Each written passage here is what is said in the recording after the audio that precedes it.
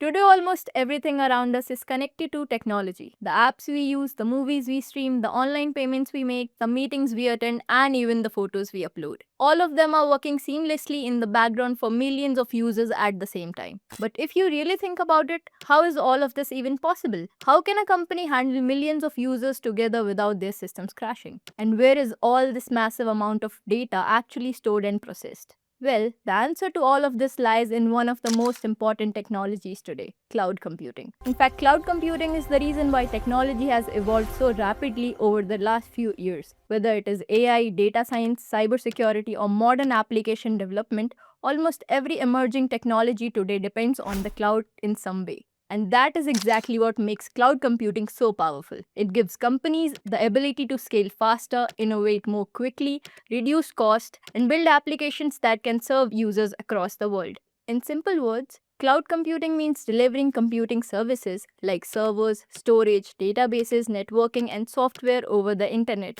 instead of managing everything physically on your own system. And in this course, we are going to understand cloud computing from scratch in the simplest and most practical way possible.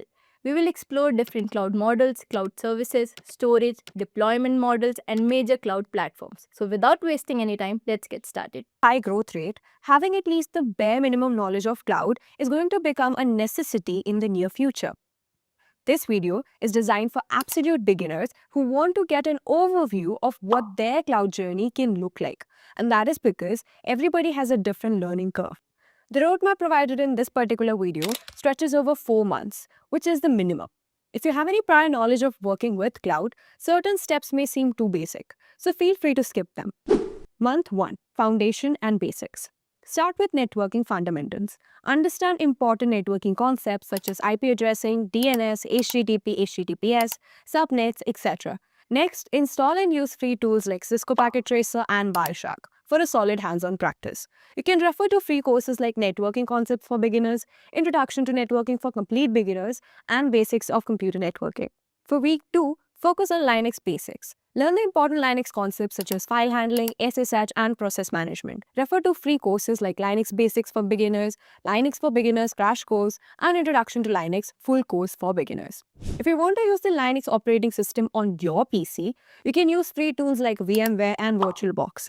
However, avoid using these if your system has lower specs, as they can significantly slow down your systems. For week 3 and 4, learn a basic programming language, preferably Python. You can refer to the Python full course for beginners. If Python is not your cup of tea, then you can even go with JavaScript or Java. So to sum up, by the end of month 1, you'll have a basic understanding of networking, Linux basics, and a programming language. Month 2, AWS Core Services.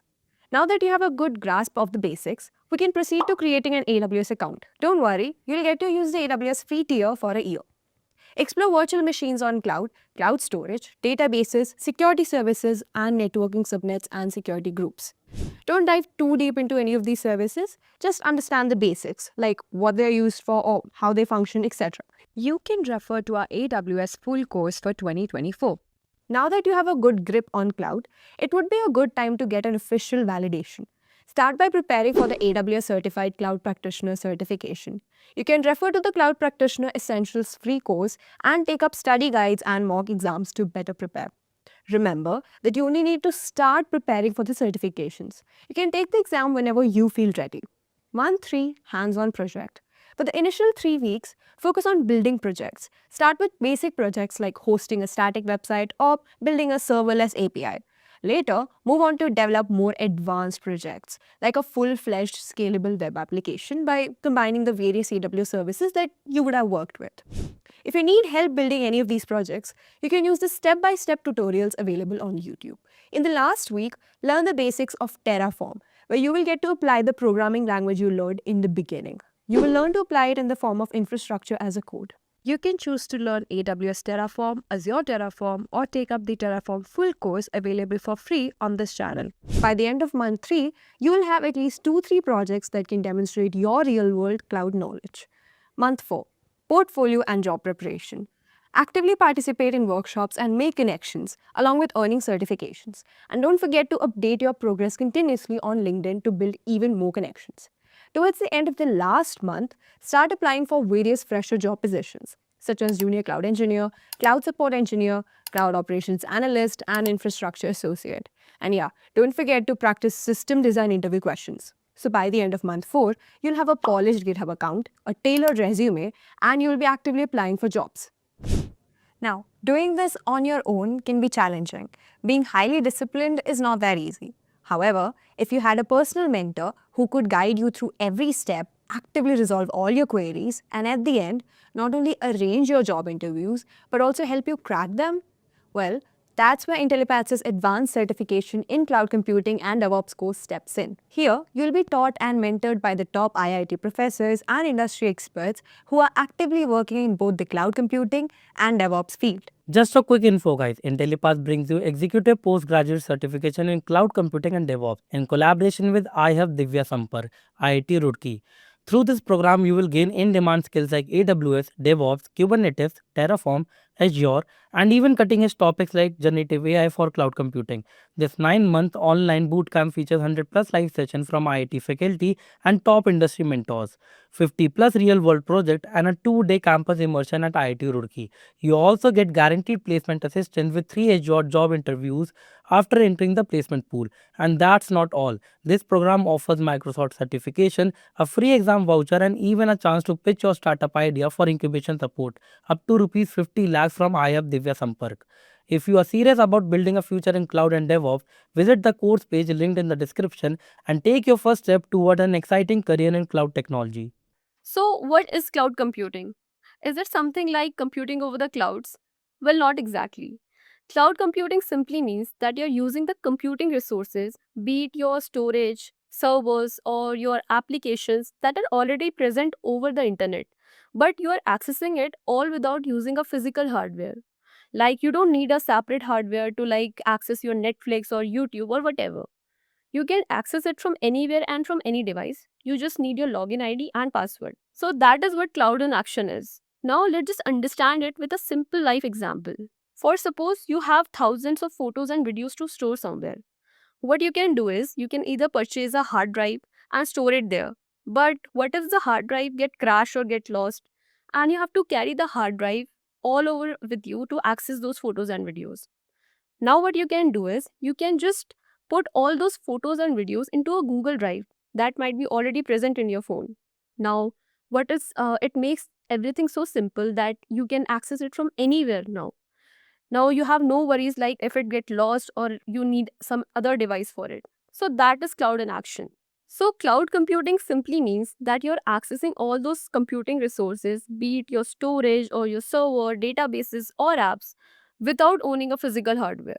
Which means you are just having the internet and you can access all those things in your laptop or in your device, whatever you are using. Let's take a quick review like where you are already using cloud in your day-to-day life without even realizing it. For suppose, either you are using Google Drive to store your photos online or you're using Gmail to send or receive emails that are all done on the hosted Google servers. Or you're using Netflix or YouTube to stream the daily videos, whatever you want, or the films that you want to have it, all are already present on the servers. You just have to access it from your devices. Or you're using Instagram to have sharing the photos or scrolling the reels. All are done using the cloud computing technology. Similarly, we have Zoom video calls to handle via the cloud service. Now that we have understood that what cloud actually is, and with a real life example too, let's just understand why do we actually need cloud. First, suppose you are going into a new city and you want to roam around the city, travel around it. So you have two options. Either you can rent a car or you can own a car. But what are the disadvantages that come after owning a car is if you buy a car, you have to pay a lot of upfront fees, of course, to buy a car. And then you have to pay for the insurance, for the maintenance, for the fuel, and for the repairs. That is the second disadvantage that we have. And the very important thing that you might not even use it everyday basis, and but you are still paying for it when it is not in use. Now, with a real life example only, we can see that if you are not using it regularly, you can just use a Uber instead. Like you can rent those services. What you have in this, you have no maintenance, no upfront cost. You only pay when you use it and you can upgrade to a better version whenever you want. So that is the advantages that we have in the cloud also. What you do, you don't need to buy those expensive servers and manage them. You just need to rent those computing resources whenever you need and stop paying when you don't. So that is just like Uber. It's flexible, cost efficient, and stress free. So now that we know that how much easier our life is made using the cloud technology, I would like to tell you that back in the day we didn't have such technology. We used to sit in a room filled with physical servers where we have to manage each of the physical server even when they are not in use. And we have few disadvantages along with it. But that's not the point that we exactly jumped from the traditional IT services to this cloud computing. We have one more important thing that is called virtualization, which is a very important topic in our cloud computing syllabus. So let's understand each one of them step by step and how we came to the cloud computing that is our today's world scenario. For explaining you guys what is traditional IT or what are the physical servers that we had back in the day, you can just imagine yourself sitting in a room filled with physical servers and you have to manage each one of them individually. So what were the problems that we had back in the day was you have to pay a high upfront cost because yes, there are so many physical servers that are present in your room. So of course you have to pay a very hefty amount for that. And we have second disadvantage that is wasted resources.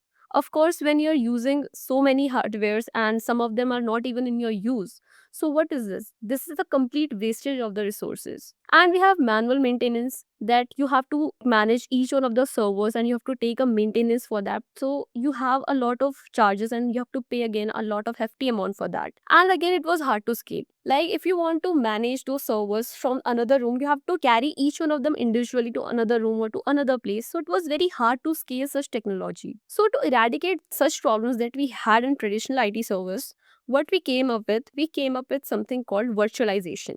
Now let's understand what virtualization was. See, virtualization, you can understand it, it's like a smart hardware use. Why? Because since back in the day you had physical servers, each one of them having its different OS, and you have to have one individual server for accessing one operating system. Now that you had virtualization, you can split one physical hardware into many virtual ones. Now let's understand it. What does it mean using a simple diagram? If you can see this diagram, you will be able to understand that what is actually happening inside the virtualization. First of all, we have a physical hardware. Be it your CPU memory or your storage or network, whatever you have, this is a physical hardware that you have. And just above that, there is a virtualization layer in which we have our hypervisor. Now, this is the component that is actually used to split those physical hardware into the virtual ones, where you can operate each virtual system individually, just like mentioned here. You can understand it by a simple example. For example, if you are working in a tech domain, you understand that you are having one laptop and you're running an operating system called Windows there. But you can also have a similar operating system that is Linux into it. Why? Because that is where virtualization actually works. Like you can have two different operating system into one device only and you can access both of them. So that is what a real life example is of virtualization. So let's understand that virtualization is the process of creating a virtual version of server, desktop, storage, device, or even an entire operating system. It allows one physical system to run multiple virtual machines, each behaving as if it was a separate system. When you are using Windows and Linux, both of them in a single device, what's happening? You can use both of them individually as both of them have different software dependencies, but the hardware is able to manage it. Why? All because of the virtualization that came into the existence. Now, the benefits that we had was, of course, there was a better resource utilization because we have to have just one physical hardware to run so many operating systems on it. It was easily manageable, as simple as that, and it was faster setup than the physical servers. Of course, like to be filled in a room with the different physical servers, each having different maintenance and different type of operating systems, you can just have a one physical server and maintenance is quite low in this. Now that we had virtualization back in the day, there was still one more problem that we had, that we still needed one physical hardware to run those virtual ones. So what came into the technology was something called cloud computing that we are working. Cloud computing simply means anywhere, anytime, and pay as you go. Why is that? Because for suppose you're using AWS, Azure, and GCP, some of you might be well known aware about it. So when you're using this technology, what you are doing, you are just renting those servers or renting those computing powers all over the internet just for your own purpose. And in AWS, when you're creating the instances that we will be doing in the videos further, what we have to do, we just have to make an instance and we just have to pay the charges as much as we are using it. So that is cloud. What was it was like pay as you go, like whatever the cost efficiency you had, whatever the budget you had, you can use the computing resources according to that, and anywhere and anytime. Of course, you just need an ID password for it, and any device would work, any device would be compatible to use it. Now that we have looked into the picture deeply, let's just compare each of the services step by step, like how we went from ownership of like all the physical servers that we have, then to sharing the virtual servers when we had virtualization, and how did we come to the complete rental system in the cloud. So what it looked like back in the day was, you have to buy physical servers for the traditional IT servers, of course, that we have discussed till now. It was expensive and hard to scale at the same time. So, to eradicate this problem, we came up with one device split into multiple virtual ones. That was virtualization. You have to run multiple virtual machines on a single hardware. And what was a limitation? The only limitation that it had was it was quite flexible at the time of the day. But what was the simple thing that we had still had in the problem was that you still needed a hardware for it, like one hardware was still needed for it. So we came up with a simpler thing, like the very simplest thing, that you don't even need a physical hardware now. You can just rent the things and access it as much as you want. So what is cloud? You just have to rent the services from the cloud providers that we have, and you can use it as much as you want according to your efficient budget. So it was most efficient, and the modern approach is cloud only. Now that we have understood like what cloud computing is and why is it so important, and how we moved from owning the complete infrastructure to sharing through virtualization and now renting it using the cloud computing. So let's dig into what are the core characteristics of the cloud and what makes it so powerful and so popular among us. You can use it, a simple acronym called OBRIP command, that can be used to remember like what all the characteristics and what all the resources that we have in cloud computing. First of all, we have O, that stands for on demand service. Now, what does an on demand service means? You can just imagine it using something like Zomato. Like whenever you feel like you want to order something, you just launch the app from your phone. So it's as simple as that. You just order a food from your Zomato app, so you can launch the server whenever you want. So it's a on demand self service criteria that you have. Next, we have something called broader access. Now, what does broad network access actually means? See, when you are using an Instagram, it's not important that you need to carry your own device. You can access it from the any device that you want. You just need a mail ID and your password. That's what I'm saying from the beginning itself. That the broad network access means that you can upload the files or you can access the files, you can scroll the reels, whatever you want, all from any device. You just need your identity as your username and password.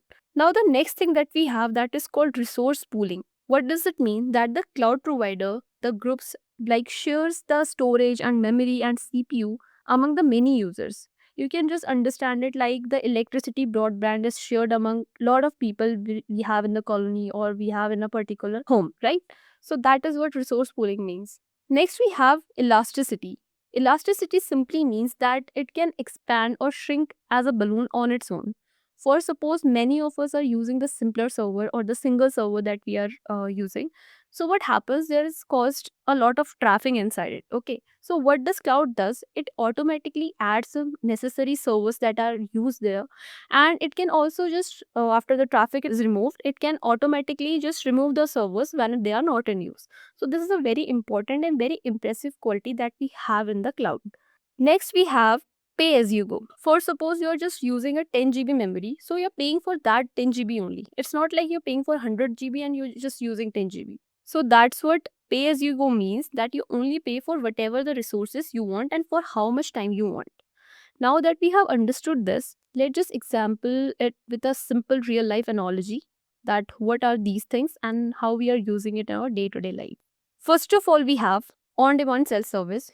I just said that you can use it like ordering an app from Zomato or Swiggy, whatever you want. You just have on demand, like whenever you have the demand, you have that kind of service in front of you. So that is on demand service characteristic, and the real life analogy is ordering a food from the app. Now we talk about broad network access. Just like Instagram, you have something called Netflix. Like every one of us like stream on the Netflix platforms. So what happens? You can access it from your TV also and from your device also, whatever, wherever you are comfortable with. So that is what broad network access means.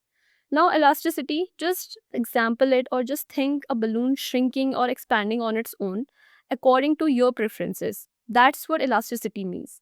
And when we have resource pooling, it's just like sharing electricity among the colony or among your home, or it's just like sharing a hotel rooms. Like we have lots of people using the same resources, so we kind of do a something called resource pooling.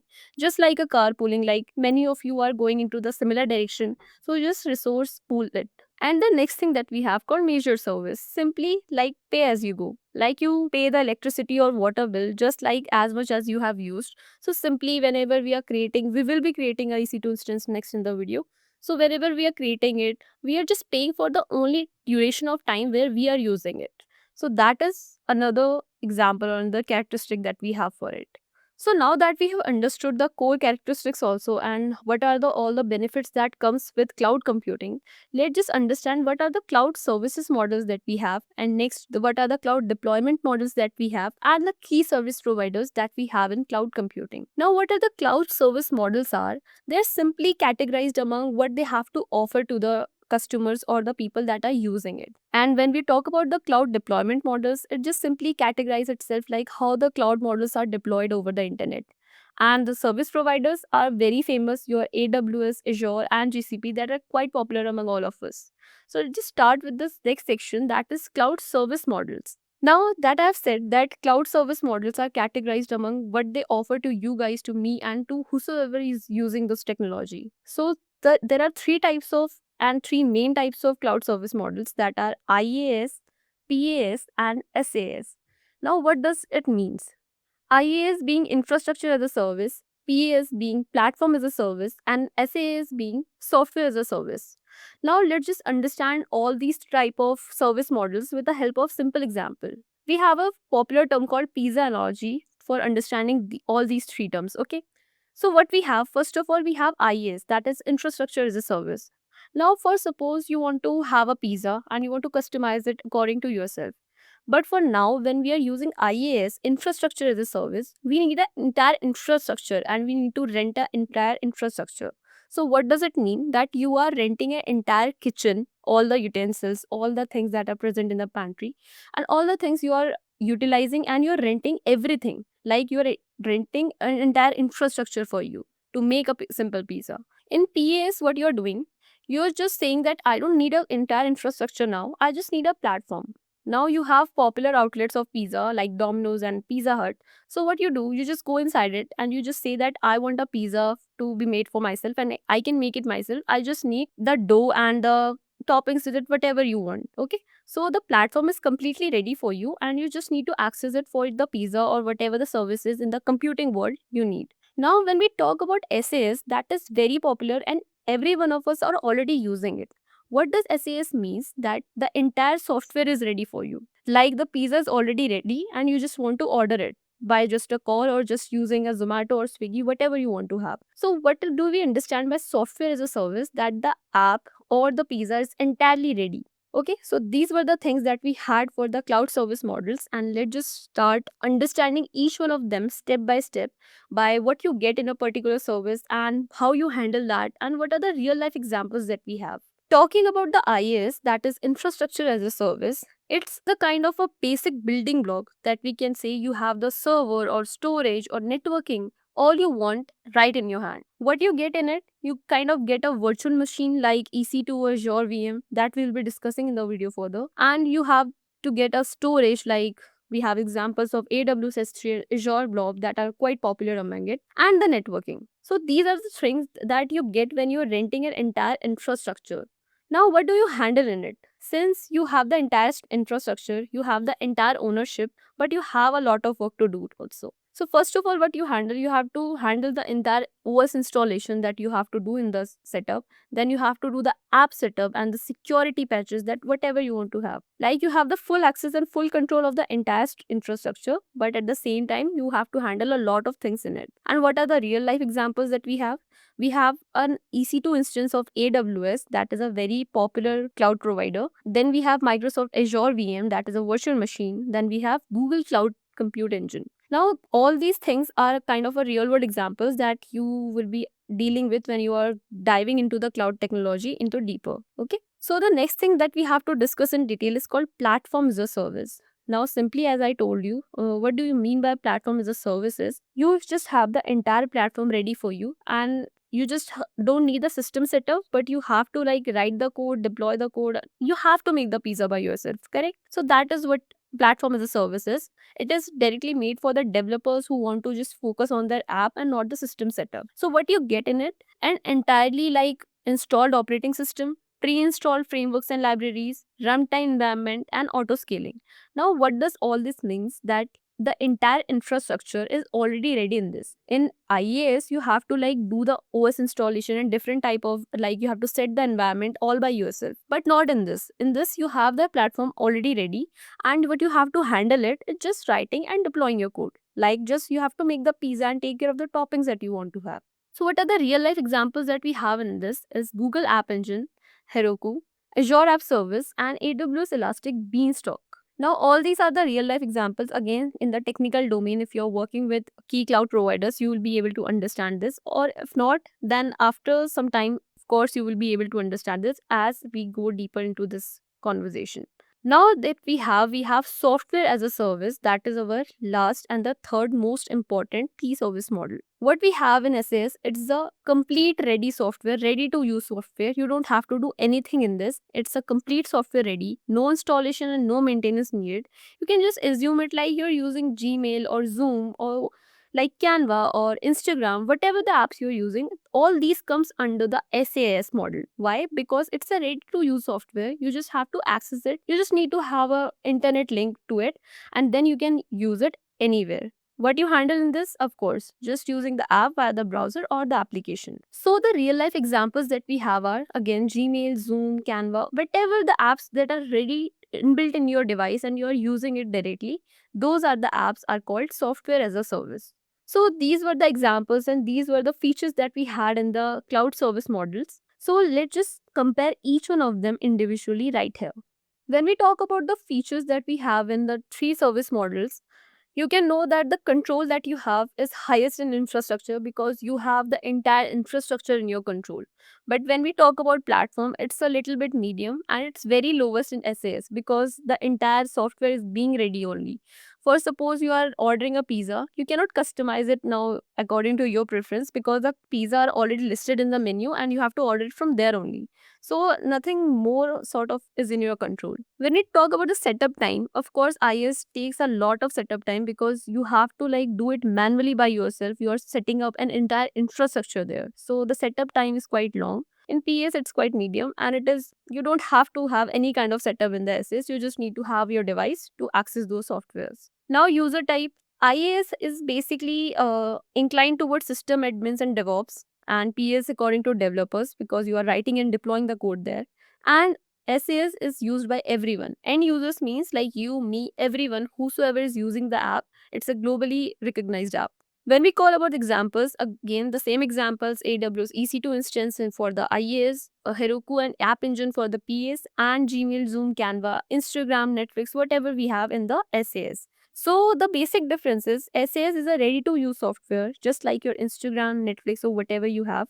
Then we have PS, it's like a developer's playground, like you can write and deploy code all in the platform that is available to you. And IaaS is your own cloud infrastructure, like you have the entire infrastructure in your control and whatever you want to do with it and however you want to get the control of it. So it's quite in your control. Now that we have understood the key service models, let's just dig into the cloud deployment models. Like, how are they actually made available to the users? Like, how is the cloud technology made available to the users of it? So, let's just understand it with the three basic things that we have. One is called public cloud. then we have private cloud, and then we have something called hybrid cloud. Now, let's just take a brief example like what is public cloud? Public cloud is like renting somewhere, like renting an apartment or renting a house for someone, because the owner is not you. You're just renting it from somewhere, and it is quite public for everyone because anyone can come and go in that building, right? For suppose you're living in a society, you're just renting an apartment in it, so it's quite public for everyone. Now, what is private? Private cloud means your own personal space. Like you are owning a house, you have owned a house, you have purchased a house, it's your private property, and no one can come and go without your access, without your permission. So that is what private cloud is. Now, hybrid cloud is very interesting among these deployment models. Why? Because hybrid cloud uses the best of the both worlds.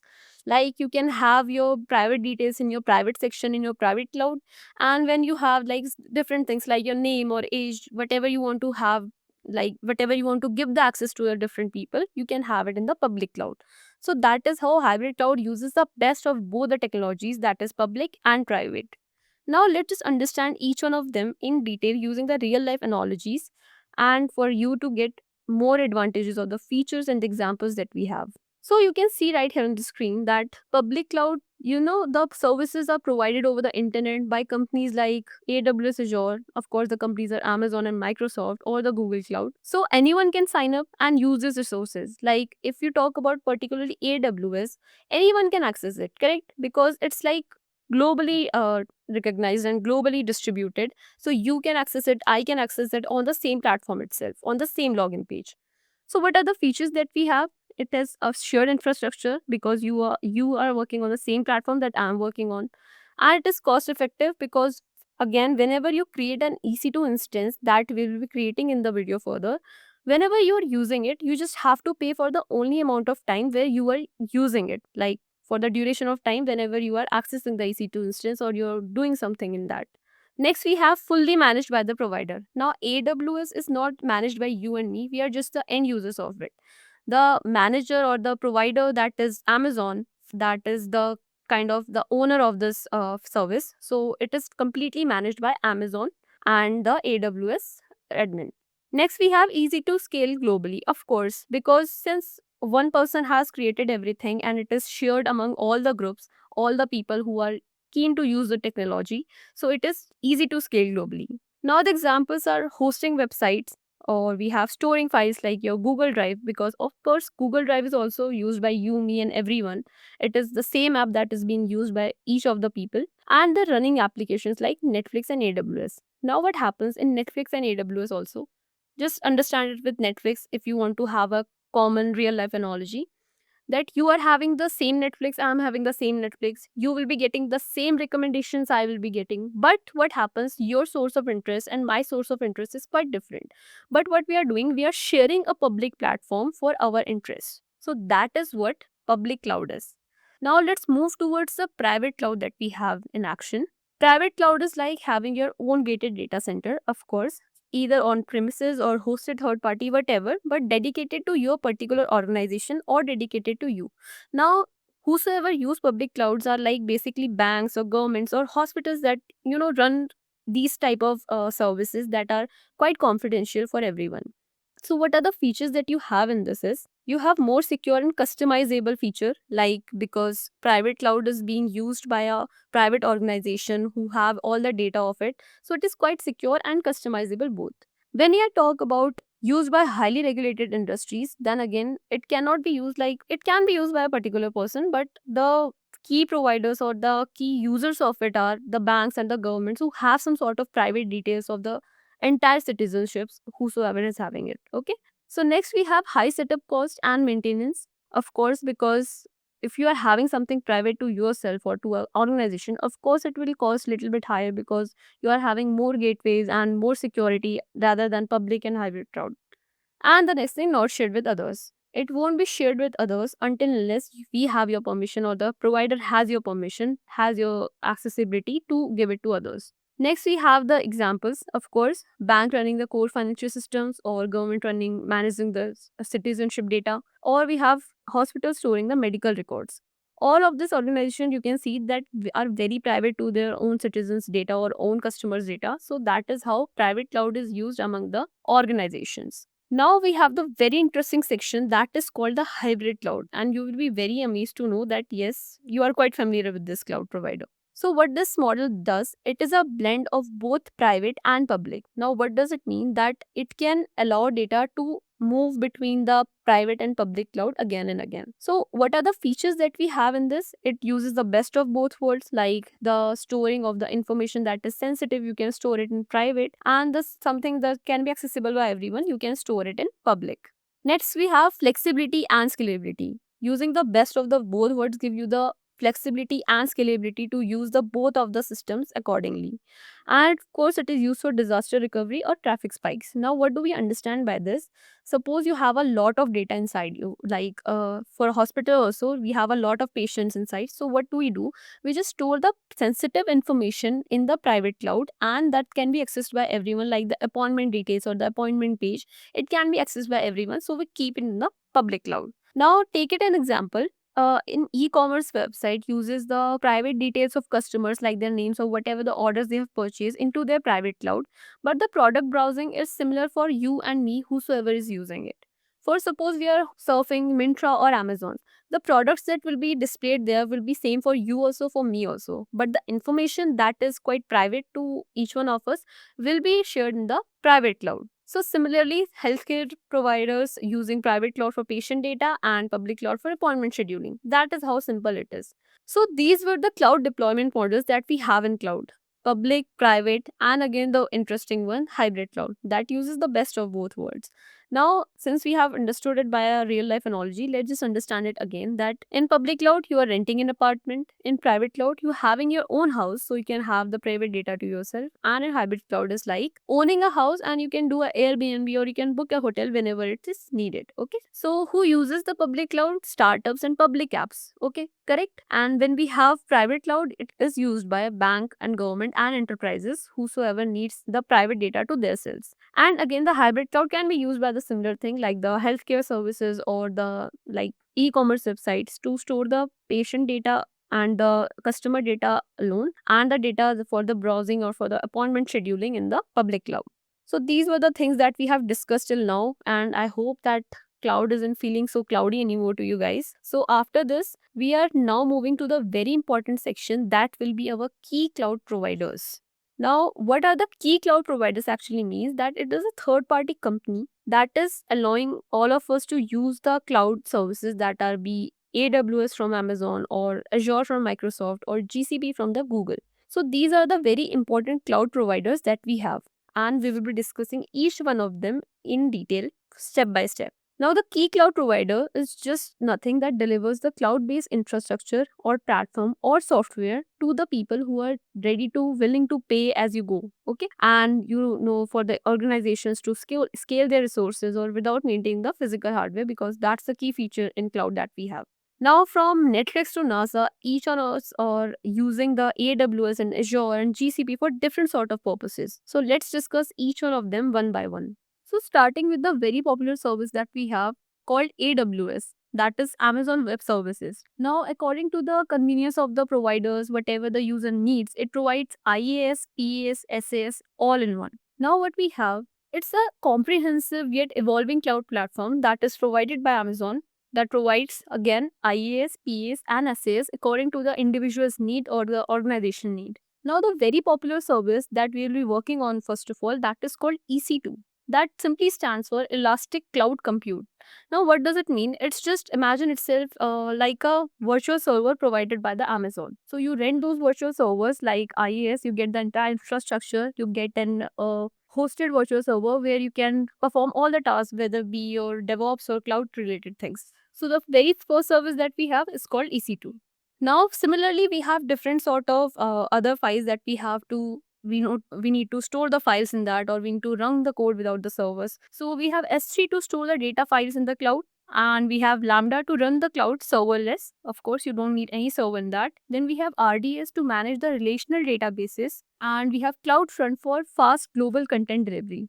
Now, all these services are very much used by many of the organizations and many of the individuals. Starting with, you can see here that it is popularly used by Netflix, NASA, Twitch, and Airbnb. So these were the customers that we have for the AWS services. Similarly, just as the AWS, we have another platform that is called Azure that is provided by Microsoft. Now, again, it is a similar kind of cloud computing platform that offers the solution for building, testing, and deploying the websites or the apps that you are creating. Now, the popular service in this is Azure Virtual Machines. We will see this demo in the class further. Next, we have Azure Blob Storage to store the large amount of data, unstructured data mainly. And we have Azure Functions for event driver, again, serverless computing. Then we have Azure SQL databases for fully managed databases of SQL. And we have Azure DevOps for the CI/CD pipelines and the project managements, whatever you need to do related to DevOps technology. And again, the use cases we have is the BMV or HSBC, Adobe, and the US government's written here for the instance purpose that these are all the customers and the organizations that uses Microsoft Azure as their primary cloud provider. Now, the next and the very important and very interesting platform that we have is GCP provided by the cloud. Now, what does GCP does? It provides a similar infrastructure to the cloud users, to the users of its customers that it uses for itself also, like for its own products, for deploying the own products, they use the same kind of platform that they are providing. And the popular services that we have is Compute Engine to launch the virtual servers, just like IaaS and PS or SAS. And we have cloud storage, like it's highly durable and scalable storage. And we have BigQuery, Firestore, and Vertex AI for the different type of technologies like petabyte scale analytics engine or real-time NoSQL database for web mobile. And to build and deploy machine learning models, we have Vertex AI. So if you're getting confused in all these terms for right now, don't be panicked because this is just the fundamental video for now. But when you will be learning every technology, this cloud technology in depth, you'll be understanding each of them very clearly. But for now, we'll be demonstrating just two types of service models that are AWS EC2 and virtual machines in Azure.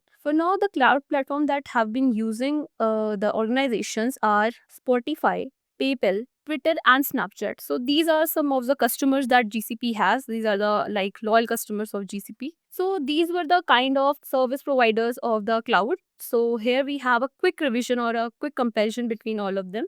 So when we categorize each one of them, we have AWS, Azure, and GCP. So the computing engine that we have for AWS is EC2, that is Elastic Cloud Compute, that is used to like make virtual servers, or here's the like instance that we have created in EC2 where we perform all the tasks that we have to perform in the virtual servers. Now similarly as EC2 in AWS, we have virtual machines called Azure VM in Azure and compute engine in GCP. Now talking about the storage, for storage AWS uses S3 and Azure uses blob storage and GCP uses cloud storage. For databases we have RDS and DynamoDB for AWS, Azure SQL and Cosmos for Azure, and BigQuery and Firestore for GCP. Again, I'm repeating the same thing. If you guys have any issues in understanding these concepts, kindly stay tuned to the video further because we will be understanding each of the terms in detail, in depth by the trainer.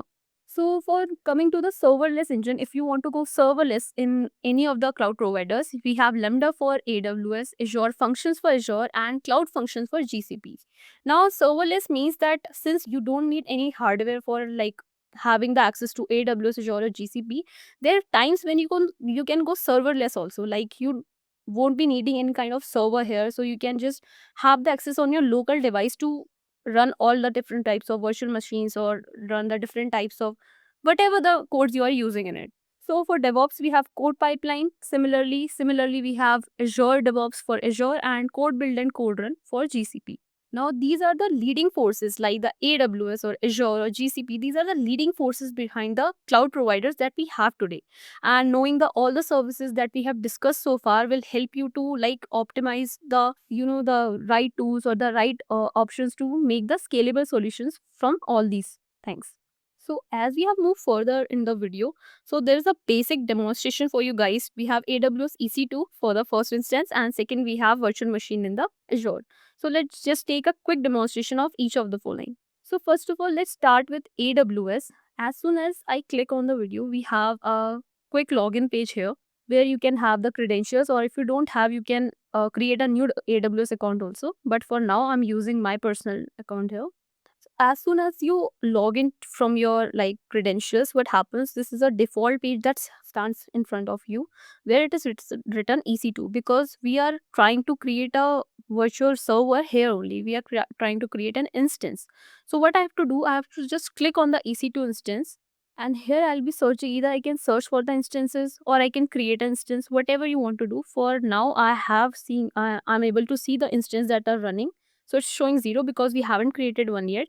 So let's just create one by clicking on it. So you can see every instance that will be running or that is terminated or that has been started will be showing here itself. So let's just create one by creating launch instance. We just have to click there, and here this kind of default page should be coming to your interface. First of all, we have number of instances that we have. Like you can create 1, 2, 3, as number of instances as you want, but for now, for the demonstration purpose, I'm just creating one. Now we have to give some sort of name and tags for our virtual server, like what kind of server I'm using. So I'm just creating my first EC2. So this is the thing that I'm creating. I'll just give it name A. Okay, now we have to create you have to select the application or the operating system that you'll be working on. We have different sorts of operating systems here. We have Red Hat, Windows, Ubuntu, Mac OS, and Amazon Linux. You can use any one of them, but for now I'm selecting Ubuntu because it's quite friendly, for beginner friendly for all of us. Now it will take few time to roll. Okay. Then we have many types of VM images, like whatever you want to use, but for the free tier that is eligible, I'm using the first one, that is Ubuntu server. It's a confirmation page, but I'm not confirming it because the thing was already selected in here. So we have a architecture, like whatever kind of architecture you want in here. So I'm selecting a 64-bit because we are just creating it for the demonstration purpose. So here's the instance type. Now this is very important where you're working with it, because we have a lot of instances type, be it nano, micro, or you have small, medium, whatever the kind of size you want for your instance. So because of the free tier availability, I'm using t3.micro. And here's the interesting part, that is key pair login. Now you can create your own key pair as per your demand, whatever is comfortable with you. So for now, I can see the whatever the key pairs have been created here, I can use it. For now, I'm using my own key pair. Or is it not available? Let's just try anyone. So these are the existing key pairs that have been already created by some other users who have been sharing this platform. It's not that it can be shared with you and me also. It's just a kind of organization or the group that I am willing to share my key pair with. So it's that thing. Then we have the network settings. You can allow the SSH traffic. You can allow the HTTP or HTTPS according to your will. And after that, you just have to launch the instance, whatever the sort of instances you want to create. After launching it, if any issue will occur, it will be showing here. But if it's not, that the instance will be created. So you can see we have got a success, and it's our ID, that the instance ID that has been created. So we have to again go to the instances, and here we can see that our instance is ready. Just trying to wait for it. Yeah. So here I have my first instance. Now it's not enough for us to just create an instance. We also have to connect it to the machine. Now what happens, we have created an instance, but AWS doesn't know it yet. It is showing the instance is running, but it's not connected. So to have the access to the virtual server, to like a Ubuntu type of machine or the operating system where we will be working on, so we have to connect it first by just clicking on it, and we have to just connect it. Now you can either connect it to using a public IP or a private IP. Now this is the deployment model that we were talking about. Whenever we are using a private IP, it will be just private for all of us, and it will be just be accessible from my own local platform also. Like I can open bash or cmd prompt or whatever, it can be accessible from that also. But since right now I'm just using it for the demonstration purpose, I'll be just using a connecting public IP. But both the IP addresses will be showing on the instance that I have been created. So let's just connect it and see what happens further. Now as soon as I create, my EC2 instance is ready to use now. So here you can see, by the time it's establishing the connection, that I'm having both the private and the public IPs here. So this is it. Now you can perform whatever the operations you want here. Either you are from DevOps or the cloud technology, whatever the instances has been created is free to use for every one of you. But one more thing that you have to remember is that after it is started, it is payable. Okay, for whatever time you're using it, it's payable. It is having some sort of cost, or you can say a value. So whenever you are done, like for now we are not writing anything in it, you can just write anything. For suppose I'm working on DevOps, or I want to install Docker, or I want to see if Docker is already installed in here or not. So this is the command that I move with. So it's similarly as we do in Linux or Windows CMD prompt. So that's all for the installation and the demonstration part. So we can cut it from here directly, but you have to remember that you have to terminate this instance. Why? Because if this keep on running, so as you know that cloud computing is a kind of pay as you go system, right? So for the whatever time you're using it, it will be chargeable. So you have to delete it after you have created it, you have used it for your purposes. The whatever thing, whatever demonstration you wanted to use, you have done it. So just click on it and go on the instance state and try to terminate or delete the instance. Now just terminate it from here.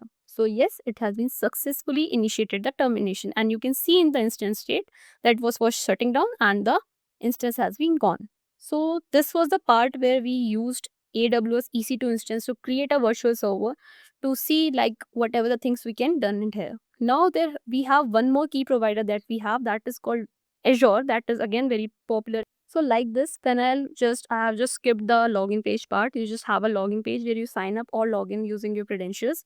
So this is the default page that opens right here. Now we knew that in AWS we were creating an EC2, that is Elastic Cloud Compute Instance, to create a virtual server. For here we have a virtual machine. See, you can see here all the services that have been provided here. But for working on a like cloud server, for working on a different operating system, we just create another resource that is called a virtual machine. Either you can click it here or just click create a resource or just click on virtual machines.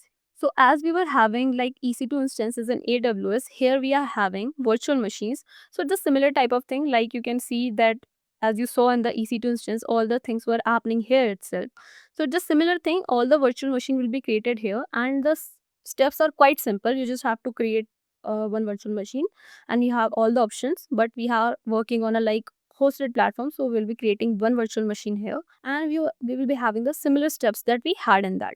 For now, you have the resource group, whatever you want to use, whatever the name you want to give to the virtual machine, the name can be provided, the security type, the architecture. Here there we were using 64-bit, here you can also have the same sort of architecture. Then we have the administration account. You can either use a SH public key or you can use a password. Like it can be your username, your password, and whatever you want. So after this, you just click on review and create. As soon as you do it, what does Azure does? It will review it automatically. Like if there's some sort of problems or you haven't put something right, so it will display it right on your screen and you will be directly redirected to this page only. So when you just review and create, you will create an entire virtual machine similarly as an EC2 instance that we created in the AWS. So this was it for the demonstration part that we had in the AWS and Azure, because these were very quite a popular platforms that we had in our minds. So this was the demonstration part. Now, as we are coming to the last section of our video, we have something interesting for every one of us, that is benefits, challenges, and the career paths that we have after learning cloud computing.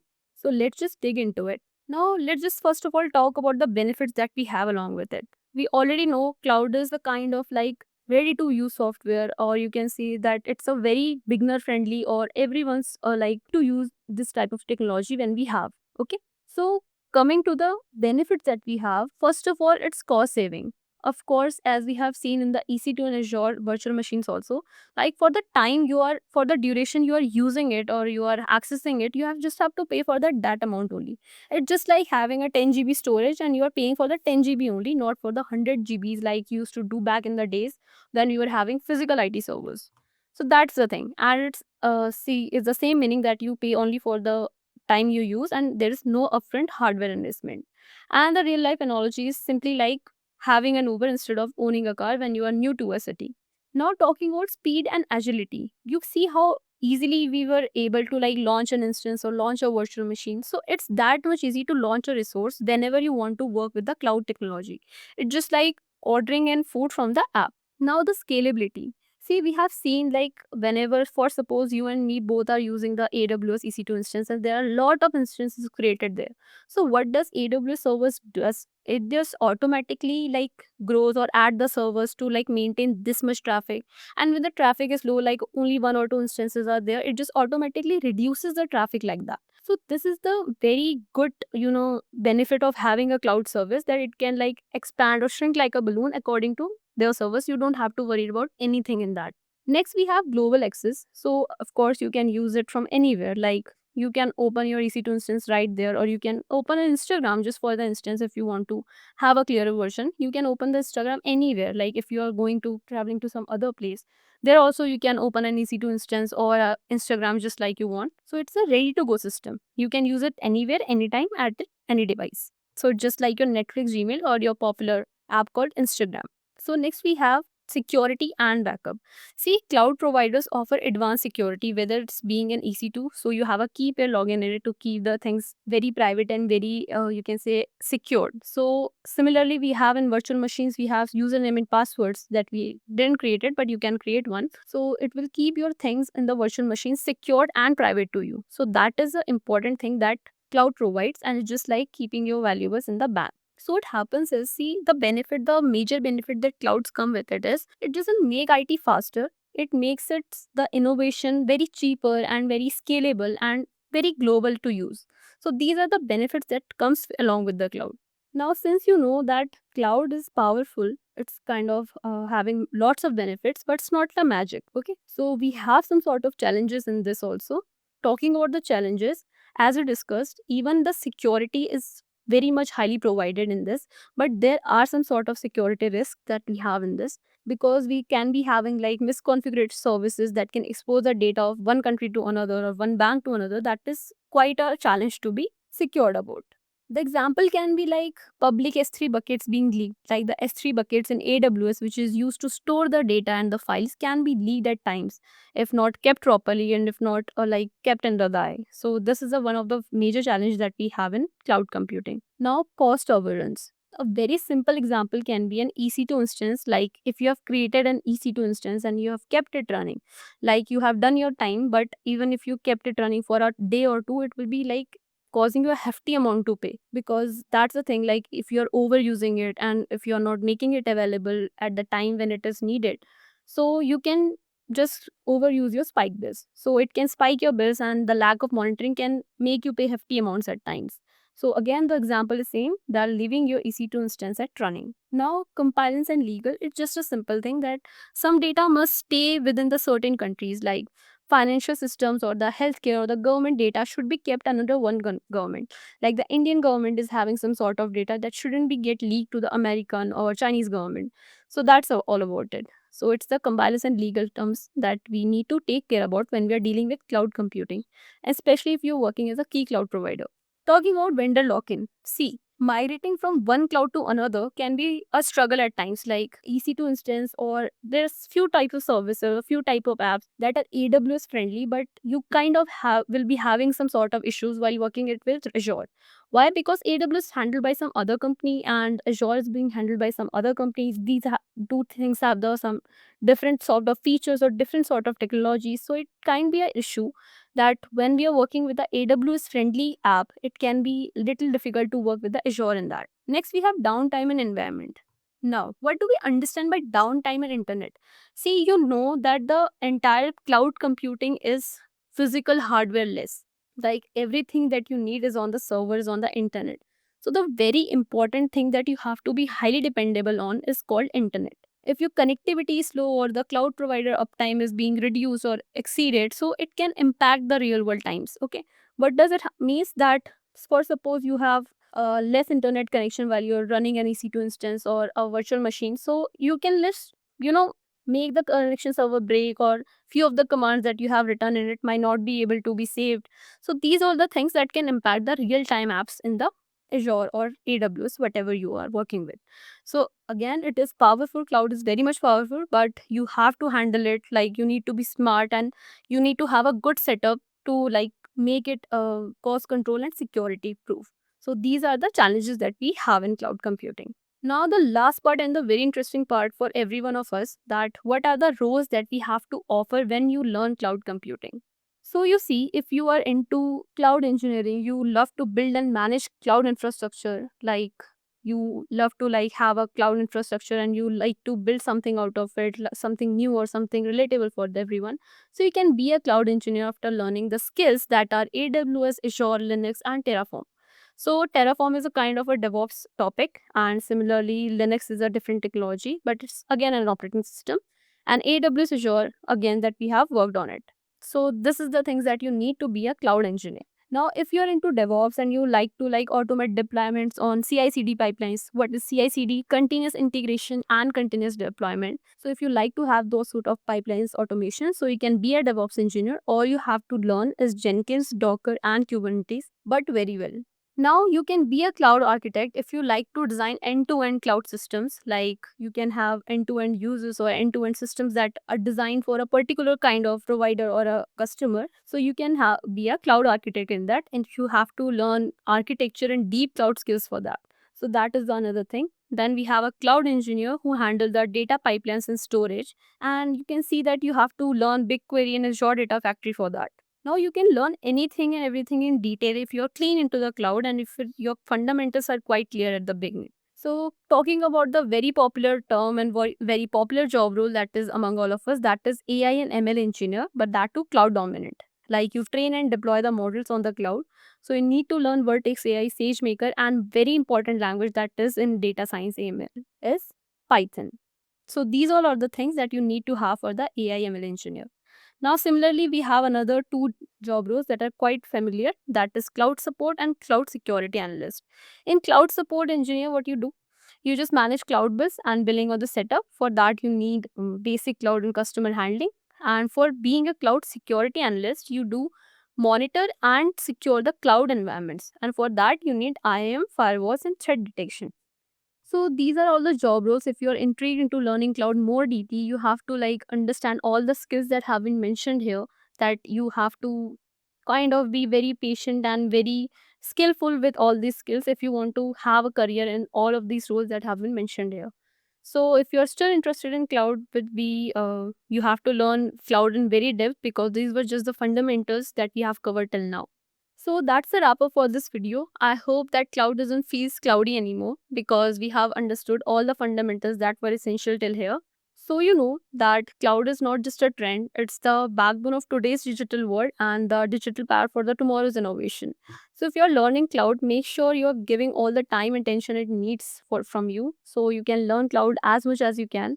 And from this point onwards, our professional trainers, our industry experts will carry on this video. Just a quick info, guys. Intellipaat brings you executive postgraduate certification in cloud computing and DevOps in collaboration with IAM Divya Sampar, IIT Roorkee. Through this program, you will gain in-demand skills like AWS, DevOps, Kubernetes, Terraform, Azure, and even cutting-edge topics like generative AI for cloud computing.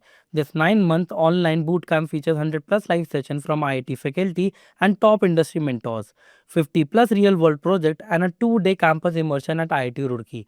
You also get guaranteed placement assistance with 3 Azure job interviews after entering the placement pool. And that's not all. This program offers Microsoft certification, a free exam voucher, and even a chance to pitch your startup idea for incubation support, up to rupees 50 lakhs from IAM Divya Sampark. If you are serious about building a future in cloud and DevOps, visit the course page linked in the description and take your first step toward an exciting career in cloud technology. We discussed about the data centers, right? We discussed that an organization would require data center, and those data centers will have the servers inside them, right? So the servers are deployed inside the data centers. Servers are deployed within the data centers. Now the question comes in that what about the data centers which are owned by Amazon Web Services? Because your organization, for example, you work for a company like Accenture, Wipro, HCL, Infosys, JP Morgan, AIG, Apple, right?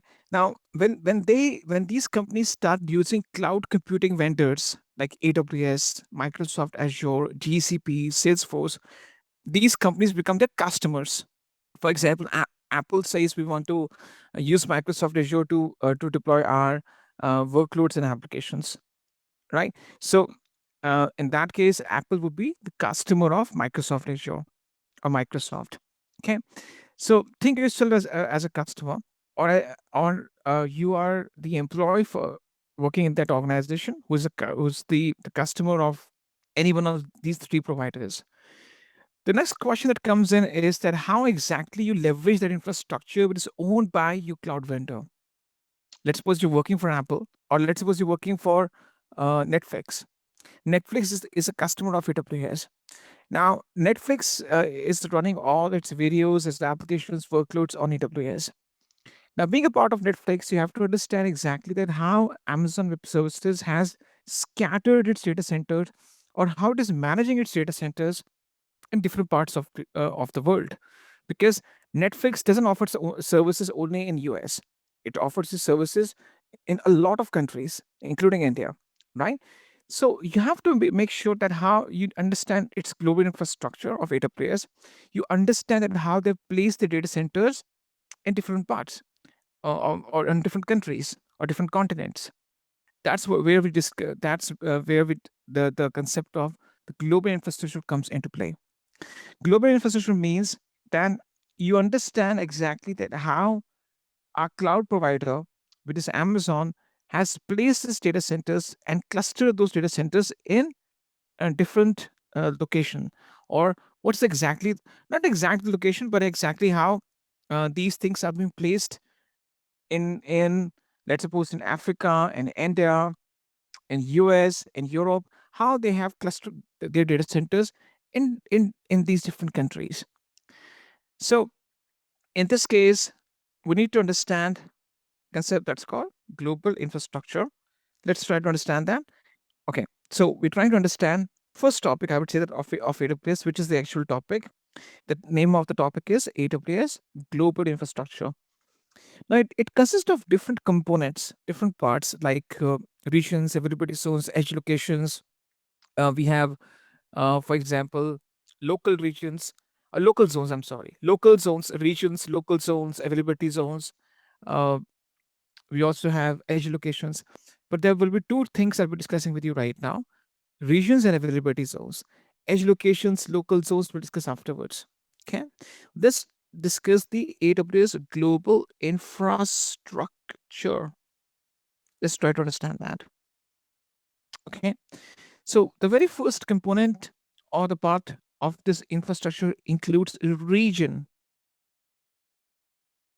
Okay, what is an AWS region? An AWS region is nothing but it's a geographical region. It's a geographical location, or a geographical region, or a piece of land which consists of which consists of a cluster of data centers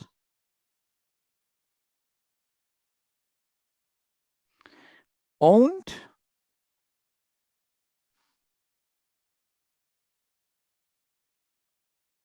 and managed by AWS. Okay, what's a cluster? What do you mean by cluster? Some people ask me this question: what do you mean by cluster? Cluster means group, right? So a region is nothing but it's the geographical location. It's a basically it's a piece of land. It can be on the name of any city, uh, or maybe, for example, most of these are based on cities or named after countries. So it can be any name. It can be based on a city. Like for example, in India, there are two regions: Hyderabad and Mumbai. Uh, for in Australia, Sydney and Melbourne are two regions. For UAE, they have a separate region. For let's suppose for South Africa, Cape Town, there's a separate region. Singapore is a separate region, right? Japan is a separate region. A region is nothing but it's a geographical location which consists of a group of data centers which are being owned and managed by Amazon Web Services, which is our cloud provider. We are the customers, right? Like let's suppose we work for Netflix, we work for JP Morgan, we we use AWS to deploy our resources into. So those cluster data centers are used by us, right? But who owns and manages those data centers or cluster data centers? It is the cloud provider. Okay, so a region is nothing but it's a piece of land. It's a geographical location where the cluster of data centers, the group of data centers which are being owned and managed by Amazon Web Services exist over there. I would say it's a geographical location or it's a piece of land where Amazon's owned and managed data centers run, and they are being operated by Amazon. So Amazon Web Services says, let's suppose in Cape Town, I have my 3 data centers running. So I mark Cape Town as a region, right? So a region is a geographical location which consists of data centers, a chain of data centers. Now, in these cluster of data centers are being denoted by a special term. Okay. So what is that special term that we use over here? This cluster of data centers that we these cluster of data centers are denoted by a term that is called availability zones.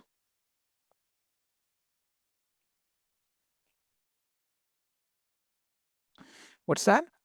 It's called availability zones, right? Okay, availability zones in the short form are called AZs. These are the data centers, or these are the facilities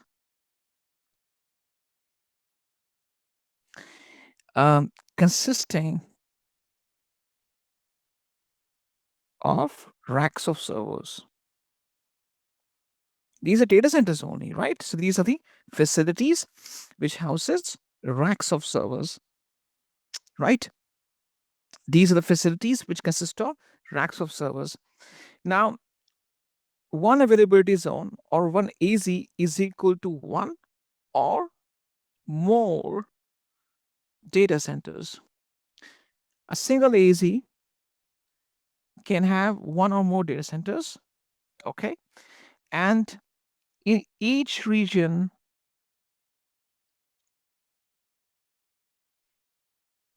there are at least 3 AZs, right? To make your data more redundant, to make your work applications more available. So basically, these are the 2 terms you have to remember and learn. A region is a geographical location which consists of a cluster of data centers. These cluster of data centers are called availability zones. So availability zones are the data centers only, or they're the facilities which consist of rack of servers. One AZ equates to one or more data centers, and each region will have at least 3 AZs. There could be more than 3 AZs, but you'll find minimum 3 AZs or availability zones. Fine. These are the 2 terms you have to remember. I'll just give you a few examples over here so that you understand that understand this concept in and out. Okay. Now I've just logged into my AWS Maven console to my account. Now you're going to be seeing one thing is that once I just go to the top right hand corner, right? I'm talking about this thing where you see my this cursor over there. In this case, you're going to be seeing that these are the listed regions over here: North Virginia, Ohio, California, Oregon, Hyderabad, Melbourne, Mumbai, Seoul, Singapore, Sydney, Tokyo, Canada, Frankfurt, Europe. These are the existing regions, right? Frankfurt, Ireland, London, Paris, Stockholm. We have Cape Town, Hong Kong, Jakarta, Milan, Spain, Zurich. Right, so these are the regions. It shows exactly the regions, and it gives the details of the regions and the availability zones which are owned by AWS. Okay, so in this case, if I just go back and show you exactly, this is the map. So as of now, they have 31 launched regions. So presently, when I'm talking to you, they have 31 running regions, which are running to 24/7, right? This is the map that shows up. On this map, the green dots that you can see, these are the existing regions. That's why we say a region is a physical location. It's a geographical location. It's a piece of land. For example, so the green dots you can see, those green dots represent regions. For example, this green dot represents Sydney. This one Melbourne. This one Jakarta, Hyderabad, Mumbai, UAE, Bahrain, Spain. This is, for example, North Virginia. This is, for example, Milan, Spain, Ireland, right? So the green dots represent existing regions. Each region is a physical location which consists of a chain of data centers or a group of data centers. And those group of data centers are called as availability zones. Now, the one that you can see in the form of red dots, these are the upcoming. They are coming soon, which means that they will be set up in the next few months. It's work in progress. Amazon is still setting them up because launching a chain of data centers take a lot of time, and it is still in progress. And very soon you're going to be seeing these data centers being showing up. So as of now, you can see the exact details. There are 99 availability zones. Now, each availability zone can be one or more data centers. Generally, we assume it's one data center. Okay. So let's suppose there are 99 data centers. There could be more than 99. 99 data centers in 31 geographic regions. All right. With announced plans for 15 more data centers, or more than 15, could there could be a possibility that one AZ because in there are few AZs which consist of two data centers. So 50 or more availability zones in 5 more regions in Canada, Israel, Malaysia, New Zealand, and Thailand. So I think by the end of this year, you will be seeing most of these the regions being deployed. Okay, I think Canada will show up because they announced Canada region in Montreal few months back. But let's see. Okay, so these are the regions which exist, and some of the regions they are still in plan. They will be deployed very soon. Fine. Now, I can also show the definition just in case if I just go to this other link. Okay, so you can see that AWS has a concept of a region, which is a physical location around the world where we cluster the data centers. We call each group of logical data centers as an availability zone. So that's why I said an availability zone can be one or more data centers. And there are 3 availability zones at least in one region. Okay. So AWS has a concept of a region, which is nothing but it's a physical location around the world where we cluster the data centers. And this group of logical data centers are called as availability zone. Each region consists of a minimum of 3 isolated, physically separate AZs within a geographic area. So each region will consist of 3 availability zones within a geographical area or in a region, so that uh, they isolate any hardware failures, any power outage. So I think there's a distance of around 50 to 60 kilometers between each of the AZ. That's the minimum distance. So if one AZ, so the distance between two AZs is at least 50 to 60 kilometers, right? So because if one AZ goes down because of a power outage, maybe because of floods, natural disaster, you can easily have other regions, other availability zones serving you the services in form of workloads and applications running inside them. Now, what is an availability zone? An availability zone, in the short form we call it as an AZ, is one or more discrete data centers with redundant power, networking, connectivity in an AWS region, right? So it's a kind of an AZ is equal to one or more data centers which has its own power, networking, connectivity inside that region. Okay, let me just give you two, 3 examples, then I'll take the questions forward. Let's take 1 or 2 examples. First thing first, we need to understand that each region is given a special name. For example, the one which is labeled as US East 1, that's the North Virginia. What's that? North Virginia. So basically, they don't go with this with the geographical names. They give their own special names. For example, the one which is the US East 1, US East 1 means that they're talking about the Northern Virginia, right? So for California, it's okay. How they labeled US East 1? North Virginia is on the east coast of US, right? And this was the very first region on the east coast of US. So they labeled as US East 1. Now, by the way, US East 1 is the very first region Amazon set up when they started giving AWS as, or when they started as a cloud provider. So this is the Amazon's Web Services first region. So this is the on the east coast of US, the very first region. So they labeled as US East 1. Ohio is the second region On the east coast of US, so it's US East 2. On the west coast, the first region is California, US West 1, and US West 2 is Oregon, the second region on the west coast. For example, let's take in India we have AP South 1. AP stands for Asia Pacific.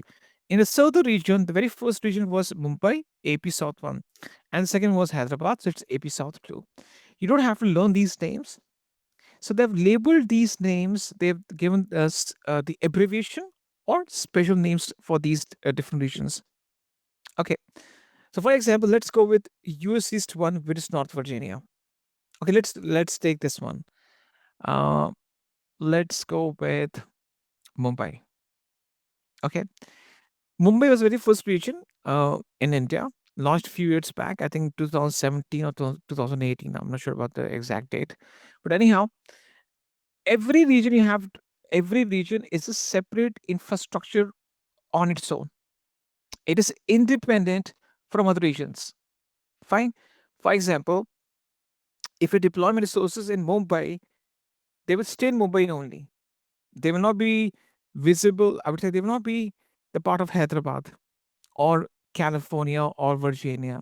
So assume that every region is a complete infrastructure on its own or by itself. So, for example, if I use Mumbai and deploy my resources in Mumbai, they stay in Mumbai.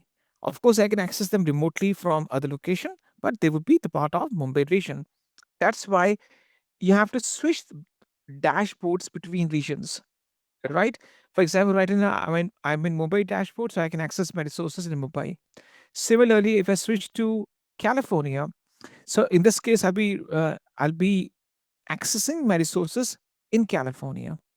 Understood? So each region is its own. It's an infrastructure on its own. I would say it is a complete infrastructure which is independent from other regions. That's the reason you have to switch back and forth between different regions to access the individual dashboards. So if I deploy my resources in California, they stay in California. If I have to, let's suppose, access my resources in Sydney, I have to switch to Sydney's dashboard. That's the reason. Once I switch between different regions, the link or the URL changes at the top, right? So every region is isolated or it's kept separate from other regions. Uh, if I say it is a separate entity, this means that it has its own identity, right? So to access and deploy the resources in Sydney, I have to explicitly go to Sydney, switch to the dashboard, and start launching my resources inside Sydney. I can't deploy resources in Sydney while just using Melbourne dashboard. I can't do that. Okay, so that this thing you have to understand. Okay, let's take the example of Mumbai. I was trying to give you some examples. Mumbai is labeled as AP South 1. This is a special name assigned to it. Okay. Now, let's suppose I want to show you, I want to see the availability zones in Mumbai. I need to see the availability zones inside Mumbai. So I go to EC2. EC2 stands for Elastic Compute Cloud, which helps me to deploy the virtual machines in the Amazon's cloud. So if I want to deploy my virtual machines or the instances or EC2 instances in the cloud, I use EC2 dashboard, which stands for Elastic Compute Cloud. Very well. Now, if I just go to Mumbai right now, let me show you the Mumbai region. Okay. So in this case, this is the region of Mumbai, which is labeled as AP South 1. What's that? It is AP South 1. Okay. Inside AP South 1, I have three availability zones: AP South 1A, AP South 1B, and AP South 1C. Right? So, what is the AP South 1? It is the region of Mumbai. This is the one. So, AP South 1A, 1B, and 1C are the three availability zones which are interconnected with high speed fiber optic cables. Okay. So, these are the three clustered interconnected availability zones which operate inside Mumbai. Fine. I'll give you two or three examples, two or three more examples to give you some more clarity. Let's go to Sydney. Sydney is labeled as AP Southeast 2. Okay, let's go there. Now, AP Southeast 2 is which region out there? AP Southeast 2 is the region which is the Sydney. So AP Southeast 2 is Sydney region, or the region of Sydney. So AP Southeast 2A, which is this one, 2A, 2B, and 2C. These are the three interconnected regions, availability zones. What are these? I'm sorry, it was slip of tongue. These are, what are these? These are the three availability zones, or three AZs. Fine, these are three AZs which are interconnected with high-speed fiber optic cables. And where they're being deployed? They're launched inside this region, which is Sydney, which is AP Southeast 2. So AP Southeast 2 is the region of Sydney, which consists of three interconnected availability zones: AP Southeast 2A, AP Southeast 2B, and AP Southeast 2C. Let's take one more example. Let's jump to the next region, which is Frankfurt. Frankfurt is EU Central 1. If you click on that, you will see that immediately the page will change. The details will change automatically. So Frankfurt is represented using this term, which is EU Central 1. It's the central part of Europe, Frankfurt in Germany. So EU Central 1, it consists of three interconnected availability zones. They're labeled as EU Central 1A, EU Central 1B, and EU Central 1C. So these are the three AZs interconnected and located inside EU Central 1, which is the Frankfurt region. So a region is a geographical location which consists of at least three AZs, or availability zones. These availability zones represent group of data centers. There are at least three AZs inside a region, at least. I'll show you. North Virginia consists of most of the AZs. If I go to North Virginia, the very first region which was set up by Amazon Web Services. So North Virginia is labeled as US East 1. What is that? It's the US East 1. Fine. It consists of these 6 availability zones: 1A, 1B, 1C, 1D, 1E, 1F. So 6 availability zones inside the region of North Virginia, which is US East 1. Okay. So this is the concept of regions and availability zones. Now the thing is, I know that this question will come up, that how we achieve high availability between them. Can we use all the regions or all the availability zones? The answer is yes. We have to make use of some tools like load balancing, global accelerator, Route 53, auto scaling, to disperse and scatter your resources across these AZs and regions and use them as a part of a single application. How they cluster the data center? Basically, the data centers are interconnected with high-speed fiber optic cables. That's how they cluster them. Okay, I guess this is clear. Now, how to make use of all of them or some of them? We're going to be discussing the services. Based on the services that we discuss, we're going to be understanding each one of these different, I would say, how to use them. Right now, we are just seeing them, how that these are the list of regions, these are the list of availability zones, but how to make use of them, we'll be discussing that when we start with the process of launching of services. Right? For example, if we deploy the servers or virtual machines, I can explicitly choose the region of my choice and the availability zone of my choice. I can do both. But once we start with the launching process, we start understanding that stuff, how to use them. Okay. So to access the availability zone, you have to go to EC2 dashboard, and there's the service health status or service health dashboard. This is where you can see a list of availability zones inside the region. All right, that's about the stuff. Very well. So guys, let's get started with the next topic, which is quite important for us to understand, which is the topic name is EC2. Now the EC2 as a topic is quite extensive. It requires a lot of things to be discussed. So we're discussing all of these things one by one, include the basics like instance types, AMI, and all kind of stuff. All right. So what is EC2? What exactly that concept is all about?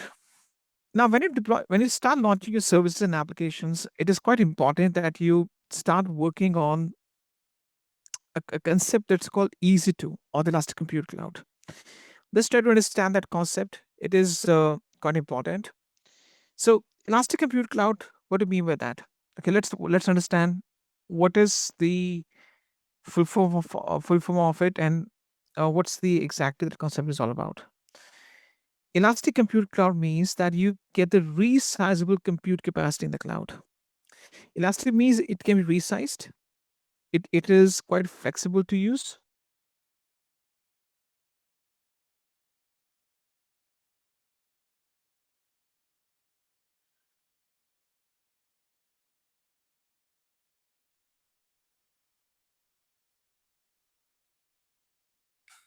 Okay, Elastic Compute Cloud. So Elastic Compute Cloud is a service. I'll explain you the definition in depth. So try to understand the definition because I'll be explaining everything in depth to you so that you don't face any trouble when while working on the service. Basically, we'll start with the uh, basics, including the AMI and NIST types, because those are the two basic things we have to discuss first.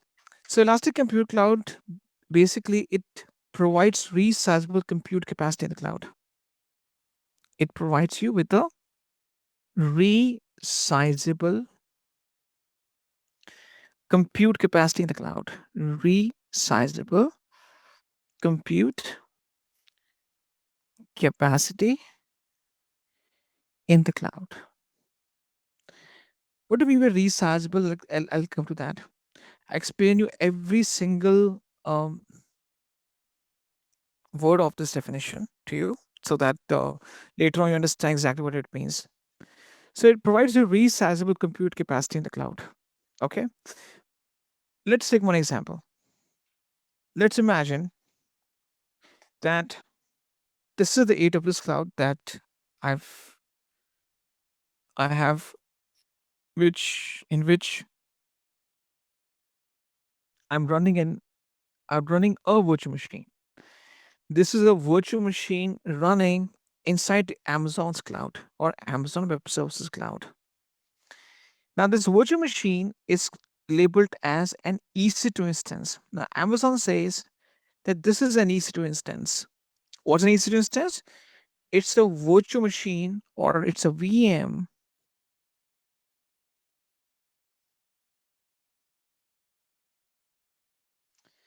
running in the AWS cloud. So basically, it's a virtual machine, it's a VM running inside Amazon's cloud. It's a virtual machine, it's a VM, which is running inside Amazon's cloud, in AWS cloud. Fine. So an EC2 is a virtual machine which is running in the AWS cloud. That's a EC2 instance. Now this EC2 instance has some compute capacity. What do you mean by compute capacity? Imagine you want to buy a smartphone or maybe a tab, maybe a computer, laptop, or a desktop. You look for its physical specifications. What do you mean by physical specifications? For example, the amount of storage, RAM, the processor it has, uh, the graphics. For example, I want to buy an Apple laptop, that's MacBook. So I will see whether it's an Intel chip or Silicon chip.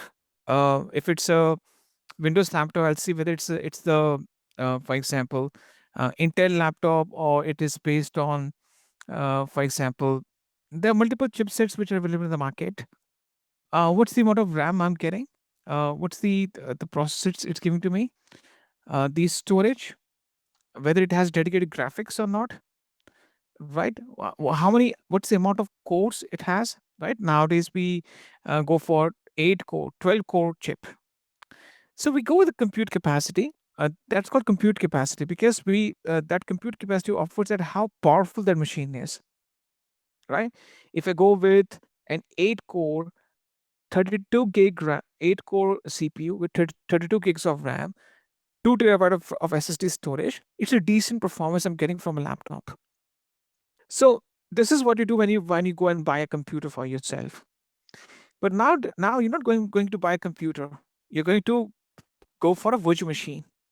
See, whether it's a virtual machine or it's a computer, a virtual machine is a computer only. It's a server only. Server, computer, virtual machine, it's the same thing.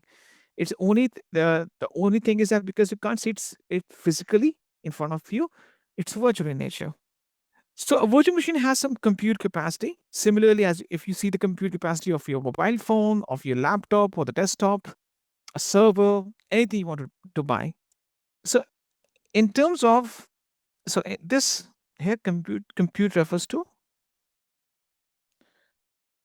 the compute capacity refers to here the compute capacity refers to, let me just correct it over here with using the full term. Here the compute capacity refers to the amount of what's the processor you're using. For example, um, uh, let's suppose it's the amount of RAM,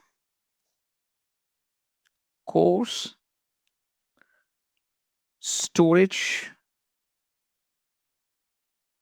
graphics,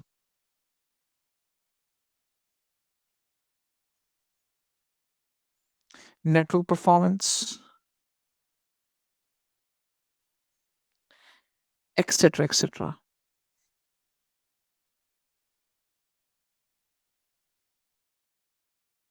This is called compute capacity. What's the amount of RAM, cores, CPU, storage, network performance that computer, that virtual machine refers to? This is called compute capacity, right? I've already given you a very layman and common example. Tomorrow you go to a store and try to buy a laptop, but you will see what's the RAM you're getting, what's the processor you're getting, how many cores are there, what's the graphics that came to you. You see all those things, storage it's came to you. Similarly, in terms of instance, we talk about the amount of RAM, cores, storage, graphics, network performance, etc. Right? So we will see all these things. We see all these things. AWS uses basically Amazon uses special names for everything. All right. In terms of Amazon Web Services, this compute capacity is represented by a special term.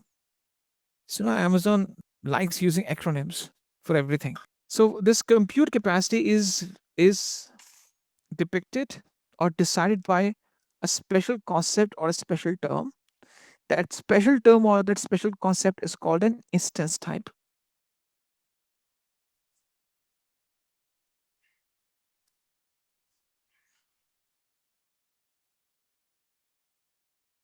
What's instance type? It's a virtual representation. It's the virtual representation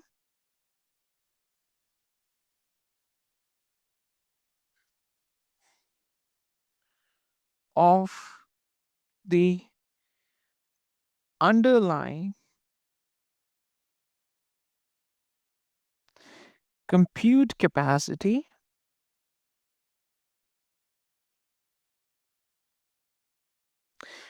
offered by an instance.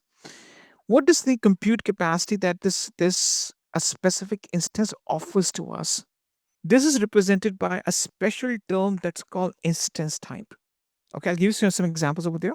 Let's take some examples. Let's understand some of the examples. For example, there's a instance type which exists in AWS that's called T2.micro. I explain you every single thing. Don't worry. It is T2.micro. Okay. Now T2.micro is a special instance type which has this compute capacity. Following is the compute capacity of T2.micro instance. It has 2.5 gigahertz of Intel Xeon processor, right? And it has 1 GB RAM. Basically, we use 1 gig or 1 GB, the same thing, 1 GB RAM. It has 1 virtual core. It's a one core only. I'm sorry, it's a one core. Or we call it as one virtual CPU. We use the term this thing over here. And you can attach from 8 GB to 16. I'm sorry. It's 8 gigabyte to 16 terabyte of solid state disk or hard disk drive storage. And it offers to you low to moderate network performance.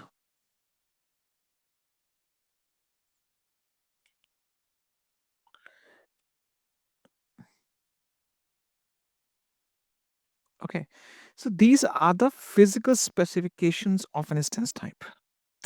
With this T2.micro, this is free of cost for us. We can use that in a free tier account. I'll show you the list of them. So basically, I'll come to the same concept one more time. An EC2 instance is nothing but it's a virtual machine running in the AWS cloud. It offers you some compute capacity in the form of amount of RAM, cores, storage, graphics, network performance, etc., etc. This is being depicted by something called instance type. And instance type is nothing but it's a virtual representation of the amount of compute capacity a specific instance offers to you. We make use of special terms, for example, T2.micro. It has the following compute capacity: 2.5 gigahertz of Intel Xeon processor with 1 GB RAM, one core CPU.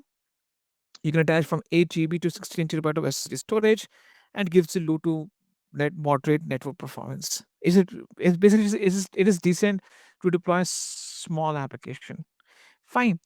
Now I show you a list of them.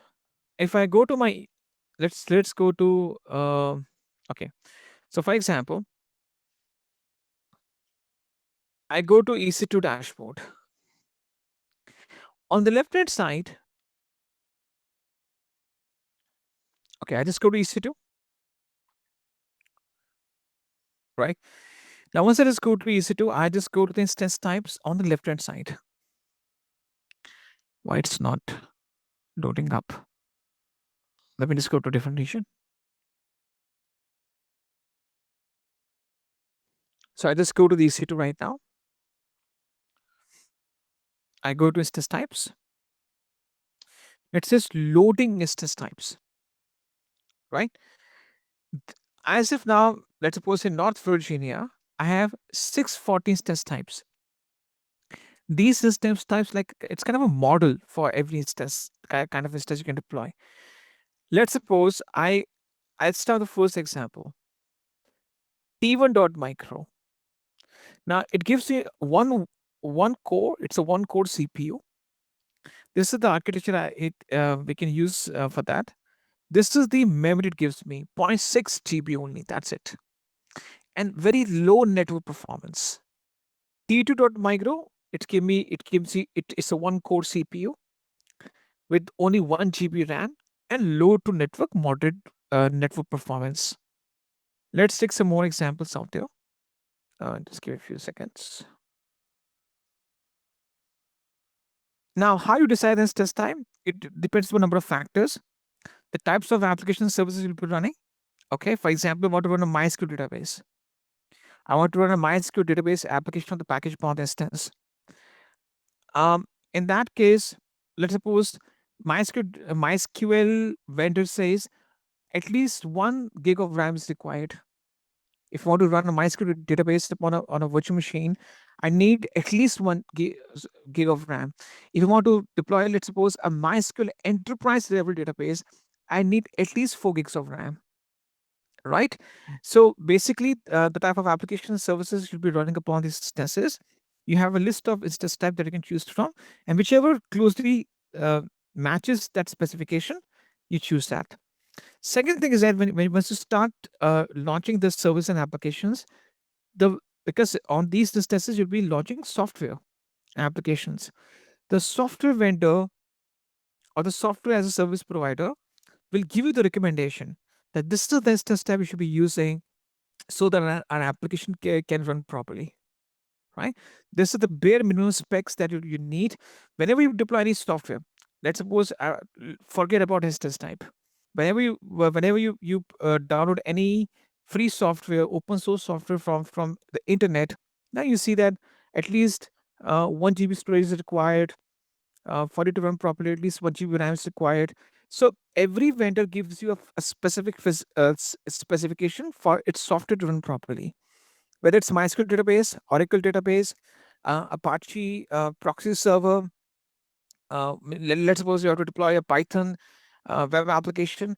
So when you start deploying the application, the services, based on your past experience, and also based on the vendor recommendation, you have to go for the specific instance types.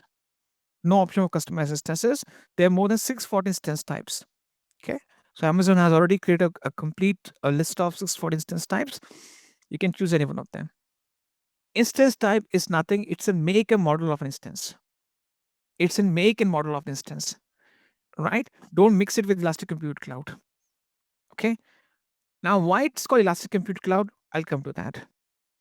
It provides resizable compute capacity. Let me just go back. Resizable or elastic. What do you mean by that? This thing. This means that whenever you deploy any instance with a specific instance type, it can be changed afterwards. Okay, we'll come to that afterwards, but we'll discuss the resizing options later on because it will confuse you. You are merging two concepts together. In terms of resizing options, we have two options to resize our instances. One is vertical scaling. Vertical scaling means that you can change the instance type. It says go back. Okay. For example, today you deploy the instance with an instance type T2.micro. Okay, which offers you only 1 GB RAM. Now you say 1 GB RAM is not sufficient for my needs. I need 4 GB. Okay, so what you can do is that you can change the instance type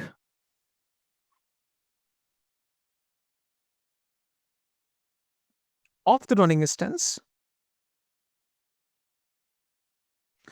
right, on the fly. Now, of course, you need to stop this instance first. We'll discuss the process afterwards.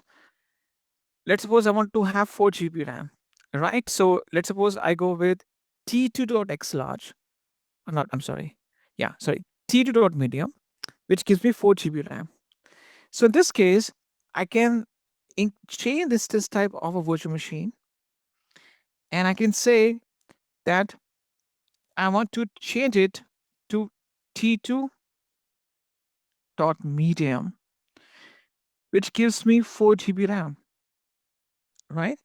This is called elastic. This is a kind of a one of the concept of elasticity. This is elastic. It doesn't mean that if you choose the make and model of instance type, you're fixed to it. It's malleable. It's flexible. That's why it's called resizable. Don't confuse that with the definition of the instance type. Instance type is a make and model of the instance. Because you can change the instance types later on of the instances, that's what's called elastic compute cloud instances. Because they're elastic, they're flexible, you can change the instance types or the make and model, or you can add on more RAM storage afterwards. Okay, this is called vertical scaling. There's a next step of scaling which is called horizontal scaling. What do you mean by horizontal scaling? Horizontal scaling means go wide. Now, this is AWS recommended. Go wide. You widen up. This is recommended by AWS. This is more beneficial. Recommended right? What do you mean by horizontal scaling? So in this case, if you go with vertical scaling, what you do is that you have the same physical, you have the same physical server, right? You're just sharing the instance type of it. You're going from a smaller instance type with 1 GB RAM to a bigger instance type with 4 GB RAM. You're going back, right? Horizontal scaling means you go wide, which means that overall you want to have 4 GB compute capacity. It's all about compute capacity only, right? We're playing around with the compute capacity. Now, I repeat, what's the compute capacity? RAM, cores, storage, graphics, performance. Now, I want to make sure that I want to have the same 4 GB RAM, but I don't want to be dependent on just one instance. I don't want to depend myself on just one instance. Let's imagine on your instance, you're running a Python application, a Python web application. You're running a single application upon it, right? It's a Python web application. The problem with this approach is because you are adding more resources to a single server. What if this single server goes down? At any given point of time, let's imagine this single server goes down. Your entire application is down. Your entire application is running upon this instance. It's down. You have increased the capacity. You're paying extra amount for 4 gigs of RAM, but because you're depending yourself just on a single server. If that single server goes down, your complete app is down. You can't do anything about it. So horizontal scaling is the more modern approach. This is basically more conventional and traditional. This is outdated.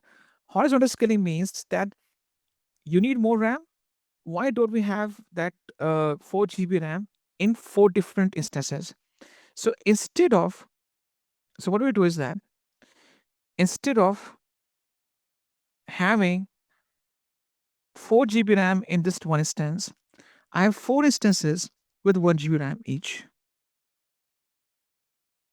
Okay. I distribute my request coming from, for example, a load balancer. We discuss that, but I distribute my request coming in, or the data that it has to process.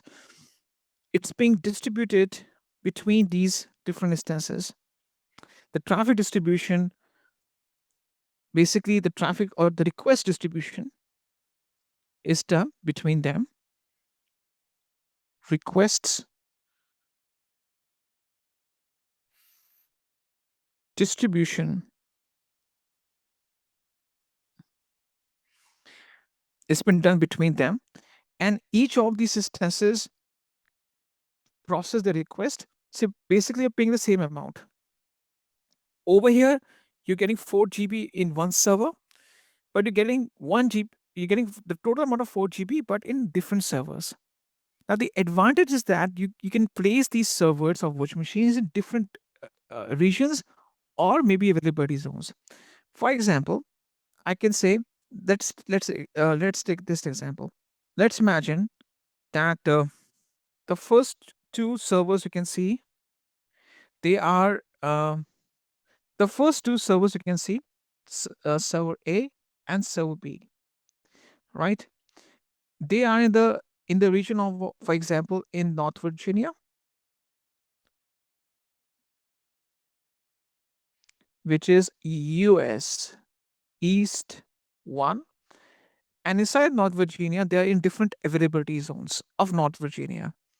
US East 1A, and this is running in US East 1B.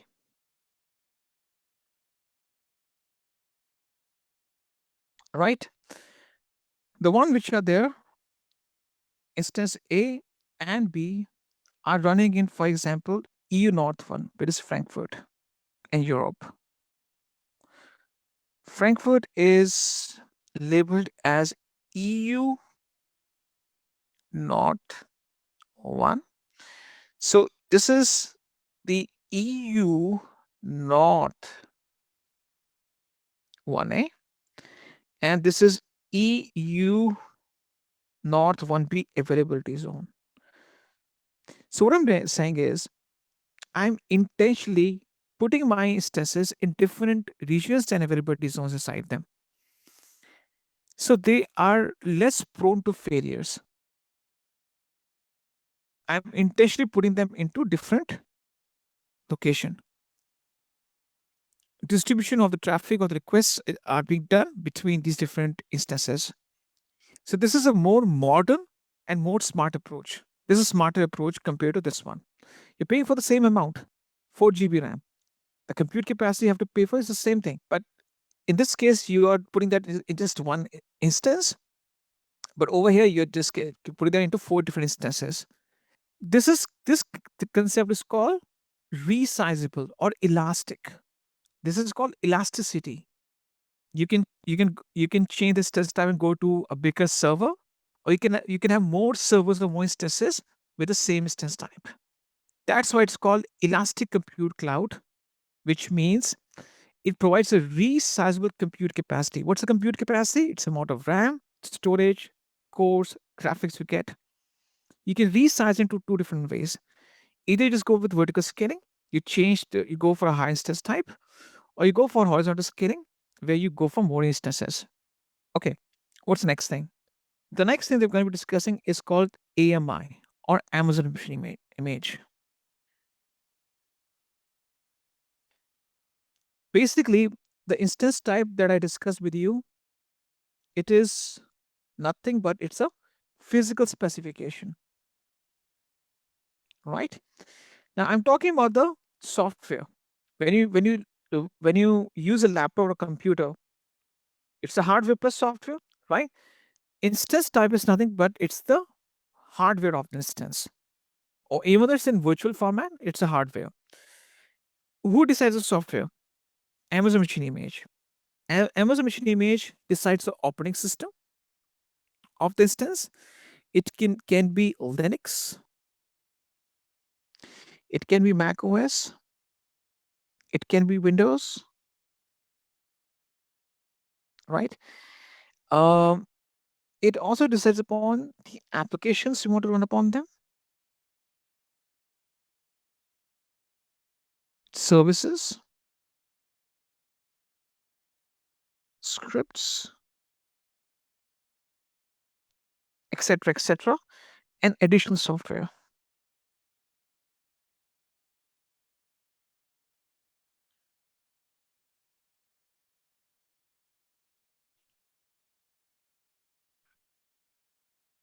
All right. All these things are the part of AMI. And AMI is nothing but it's a pre-configured software template which enlists all the software components of your virtual machine.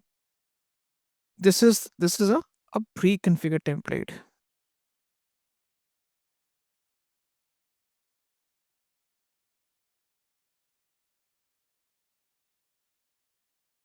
This is a software template. Fine.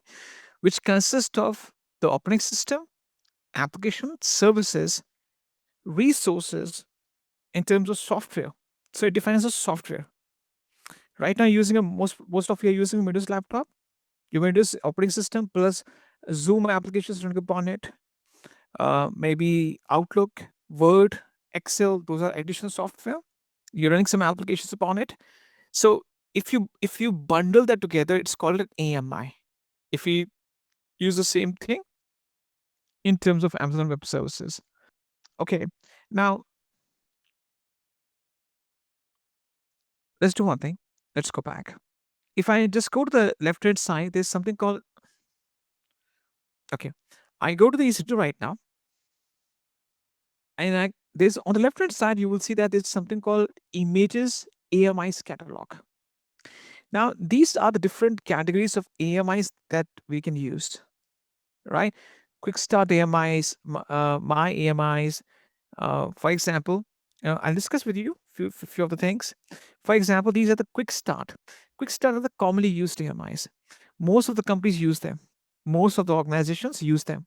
For example, I can show the list of them. We have the Amazon Linux, macOS Ventura, Monterey, Red Hat Enterprise Linux, Big Sur, Ubuntu Server, Microsoft Windows Server. These are different packages. or different special images with special built-in operating system and some additional applications running upon them. Uh, right. So let's go. These are the commonly used AMIs. You can just filter that based on the free tier only. Free tier only means that they're only used. They can use it with a free tier account without paying any charges.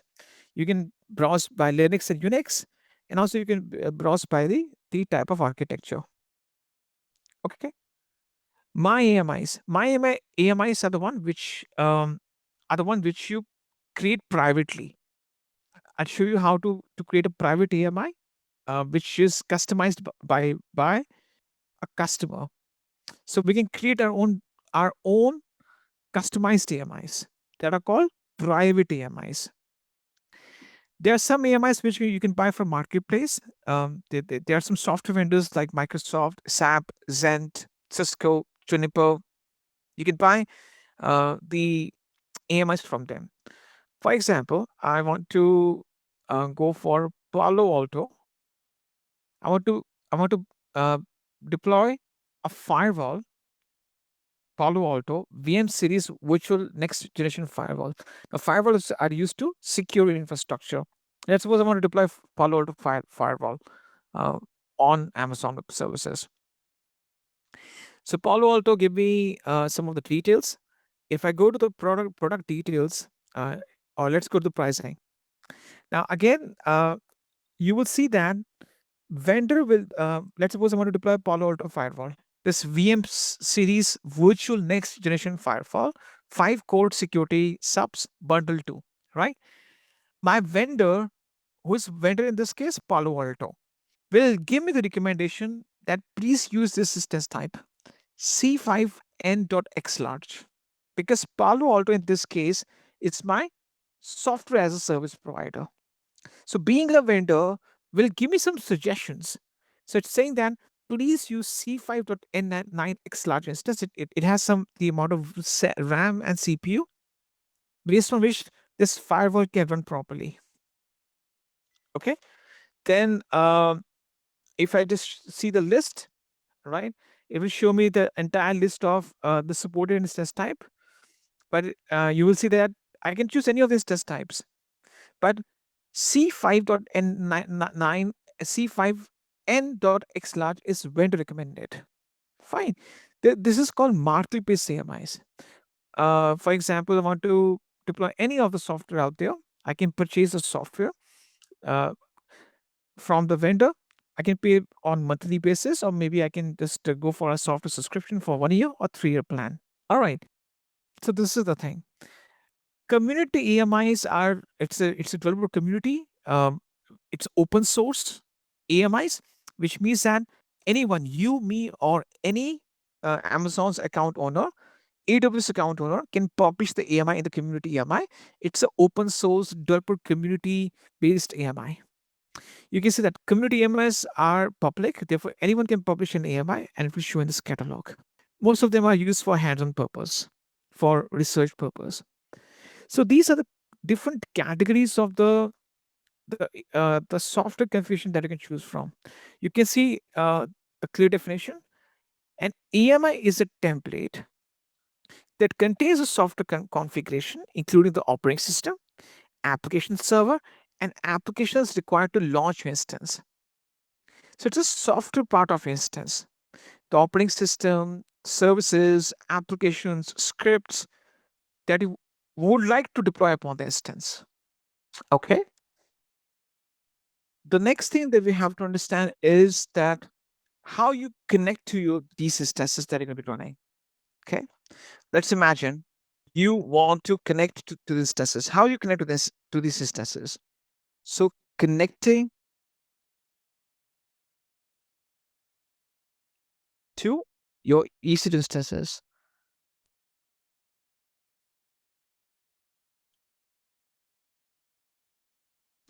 Now, when you connect your instances, you use certain protocols and port. Okay, these are industry standard. These are not being invented, or these are not being made by Amazon Web Services.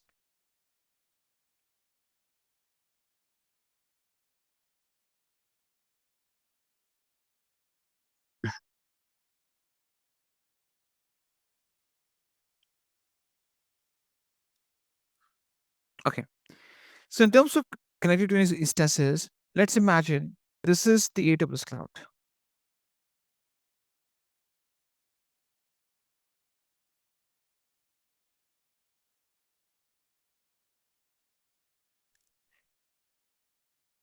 Right. So let's suppose this is a Linux instance. Right. Now you want to connect to it. For example, you're the administrator, you're the admin. Right. You want to connect to this instance from your computer. You want to gain access to this instance. Now, why would you do that? Why would you do that? Because as an administrator, you need to get to the root or the operating system of the Linux instance. You want to get the root access or operating system access or shell access, right? So as an admin, I can say that you need to get root, shell, or OS access. You want to get to the core of the server, right? Why would you do that? Because as an administrator, you have to start with the installation of the software. You have to install some business applications upon the instance. For example, you need to configure something. You need to do with something called patching. Patching means running some security updates or additional software to be deployed. Maintenance, right? You want to do a lot of things. For that, you need to connect to the server remotely.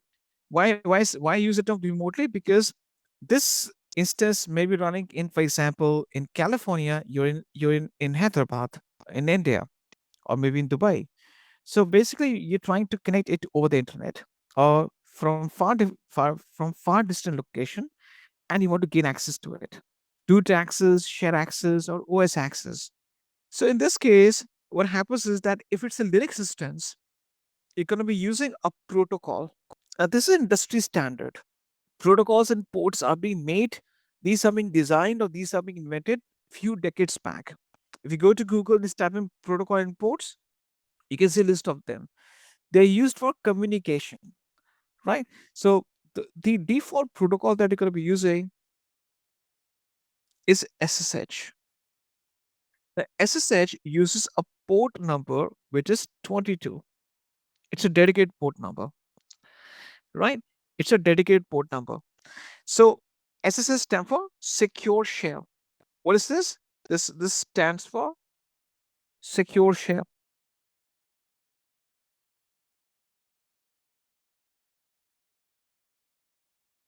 right? This stands for secure shell. So using secure shell SSH protocol and port S22, which it uses, you gain access to the instance. You connect to it, right? You access it. So you can access the root, the operating system of the server, so that you can perform your day-to-day job. Fine. You can just do the installation of the software, configuration, patching, maintenance. So as an administrator, you'll be getting access to the instance. So you're the internal administrator, you're the IT software administrator, or I would say that the employee in one of the IT software verticals in your organization. You can be an architect, a list administrator, a database administrator. You can be a developer, a quality analyst. You need to get access to the instance from your end. Okay. Now, for the authentication purpose, we used a certain. Okay, so I think this is understood. We use the SSH for Linux.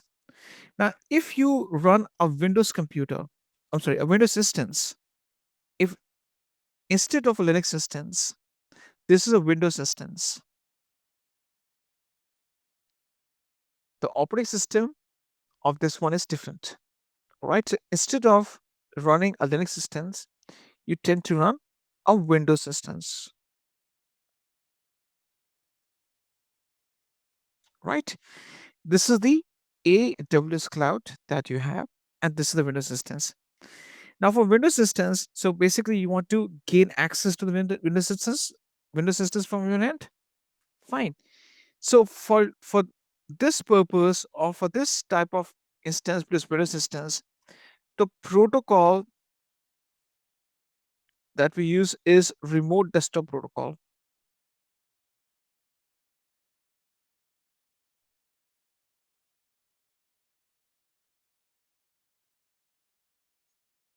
It is called RDP in short form, and it uses a dedicated port number, which is 3389 3389.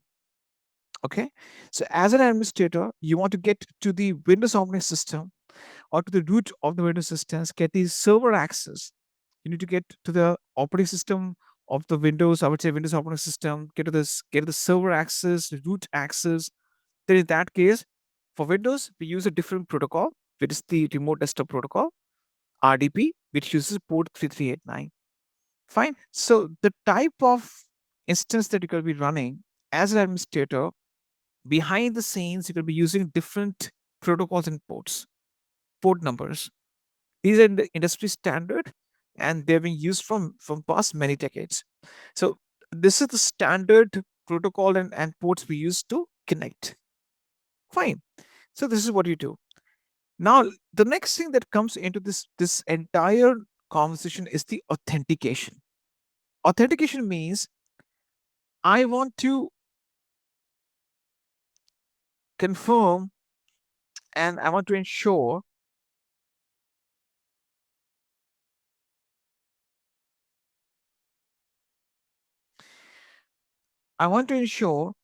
that this administrator is the right person who is trying to connect to my instance.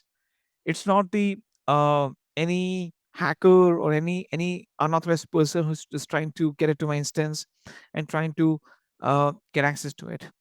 Fine. I want to ensure that only the authorized person can get access to my instance. Right. So you need to authenticate whenever you just use your pins, OTPs, IDs, passwords. Why do we use them in terms of banking transactions or logging to our smartphones, devices? Why we use user ID and passwords? For a reason that only the authorized person is able to unlock the devices. Or we use the user ID and passwords for banking transactions so that only the authorized person can make that banking transaction from a specific account. Right. So authentication is quite important because I want to make sure that no external user which is not authorized can get access to my server. So only my known people can access my instances or the servers. So what's the methodology we use in this case? The method that we use is called key pair. Okay, it's called key pair. In terms of key pair, there are two keys. One key is stored on the admin's computer. It's called private key. Right? It is saved on the administrator's computer. So this is my PC, right? So administrator owns a computer. This private key is saved over there. The Linux instance over here will have a public key. Fine. So private key is stored on the computer which is owned by administrator, and public key is stored inside your Linux instance or the Windows instance. The mechanism, so basically the concept is same in terms of authentication, right? So my instances will have the public keys stored inside them. Okay. Now, when the user tries to connect to any of these instances, at the time of connecting, the administrator has to provide the private key. So administrator says, okay, I am providing the private key. Please match it with the public key, right? So the administrator has to provide it.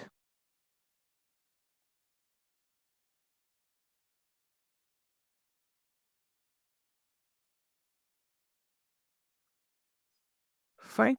So at the time of connectivity, the administrator has to provide the private key, which is being matched with the public key.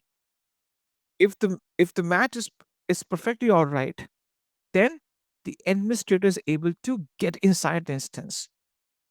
You must have seen this thing where whenever you operate lockers in any of the banks. So, for example, you have a locker in Indian Bank, Bank of Baroda, or Andhra Bank, Punjab National Bank. Now, we generally people they own lockers in these banks to store their valuable items. There are two keys that we have to open the lockers. One key is with bank official, other key is with you, right? So, for example, you want to open your locker. You go to the bank premises, you sign the register, and you're being escorted to the locker's room along with the bank official.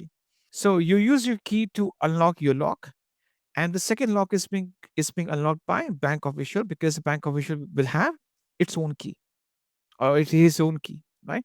So there are two keys used to open lockers. One key is with you, other key is with bank. Okay, the same concept applies over here.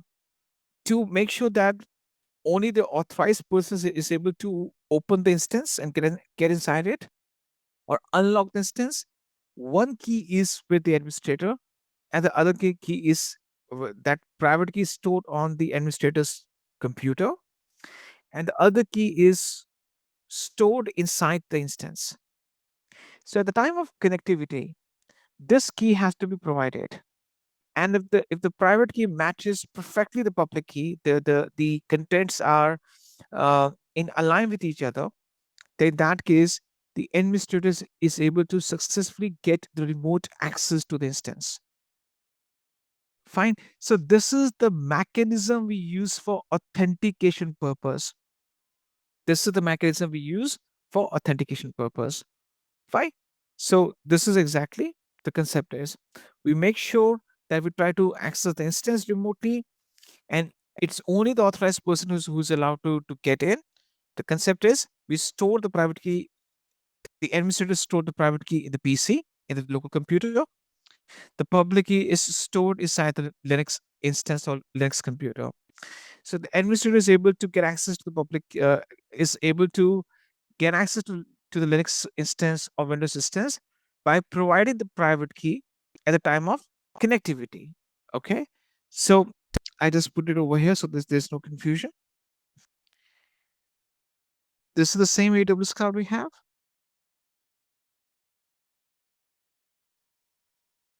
Right. This is the EC2 instance. It can be Windows or Linux. It doesn't matter in this case. This instance is running upon it. It has stored the public key. Right. As an admin, you are the admin. You have a local machine, a PC or a computer. You have stored a private key inside it. So you have the copy of a private key. Now, at the time of connecting, because you want to connect, right? You want to connect. For authentication reasons, you have to provide this key. This key has to be provided. So once you provide the key, the contents of the key is being matched with the public key. The contents of the private key are matched with the public key. If they align with each other, then you're able to successfully connect to the instance. Let's suppose you're using a wrong private key, right? In that case, it will disconnect you or stops you from connecting to the instance because you're using a wrong private key. So it's a kind of, you can say that you have to provide the right key at the time of connectivity so that you authorize yourself as the valid user, the administrator who is trying to connect.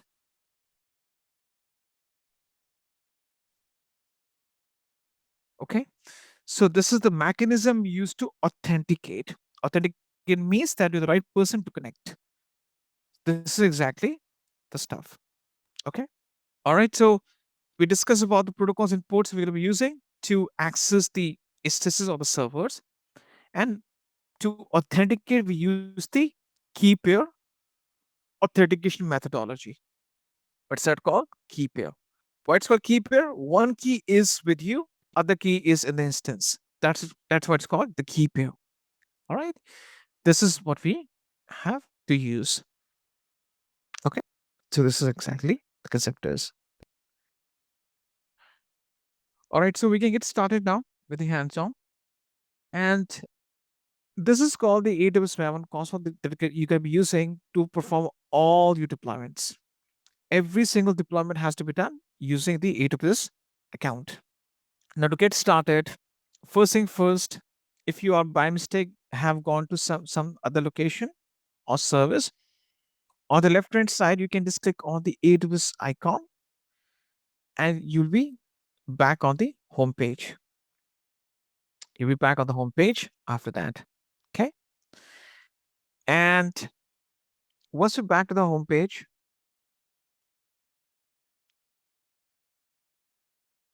I'm just just turning off the Google Drive, sorry, the chat box so that we can start now. All right. So in this case, we need to start with the basics, which is getting started with the Amazon EC2 Linux instances. And the very first thing is that we have to go to the EC2 dashboard. Now, how to go to an EC2 dashboard? You will see a list of services on your homepage. You go to the search menu at the top. Now, you can see the list of services in the recently visited section. Okay. Now, if you don't see the list of services, you can click on view all services. You can see the services like this, and you can see more than 100 services. Fine. So these are the services that you can see on AWS. And on the left hand side, you can see there is also a kind of a grid. You can just go to services and you can see the list of services based on different categories. But it's very tough to just find your specific service in the list. There's a search menu on the top. You can just search for the exact service you're looking for and it will show up. So for example, let's type in EC2. Once I just type in EC2, I click on the EC2 right now, and this will just take me to the EC2 dashboard. Okay. So we are on the EC2 dashboard right now. Okay. So we are on the EC2 dashboard. Now, the next thing that you have to do is that, so we have done step number 1. Let's do step number 2. Okay. Step number 1 and step 2. So once you just go to the EC2 dashboard, you land on this page. From this is where you can deploy instances, and also you can deploy other resources like load balancers, elastic IPs, auto scaling groups, EBS volumes, and so forth. There are a lot of things you can deploy. Right now, we need to deploy instance, so we'll be focused on that one. But one thing we need to understand that once you go to the EC2 dashboard or any service, you can do that before or after. You need to change to the region of your choice. Right now, on the right hand side, you can see a list of regions out there. Okay, these are the regions that you can access to deploy your instances into, because right now we're going to our main preference is to deploy an instance. Now, you can choose any region of your choice, but I would strongly suggest you to use North Virginia. Okay. Now people will ask me the reason why exactly you say North Virginia, because there are few regions which have some issues in terms of the free tier resources. See, right now, you guys are using a free tier account. A free tier account consists of some free resources. All right. For example, instance type T2.micro. Mumbai, for example, it doesn't have sufficient T2.micro free tier instances. So sometimes you may bump up to an issue where you're trying to deploy a free instance in Mumbai and you get an error message, insufficient capacity. So there are few regions which are problematic, which doesn't give you enough free resources when you want to launch them. Using North Virginia will guarantee that you will never face shortage of or scarcity of free resources. Okay, use North Virginia for your hands-on. Number two, staying to only one region will ensure that you don't scatter your resources unnecessarily in all the regions. See, what happens is that when you start launching resources in multiple regions, at the time of removing them, you sometimes get confused. Okay, so if you have all these sources in one single location, tracking the resources and removing them becomes much more easier. See, we are not working in a business environment. In business environment, everything is well documented. How many tests are running, how many load balancers are running, how many buckets are there in each region, how many databases are there. Everything is very, very well documented. So of course we're not documenting anything in this case. We're just using this for the hands-on. So to make sure that you keep a track of the resources properly and you can remove them when the time comes, stick to only one region. Okay, so in this case, put all your eggs in one basket only. At the time of breaking them, you know that you have to drop the entire basket. So choose only one region and preferably use North Virginia. You will never face any issues. So once you choose North Virginia, this guarantees that now the instance that we're going to launch will be launched inside the North Virginia. Okay, so switch to North Virginia region. Step number two, based on the document, let me know so there. Let me know once you have done this thing. Now, once you start launching your resources, for example, load balancers, auto scaling groups, buckets, to create a cohesion or to create a complete robust infrastructure, you have to use that region explicitly or exclusively deploy all the resources inside that region. Okay, fine. So use North Virginia for all your hands-on. This will make sure that you don't face shortage of the free tier resources. There's no scarcity of them. Plus, sticking to one region will guarantee that you don't unnecessarily put the resources in other regions. And at the time of deleting those resources, it becomes easier for you. Fine. Okay. So this is being done. The next thing is that now I'm going a bit slow so that you become familiar with the entire web page. I should step number 3 and 4.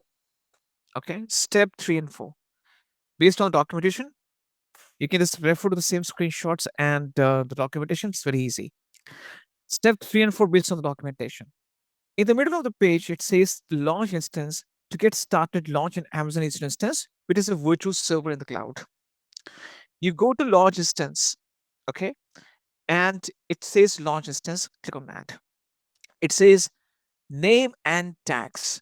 First thing first, we can put any tag over here. Let's suppose we put it as demo web server. Now, even though it's not mandatory to put any tag in this case, it's purely optional. But because it's a best practice to tag your server, because later on tagging helps you to name the servers, recognize them, to perform automation, and also to extract build reports. So initiate the process to launch instance and put any name over there. Demo server, my server, whatever you want to just type in. It's a simple name that you're going to just put over there. It's just for the sake of naming it. You have to start with the launch instance. Plus, you have to tag the instance right now. Again, this is tagging instance is not mandatory, but based on the best practices, business best practices, you should always tag your resources. Okay. What's the next thing? The next thing is application and OS images. Fifth and sixth. Once you put a tag or you just name the server, the next thing is the application and OS images in the form of AMI. Okay. You have to decide upon that what is the software configuration of the instance. Now, in this case, we are choosing the operating systems. In the quick start, you have the Amazon Linux, Mac OS, Ubuntu, Windows, Red Hat, Debian. Right? These are the few choices that I get. I can click on browse more AMIs to look for more AMIs. I can just go to the drop down menu. I can see the entire list. Okay. Right now, okay, by mistake, I've canceled this thing. Right now, what you have to do is that you have to just go with the Amazon, the default value. Hang on 1 second. Which is the Amazon Linux AWS. Now, this is the Amazon's own proprietary built developed Linux-based operating system or Linux distribution. It says Amazon Linux 2023 AMI. It's a free tier eligible. Whenever you see the label free tier eligible, this means that this is free of cost. You don't have to pay even a single penny for it. Okay, there are some of the details that you can see. Most importantly, you have to see the AMI ID. Now, what is this AMI ID? AMI ID is nothing but it's the auto-generated identification code for this image, right? It can be same for all of us. It can be different based on regions. So there's a high probability that if you're using North Virginia, the Amazon Linux AMI ID of all of us is same. Okay. So AMI ID is the auto-generated value. And when we start using templates, like for example, CloudFormation to automate the infrastructure, we have to provide these AMI IDs over there. If you don't use GUI, the graphic user interface that we're using right now, the console, if you use automation or CLI, you have to, or the command interfaces, then you have to provide the AMI using the AMI IDs. So right now, AMI ID is it's not important for us, but for the future reference, it is important that you understand this thing that AMI IDs is quite important because when you start with the automation of the processes, you start creating templates to automate infrastructure. These AMI IDs need to be provided at that time. So every image has a unique AMI ID assigned to it. What's next? You don't have to change the architecture. We just go with 64-bit x86 architecture. You can also go with ARM architecture. We just go with 64-bit x86, which supports a lot of applications. Instance type. Instance type means that, as we discussed earlier, it is the hardware specification of the instance. They want a RAM, CPU, storage. You can see a bunch of list, but we're going to be going with the T2.micro, which is free of cost. And you can see that it is a free tier eligible instance type. So this a free tier eligible instance type is free of cost for us. We don't have to pay for it. There are the free tier instance type like T1.micro, T3.micro, but we're going to accept T2.micro as a default instance type. So basically, you just have to look into the details. You don't have to change the AMI. Just go with the Amazon Linux 2023 AMI and instance type as T2.micro. What's the next thing? The next thing is the key pair login. I'm talking about the step number based on the documentation. I'm talking about the step number 7.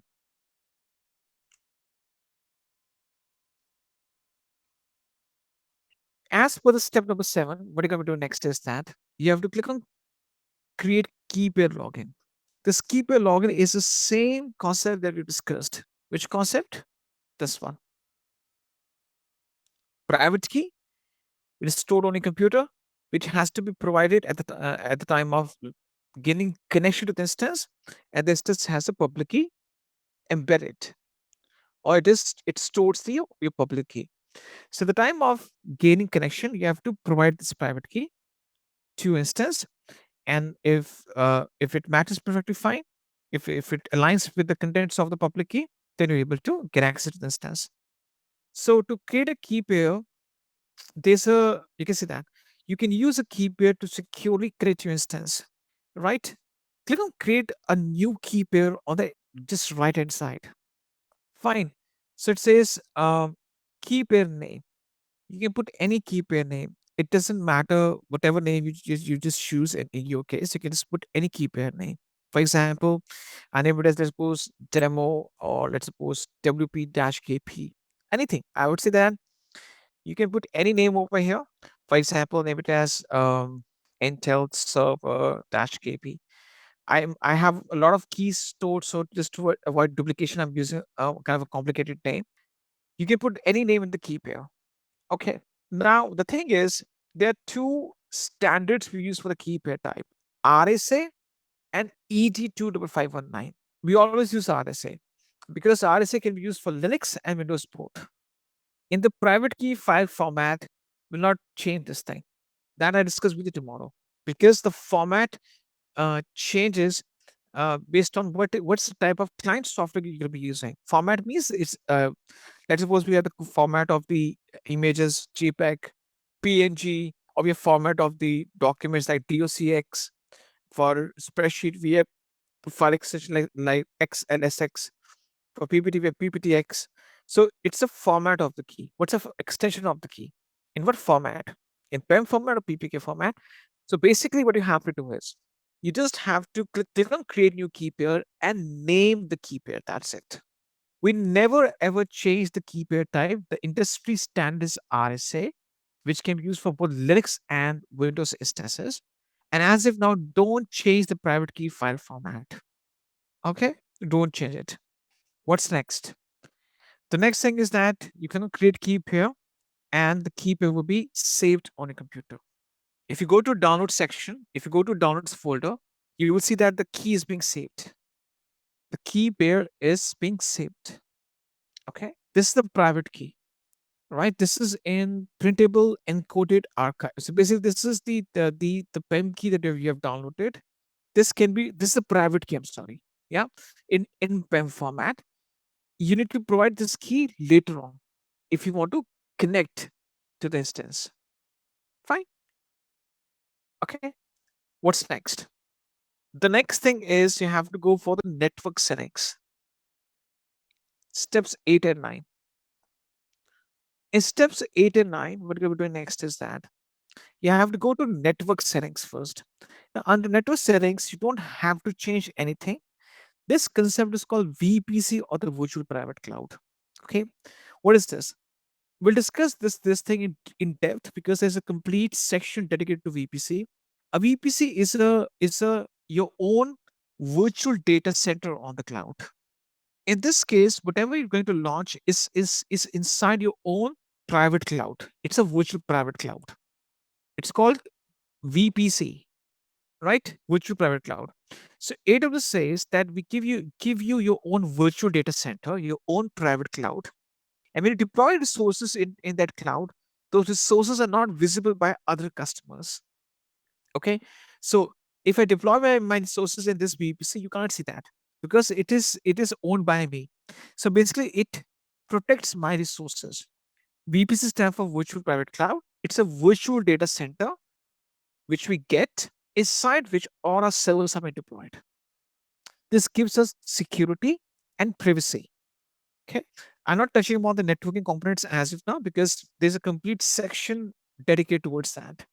The important thing that you have to do is that you have to go to security groups. Now, what it says, we're trying to connect to a Linux instance, or we're going to launch a Linux server. Now, for Linux, we use SSH to connect. Okay, if I just go back to the diagram, if you just go back to this diagram that I created, this drawing, you're going to be using SSH as a protocol to connect. This is what you're going to be using. SSH as a protocol to connect. Okay. Now the thing is, you'll be trying to connect from your machine, from your PC, which stores your private key. Now your machine is on the internet, or it's in your data center or in your company's network. This PC is getting an IP address.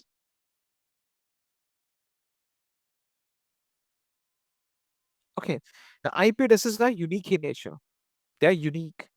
No two public IPs are same. I want to say that only from this IP address, the unique IP address, someone can SSH or initiate this SSH connectivity. IP address basically recognizes your machine on the internet. Your machine is getting different IP, my machine is getting different IP. No two IPs can be the same. I'm talking about public IPs. We'll discuss public IPs afterwards, but the IP addresses which your machines get are completely different from others. They are unique. So I'm saying that only my admin's IP address is eligible to initiate the SSH connectivity because if you're going to be using a computer, right? Only your computer's IP address is recognized to get access to the instance via SSH to connect to it. So in this case, what we're saying is that allow SSH traffic from anywhere. Anywhere is 0.0.0.0.0.0/0. This is a security threat. This means that any machine on the internet can get SSH access to my instance. You can see that rules with the source 0.0.0.0.0/0 allow all the IP addresses to access your instance. So for security reasons, we choose my IP. Right now, what we will be choosing my IP.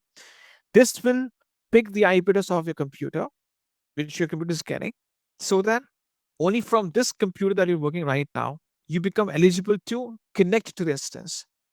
You can choose a custom IP range, but I'll choose my IP. Okay. So this will automatically ensure that only your computer's IP is eligible to initiate the SSH connectivity to the instance.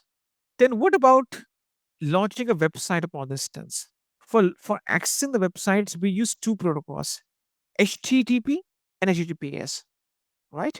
When you go to Intellipaat.com, you or Google.com or Facebook.com, you use the HTTP or HTTPS protocol, right? So if you're trying to host a website, you can check both of them. If you now HTTPS is a secure version of HTTP, but it needs some certain provisions. We choose both of them. It's because we're going to deploy a website upon the instance. Okay, so basically, you don't have to change any one of the network settings on the top. You have to configure the firewall. You allow the SSH from your computer's IP only, because you, as an administrator, only from your computer, it's only your computer from where you can access the instances operating system. Fine. Plus, if you want to deploy a website upon the instance, you allow the HTTP and HTTPS traffic coming from the internet. What's the next thing? The next thing is that you don't have to do step number 10, straight away go to step number 11. What I've done is that I've given you 3 documents, out of which there's one document which is a script. The name of the document is this one. Okay. Now, in this script, we're going to be using to install the website or Apache web application upon the instance. This script will automate the web application deployment upon the instance. Now, this is a bash script which will run some updates upon my instance, install the HTTPD. Now, HTTPD is for the Apache package. Start the service, change the directory to the HTML folder, and configure the index.html page inside it. Right? Now you have to copy this entire script as it is. Go back to the last category that's called advanced details. And under advanced details, you have to go to the last category, which is user data. You need to paste it under user data. Okay, what's the next thing? You have to straight away go to the 12th step, step number 12. You need to just go back, and on the right hand side, you can see a summary. Click on launch instance, and instance will get launched. On the right hand side, you have a summary table. What's next? The next thing is testing. Step number 13, 14, and 15. You need to go back, click on the instance ID. Now, this is your instance that you just got deployed. Your instance gets a unique instance ID.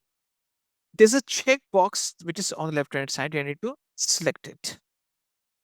Once you make the selection, you will see that there's a tab that's called details. Under details, you have this thing called public IPv4 address, or it's a public IPv4 DNS name.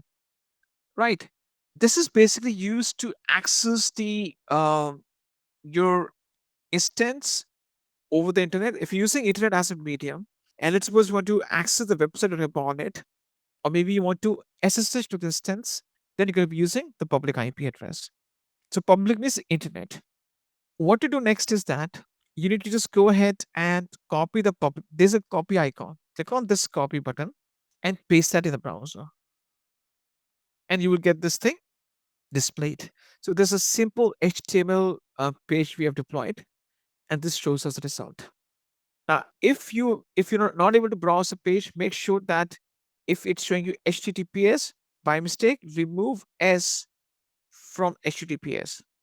Just in case if it says page can be displayed, make sure that by mistake you're not trying to browse the HTTPS website. Remove S at the end of it, because to configure the HTTPS, we have to also configure the SSL certificate. We haven't done that. Yeah, great. Yeah, by default it got HTTP, but sometimes it gets to HTTPS based on browser settings. Okay, so this is a simple website you just deployed upon the instance using a script that I given to you, and this is a simple procedure that you have to follow along to deploy your instance in AWS Cloud. Okay, great. Now, guys, once you're done with this thing, before you log out, you terminate the instance. Terminate means that you don't need this instance anymore. You want to get rid of it. Now, how to terminate the instance? Now, either you right click on the instance, you have the options from where you can just stop, reboot, or terminate the instance. Or you choose you select the web server, go to instance state, you can stop it. Stop means you can come back and restart it. Reboot means you can reboot its operating system. And terminate means that you're trying to kill it. You can't get it back. So either you right click, you can see there's a terminate option, or you just go to test state and click on terminate. It says terminate instance. I sure want to do that. You click on terminate, and this will lead to the termination of the instance. This, I think, procedure is laid out in step number 16, 17, based on the documentation. Step 16 and 17. Fine. We discussed briefly about security groups, and I should just deep dive inside that, or dive deep into that concept and make you understand exactly what the purpose of security group is. All right. So basically, we want to understand this thing is that security of our resources is our priority, right? When we go to cloud and we start launching our resources into the cloud, our applications, websites, databases, backend servers, processing servers, whatever you want to launch inside cloud. One of the priorities that we have is security, right? Priorities means that in terms of priorities, we mean that we want to make sure that we have all the things achieved and we get the same sense of reliability, security, high availability as we would expect in our own data centers, right? So you're shifting your entire application and services and you're putting them on the cloud. Now you want to achieve the same sense of same type of security, reliability, performance, right? So you have expectations in those areas. The question that comes into this entire place is that what are the security mechanisms that we may employ or we can engage so that our instances and the data can be easily protected? The very first thing that you need to understand is that in terms of the resources provisioning and security, one of the first things we can use is the keys, right? Private key and public key. The concept behind private key and public key is that you have the private key saved on a computer, right? So in this case, only that individual that has a copy of that private key will be authorized to connect to the instance. Connect means to get the remote operating system access. You can get into the machine, get to the shell, get to the operating system, and you can perform installation, configuration, patching, maintenance. So you want to do server management. You want to get the root shell or OS access. So if you have the exact copy of the private key saved on a computer, and you provide that private key at the time of getting connection, then in that case, you're being authorized to gain that access. This is one of the security mechanisms that we use. Fine. The second thing that we use is the protocol and port. This is the second level at which we apply the security. First level is keys. Second level is that we apply the security on two protocols, SSH and RDP. Because remember, if you want to get the admin type of access, administrative type of access to a server or to a remote instance, For Linux, we use SSH, which stands for Secure Shell. It uses port 22. So to get a remote access to a Linux server, you can be using SSH Secure Shell port 22 request being sent towards instance. And for the Windows, we make use of Remote Desktop Protocol, or it's called RDP, which uses the port 3389. Okay, so protocol and port. This is what we're going to be using. This is what we're going to be using to gain access to Linux and Windows instances, respectively. These are the two protocols: SSH port 22 and RDP port 3389. This is what we're going to be using. These are the two protocol and ports that we shall use. Fine. So you also need to make sure, because these two protocols give you the administrator access, core server access, shell access, root access to your server. You need to make sure that it's coming from the wanted IP, I would say known IPs, right? So it's not that anyone can send the SSH traffic to the Linux instance and get access to it, right? These two different types of request or protocols need to be restricted. This means that only handful of people I'm aware of should be able to initiate these two connectivity options or connections towards my instances. If let's suppose there's a hacker who wants to get inside my server, he or she tries to use SSH or RDP immediately, because the IP addresses that I've listed, the IP addresses is not in the list, they will be blocked immediately, right? So apart from the private key, I also make sure that the SSH and RDP comes from known sources, from known people. Okay. So that's where the security group comes into this entire conversation. What is a security group? Let's try to understand. Let's dive deep into this concept and try to understand that.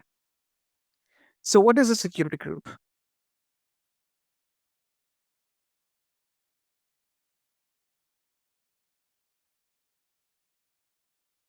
Okay. So a security group is nothing but it's a virtual firewall.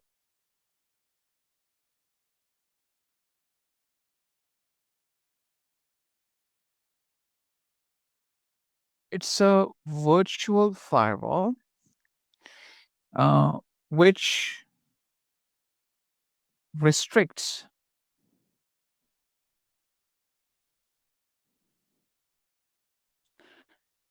the incoming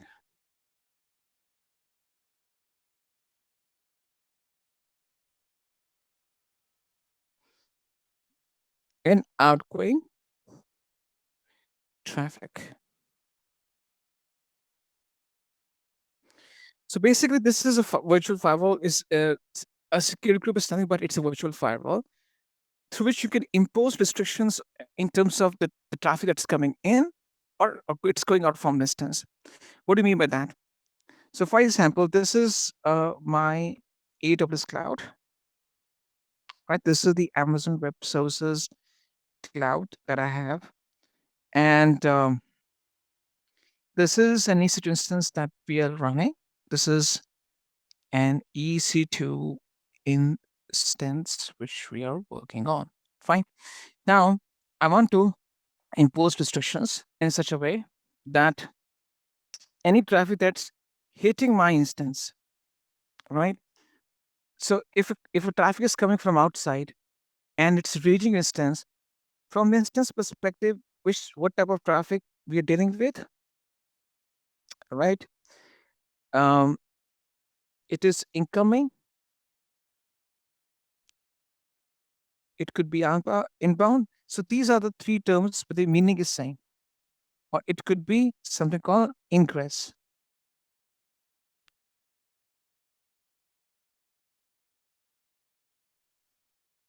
Okay. Incoming traffic, inbound traffic, ingress traffic, that's the traffic that's coming inside the instance. So the traffic is coming from outside. It's hitting the instance. Think from instance perspective. If you are the instance and traffic is coming and reaching you, from your perspective, that traffic will be the incoming traffic, the inbound traffic, or the ingress traffic. These are the three words with the same meaning. Okay. What if the traffic is leaving the instance is giving response back to the user? If the traffic is it's left out, it's being sent out from the instance, This is the egress traffic. Or say let's outgoing.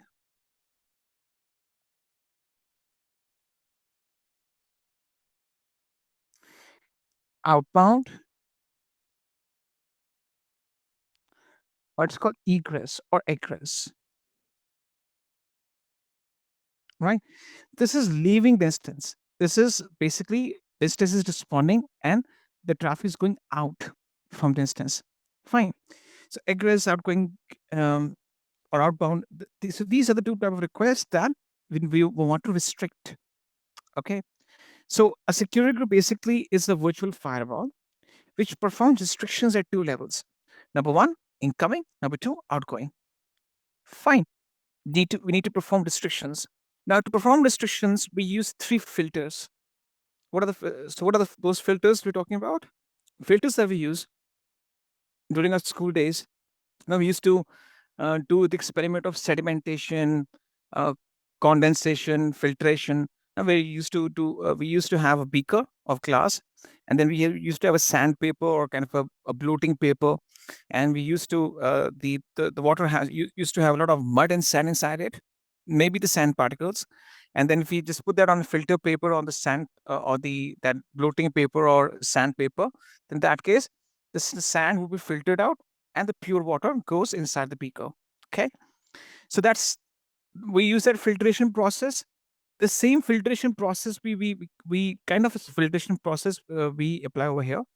We saying that we filter through only that traffic which we want. Okay, so there are three types of filters that we apply. Number one, the very first filter that we have is the protocol. The second filter is port. And the third filter is IP address. These are the three filters that we make use of. Okay. Uh, Protocol, port, and IP address. These are three filters we use. Based on these three filters, we restrict the traffic that's coming in or the traffic that's going out. Okay. Protocol, port, and IP address. These are three filters that we make use of. I'll give you examples. Try to understand those examples. I'll give you three scenarios. First two scenarios are simple, right? So I have to give it two scenarios, first two scenarios, and then I'll merge the first two scenarios and put that in a bigger picture or bigger perspective in a third scenario. Let's start with scenario number one. Try to understand it. It's a very simple, and even though it is a very simple concept, it is equally important. Scenario number one.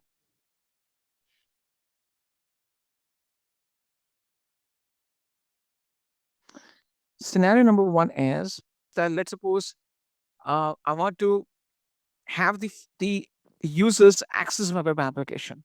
So this is accessing, or you want to allow your end users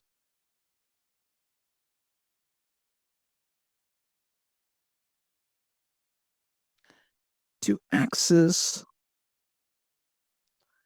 your web application. Okay, this is the scenario number one. What do we mean by this thing? Let's try to understand and put that into scenario. Okay. Yesterday we deployed a website upon instance. That website was accessed using its public IP. Now, if you would have given that public IP to any other person, maybe if you have put that public IP in the chat box, other person will also be able to gain the same access to your website. Okay. So what is happening behind the scenes? Behind the scenes, we'll just take the same example over here. Behind the scenes, we have the AWS cloud, right? This is an EC2 instance that we have.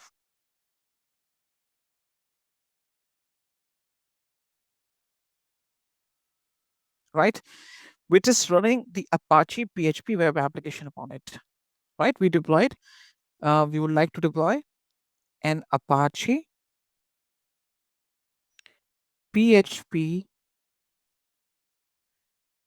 web application. All right.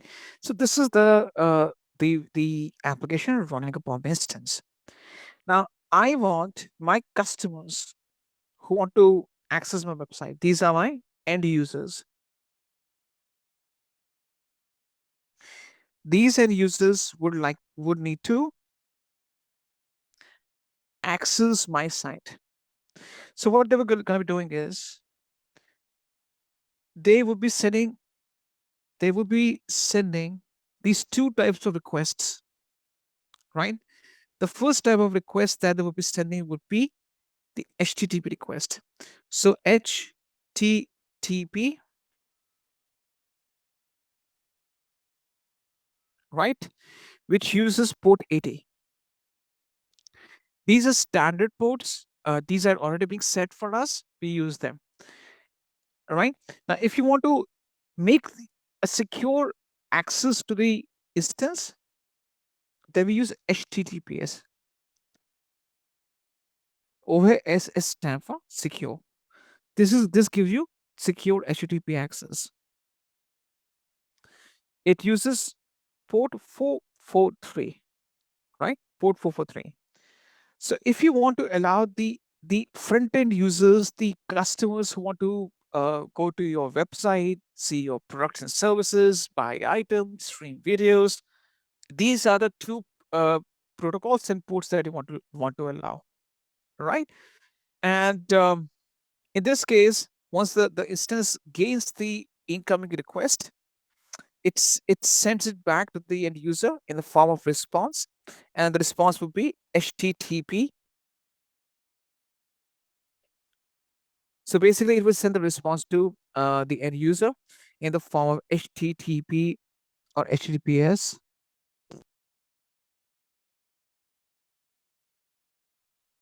Outbound, right? So that response will be sent back to the customers. Fine. So these are the two levels at which we apply the protocols and ports. What about the IP addresses? See, I don't want to restrict anyone from accessing my website. Today, for example, Intellipaat.com has its website running. You have the Facebook.com, Google.com, Instagram.com, Microsoft.com. Anyone from any location, from any country, from any location can access these websites. How? Because in that case, we define the source IP. From where this traffic is coming from? We use the source IP as 0.0.0.0.0/0. This means that any IP, this means that any IP or from anywhere. Okay. This means any IP. This means that any customer who's getting any. So basically, what do you use? Your devices, your smartphones, your tablets, your computers, laptops. Your devices get the IP address. For example, if you, I'm talking about the people who are from non-IT background. If you either type in IP config or command prompt, or just type in this, for example, just go to Google and just type in my IP. It will show you computer's IP, right? What's my IP address? If you just go over there, it will show you your computer's IP, right? So you can also run IP config on your command prompt, or just type in what's my IP address.com. It will show you exactly what is your IP address that your machine is getting, right? Whether you use your smartphone and you just access the internet, use a computer or a laptop or a tablet, whatever device that you run, if it is on the internet, it can access internet connectivity. Then in that case, what happens is that it gets an IP address. Fine. Now, when I just put in 0.0.0.0.0.0/0, it means it doesn't matter what's the IP address coming in. Please allow that those users to access my website by sending HTTP or HTTPS request. So anyone is welcomed. You don't want to restrict anyone to or if it's a intranet site, your company's website which is only be used by internal employees, that's another thing. But in terms of websites which are public in nature, Amazon.com, eBay.com, Flipkart.com, Facebook.com, Microsoft.com, Intellipaat.com, they have to allow the incoming HTTP and HTTPS requests from all the sources. It doesn't matter which IP address your computer is getting. From your computer, you should be able to send these type of requests to a certain web application. Okay, that's the incoming request. What about the outgoing? Of course, in the outgoing, we send back the HTTP response or maybe HTTPS. Generally, it's HTTP only. In terms of outgoing, you're saying the destination address, the destination, the destination IP is any IP with 0.0.0.0/0, any IP. So send it back to any. So there's no filter I'm applying. I'm saying please send it back to the customers. So basically I'm saying the request can come from anywhere, and the request can be sent out anywhere. So this means I'm opening this in terms of IP addresses. I'm not performing any restrictions, and this is my requirement. If I block the IP address, I only allow certain IP addresses to reach my website. Only those IP addresses can do that. Rest IP addresses will be blocked automatically, which is not a favorable thing in terms of the public websites. Fine. So these are three filters we have applied over here. Let's go with the scenario number two. Scenario number two is that we are talking about now in terms of scenario two. In scenario two, we want to make sure that we perform restrictions. We perform restrictions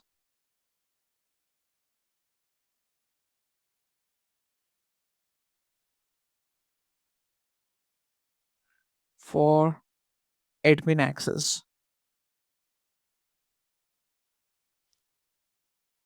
Right? We want to make sure that only the authorized people can get access by SSH or RDP. So in this case, for example, I have this is the AWS cloud which is running. Okay. This is the same AWS cloud which is operating, which is running right now. And let's imagine I have two instances. Right? This instance is Linux, and this instance is Windows. Right? So I will put this thing in the middle. Okay. Now I want that I need my administrators, my internal IT administrators, to gain access to these instances and get access to their operating systems.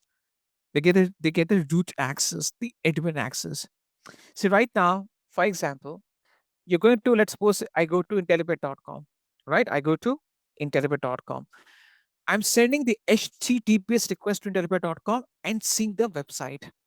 But this doesn't mean that Intellipaat is giving me access to the server on which this website is deployed. This website must be deployed on a Linux server, maybe a Windows server, right? It must be running on a server. That server has shell, operating system, everything.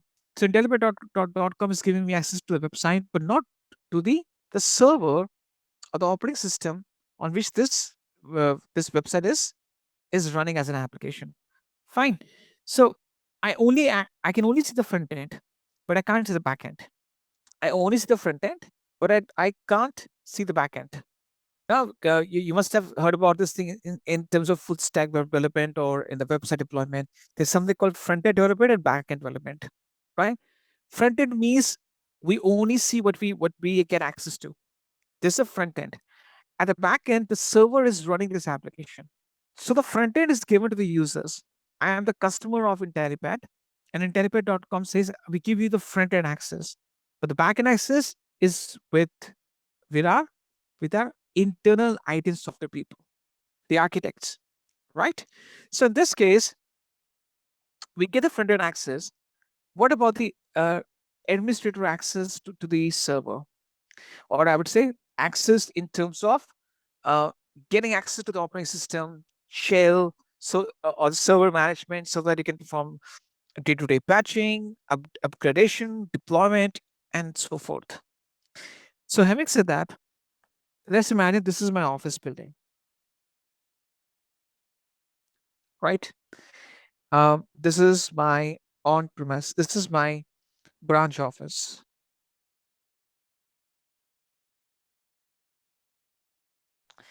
right? Now, inside this branch office, I have a bunch of employees that come into any one of these categories: solutions architects, administrators. Uh, they must be, for example, developers, right? They need to access to the server on daily basis, on frequently basis, whenever they want. Let's talk about the Linux server first. They would like to initiate the access. For the Linux server, the access that they will initiate would be the SSH request, which uses port 22. Okay, they should be able to send the SSH request to the Linux server, and the connection will be established. The question that releases in this case is that from which IP address I will initiate. I should not.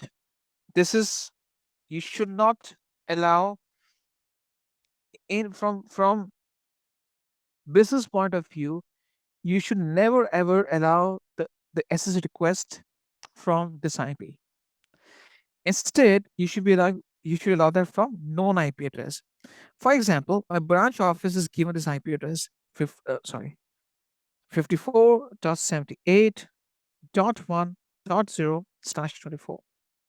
Okay, /24 means that it's a block of IPs. This is a block of 256 IPs. 1.0, 1.1, 1.2, 1.3, 1.4, 1.5, 1.6. So it's a block of 256 IPs. 256 known IPs.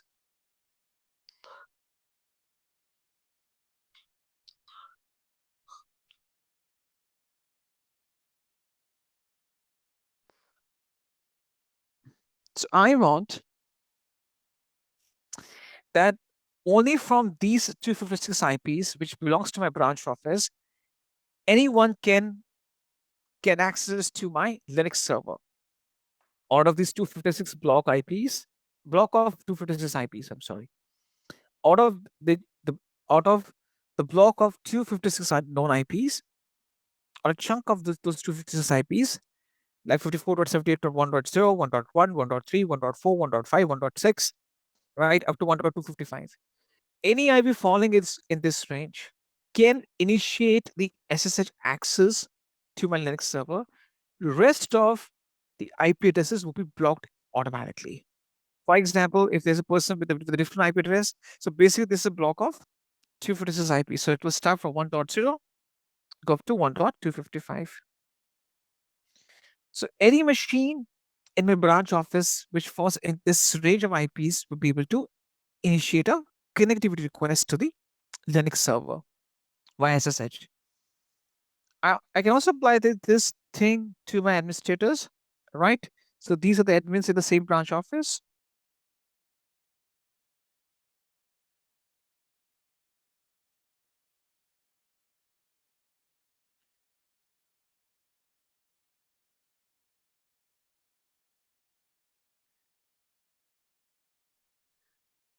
So they can send the RDP request, which uses port 3389 towards the Windows instance. So these are the admins in the same branch office. Then need to send the request to the Windows server. Fine. So in this case, what we do, we ensure that we restrict these two protocols. SSH uses port 22, RDP uses port 3389, and we just restrict these two IPs. The list of two protocol endpoints, SSH uses port 22, RDP uses port 3389. These are restricted protocol endpoints which should be allowed from a bunch of known IPs. Fine. You can't allow access from any IP for these two protocols and ports. Okay.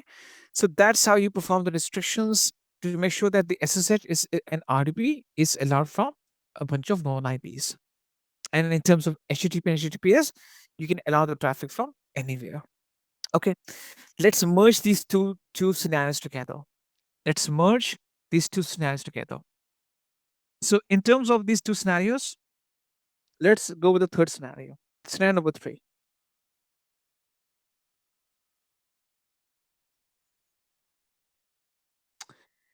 This is This merges web application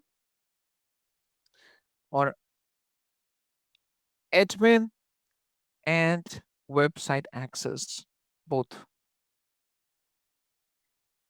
This allows the request coming or reaching my instance in at two different levels. You get the admin access and the website access both. This is the scenario number 3 we're going to be discussing.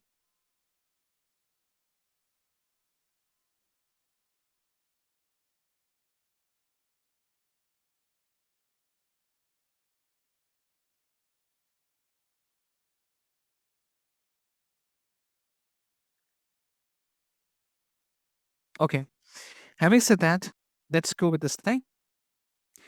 This is the AWS cloud that we have. Okay, and inside this AWS cloud, we have this EC2 instance running. This is a Linux instance.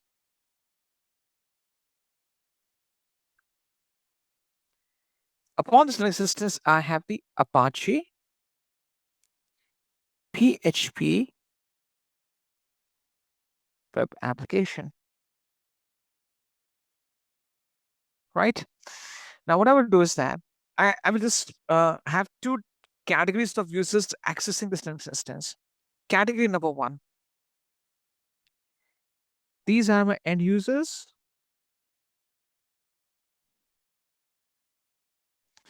who will be sending either the HTTP request over port 80 and HTTPS request over port 443 from anywhere.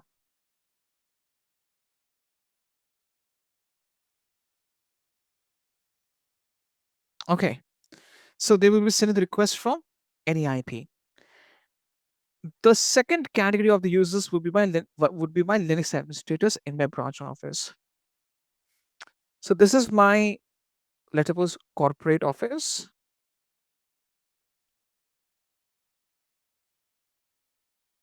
It is being assigned an IP address of 32.15.1.0/24.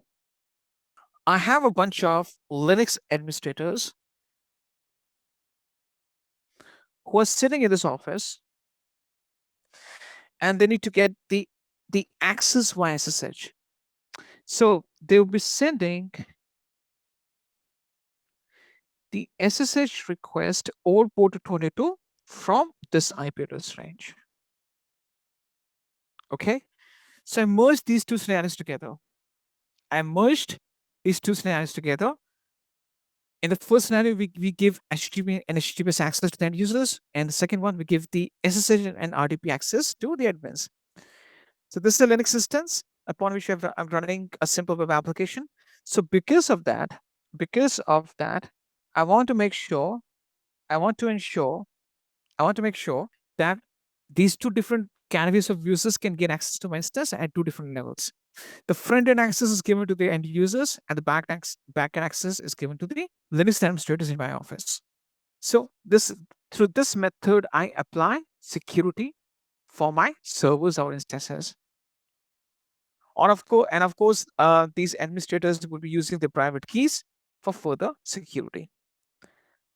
So they will have the copy of the exact private key so that they can authenticate that they are the authorized user to gain connectivity by SSH.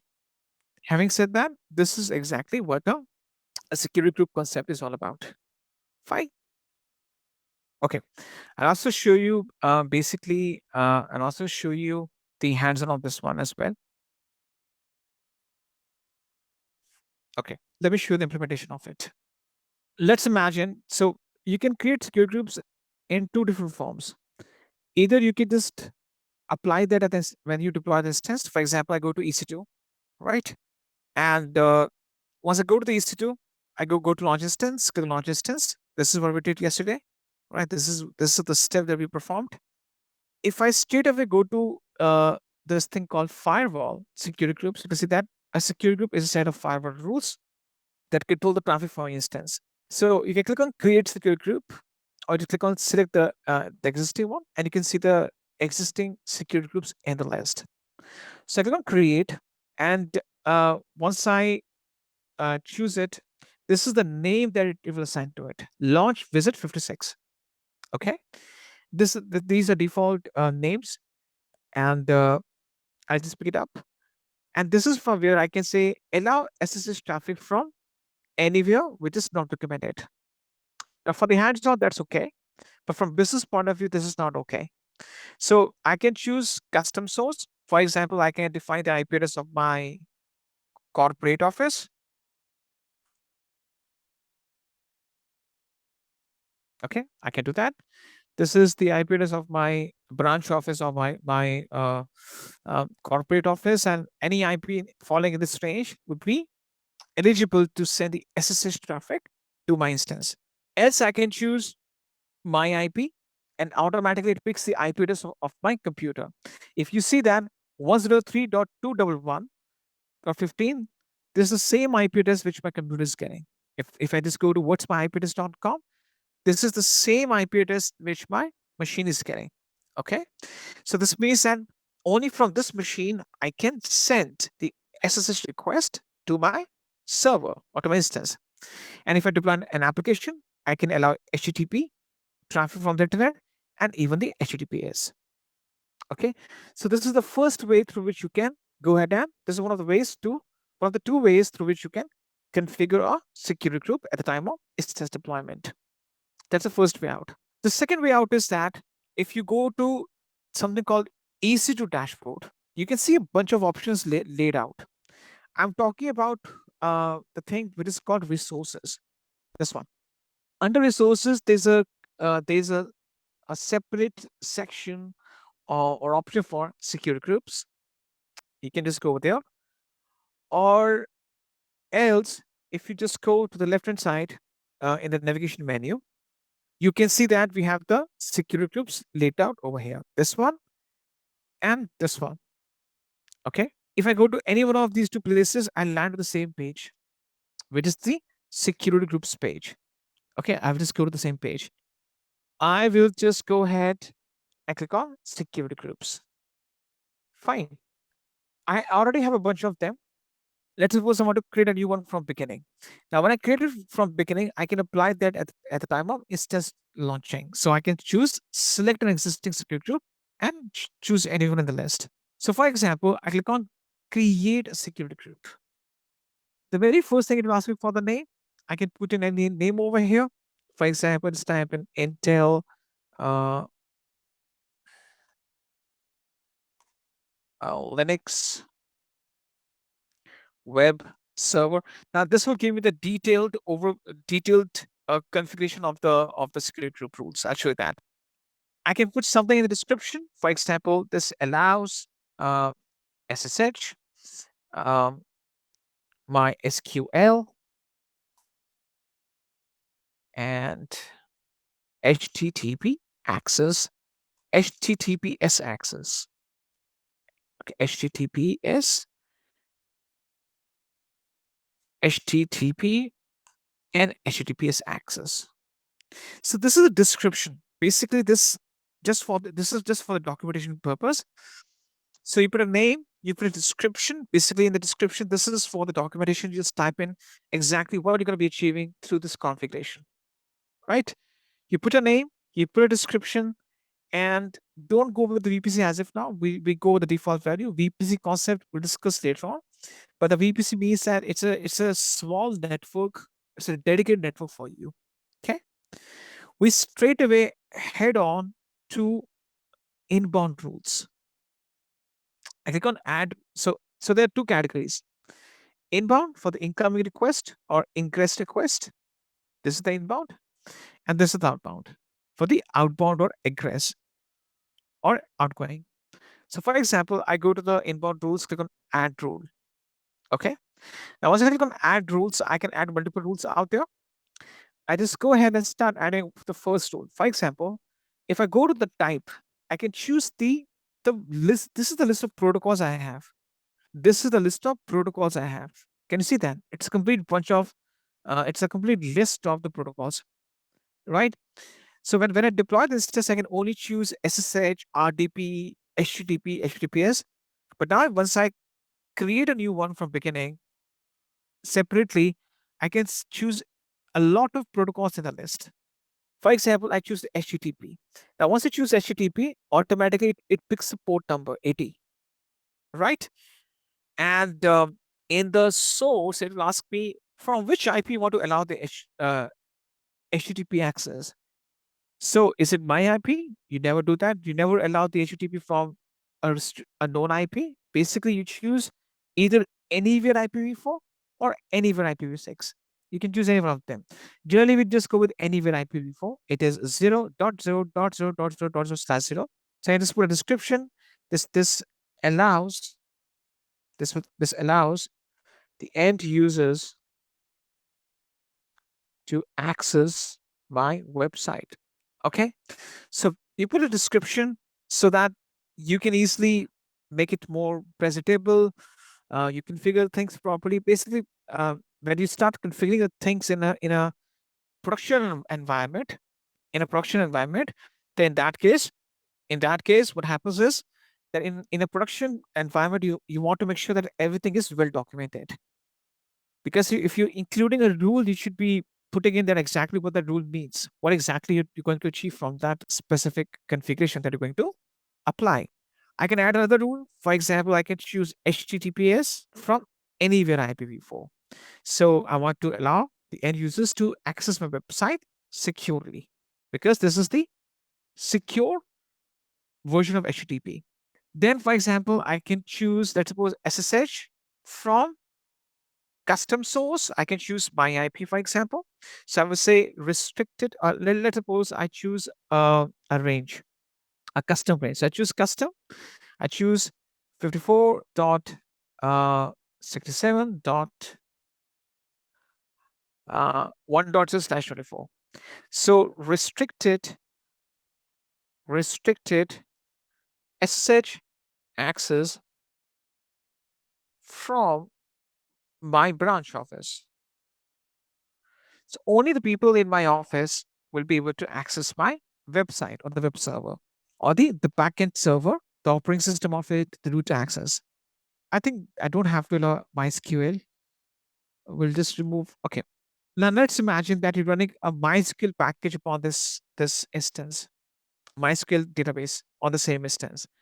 So I can just look for, let's suppose, MySQL. I'm running a kind of a database package, a database upon the same instance.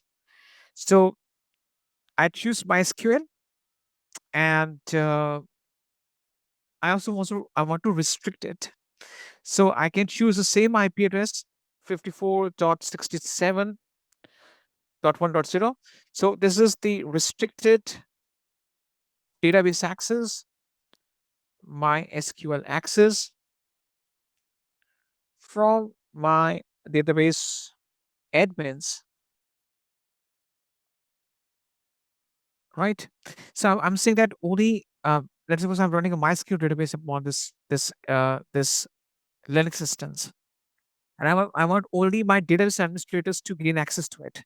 So I can restrict those IPs, because MySQL is also kind of restricted IP. You don't allow the MySQL access from anywhere. Okay, this is just an add-on. So in this case, these two protocols are open. Generally, these two protocols are open. HTTP, HTTPS, these are open ports and protocols. You learn from anywhere. Rest of them, most of them are restricted, including SSH for Linux, RDP for Windows, even MySQL for databases. These come under restricted categories. Fine. So once I do that, what about outbound? Outbound, basically, we don't change it, because in terms of outbound, we don't have any security threat. It's the incoming which poses security threat, not outgoing. So outbound says all traffic includes all protocols and port ranges to all the destinations. If you want, you can apply the restrictions over there. Okay. If you want, you can perform the restrictions out there, but I'll not do that. Fine. You can optionally tag this thing but tagging is not that much important in terms of security groups management. So you understood what we are doing. We are trying to say this is my Linux web server, which allows the SSH, MySQL, and HTTP access, SSH, MySQL, HTTP, and HTTPS access, and I have opened these two protocols from all IPs. Anywhere can access my website, but I want to restrict these two protocols because these are they give the special access. It's a privileged access. For example, the SSH access is given so that the users can SSH list administrators. They can perform something. I want to run some database packages. Let's suppose I'm running a database. My database administrators need to gain access to the database running upon this. Let's suppose I'm running a Ubuntu server with MySQL package running upon it, or a Debian server, a Debian Linux instance. So there are few things I need to do, for which I need to open this MySQL port. So I can say restricted MySQL access from my database administrators. And that's it. In terms of Outbound, I haven't touched it. All right. So that's about this stuff. This is what exactly the type of configuration I'll be applying. I click on create security group, and this creates my security group. Intel Linux web server. Now, at the time of instance deployment, I just go ahead and apply the same one in front of you. So I just go ahead and, for example, I click on select existing security group under network settings and look for the one that I just got created, Intel, this one, yeah. So I can choose select existing security group and apply the one that I just got created. Okay, this is exactly what you need to do. You can either create a new one, but you don't get a lot of options out there. You just have these three rules in place. But if you create a security group separately, you can choose a bunch of options, bunch of protocols, and then at the time of instance deployment, you choose select existing security group and apply the one. You can just search for that in the list and then apply the same one that you already have created beforehand. Fine. I'm going to give you a document, a text document, which consists of either I can just give a text document, or this is the exercise. It's already there in the Google Drive. And if I copy and paste the content of this text right now, this is the DIY exercise. DIY stands for do it your own. Do it on your own. Okay, DIY exercise. Okay, this is a scenario. So I've already explained you exactly that how a security group needs to be configured. Fine. This is the scenario that I've laid down in front of you. Okay, this is the scenario that's being in front of you. And you have to go through the scenario. Open your AWS Management Console. Try to configure a new security group on your own based on the scenario. All right. All right. So let's go to this statement. It's a DIY exercise. This do it your own exercise. So based on understanding and based on what you already know, you have to apply these steps. It says create a security group based on the following requirements. The first requirement is that you have to go for the inbound rules. You want to allow the users to access the website running upon this test in such a way that they can access it safely and the communication is encrypted and quote unquote secure. So you want the users to access the website. It can be a Python website, a Node.js website, Apache PHP web application, whatever you want to deploy. You want to give them safer access. Okay, so in this case, I go to the security groups on my instance dashboard. So basically, if you go to EC2 dashboard, you can just click on security groups on the resources under resources menu, or you can find resources. You can find security groups on the left hand side under network and security. You can just go to either of these two options. You land on the same page. Now you can create security group and you can put any name out there. For example, demo Intel Web Security Group. Let's put it as SG in the short form, which stands for security group. So I can put some description for the documentation purpose. allows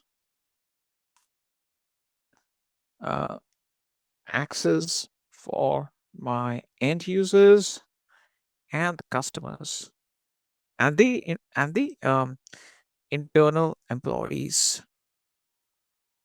Okay, so I just put a simple description. This is just for the documentation purpose. Access to my end users and the internal employees. Okay, let's start with the inbound rules. Let's start with the inbound configuration. Based on this, it says allowed users to access the website or upon instance in such a way that they can access it safely and the communication is encrypted and secure. Now, whenever you want to give a safer website access, you always use HTTPS. Right now, you go to Intellipaat site, it's HTTPS only. All right. So you choose anywhere IPv4 and you just say allows HTTP secure access to my website. Right, you choose HTTP as in the front end. What's the next thing? The next thing that you have to do is that you have to, it says, as this is a Windows server, your admins should access it from the branch office. This is the IP address I've already pasted over here. So I'm saying that let's allow the RDP. So RDP is for the Windows server, and I paste the IP address over there. So I say restricted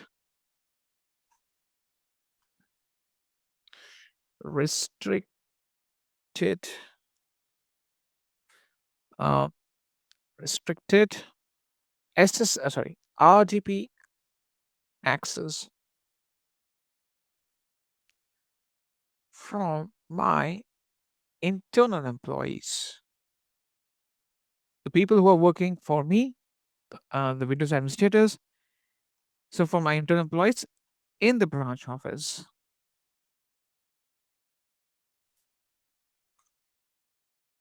Okay, so you restrict it. Now the third one says that this Windows service is also running a MySQL database. You want to allow the internal access from the same branch office and a bunch of internal private IPs.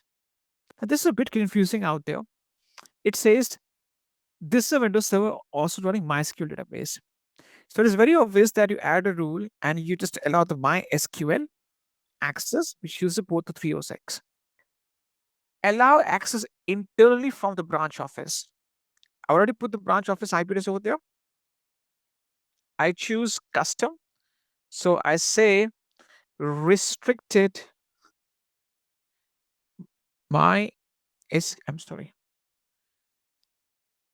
MySQL access from my branch office. Okay. The next thing it says, and a bunch of internal private IPs. You must have some internal servers that need to communicate with the MySQL database.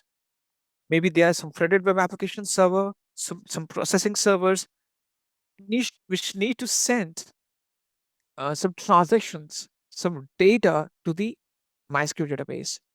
So you need to copy this IP address and you have to add fourth rule. MySQL from custom source and you put the IP address. So restricted MySQL access from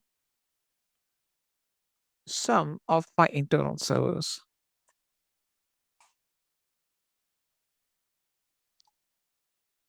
Understand the point? You can allow the same protocol multiple times for different types of IP, for different set of IP addresses. I'm saying this is the MySQL access from my branch office. I put the branch office IP address and put it across. Also, there are some bunch of internal servers that need to access the MySQL database to send some transactions or some data towards it. So I allow the MySQL access from a bunch of IP addresses from the internal server, which belong to some of my internal servers. Okay, so if you have different categories of IP addresses or different sets which can be grouped together, you can put it across in two different rules or multiple rules. So the same protocol can be applied in multiple rules if we have different types of sources. These are the 4 rules that we have to apply. In terms of outbound, I'm saying that keep it to default. Don't do it anything. Go ahead and click on create. Right. So this is the one. That's how you have to create it. This is what the concept is. Fine. But there's one important thing I need to discuss with you before we can move forward. That is launch template or launch configuration. So I discussed with you the concept of load balancer, auto scaling, what exactly the purpose of having a load balancer is. Because basically, when you go with the horizontal scaling and you want to deploy more instances for the same application, which supports the same infrastructure, it is very obvious that you have to make sure that there should be some component or any type of device, whether it's virtual or physical, it should be sitting in the middle and should be diverting the traffic to the instances or routing the traffic out. It will dividing the traffic between them equally. For that, we use load balancer, right? So we discussed about load balancer, the health check capabilities that it has, and the downside of the load balancer we discussed was that it has no capability to do deploy more instances if there's a scarcity of them. So if you lose, for example, one instances or two instances, and you just have one or two instances left out, then load balancer will divert the entire traffic to that leftover instance, okay, or leftover instances. So in that case, if we uh, putting those instances to exhaustion, will be sending a lot of traffic to those leftover instances. So to compensate for that, autoscaling can deploy more instances automatically. It will see the difference between the desired capacity and the actual capacity, and based on that, it will launch additional instances for you to compensate. Right. So whatever lesser amount of instances are there in the infrastructure, it will deploy the same number of instances for you. Then we discussed that autoscaling can also increase or decrease the number of instances based on the principle of elasticity, based on the time of day, patterns of the incoming traffic, demand. It can increase or decrease the number of instances. They make use of scaling policies as well, based on which, for example, you have the metrics like CPU utilization, the number of requests coming and hitting a load balancer, number of packets coming in or bytes coming in, bytes going out.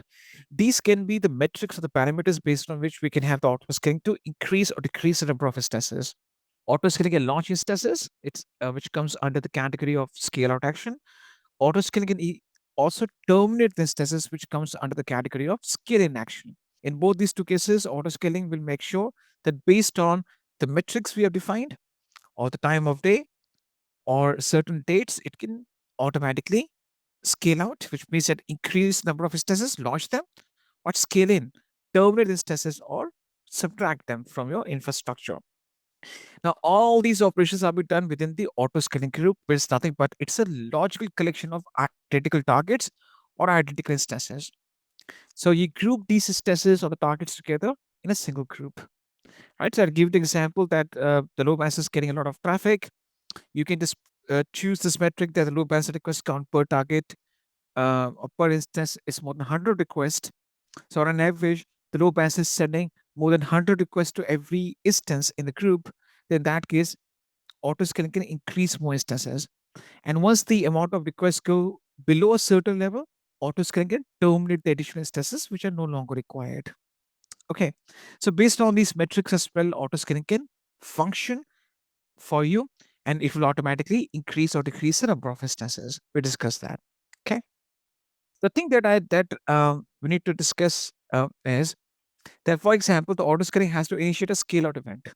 It has to launch instances, right? Autoscaling, there's a need or there's a requirement for the autoscaling to increase the number of instances, right?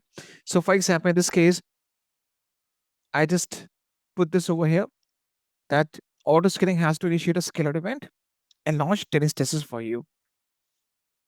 The question that comes into this entire conversation is that if the autoscaling has to initiate a scale out event and launch instances, how autoscaling will know the software and the hardware configuration of those instances? There should be something, right? So if for example, autoscaling has to launch instances inside the group, right? There's certain parameters that we need to deploy. There's 10 certain properties So auto-scaling says, I would like to deploy some instances. So auto-scaling has decided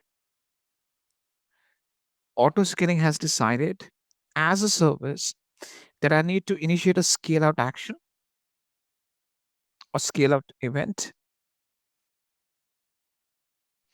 And based on that event, I need to launch instances inside this auto scaling group. So this is my, for example, my auto scaling group,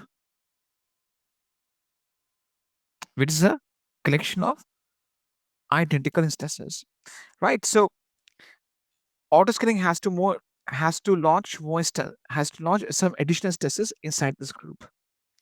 But the question really is that who decides the AMI, the Amazon Machine Image, right? This test type,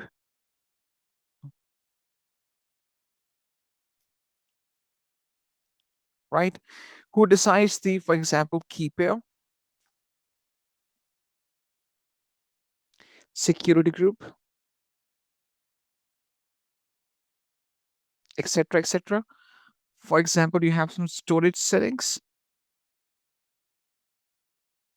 Storage, for example, EBS or EFS. These settings need to configure them. So basically, these are some basic properties. These are some basic parameters. Auto scaling needs to put across these parameters or refer to these parameters and deploy the instances, the similar instances inside the auto scaling group. Right? That's what it wants. So what you do is that you put this entire list of properties in a template on a document. That document is called launch configuration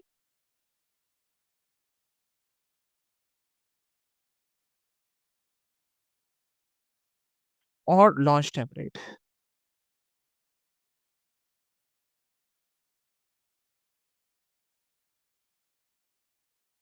Right? This is called launch template or the launch configuration. You can use either of these two things. They're the same thing.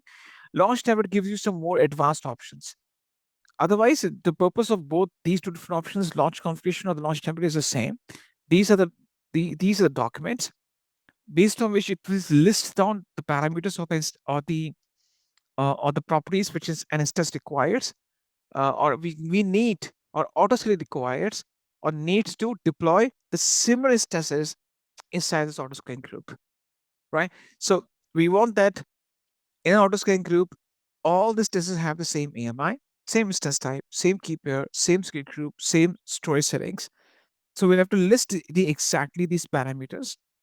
Autoscaling will refer to these parameters. Basically, it will use the document, the launch configuration of the launch template, and based on that, it will initiate a scale-out event and deploy the similar instances with exactly the same AMI, instance type, key pair, secure group, whatever properties are you define in the autoscaling group.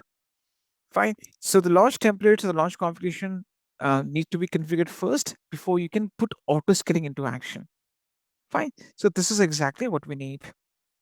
Now, in this hands-on that we're doing, we'll be using launch configuration.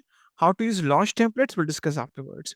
Because when you start configuring launch configuration, Amazon Web Services will or AWS will give you notification, use launch templates. They are recommended. Yes, launch templates are recommended over launch configuration, but you can use both of them. Both will work perfectly fine. In launch templates, basically, you can create the versions and revisions. Okay, that's the advantage you get. We'll discuss launch template as a separate topic. So in this hands-on, we'll use a launch configuration for auto-scaling. Fine. Public image. Okay, what's a public image?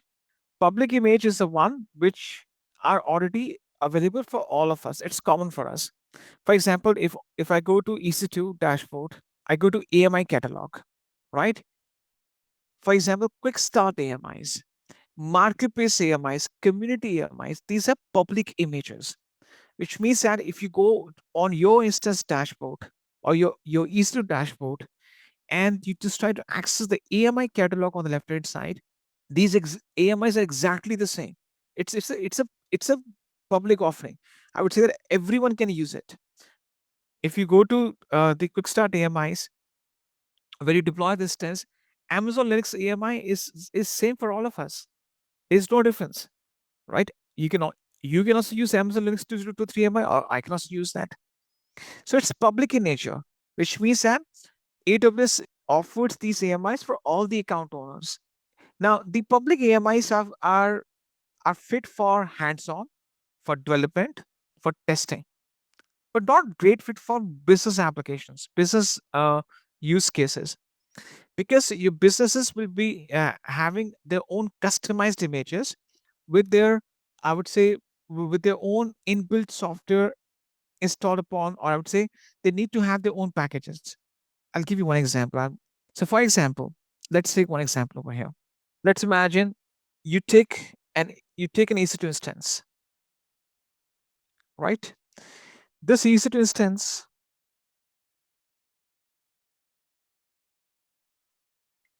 is launched using a public AMI. For example, I'm sorry, let me just remove the annotation. Let's imagine I use one of the public AMIs in the list. Let's suppose I pick Ubuntu 22. Yeah, this one. Ubuntu Server 22.04. Now, if you see in your quick start AMIs, this is the same AMI you can see. No difference. This is a basic plain AMI which is visible on all the accounts. So, for example, if I launch this instance using Ubuntu 22.04 AMI, public AMI. Now, this is not being customized based on business requirements. This is a plain image, a plain operating system. Okay. Now, what you do is that you SSH to the instance, or you run a script, and you say, all right, let me install upon it. Let me install, for example, WordPress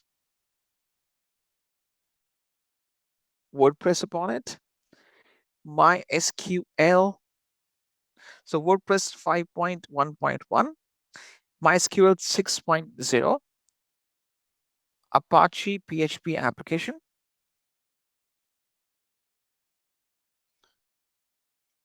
Right? You install these packages and you customize them. So you customize all of them. You customize, basically you're trying to launch your web application. So you customize these packages based on your business. You customize them. You do the customization. You customize the WordPress site, the MySQL database. You have the entire data in that database. You run the Apache PHP application. So you install all these bundles. Okay. Once you install all these bundles upon the instance, where it will be installed?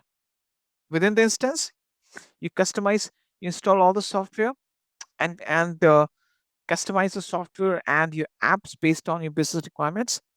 And then as a final product, you fetch a private image out of it.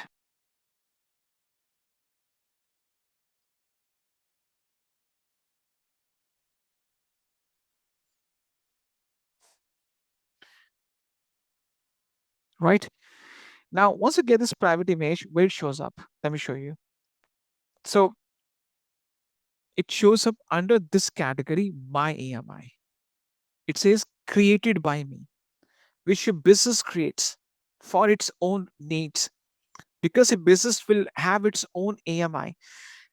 The advantage that you get is that once you have this AMI ready for you, okay, you don't have to manually log into every instance and every Ubuntu AMI instance and install the same software again and again. This private image can be taken as it can be stored in my AMI space, and from this private image can help you to launch identical instances, right? And these instances can be of any instance type.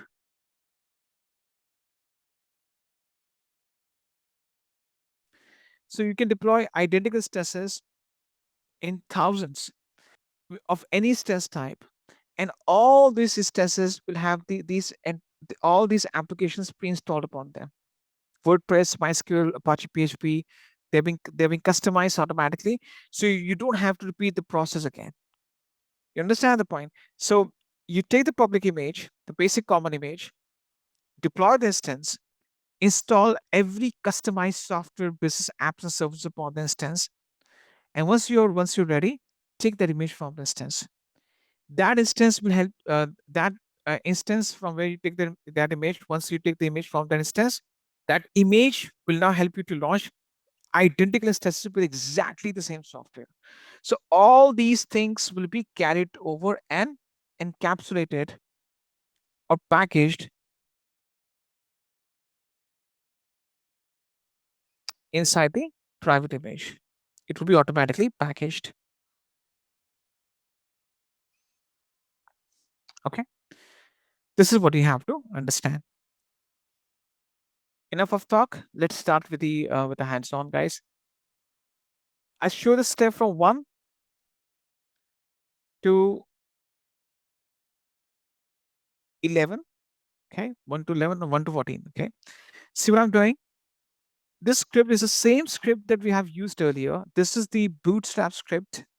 Now this will install a kind of a customized software for us on the instance which is launched using the public AMI.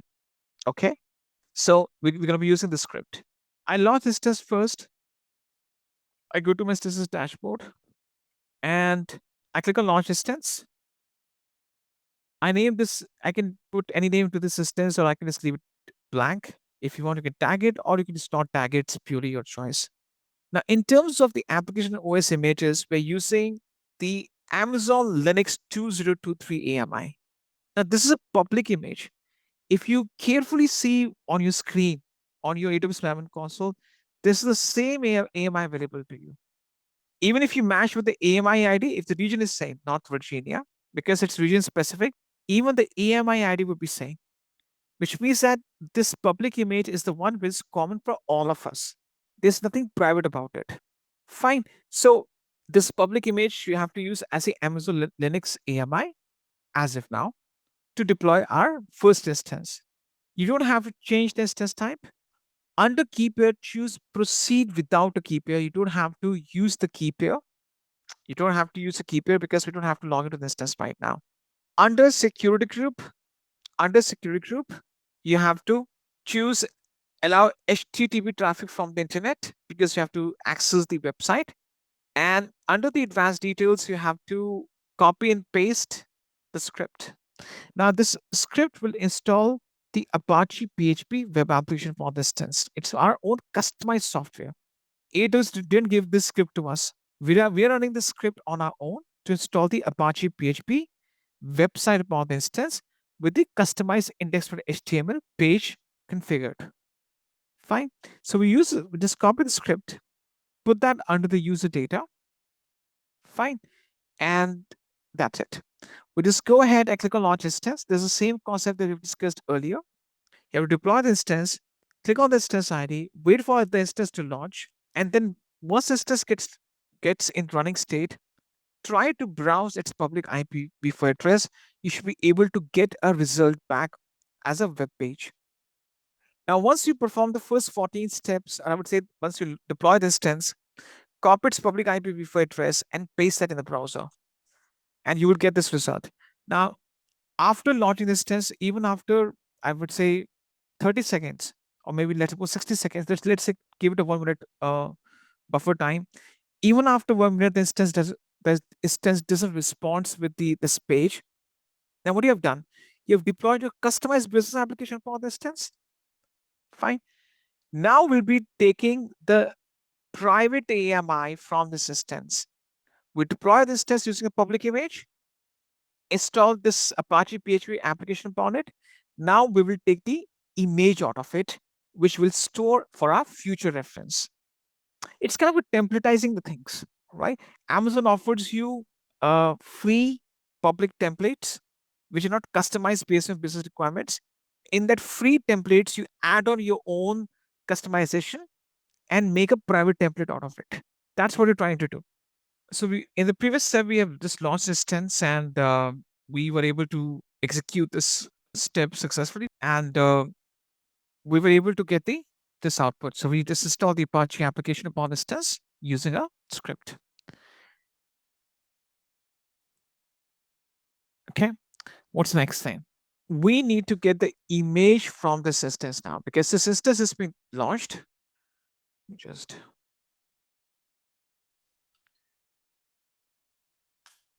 okay. Now, in this case, we want to make sure that we can just go ahead and take the image out of this instance. So in this case, we are going to follow the steps from step 15 only. Okay, step 15 only. So step number 15, what we're going to be doing, let me show you that. You need to just choose this instance, go to actions. So you have to select the instance first. You have to check it. Once you check your instance, you select it. You need to go to actions, image and templates. And there's an option that's called create image. You can see the definition of the AMI. It defines the program settings that are applied when you launch your instance. You can create an image from the configuration of an existing instance. Can you see this thing? You can create an image from the configuration of the existing instance. So we already configured the Apache PHP upon the existing instance, and now we're getting the image out of it. So that that image will have exactly the same package included with it. So for example, I name this image as HTTPD image. I put a description. For example, this image will be used with auto scaling to launch identical instances. I put some description over there. Now it says no reboot, so we have to uncheck it. So whenever we take the image from an instance, it gets removed. It is rebooted automatically. And when we take the image from an instance, it takes a backup of the image files in the form of snapshot. Right? You can see that. During the image creation process, easy to create a snapshot of the above volumes. Basically, this is when we the data storage linked with instance will back up the image files. So we want to back them up in a form of a snapshot. Fine. So in this case, we want to back up all the image files in a storage device that's called snapshot. It is a storage service. So snapshot will back up all those images, and the size of that backup is 8 GB. Okay, this is this will cost us 10 to 15 cents. Okay, because I already told you that for the image you have to pay 10 to 15 cents, because when you back up the image files, they're being backed up in the form of a snapshot, SNAPSHOT. So snapshot is a backup of your data. So the backup of the image files of 8 GB will cost me 10 to 15 cents. I click on create image and my image starts getting created. On the left hand side, I go to AMIs, and this is my private image showing up. Can you see the visibility? It's private. Status is pending as of now. If I go to AMI catalog, go to my AMIs. Now under my AMIs, this private image shows up. And you will see that your AMI ID will be different. This is the private image. This is not public now. This is private to you. It's not visible from other account owners. So you can customize the images. You can install any type of applications upon your instances, customize those application services or the pages, and then you create the image from instance. And as a result, as a byproduct, you get the private image. Okay. What's the next thing? The next thing is that we have to start with the target group and application load balancer. Okay. So we'll start with the load balancer deployment. What we need to understand in this case is that if you remember, once we start discussing the concept of load balancer, we used a very basic diagram. And if we put it across, basically what we discussed in this case was that the load balancer will forward the request to a group of instances or targets. Now, what we discussed was that what are these? These are the targets. These instances are targets. Okay, what are targets? The targets can be anything. They can be EC2 instances. They can be, for example, containers, Docker containers, for example. They can be, for example, um, instances, containers. These can be also your on-premises servers, with the servers which are running in your own data center. You can also link that with the AWS load balancer. So targets can be instances, your containers, on-premises servers, and there's something called Lambda functions. Now, Lambda is advanced concepts that we'll discuss afterward. It is basically a part of serverless infrastructure deployment. Lambda functions. Lambda functions basically are used to deploy your serverless websites or serverless applications. So the targets, what we're trying to do is that the load balancer will start diverting the traffic to targets. Targets can be instances, containers, on-premises servers, and Lambda functions. Okay. Now, in this case, we are using the targets as instances. We're going to be using them. Now, the thing is, load balancer will group these targets together, and it will label and that will be called as a target group. A target group is a group of similar targets or similar instances. Okay, if we group those targets together or instances together in our case. And the main thing is that we configure the health check based on the target group. Right? We discuss about the health check. Basically, the health check is being sent from to every target, but it's being configured at the target group level, the health checks. So before we can start with the load balancer deployment, we have to create a target group first and configure the health check for its targets. So how you go about doing that? You need to just go on the left hand side. On the left hand side, you will see that you have load balancing and auto scaling. Fine. So we just go to load balancing.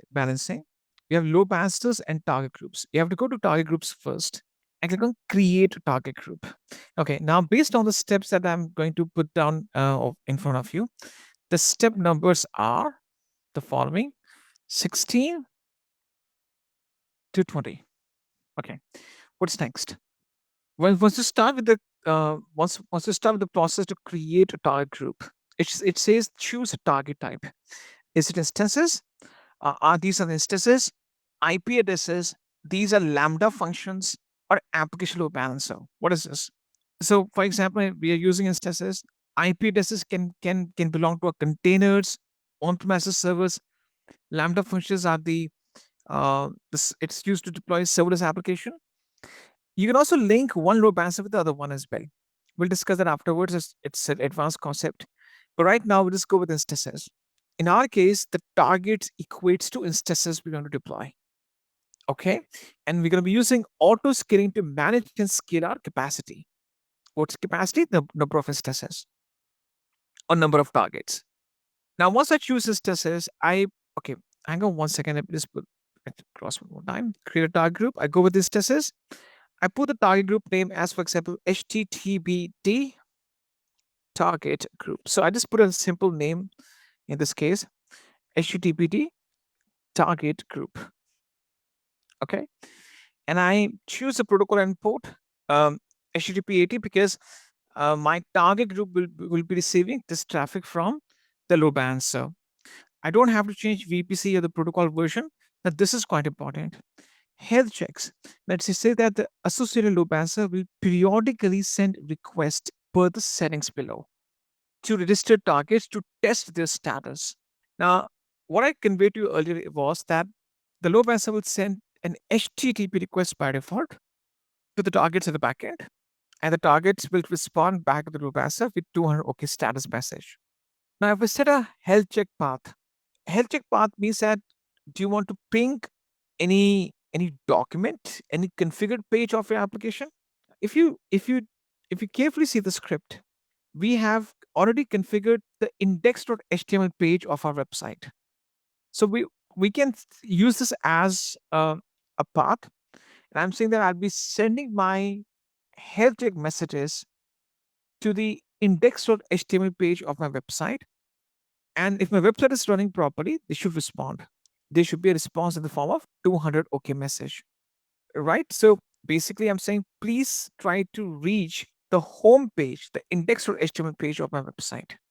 So in this case, what we're going to be doing is the health check ping path we're going to be putting in as /index.html.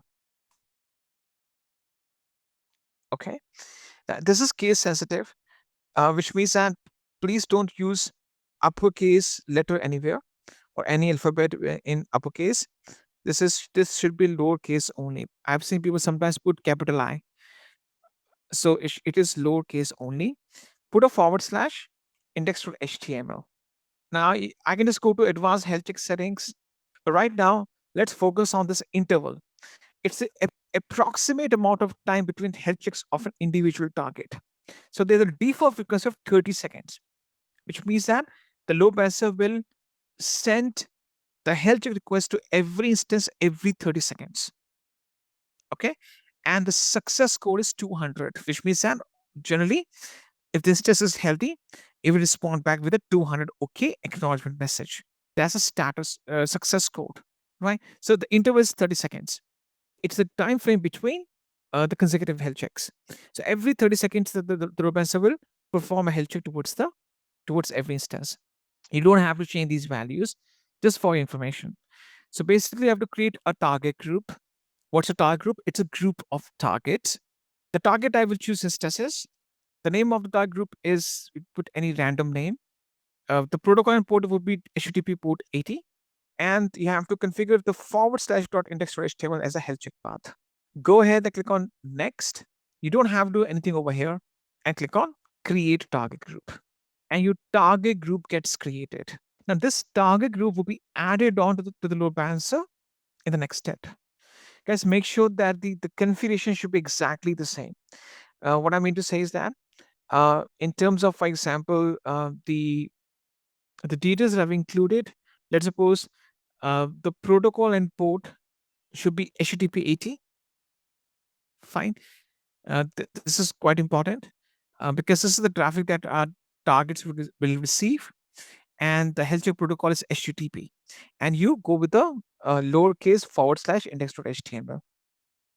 Okay, so the settings should be same as it is. Don't change the settings because based upon our website configuration, these settings are applicable to us. I'll show you one more time. So if you, for example, click on create target group, you have configured everything over here, right? You have configured everything over here. Okay, you have configured everything on the first page. Click on next. Don't do anything over here. In the registered targets, you don't have to configure anything. Okay, click on create target group at the bottom right hand corner straight away. That's what you have to do, because the targets will be registered afterwards. Will not add on any targets or instances to the this target group, right? So what's a target group? It's a group of targets, and those targets will be added afterwards. So right now, because we'll be using autoscaling to deploy the targets, and they will be added automatically based on the confusion. So in the advanced level, once we start configuring autoscaling, we'll merge the target group with the autoscaling group. So whatever instances autoscaling deploys will show up in this target group afterwards. There will be an overlap. You get to know this concept. Okay. Now, guys, one thing, once you're done with this thing, one thing you need to do is that if you go to AMI, AMIs, please confirm that the status of your AMI is available. The status is available. Okay. Now, this means that the image is created successfully. You can go ahead and terminate the instance that you deployed just for the sake of getting this private image. This instance that you deployed just for the sake of launching the app upon it and getting the image out of it, the private image, this instance is no longer needed. You can go ahead, you can right click or terminate the instance or go to test state and terminate the instance, you don't need this instance anymore now. The purpose of having this instance is to just launch instance using a public image. We use the Amazon Linux 2023 AMI or Amazon Linux AMI, install the Apache PHP app upon it, and took the private image out of it. That's it. Right? This image, if you use now, from now onwards, will install the same app upon same operating system, same application upon the next instances that we're going to deploy. So our mission is accomplished so far. You can just go ahead and terminate the instance. We don't need this instance anymore now. The purpose of this instance is to get the image out of it. That's it. Fine. Go to the instance dashboard. On the left hand side, we have instances. Right? We have instances. You choose instance that you had launched previously in the first step, the first 14 steps. You have to choose that instance, go to instance state, and click on terminate. Okay. Just a quick info, guys. Intellipaat brings you Executive Postgraduate Certification in Cloud Computing and DevOps in collaboration with IAM Divya Sampar, IIT Roorkee. Through this program, you will gain in-demand skills like AWS, DevOps, Kubernetes, Terraform, Azure, and even cutting-edge topics like generative AI for cloud computing. This 9-month online bootcamp features 100+ live sessions from IIT faculty and top industry mentors, 50+ real-world projects, and a 2-day campus immersion at IIT Roorkee. You also get guaranteed placement assistance with 3 Azure job interviews after entering the placement pool. And that's not all. This program offers Microsoft certification, a free exam voucher, and even a chance to pitch your startup idea for incubation support, up to Rs 50 lakhs from IAM Divya Sampark. If you are serious about building a future in cloud and DevOps, visit the course page linked in the description and take your first step toward an exciting career in cloud technology. Right. So if I just go to AMI, AMI is over here. When I issued the command create image, I got this image, the private image. Create template is nothing but it's a launch template or the launch configuration. On the left hand side, you will see that there's something called launch templates. Launch templates, right? This is what we're going to be discussing. The downgrade version of launch template is launch configuration. Basically, a launch template is nothing but it's a document. When you click on launch template from the instance, basically all the instance settings are being captured in a document itself, in a template. You create that template. Afterwards, when you have to deploy the same instances again and again with the same settings, same AMI, same instance type, you can use that template. Okay, so that is also one of the options out there. You can create the image from the instance. That instance will give you a standard parameter in terms of what type of operating system you like to have, the security groups, the key pair.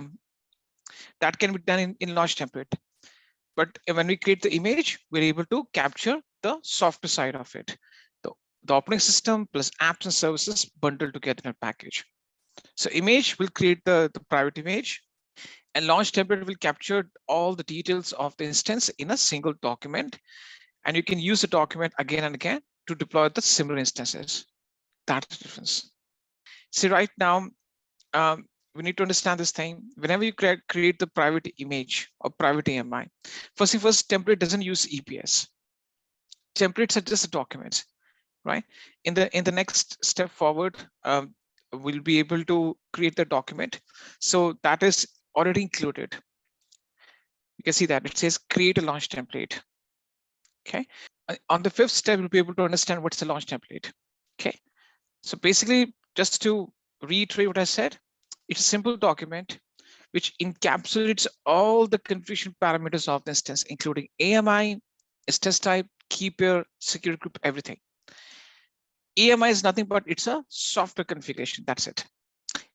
So you have to images is a software configuration, or it's a packaged bundled software that you use to deploy the instance. Template consists of the parameters in the form of a list in a document that you have to refer to deploy your instance. So on the 5th step, you'll be able to see exactly the difference between them.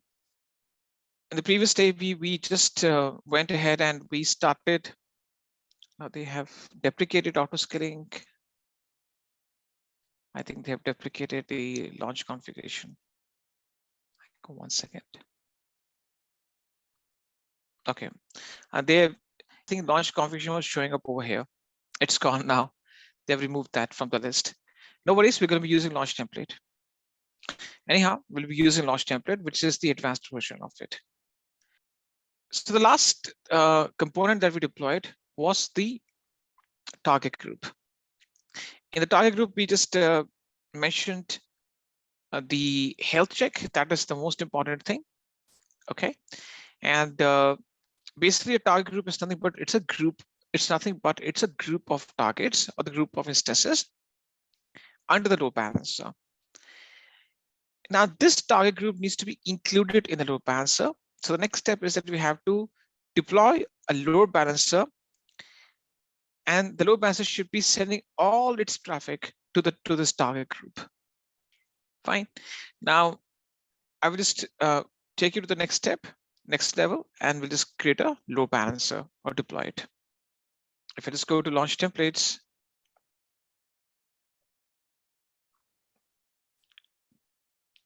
yeah, I think that's been deprecated. There was a lot of updates going on that the launch configuration would be removed. I think they removed that. That's okay. We'll be using launch template. So I'll show the steps in terms of the load balancer deployment. I'll show the steps. The steps would be, I'll show the steps right now. So I'll show the step. I'll go a bit slow in terms of load balancer configuration because I have to explain a lot of theory in terms of how you configure the load balancer, what's the purpose of every step, the types of load balancers. So I'll be discussing those things with you as well. Now, right now, I'll be going from step 21 and just take you up to 21 to 23 only. That's it. Fine. So I'll be going. Now, in terms of the load balancer, you have to understand this thing, that once you start with the load balancer deployment, to get started, the very first thing is that you have to be on the EC2 dashboard, right? So once you go to EC2, it will just take you to the EC2 dashboard, right? On the left-hand side, where you can see some of the menu options, you have this thing called load balancers, and target groups. So I go to load balancers, I click on create.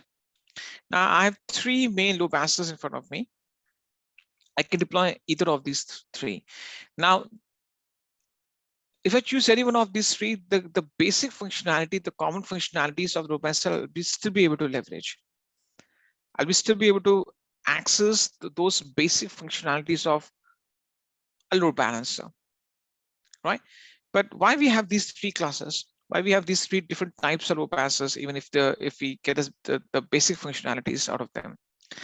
Because at certain level, they are being used in different situations, in different scenarios. For example, application load balancer is mainly fit for HTTP and HTTPS websites. Right. So the application load balancer is the most basic and most common form of load balancer that you're going to be using. In 95% of the cases, you'll be using this one. In 95% of the cases, you will be using application load balancer because it fits the requirements. It takes care of the HTTP and HTTPS websites. It can work for microservices, containers, on-premises servers. It's quite advanced load balancer, and it is suitable for two types of requests to process, HTTP and HTTPS. Fine. So in 95% of the cases, the application load balancer is more than sufficient. Now, why it's called application load balancer? Because it works at the application layer, which is HTTP and HTTPS, which includes HTTP and HTTPS protocols. Then we have network load balancer. Now, network load balancer is the one which is kind of, we can say that it's the advanced version of application load balancer. It can take care of any type of traffic: HTTP, HTTPS, SMTP, DNS, IMAP, POP3. So it can take care of any type of traffic. Fine. So let's suppose you want to take care of the SMTP traffic, which is for email servers. It can perfectly work in those situations. But that's not the main advantage of the network load balancer. Network load balancer is suitable in those cases when you have more than 1 million requests coming in each second. You can see the clear definition over here.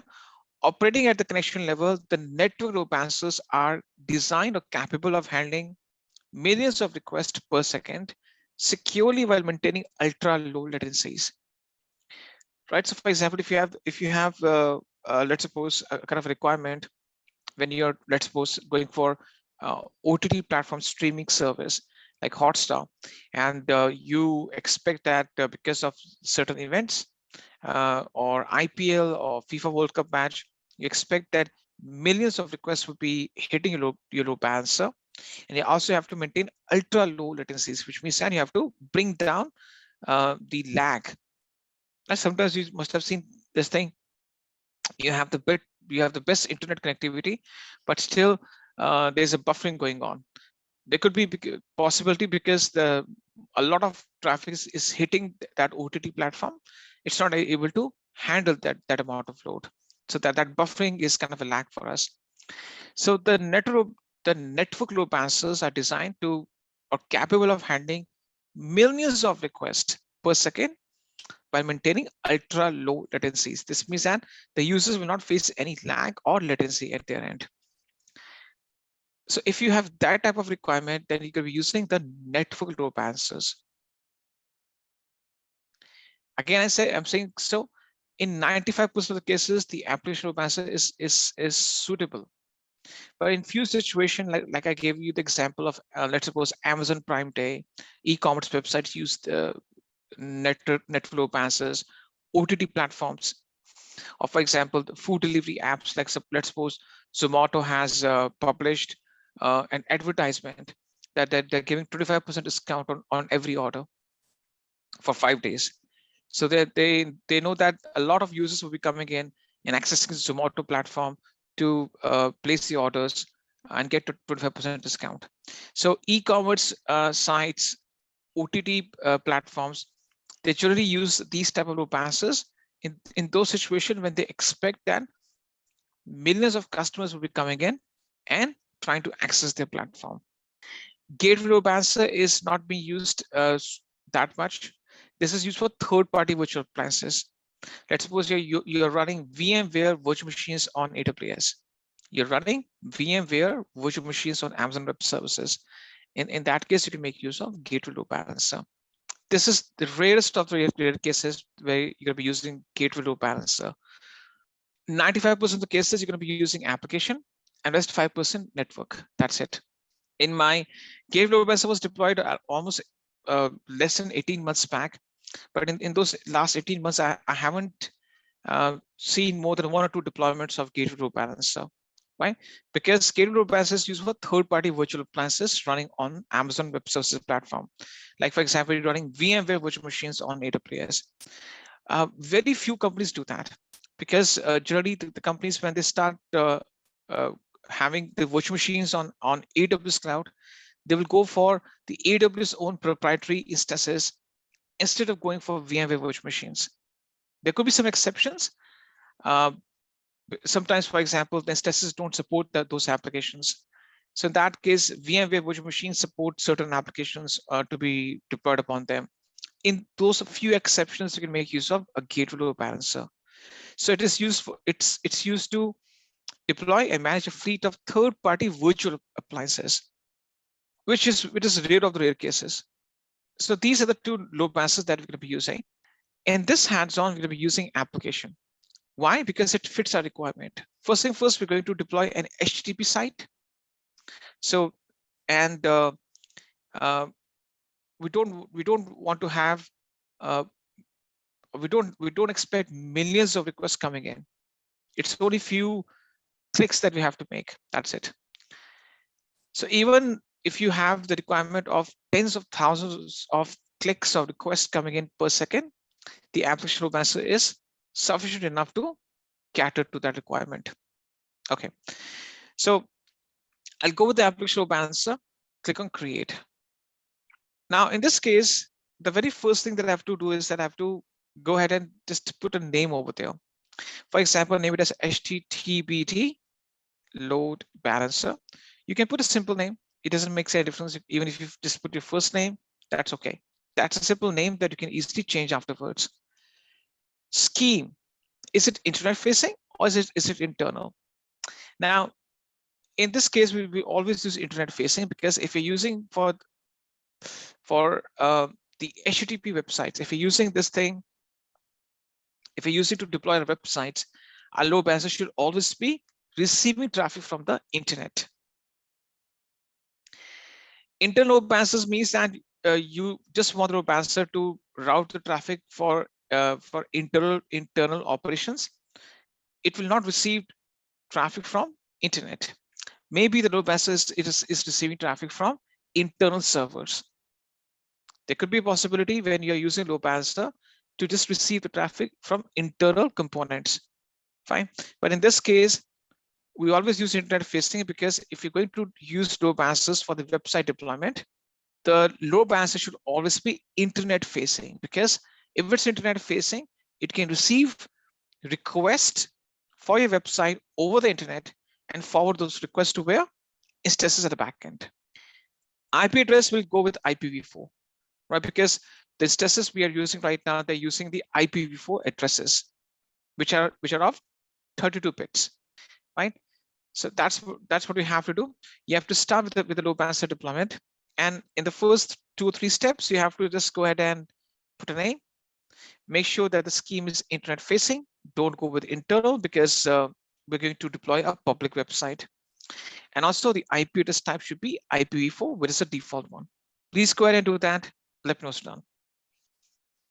Why we're using internet facing? Because we want the load balancer to receive traffic from public users, internet users, right? So if you don't use internet facing, or we choose internal by mistake, what happens? The load balancer loses the capability to receive traffic over the internet. Okay, it will only receive traffic from internal servers. Okay, so in that case, we should be using the internet facing load balancers. What's next? The next thing is the 23rd step. I'm sorry, 24th. In step number 24th, we have to go with the availability zones mapping. What is this? Step 24 only.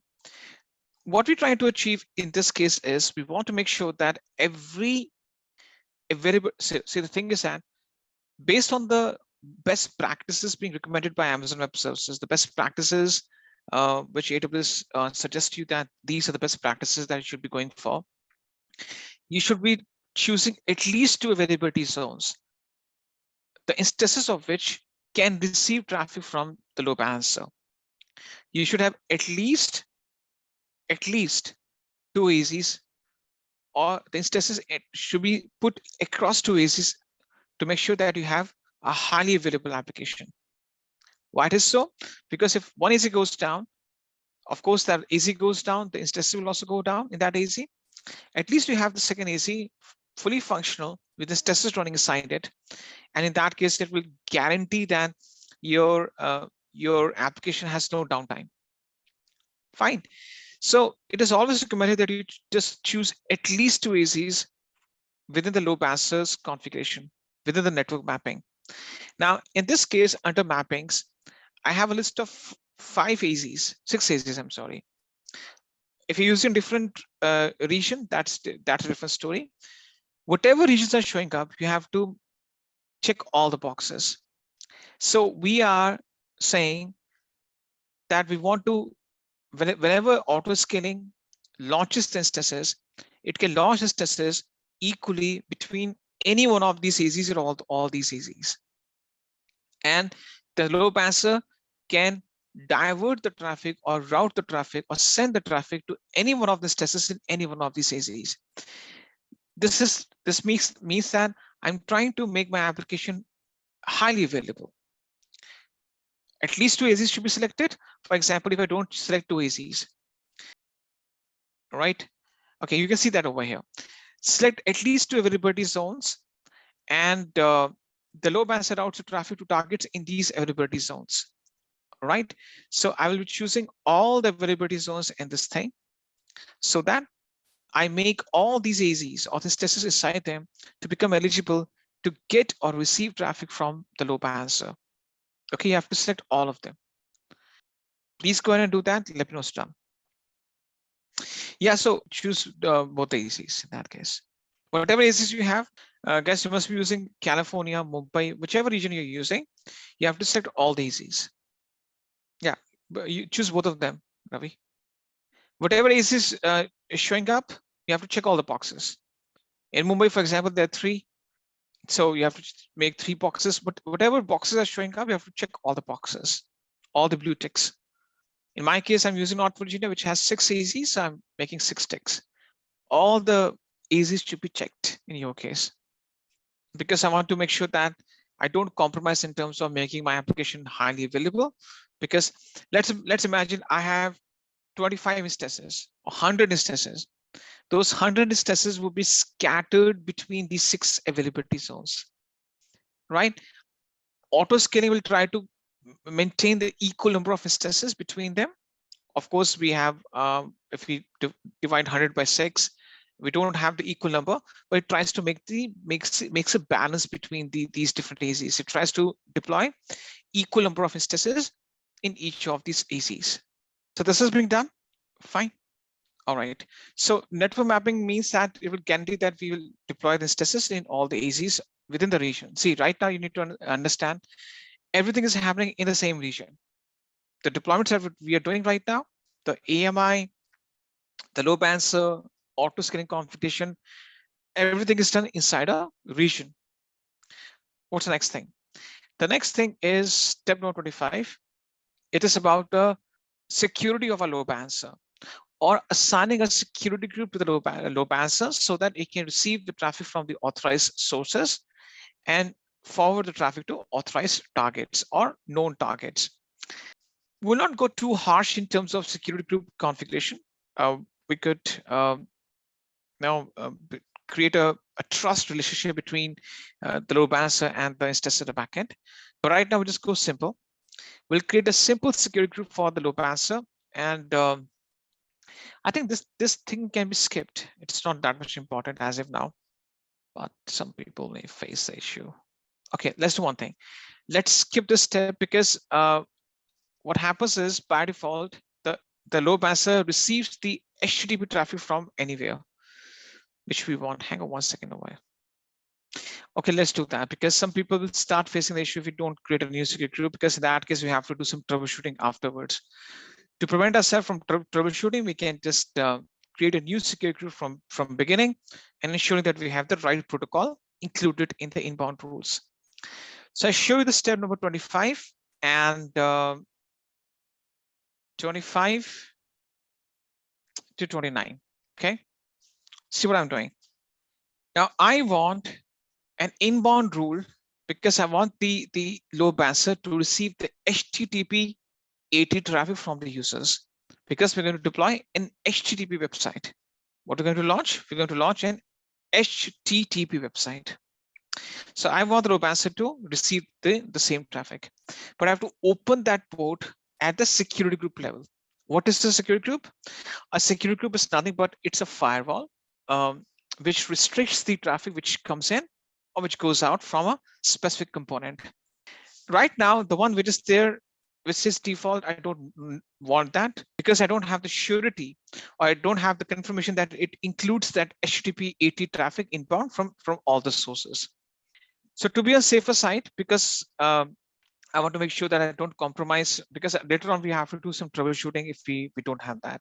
So in this case, what you have to do is, there's something called, there's a line on the top which says, a security group is a set of firewall rules which control the traffic for your load balancer. Select an existing security group, or you can create a new security group. Now, once you click on this one, this will open a new tab for you. Now, don't close the previous tab, because people get confused when switching back and forth between these two tabs. Okay, you have to click on this option. It says create new security group. It opens a new tab for you. Please don't close down the previous tab. Okay, Click on create new security group. It opens a new tab for you, a new page for you, where you can just go ahead and start creating a security group. Just be on this page, let me just type it done. Once you're on this page, great. Now it says that security group name. You can put anything over here. For example, name it as Elastic, or let's suppose I put it as app load balancer SG, and I can copy this and paste same in the description. I put a name and the description. That's it. Fine. And in the inbound, I add a rule where I just allow the HTTP traffic from anywhere IPv4. That's it. Make these 3 selections or perform these three things. Name the security group. You can copy and paste the same name in the description. Don't change it. And include an inbound rule where you just allow the HTTP inbound from anywhere IPv4. Please do this thing. Let me know what's done with this.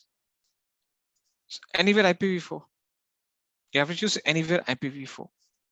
Okay. Once you do this thing, you need to simply scroll down. Don't change the outbound. Click on create security group. Let me know what's there. Once you've done this thing, click on create security group. Just have it done. Once you have created this one, you don't have to change the outbound. Simply scroll down at the bottom right hand corner. Click on create security group. Okay. Now what you have to do is that you have to go to the left tab. You have to go back to the load balancers page. Right. So there are 2 tabs opened. You have to go to the tab on the left hand side. Okay, the browser tab, and you have to cancel the default one. There's a cross one. You just click on cross, and this gets away, or you take over the default one. Now there's a refresh button over there. You hit refresh. Okay, and once you hit refresh, you'll be able to search for the load balancer that you created. Okay, basically you have to remove the default one and apply the security group that you just got created. You have to make sure that you hit refresh, remove the default one, and then apply the security group that you just created right now. You have to go back to the previous tab. So basically people get confused. They are on this tab. They will now say, okay, I somehow need to go to the load balancers now. There's another tab opened on the left hand side. You go over there, remove the default one or hit refresh, remove the default one and apply the one that you just got created. Yeah, Karima, that's okay. You apply the security group first, right? And then you cancel it out. If you're talking about the default security group coming up again, that's okay. You just look for the application load balancer security group that you just created. You select it, and you will have 2 boxes. You have to cancel the default box. That's it. So what we have done is that we have ensured that the load balancer has only one type of request coming in, which is the HTTP request from all the sources. We haven't included any other protocol, for example, HTTPS, because it's only for the secure website.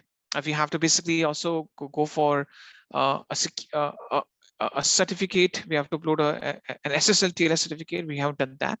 So any other protocol is not allowed, whether it's HTTPS, it is MySQL, IMAP. It's only the HTTP request which is coming in. That's it. Done. Okay, now what's next? The next thing is that you have to go with the step number 31. I think that's 31, 31, and 33. Okay, so in this case, when you go to the once you scroll the page down, it says listener and routing. Now, a listener is a process of listening to the request. What I want load balancer is to ensure that it listens to the HTTP AT traffic and forwards the request to a target group. Now, which target group you're talking about? It's the one that we created in the previous step. If you just go to the drop-down list, it shows us the target group. This is the same target group that we created earlier in the previous step. So I'm saying, hey, load balancer, please listen to the HTTP AT traffic and then forward that traffic to this target group, which will eventually consist of my targets or instances. Fine. Once you go ahead and do this thing, simply go ahead and click on create load balancer, and your load balancer gets created. Let me know what's done with this thing. Based on the document, you have to go with step number 31 to 33. And if you just click on view load balancer, your load balancer is now in the state of provisioning. You can see that the state is provisioning. Not able to see target group. There's a refresh button. Can you just hit refresh and see if it's showing up? Hit refresh. There's a refresh button on the right hand side of it. It's not showing up. That's weird. Case first thing first, you have to ensure that you are in the same region where your target group was created. Okay, your region should be the same. Now, if you already have created the target group and it's not showing up, then the only thing that you have to do is that you have to refresh the complete page, which means that you're trying to configure the load balancer, right? You're trying to configure the load balancer. You have to basically, it's not showing up. You have to refresh the complete page. Now, once you refresh the complete page, you will lose the configuration that you have done so far. And you have to start from beginning. But before you start from beginning, make sure the target group shows up. Okay. You will lose the configuration of the load balancer because the entire page is refreshed. Scroll down and look for the target group. If the target group is still not showing up, this means that it's not there. Okay, still showing active. Should I create a new one? Saga, there's a troubleshooting step I asked you to do. When you just give me one response that once you just completely refresh the page, right? You just refresh the page. And if you scroll down, can you see the target group right now? Yes or no? Can you show the target group step again? Why there's a need to show it again? You're talking about the load balancer one. I'll just come to you. The target group is not created, or there could be a reason that you have by mistake switched to a different region. Create a new target group in that case. There's a possibility either you didn't create the target group or you have switched to a different region by mistake. So Sanjay is telling me you're asking me to show you the target group step again. Basically, this is the listener and routing step. Once you go to listeners and routing, you have to go with protocol and port HTTP 80. Just keep it as it is. Then it says default action. Forward to select a target group. You have to go to the drop-down menu and the target group shows up. You have to select it. Once you select it, so in the listener and routing configuration, you have to make sure that the protocol HTTP 80 is being selected and it forwards the request to the target group. So you have to select the target group in the list. And once you do this thing, thereafter, you have to straight away click on create load balancer. Okay. We're all set as if now. Everything's going perfectly fine based on what we planned. Now, the next thing that comes up is we have to focus on the auto scaling now. The next thing that we have to, so we have to focus on the next part, which is auto scaling. All right. Hang on 1 second. Based on the documentation, we have to create a launch configuration, which is step number 34. But because configuration was there, it's been deprecated. It's being discontinued from the dashboard. So I didn't have the privilege to change the documentation because I just saw that it's been removed. But that's okay. We create a launch template instead of launch configuration. Launch template basically is the advanced version of it, or basically it gives you some more advanced options. Now, what is this launch template, this launch configuration we are talking about? See, when I discussed with you auto scaling, I discussed with you a few of the important ingredients. And the main thing that I discussed with you, I discussed this thing with you that when the auto scaling has to initiate a scale out event, what exactly is meant by scale out event? If you use the term scale out event, what do you mean by that? So auto scaling, if it has to initiate a scale out event, it has to launch instances, right? Scale out means launching, scale in means terminating. So auto scaling has to initiate a scale out event, and it has the task to launch instances. The problem lies in this case is that how the auto scaling will understand that what should be the AMI, the instance type, the key pair, the security group, the storage linked with the instance. We basically put this all these parameters in a template or a document. The document is called launch configuration or the launch template. Now, this launch configuration is kind of deprecated now. It's no longer supported. This is deprecated. So you'll not be able to see this thing showing up now, but now they have just removed that from the dashboard. Very unfortunate for us, because it will be easier for us to use this option, but that's okay. Launch template is also easy. So launch template will consist of all the parameters which auto scaling needs to deploy instances with exactly the same parameters. Right? What's an auto scaling group? Auto scaling group is the group of identical instances. Right? So I gave the definition. An auto scaling group is a logical collection of identical targets. What do you mean by identical? They have the same AMI, same instance type, same key pair, same security group. So in this case, to make sure that they have the same identity, they have the same software and hardware configuration, same security group applied to them, you have to put all things in the template. Auto scaling will use this template and deploy identical instances. Okay, so when you go back to the EC2 dashboard, on the left-hand side, you would see a bunch of options out there, right? So under the instances, we have 1, 2, 3. There's a third option, which is called launch templates, right? This is the one, launch templates. Just on the left-hand side, where you have the instances, you have instances, instance types, and launch templates. You have to click on launch templates, go to launch templates, let me know once you're on this page. Just type it done once you're on this page. In this, you can find options switch launch configuration. But in my case, it's not showing up. It depends on the region, region to region. You must be using some of the region apart from North Virginia. It depends upon region to region. So if I go click on create launch template, I'm not getting the option as if now, but it could be the regions. If you use a different region, in that case, sometimes options change. Anyhow, we are on the launch templates. I click on create launch template. Fine. Now, once we go to create launch template, the very first thing is that we have to put a template name. I name it as, for example, HTTPT launch template. Fine. And you can just put some description. You can just copy and paste the same in the description. That's okay. Fine. And yeah, first thing first, add a label. I'll go a little bit slow because this is not in the document. Put a template name, put something in the description, or just copy and paste the same thing. Let me know what's done with this thing. Just type it done, assign a name and a description. It's not there in the document because in the document I've shown the steps to configure the launch configuration.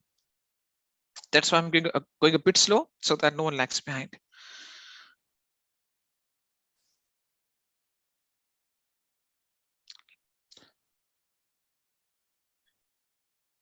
Done. Now, once you perform these two things, once you just put a name and description, there's something called auto scaling guidance. It says select if you intend to use this template with the EC2 auto scaling, right? You have to check this option. Provide guidance to help me to set up a template that I can use with auto scaling. Just check it right now. Let me know what's done. You have to check this option. Provide guidance to help me to set up a template so that I can use that with auto scaling. Please check this option. Okay, so basically it will show us the important options which the auto scaling needs to initiate a scale out event or increase the number of instances or launch instances for me, right? Once I'm able to perform these three things, I just go down to the application and OS images. Fine. Now, in the application and OS images, you have to choose owned by me. Okay.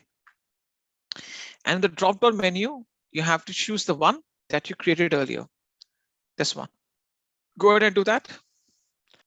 You're saying this image is owned by me. I own this image. I own this image. Fine. So once you create the template, you also have to include the image. So basically, there's a question out there. Difference between image and the template. Image is the subset of template. Image is a subset of the template. Template is a large overview of the things to be deployed, right? And image is a part of it, right? So that's why create the image, because the image has to be included in your document, in the launch template, in the launch configuration, so that the instances can pick up this image and deploy the instance with the same Apache PHP application upon it. Done? Are we done with this? What's next? Next thing is instance type. In instance types, you select all generations, and look for t2.micro. Now, I think t3.micro will also work, but I think that's okay. Yeah, look for t2.micro and select it. In your case, if t2.micro doesn't show up, then choose t3.micro. Please select it, instance type, t2.micro.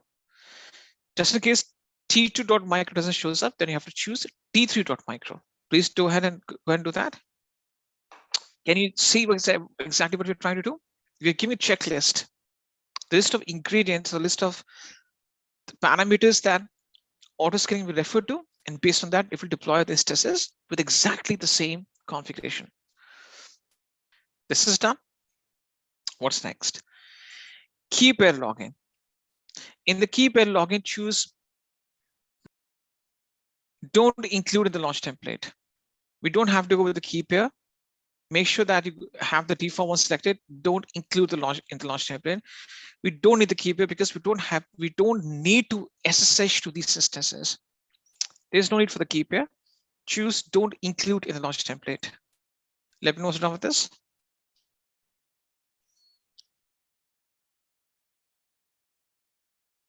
Done. Okay. What's the next thing? You have to straight away go to security group. Okay. Now we want to allow the HTTP traffic from anywhere. So what you can do is that you can go to select exist security group and choose the same security group that you apply to the load balancer. Same one, because the instances have to receive the HTTP AT traffic, right? So you select the same security group that you apply to the load balancer. Same one. Please go ahead and do that. Let's type it down. Once you're done with this. If you wish, you can create a new one, but just to save our time, because we just have to include the inbound HTTP AT traffic from all the sources. The same inbound rule that we apply to the load balancer. So we're going to be using the same security group because it has the same inbound rule. Done? Okay, what's next? The next thing that you're supposed to do is you scroll down. Don't go for storage volumes. Don't go for tag. This is purely optional. Don't go for advanced details. Okay, we don't have to configure any of the advanced details as of now. No, this is not required. Okay. You don't have to configure anything. So what we have done, we have put a name. The main thing is that we chose the image. We chose instance type. For the key pair, we went without the key pair, and we applied the security group, which allows the HTTP inbound from all the sources. Fine. We have just made these selections. We could have gone to some more details, but right now, these things that we have selected are more than sufficient for us. So rest of the parameters will be taken by default. Okay, we're not configuring the storage, resource tags, advanced details. You will pick the default values for them. Click on create launch template, and your launch template gets created. And then go to view launch templates, and your template it's created. Let me know once you are on this launch templates page. This can be done once you're on this launch templates page. Okay, so right now you have put a list of parameters for the instances to be deployed. So the instances with exactly the same properties, same AMI, same instance type, same key pair, same skill group would be deployed automatically. Now, what's the next thing? The next thing that we're going to do is that we have to create an auto scaling group from this template. Now, the steps on the document will be exactly the same. It was only that the launch configuration has been deprecated, it's being removed. Now you can easily see the documentation and follow the steps. I'm showing the step number 38 and 39. You need to go back and you have to select your template. Once you make a selection, there's an actions on the top right hand side. You have, for example, launch instance from template. You can launch instance from it. You can modify the template. Now, when you modify the template, it creates versions of the template: version 1, version 2, version 3, version 4. You can delete it. You can delete the version of it. You can set a default version. Default version means that let's suppose you have 5 versions. Out of 5 versions, you want the third version to be default one, which means that whenever you deploy launch instance, the third version is used by default. So default version gets the priority. You can manage the tags. Okay, let's go to this option, create auto scaling group. This is the second last option you have. Because from this template, we want to deploy an auto scaling group. What's an auto scaling group? It's a group of identical instances. You click on create auto scaling group and you come to this page. The step is done. Once you're done, you have to go to the actions. You have to choose the launch template, go to actions at the top right hand corner. The second last option shows up, create auto scaling group. And this will take you to this page. Okay, Patel, you have to basically choose the template. Fine, you have to choose a template, go to actions, and you have to click on create auto scaling group. It's an option. Okay, this is the launch template. You select it, then you go to actions. Within actions, you have the second last option, create auto scaling group. You have to click on that. You just think that's what I said, sir. But this option is only visible only to you. Reason being because you already have created all the steps. You already done all the steps. That's why the option is visible to you. Perform the steps. Launch configuration was there. You created the auto scaling group, and once you go to the auto scaling group, you get that option by default, which is not a privilege for all of us.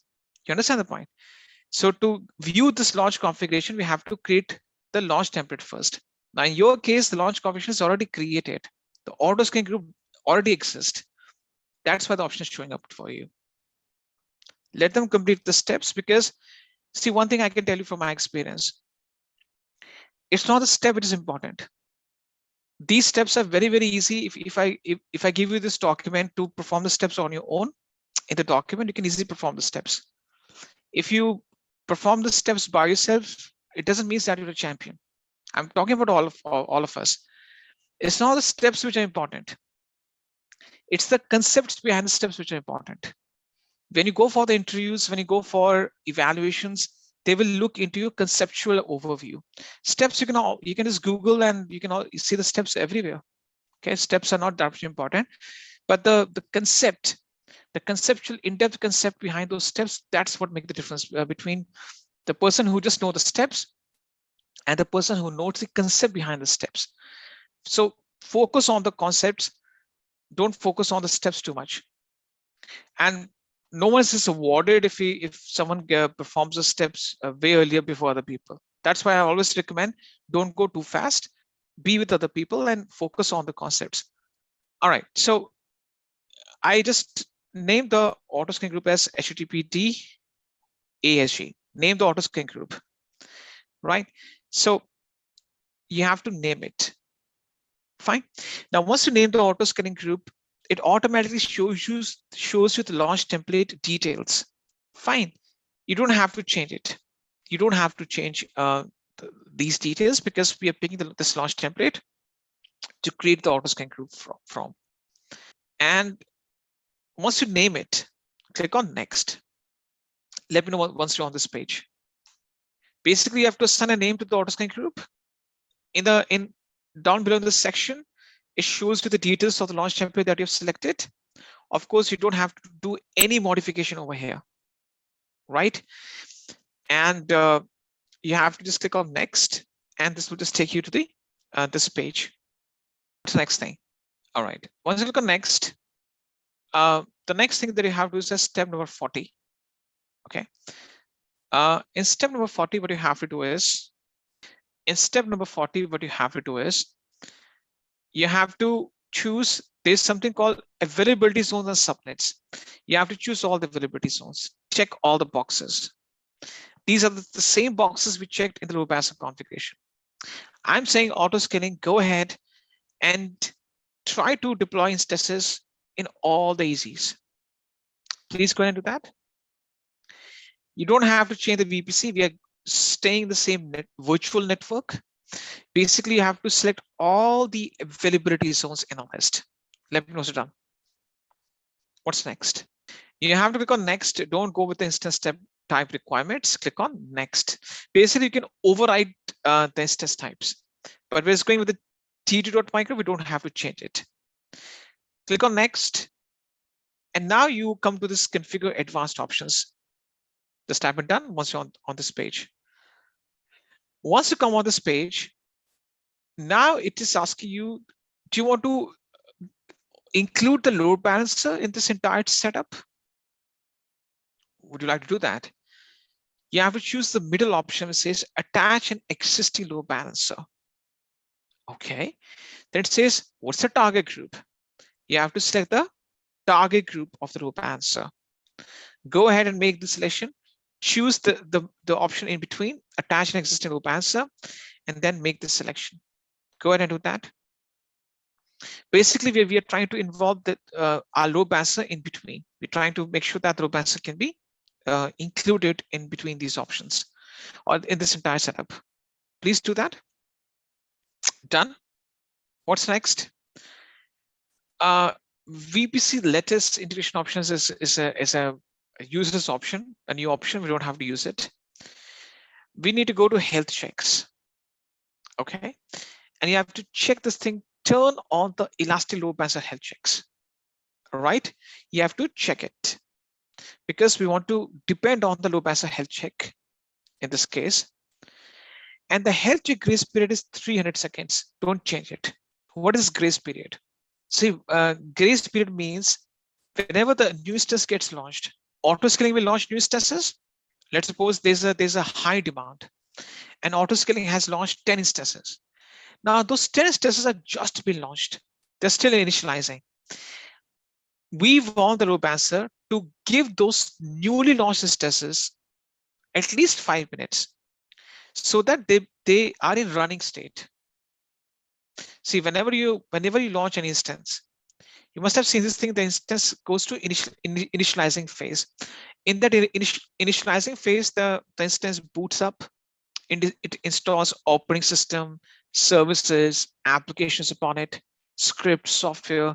And once everything runs perfectly fine, it shows you running state. Now, the problem is when the instance is initializing, and if I allow the load balancer to start health checks towards that initializing instance, it will fail the health check because instance is still booting up. It is not in running state.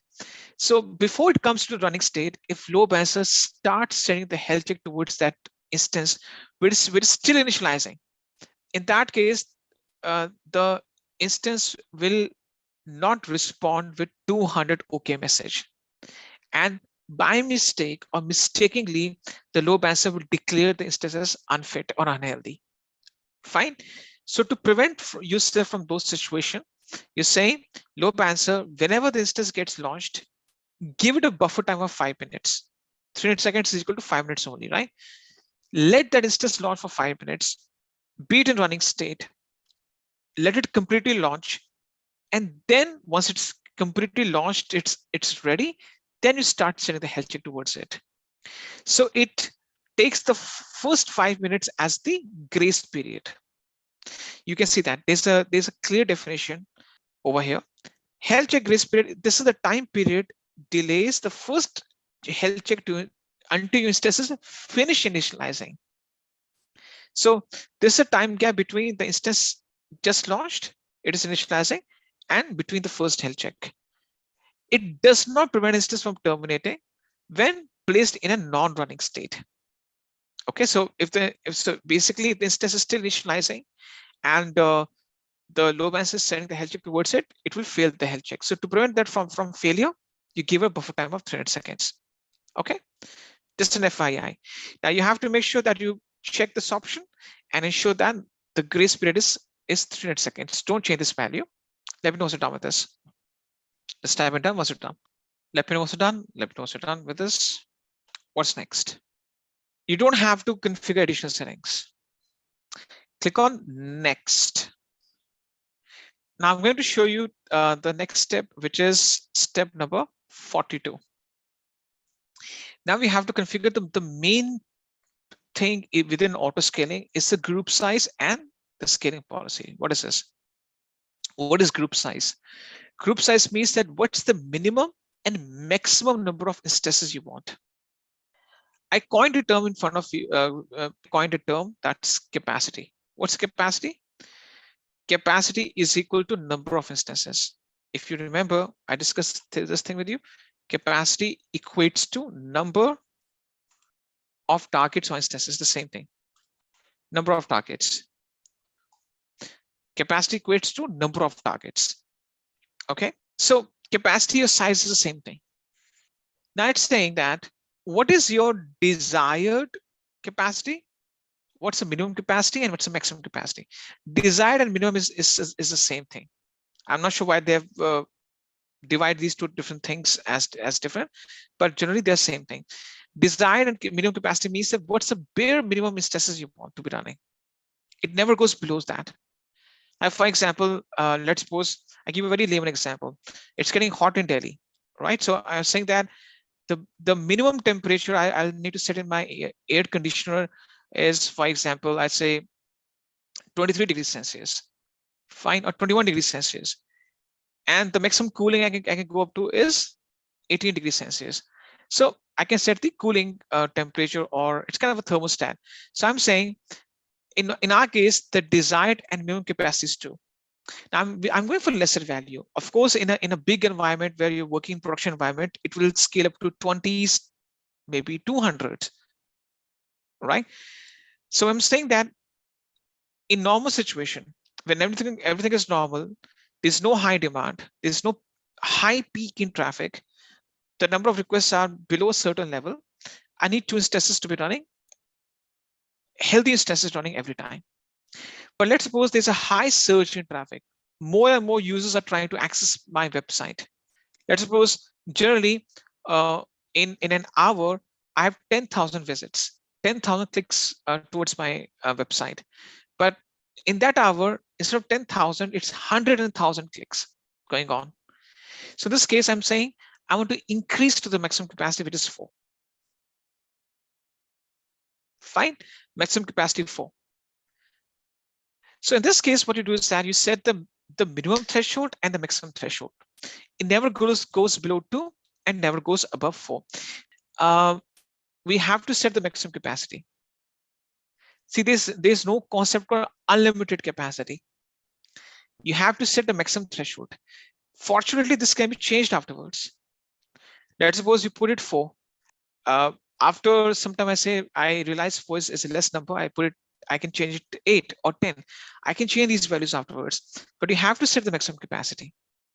There's no thing called unlimited capacity. At the end, we are consuming physical resources at the back end. So in this case, Amazon Web Services want to ensure that you set the capacity, which is beyond a certain range, which is within some limits. Fine. So we're going with lesser values, but in production environment, you go for higher values. Fine. Okay, just to do that, go ahead and put these numbers. Let me know what's done with this. Okay, what's next? Scaling policy or the conditions. See, basically the thing is that auto scaling, we have given it a buffer value, minimum capacity to maximum 4. But the question is that what are the conditions which will enforce auto scaling to increase or decrease the number of instances? Those are the scaling policies or the conditions. For example, I choose this condition, load balancer request count per instance. In this case, the users are my end users are trying to access my website. They send a huge amount of traffic to the load balancer. I can set a value that if load balancer is sending more than 100 requests per target, on an average, every target or every instance is getting more than 100 requests from the load balancer, then in that case, initiate a scale out event and launch the instances, right? And once the request goes below 100, then it will start decreasing or terminating those instances if the requests go down. But right now, I'm saying if the requests go at 100 or above 100, autoscaling can increase the number of instances. And eventually, if the requests go down, it will automatically decrease them one by one. So in this case, what I will do is that I'll go with the scaling policy, choose target tracking scaling policy, and choose the metric. Now we have the CPU utilization, number of packets coming in, number of bytes going out. We're going to be choosing application load balancer request count per target. Choose the load balancer target group and set the target value of 2 only. Now, of course, you should have in hundreds. By default, it's 50. It should be 100 or 1000, right? But because we're just doing testing, we want to see the faster result, we put the target value as 2. Fine. So I'm saying if load balancer is sending more than 2 requests to each of my instances, this means that there's a high volume of traffic coming in, and now auto scaling has to increase the number of instances. But once the number of requests go below 2, that will start decreasing to minimum size. So I'm saying I start with 2 instances. On an average, each of these 2 instances get more than 2 requests, go up to 4 instances, add 2 more. And once the number of requests on an average go below 2, it will come back to the minimum capacity, right? We're giving a bandwidth. This is minimum, this is maximum. If the number of requests per instance is above 2, go to the maximum. If the number of requests per instance goes less than 2, then you have to go back to minimum. Okay. And we are giving 300 seconds for the instance to warm up so that they get enough time to boot themselves up and be a part of this auto scaling group, right? So basically, you have to choose a target tracking policy.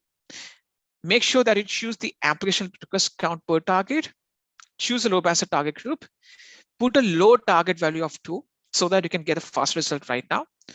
And choose 300 seconds for the instance to warm up, which means that when the new instance get launched, we give them enough time to install everything and be in running state. Let me know once you're done with this thing.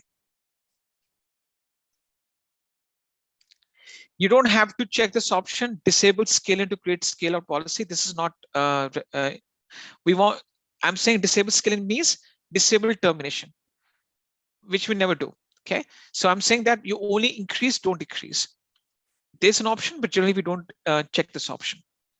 There's no target group option for me. Option is not there. You might be looking somewhere else.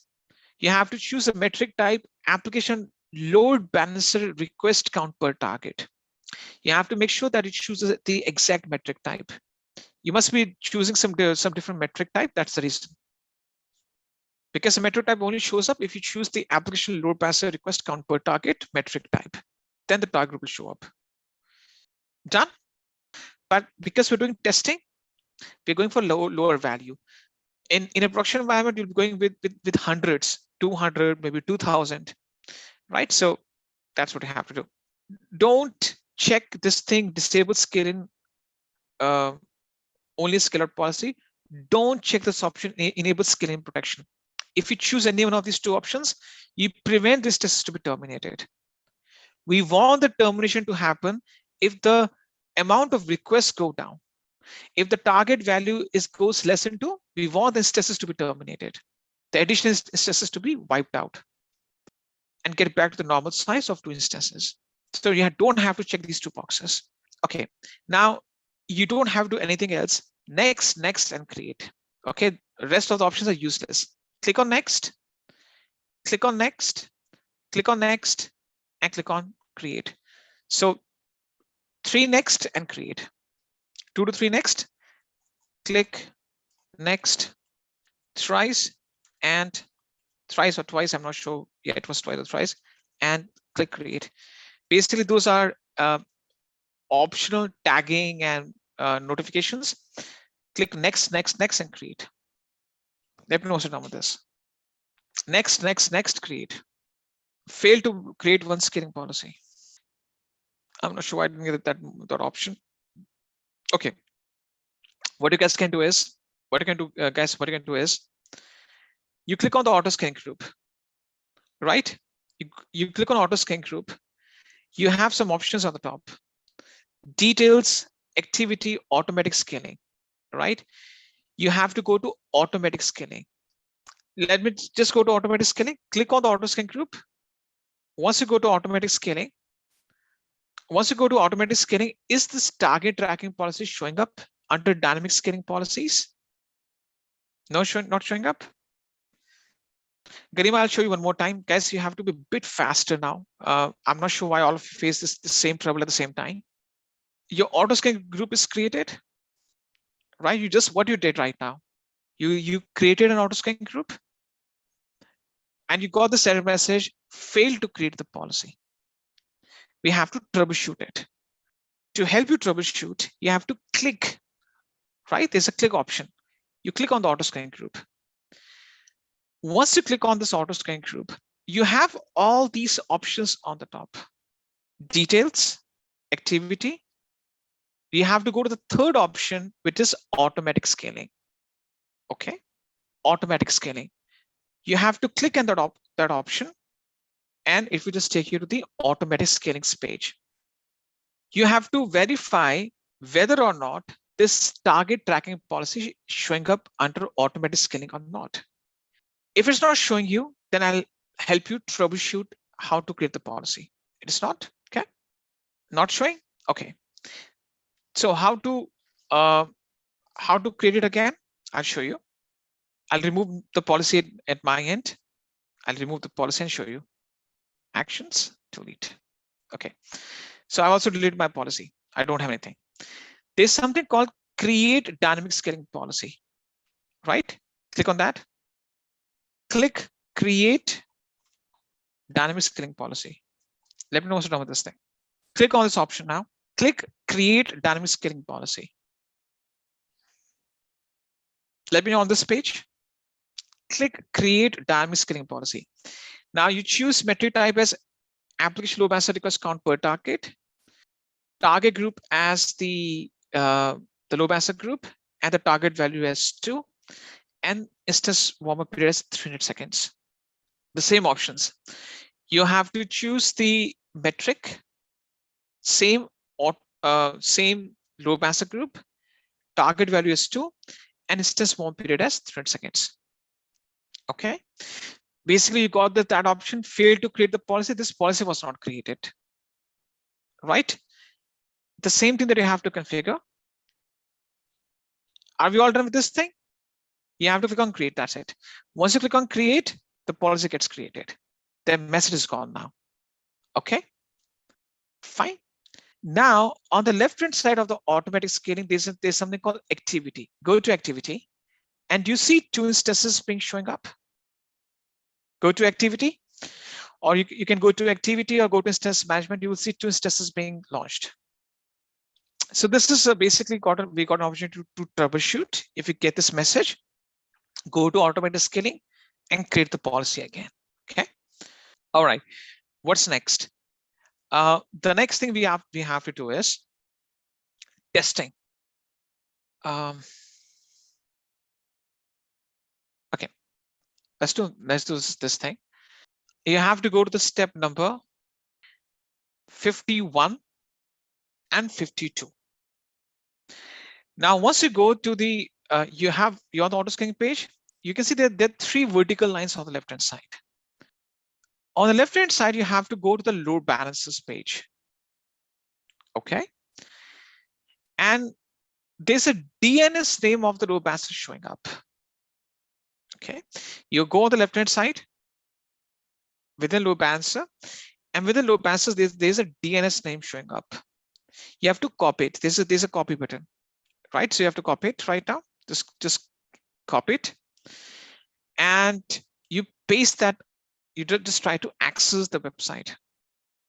You try to access the website. So I just paste it, press enter. I'll be able to see the page. Now, basically, load balancer is taking my request and sending it to one of the 2 instances running at the backend. Now, what you have to do is that you have to increase the number of requests. It will take 5 minutes for you to get the output. Make some refreshes.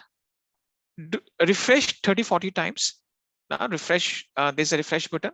Let me just show you that. What if I talk about refresh? What do you mean by that? Either you just click on enter, or this refresh button, right? So either you just click on, either you just go to the menu bar, press enter, or just keep on hitting refresh. 502 bad gateway means that there must be some issue with the security group, or must be issue with the instances deployment, which means that, or the health checks. In that case, guys, please hit refresh 30-40 times.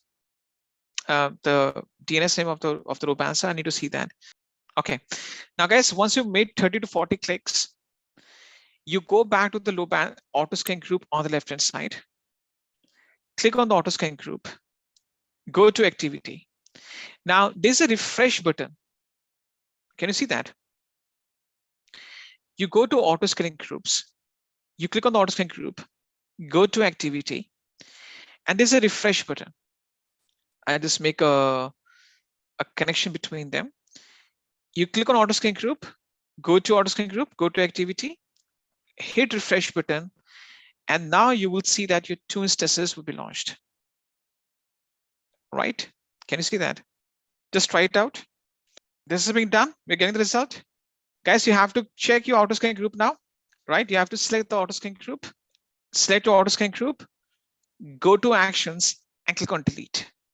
You have to select your auto scan group. Go to actions, click on delete, and it says auto scaling group consists of running instances. Just type in delete and click on delete and remove the auto scaling group. And guys, if you want to repeat these steps in your 3 days ahead of you, you don't have to remove the AMI. The first 2 steps you can skip them. Okay, guys, please remove the auto scaling group. Let me know once you're done with this. Okay, initiate it. Now you have to go to load balancers. Go to load balancer. Check the load balancer. You have to select the load balancer, actions, and delete load balancer. Now, if you don't delete the load balancer, you still be in free tail limits. But if you don't need this anymore, we don't need this anymore now. Delete the load balancer. Just tap and confirm, and your load balancer also needs to be removed. Please go ahead and do that. You basically have to delete the load balancer and auto scaling group. Auto scaling group deletion will help you to terminate the instances. Okay. Now, what are the rest things? The rest things are free of cost. Regarding AMI is you have already paid the amount to basically in the month of, you can use it till 30th of June without paying further for it. This image can be used till 30th of June without paying anything extra, because you already have paid 10 to 15 cents for it for the month of June.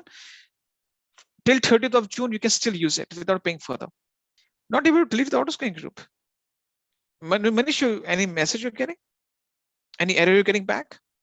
You have to select the auto scaling group, actions, and delete it.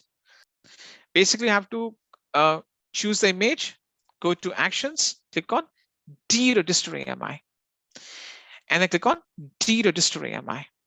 Let the auto scaling do its work. You have initiated the process. You don't have to do anything at all. You have to deregister the AMI. Once you deregister the AMI, then go to the snapshots under Elastic Block Store. Choose the snapshot. go to actions and click on delete snapshot. Fine.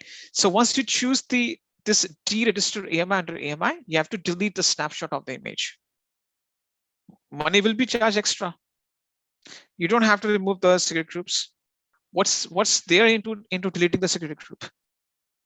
Any error message you're getting, hit refresh, basic computer skills. If your page gets stuck, hit refresh your browser, go to autoscan group again, select it, actions, and delete it.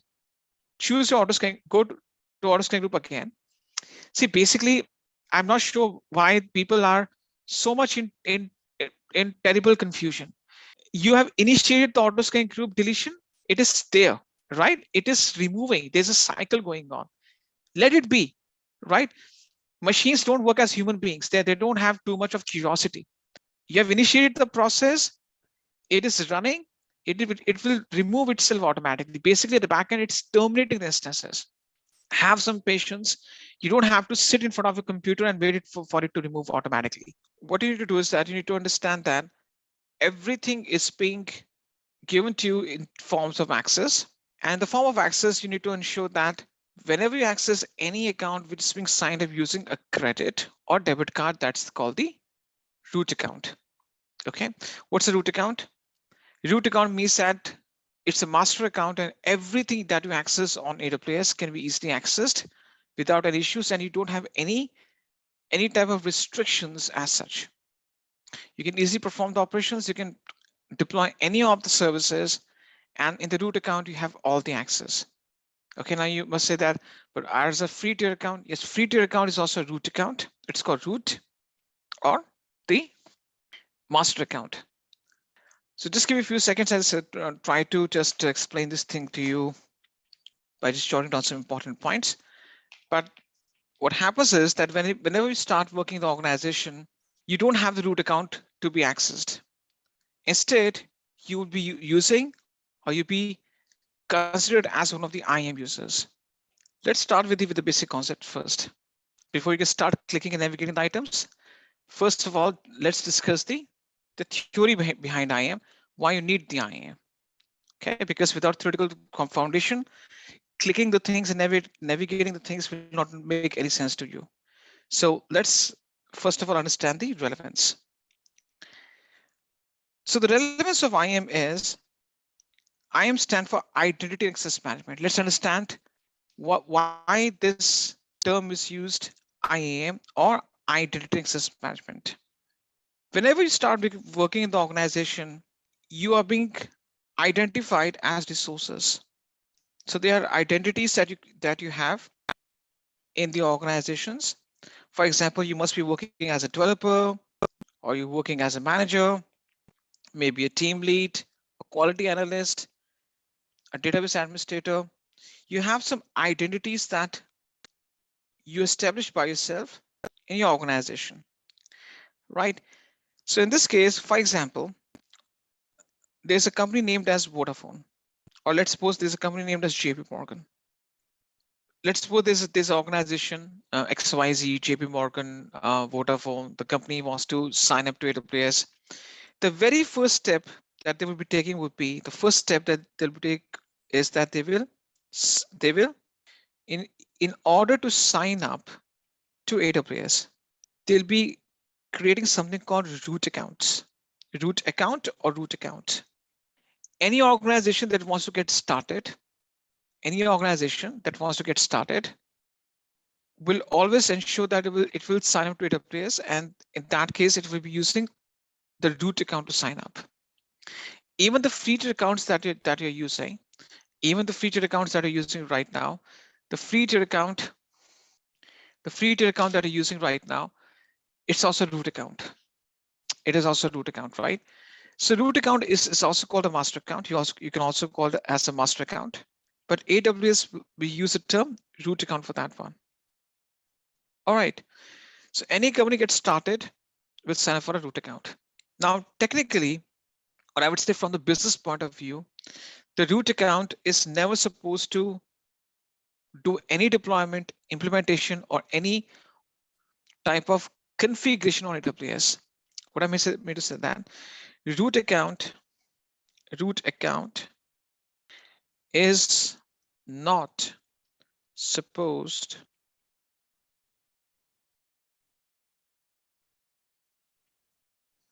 to be used for deployments, for deployment of resources, for deployment of AWS resources.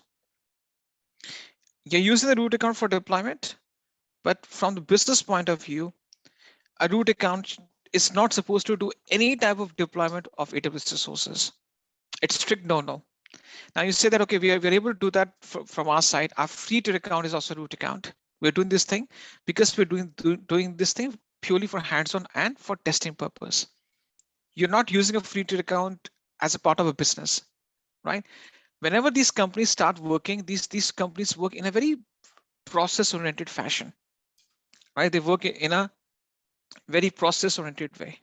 Okay, so in this case, what happens in this case is that these root accounts are being kept separately. They're being preserved just for signing up to AWS, and they're not used for any type of deployment of AWS resources. Okay, they're being locked, or I would say they're being kept separate. They're not supposed to deploy instances, load balancers, auto-scaling groups, EFS, FSX, global accelerator. They're not supposed to perform any type of deployment. So the question really is, who does that? Basically, the second step is that the root account will create identities. Okay, create identities. What are the identities? What do you mean by identity? For example, let's imagine there's a person out there in your organization. His name is Steve. Steve is an IAM user. Okay, Steve is an IAM user. Now, Steve wants that. So Steve is, for example, is okay. I'll put user afterwards. Let's suppose he's a software developer. Okay, he's being hired by JP Morgan, and Steve is working as a developer, and he develops applications, cloud applications for JP Morgan. Now, Steve is a developer. What is this? This is an identity. What is this? This is an identity. Fine. Now, when you identify Steve as a developer, you declare it as an IAM user. Okay, it's an identity. Steve is a developer. It's an identity you created, and this is used as an IAM user. Now, what you do is that Steve, as an IAM user, will log in to the root account, right?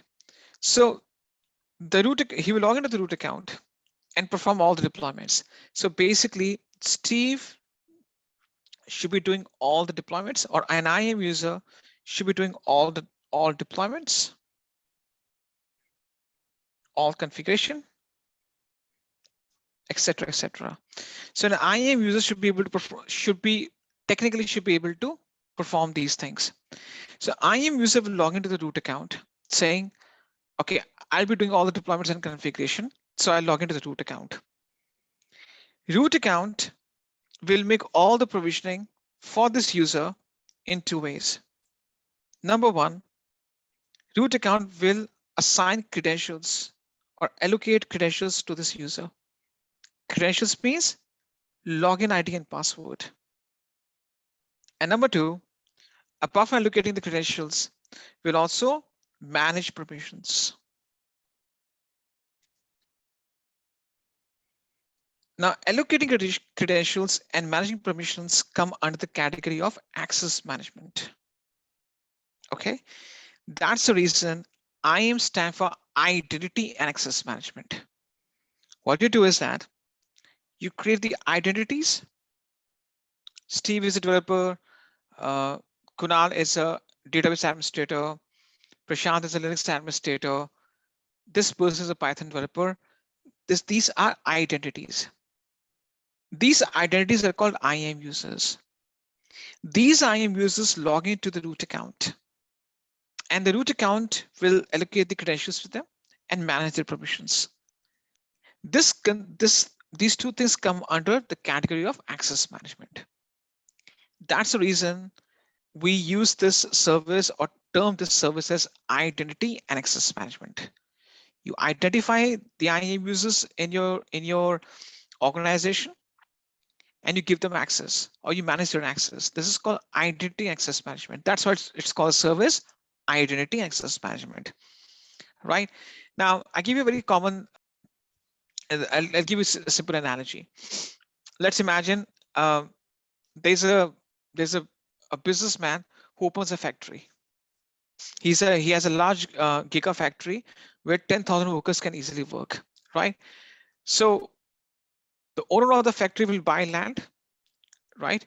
Lease out the land, set up the machines, set up the entire infrastructure. But who will do the labor? Those 10,000 laborers? Let's suppose Elon Musk is involved in, or he's a CEO of Tesla, right? So he manages all the operations of Tesla as a CEO. But who works on assembly line? It's the workers who work in the assembly line, and um, they are responsible for manufacturing Tesla cars, right? So this means that the higher management or CEO, chief staff or executives, they take care of the entire management or the operations, but it's the actual people, the actual labor, or I would say software engineers, quality analysts who do the job. The same concept applies over here. JP Morgan creates a root account just to be on AWS. A root account can be created by your vice president or chief technical officer. So your company's credit card will be used, or debit card will be used to sign up for the root account. Now the question is who will do the deployments? Linux administration, database administration, Windows administration, development, software development, quality analyst, solutions architecture, being a solution architect, system administration, DevOps, machine learning models. Who will do those things on cloud?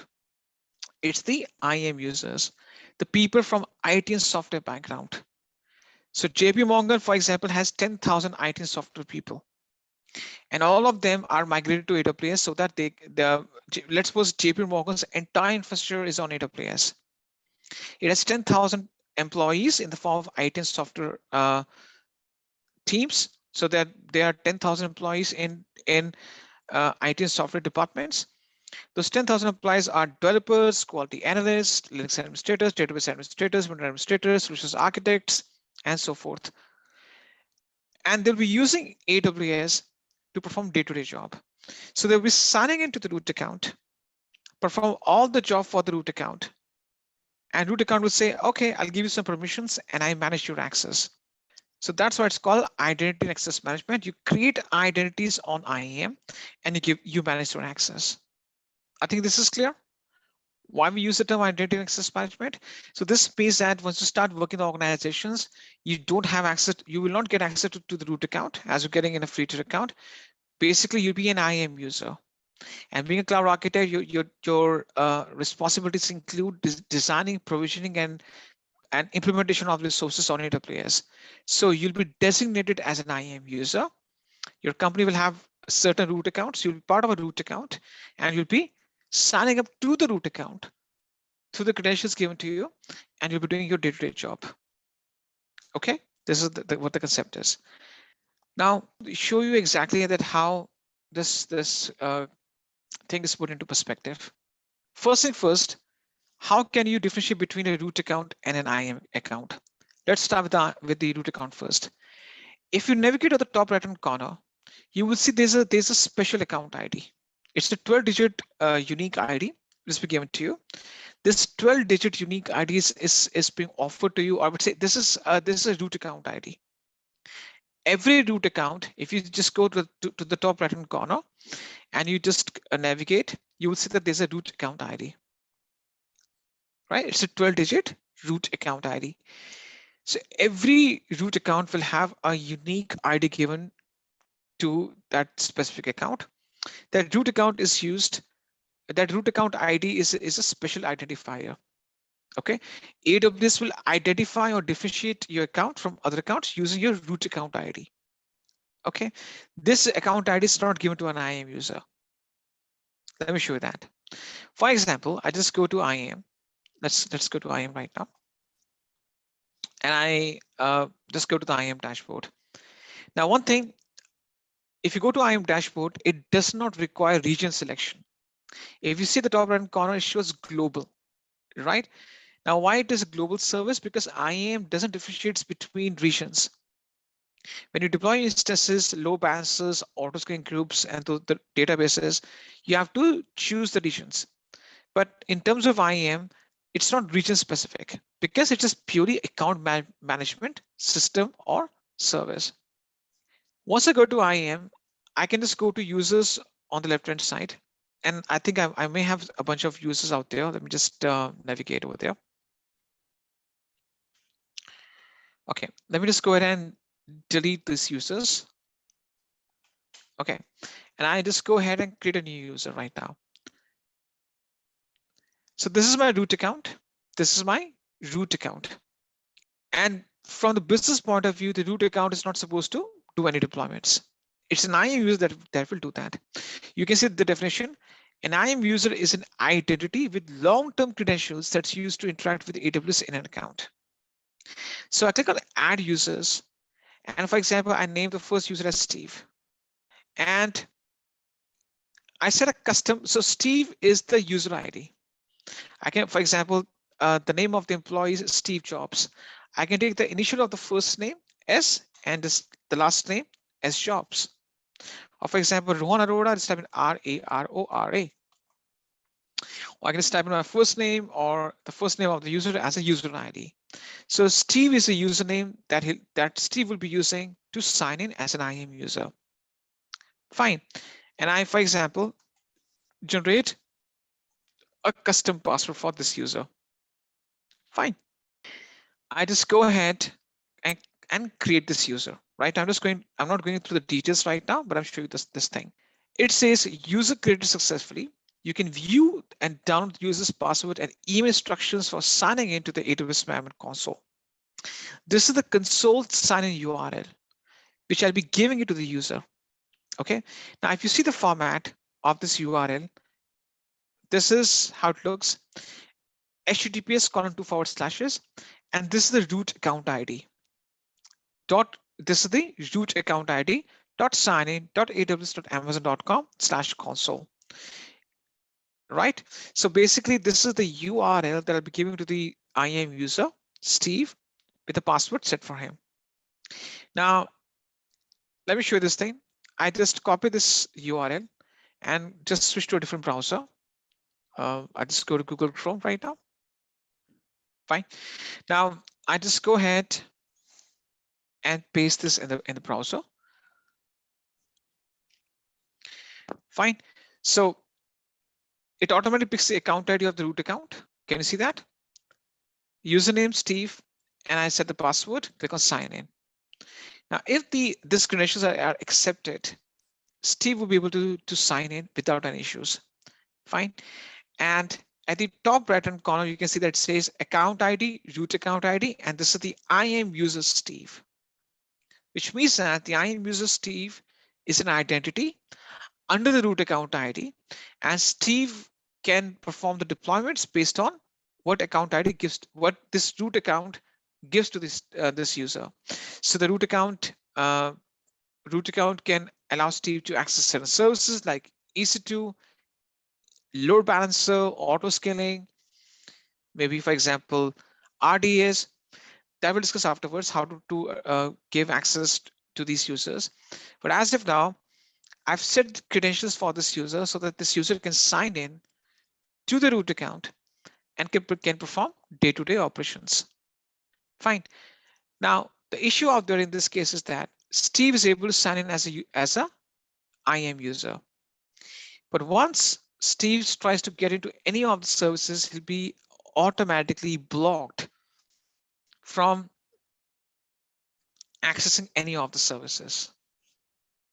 So why is this case? Why Steve? Because I've already allowed Steve to log in, but what exactly the problem is? What I've missed in this case? As a root account owner, what I might have missed because of which Steve is not able to access any of the services.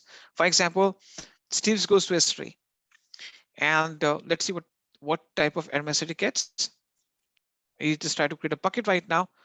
Okay, let's go to, for example, some other service right there. If I just go to buckets right now, you don't have any permissions. So I've done half of the job. As a root account owner, I've just given Steve access to log in to my root account, which means that I've managed the credentials for this person, but I didn't give the access to this person, right? So as an IAM user, you're able to log in via the user ID and password that root user gives to you. Plus, root user also has to give you access to certain services like EC2, S3, RDS, load balancer, auto scaling, so that you can use those services. So the type and level of access is also given, is also provided by an IAM user, by a root user for an IAM user. So the root user generates credentials for an IAM user, and also the root user is responsible to give permissions to an IAM user. Root account is a master account. Master will not do anything. Basically, the master will sit and give instructions to an IAM user saying, do this thing. I give you the permissions. You have to perform all these operations on a daily basis. So the access management in this case includes giving credentials and also giving permissions. So the next thing that comes into this picture is that if that's the case, then how we manage the credentials? What's the process? To manage the credentials, the thing that we need to understand is to manage the credentials, you have to make use of a concept that's called IAM policy. Let's try to understand the next stuff. Okay, let's discuss this thing. IAM is a web service that helps you to securely control access to the resources. You use IAM to control who is authenticated, signed in, and authorized, and has permissions to use your resources. So IAM is basically it is an account management service which gives you access to creating the IAM users who can sign in, and you give them permissions or authorization. So this is simple, basically overview that how you manage the permissions in a day-to-day business environment. For example, you have a central server running. This server is running different applications. For example, a data scientist will only be given access to a data analytics dashboard. A web developer will only access or get access to the web development tools and dashboard. An administrator generally gets all the access. So there's a server running, a central server running, with different servers and applications running upon it. Data analytics tools are given to data scientist, right? So he can only access those data analytics dashboard or tools. A web developer can only access the web development tools and services. An administrator can only access all the services on that server. Generally, in a business environment, an admin has almost all the access. Okay, because they have to do certain things which requires the complete access to be given to them. Fine. So this is how we do the access management in an organization. Now, let's discuss what's an IAM user. It represents an entity that's created in AWS. It can be a person or a service, but generally it's a person only. There are no permissions given by default. Nothing is allowed. You have to explicitly give permissions to the user. You have to give permission to the user. Fine. What are the type of access we'll discuss later on. But we need to understand this thing that how you assign the permissions.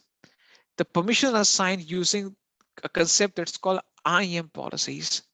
So once you create the user, and let's imagine this is an IAM user. You perform two things. One is authentication. Authentication means that you set the user ID and password for the user. And the second thing is authorization.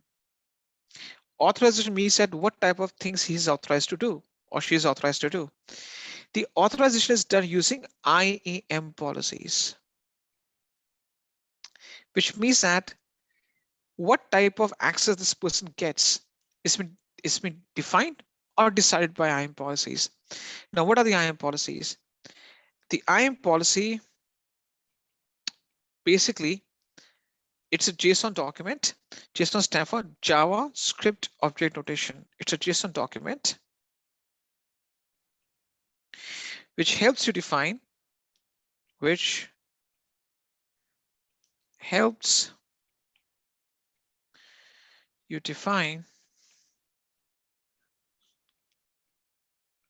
permissions for IAM entities. So JSON document, an IAM policy is a JSON document which helps you define permissions for IAM entities. Entities means users, groups, roles. We discuss those things. So an IAM policy is a JSON document. I'll show you exactly how it looks like. So basically, through the policies, you define the permissions for the users. If you don't assign any policy to an IAM user, that IAM user will not get any permission whatsoever.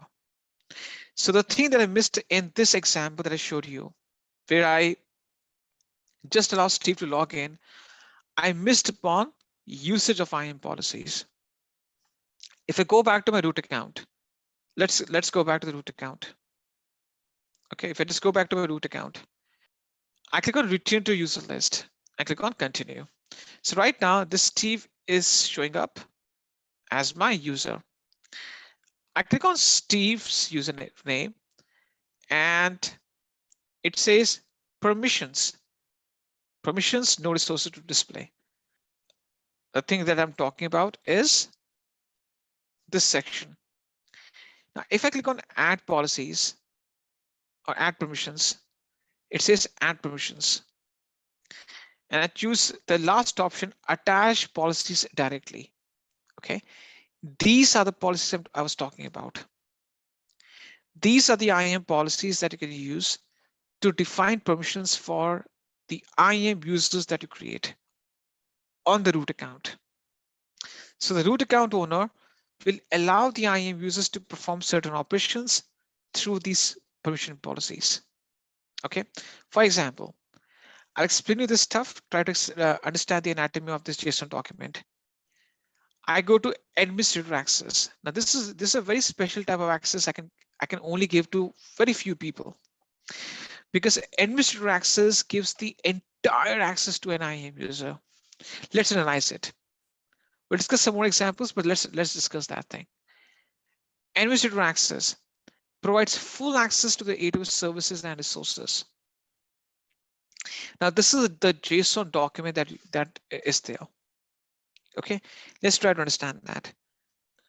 So right now, I'm going to discuss with you the anatomy of the JSON document.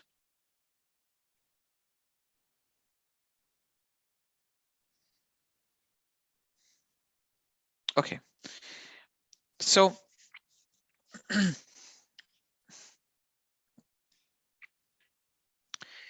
in terms of anatomy of JSON document, let's try to understand this thing. Anatomy of JSON document means that we need to understand exactly what each line of this document means. Number one is version. Version means that it's a timestamp when this policy was created. You can also put version 1, version 2, version 3, version 4, but generally version is the timestamp when this document was created. So in this case, the very first thing is the version, right? Version is the date of the policy generation.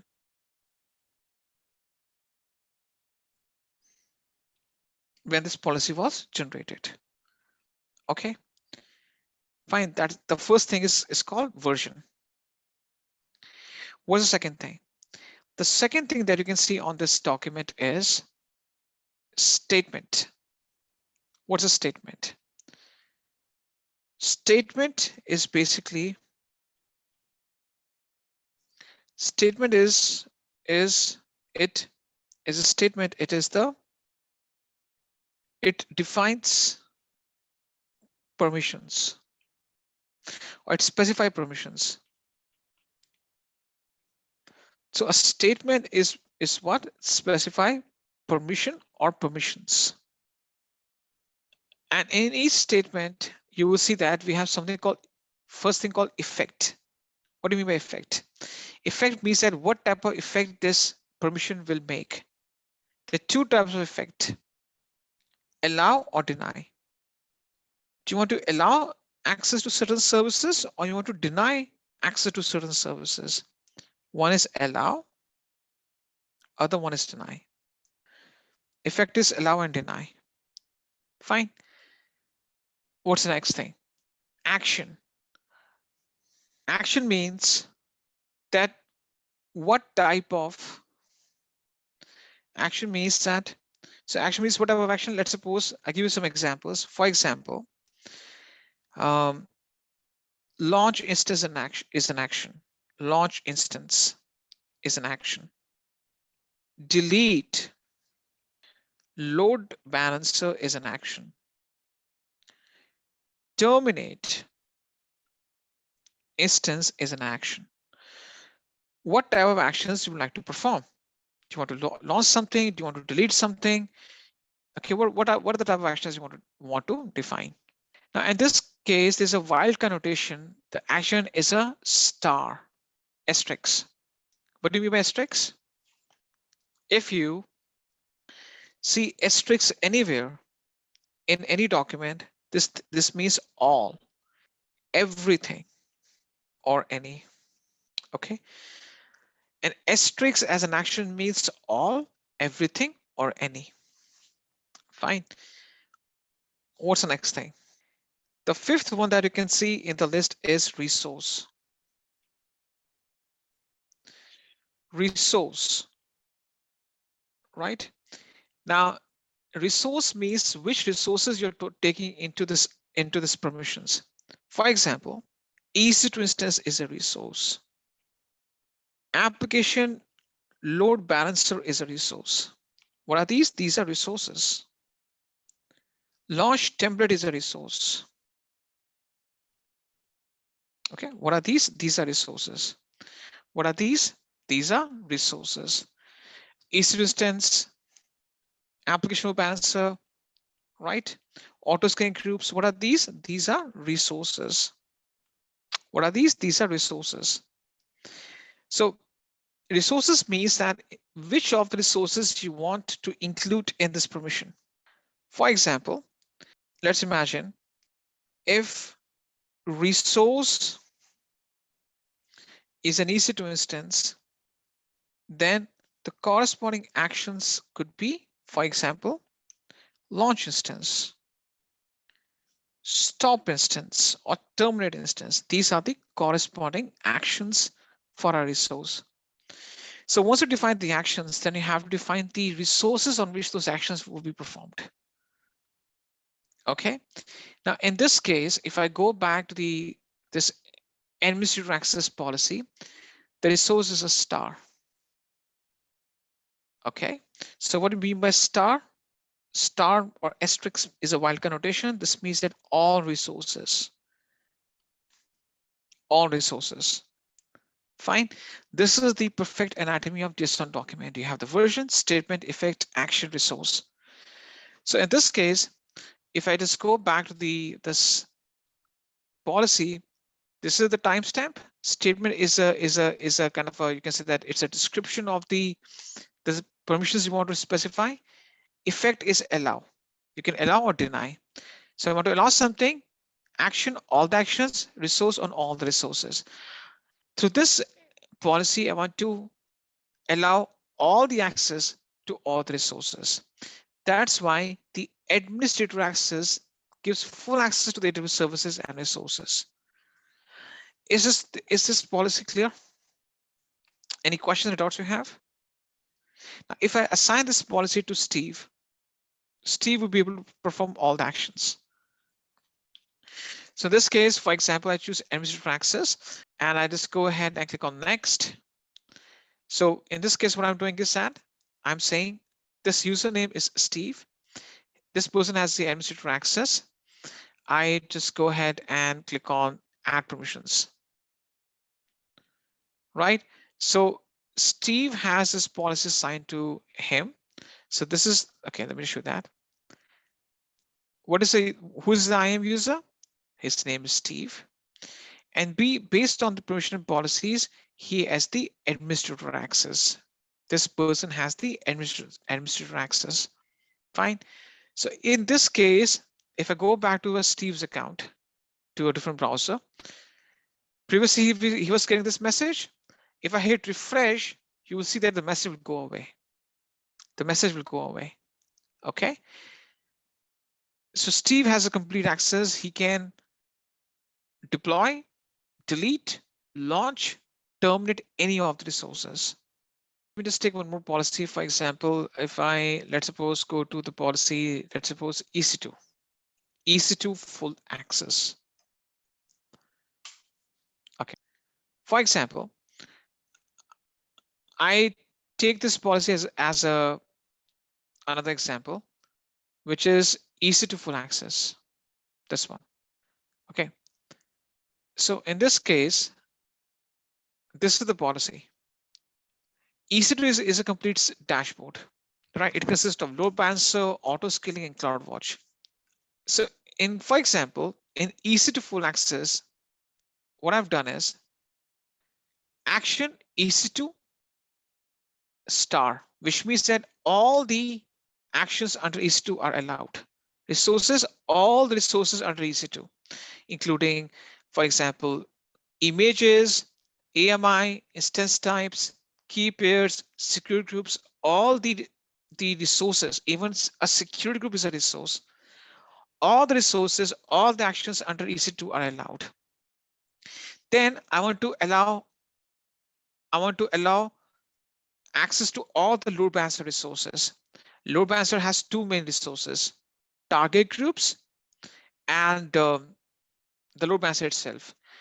Action saying elastic load balancing asterisk, which means that all the action under elastic load balancer for all the resources underneath. Right? Let me show that. It says, for example, I go with this one. Second statement, effect allow, right? Action, all the action under elastic load balancing. You can create a load balancer, you can delete it, you can configure it, you can modify it. You can see there's a star over here. Resources, all the resources under the load balancer. Load balancer has two resources. One is the target group, other one is the load balancer itself. Okay. I'll not discuss CloudWatch because CloudWatch we haven't covered as of now. Let's come to auto scaling. Auto scaling, for example, effect allow, action, all the actions under auto scaling. I can delete an auto scaling group, launch an auto scaling group, configure the scaling policy, change their desired capacity, resource, all resources are under auto scaling.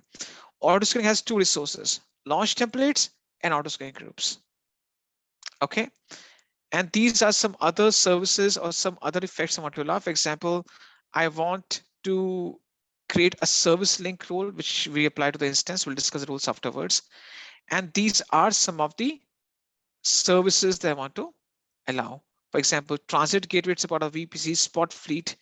So in this case, if you see the main part of this thing, under EC2, I've given access to almost all the EC2 resources: instance, images, AMI, instance type, key pairs, secure group. I've given all the access to the load balancer, all the access to the CloudWatch, and also the entire access to auto scaling. This means that under EC2 dashboard, which means that if I just go to EC2 right now, let me just go to the EC2. If I just go to EC2 dashboard on the IAM account, right? Because of this thing, the user has complete access to all the things on this dashboard: instances, elastic IPs, load balancers, snapshots, volumes, placement groups, instances, key pairs. For example, all the left and side options you can see, the user should have complete access. In that policy, I've also mentioned auto-scaling group, CloudWatch, and load balancers as separate services as well, because they also come under the EC2 service. Right? When you access load balancer and auto scaling, you have to go through the EC2 only, because they are the category of EC2 services. Right? For example, I say allow all the access to the load balancer resources. I'm talking about all these resources under load balancing, load balancers and target groups. Fine. So in this case, I'm giving complete access through the policy, which is the EC2 full access. All right. Basically, there is no hierarchy. as such, root user, and then we have the IAM users. So we can't have an IAM user under an IAM user. We don't have that thing, because there are only two categories: root user and IAM user. So in this case, what happens is that an IAM user can have special privileges. For example, administrator. Administrator is the most powerful IAM user, right? So the administrator is the IAM. I can give the administrator access to any user, and he becomes or he or she gets the complete access. Okay, because right now the things that I've showed you, these are the default policies. Default policies are the one which are there by default, and you just have to use them, and they're basically common for all of us. The next step we're going to be doing would be groups. What is groups? What are groups? What are they meant for? What's the purpose of behind them? And why do you need them? Okay. What is a group, by the way? Group is a collection of IAM users. Okay. You group the people together based on their skill set. Now, why we group the people together? See, okay, let me take one example over here. Let's imagine, okay, let's take an example of Intellipaat. Intellipaat has created group of different batches.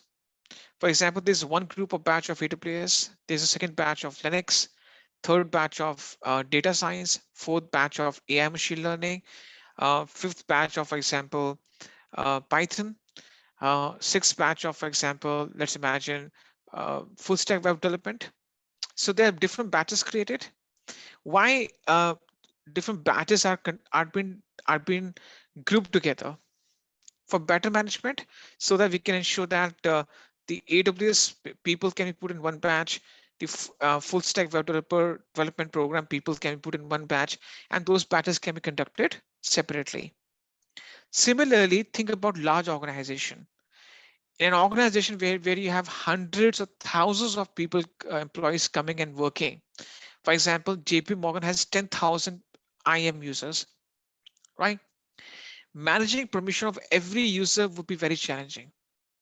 Okay, let's suppose I have 10,000 people in my team, in different teams in a big organization. Some people work as a software developers, some people work as quality analysts, some people work as database administrators, some people work as Linux, Windows, some people work on AI machine learning, some people are the full stack web developers. They all are using AWS. So there are 10,000 people I have. Let's say 10,000 is a very less number. If you see big IT firms, HCL, Infosys, TCS, to name the few, they have lakhs of employees. Okay, and now we are very quickly moving to cloud computing. So there will be numerous organizations who have hundreds, thousands of people working on AWS platform. So being an IAM users and assigning the permission to every IAM user is a very tough task, because the thing is that if you start doing the permissions management or policy assignation to every user one by one, the chances are that will start making blunders and mistakes. Okay. So which type of blunders and mistakes I'm talking about? For example, I give more permissions to a person that he needs, or lesser permissions that the person needs. Or maybe I give the administrator access to a person by mistake. See, administrator access, as I already told you earlier, gives a complete access.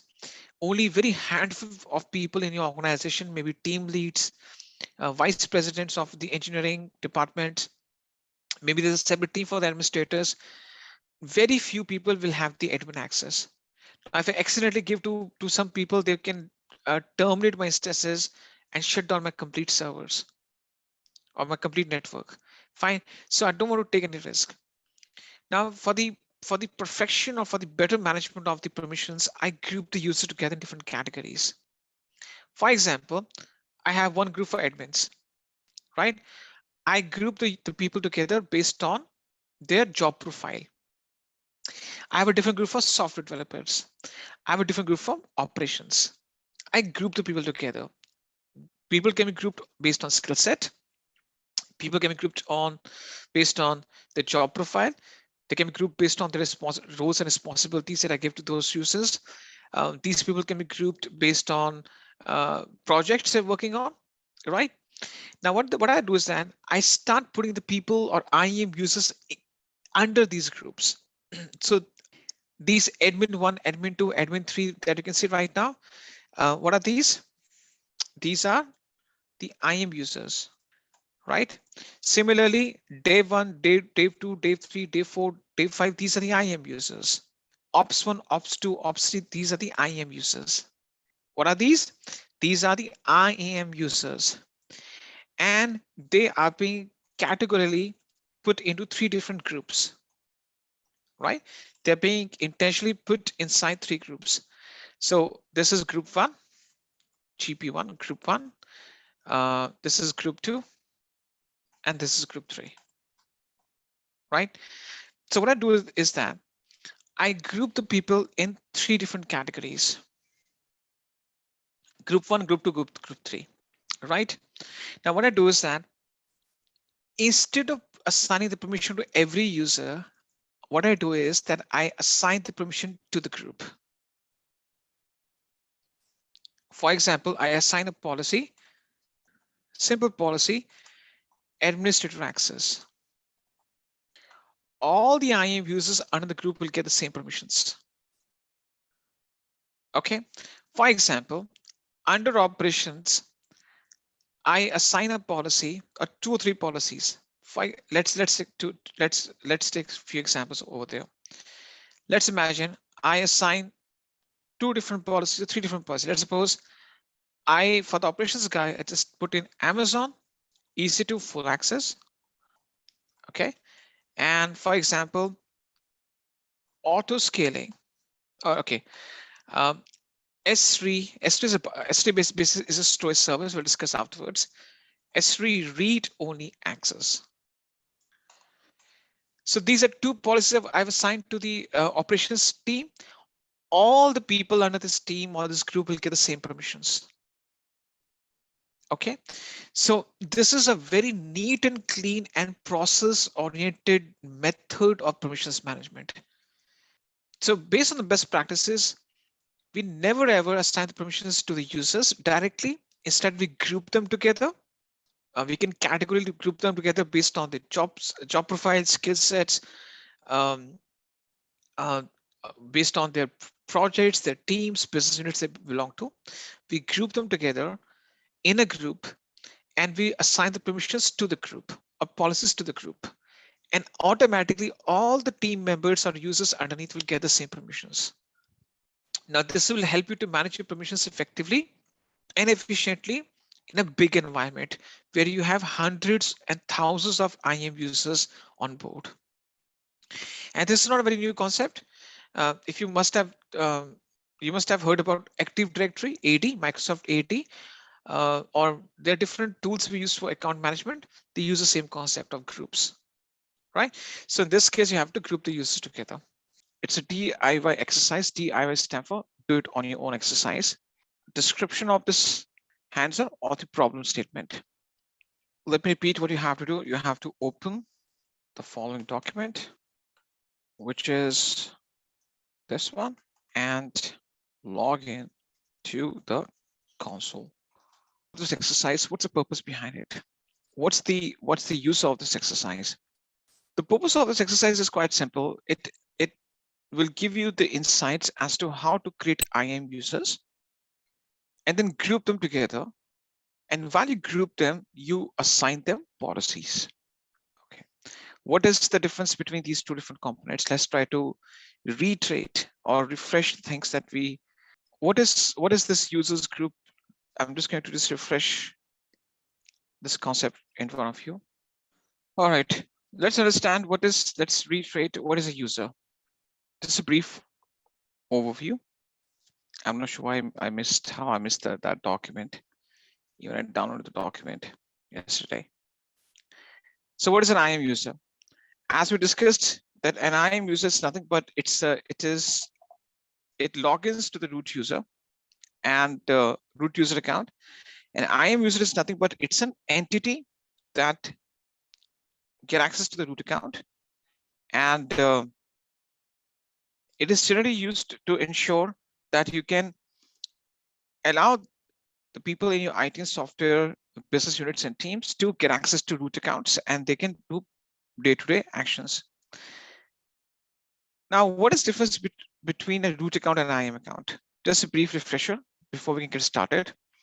A root account has the complete access. It is a master account. It is the master, and the master doesn't do it. It's not performed to do any type of menial or labor job. It's the IAM user who performs all the actions on daily basis.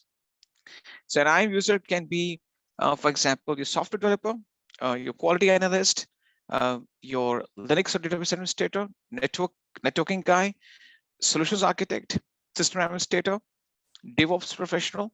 So an IAM uses nothing but it is it can access to the root account, right? So the IAM user, Steve, gets access to the root account, and the root account will create credentials and manage permissions. Fine. So we have the root account.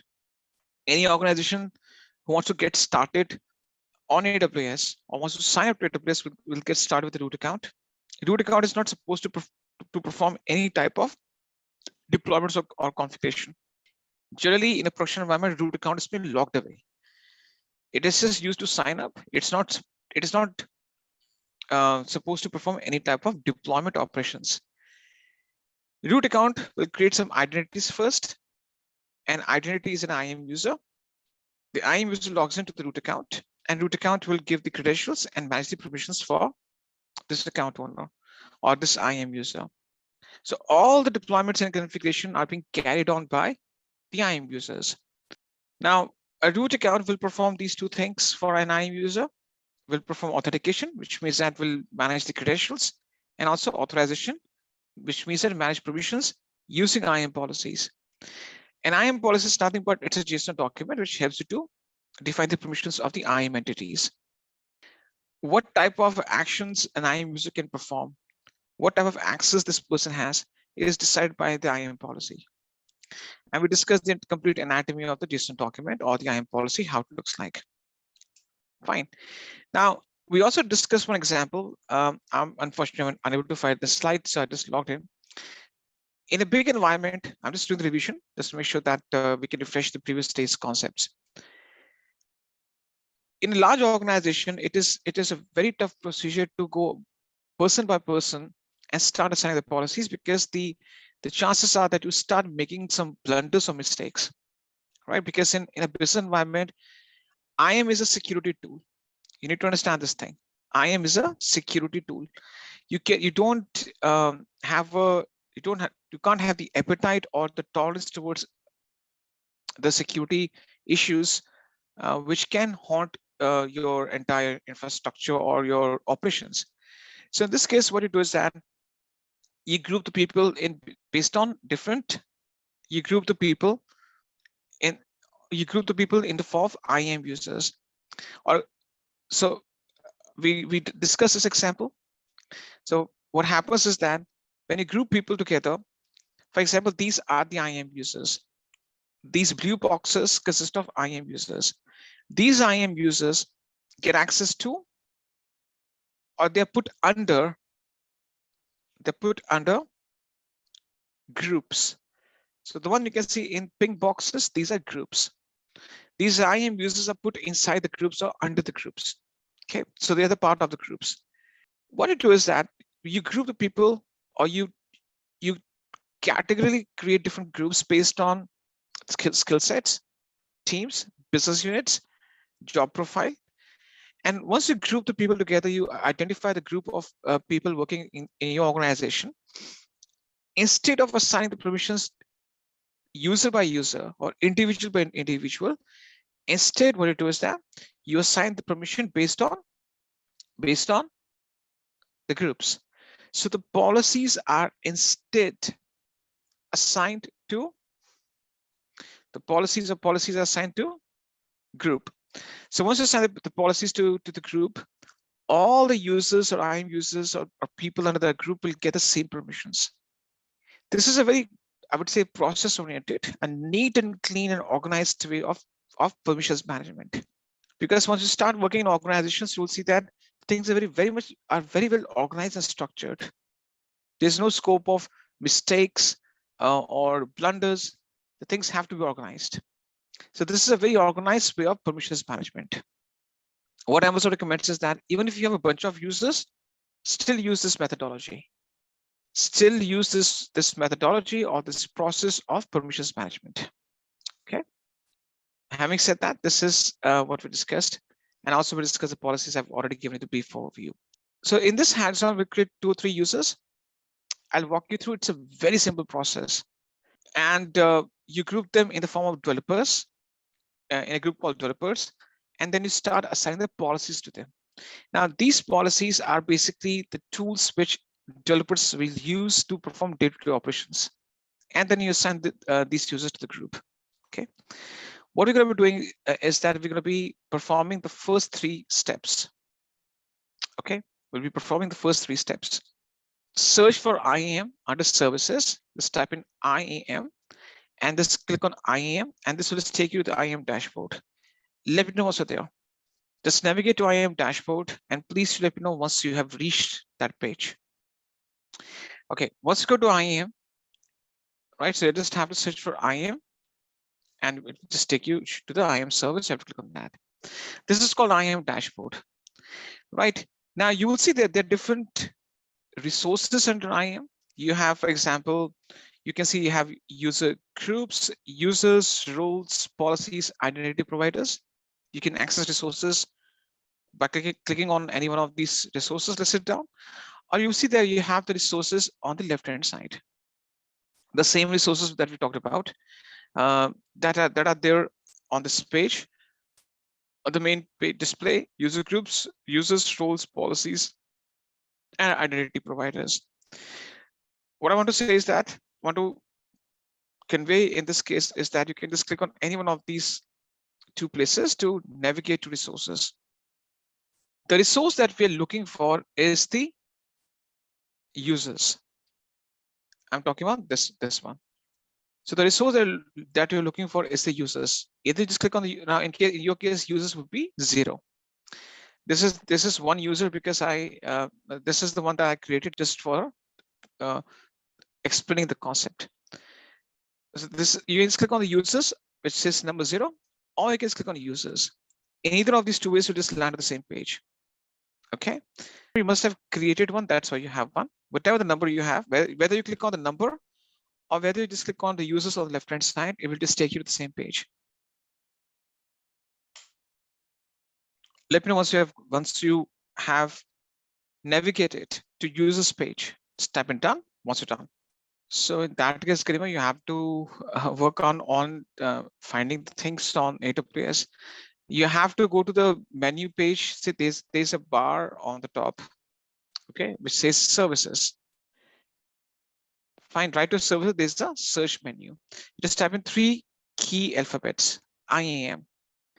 Automatically, the IAM will populate. You have to click on that. How to log into as an IAM user? So Vivek, you have to wait for some time. You have not reached the destination yet. That's what we're trying to do.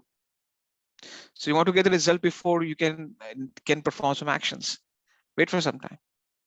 That's what we're trying to achieve. What's next? Not able to see IAM option. That's quite strange. There's no search menu showing up on the top. You don't have any search menu. There's a search bar which has this magnifying glass or the search menu. You just go to that search menu, just type in I for identity, A for access, M for management. You just type in IAM and you will see a list of services in front of you. And you have to click on IAM. There's something called add users on the right-hand side. Once I go to user details, what's the next thing? You have to start mentioning the user IDs or the usernames. What you have to do is Username. Now, username can have any naming convention, because I'll be username can be anything. For example, if I want to just type in my initial of my first name R and then my surname Arora, I can just put that like this, or I can just type in Rohan and this is my username. My first name is my username. I can, for example, just type in Steve. That's the username. You have to put a username and just choose this option, provide user access to the AWS environment console. And then you have to give you, so there will be a question asked to you. Are you providing console access to a person? Choose yes, I want to create an IAM user. So what you have to do is that you have to choose a user, just put anything, Steve, Chris, Kunal, put your first name. Select this option. I want to give the management console access to this user. And in this question, in which you're being asked, are you providing console access to a person? You have to select, I want to create an IAM user. Perform these 3 steps. Let me know once you're done. Choose the username as Steve, choose provide user access to the console, and choose I want to create an IAM user. What I'm saying is that I'm assigning a username for the user, giving my consent that yes, I want to give this user access to the console, the root user access, or the root account console access will be given to this user, and I want to create this IAM user. Okay, what's next? I'm waiting for a few more confirmations.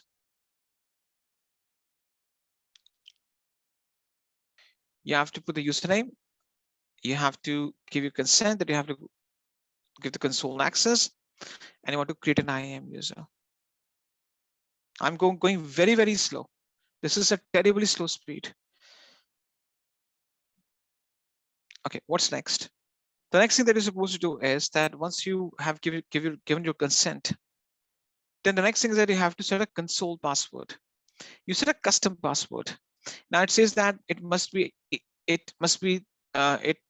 include at least 3 of the following lists of characters: uppercase letters, lowercase, numbers, special symbols, hyphens. You can choose any of the custom passwords out there. I'll just choose one of the custom passwords or the passwords, whatever way you want to pronounce it. Go ahead and set a custom password.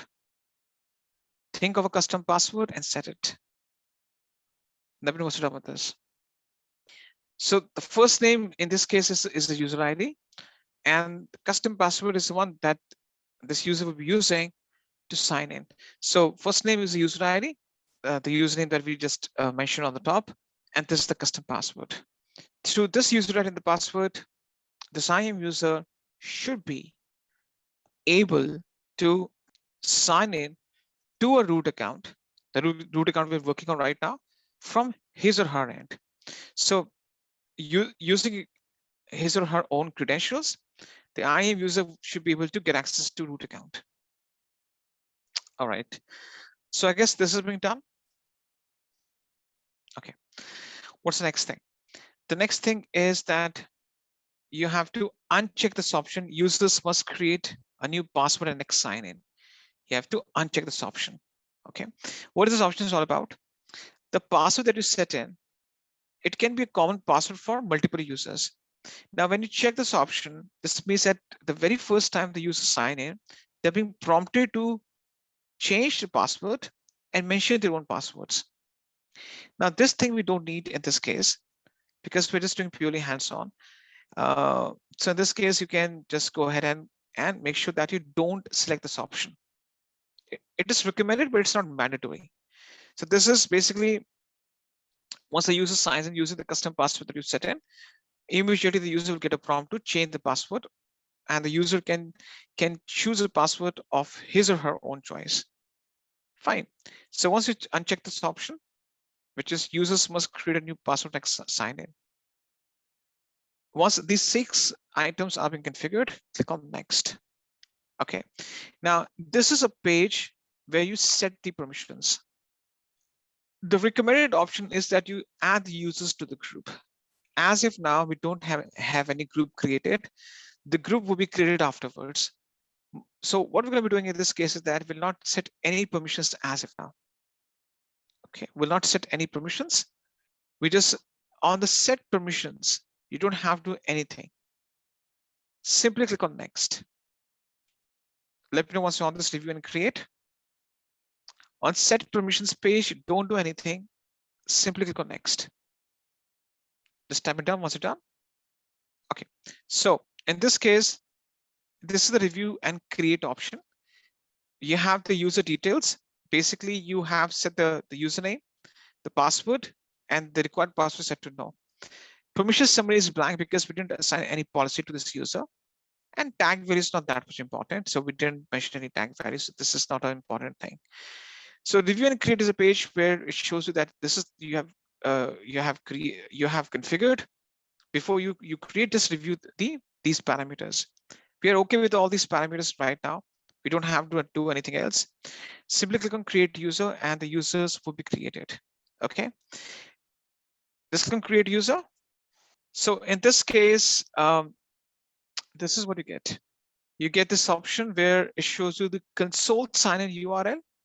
This link will be used by the IAM users and username and password. Right now, we don't need any one of these details. We can exit safely from here and create a second user. So you will see that at the bottom right-hand corner, there's an option out there which says returns to users list.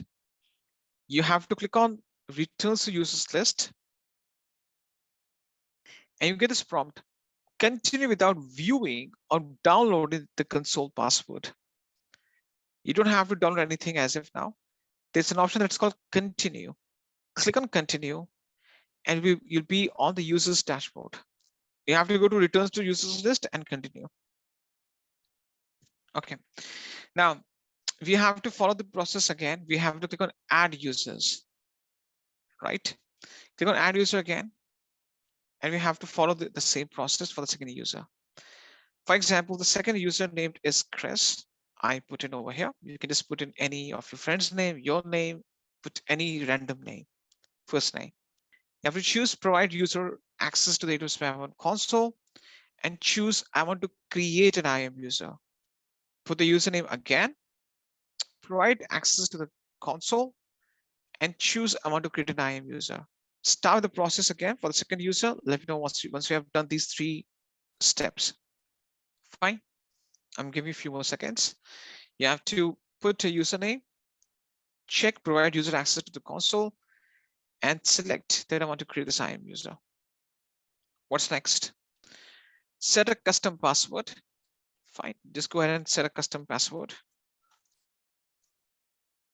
And once you set a custom password, uncheck that users must create a new password at the next sign in. So set a custom password and please uncheck this option. This means that user will be able to access the root account via console. There's another method that's called CLI, command line interface, or maybe third-party APIs, in which third-party programs can be also used to access root account.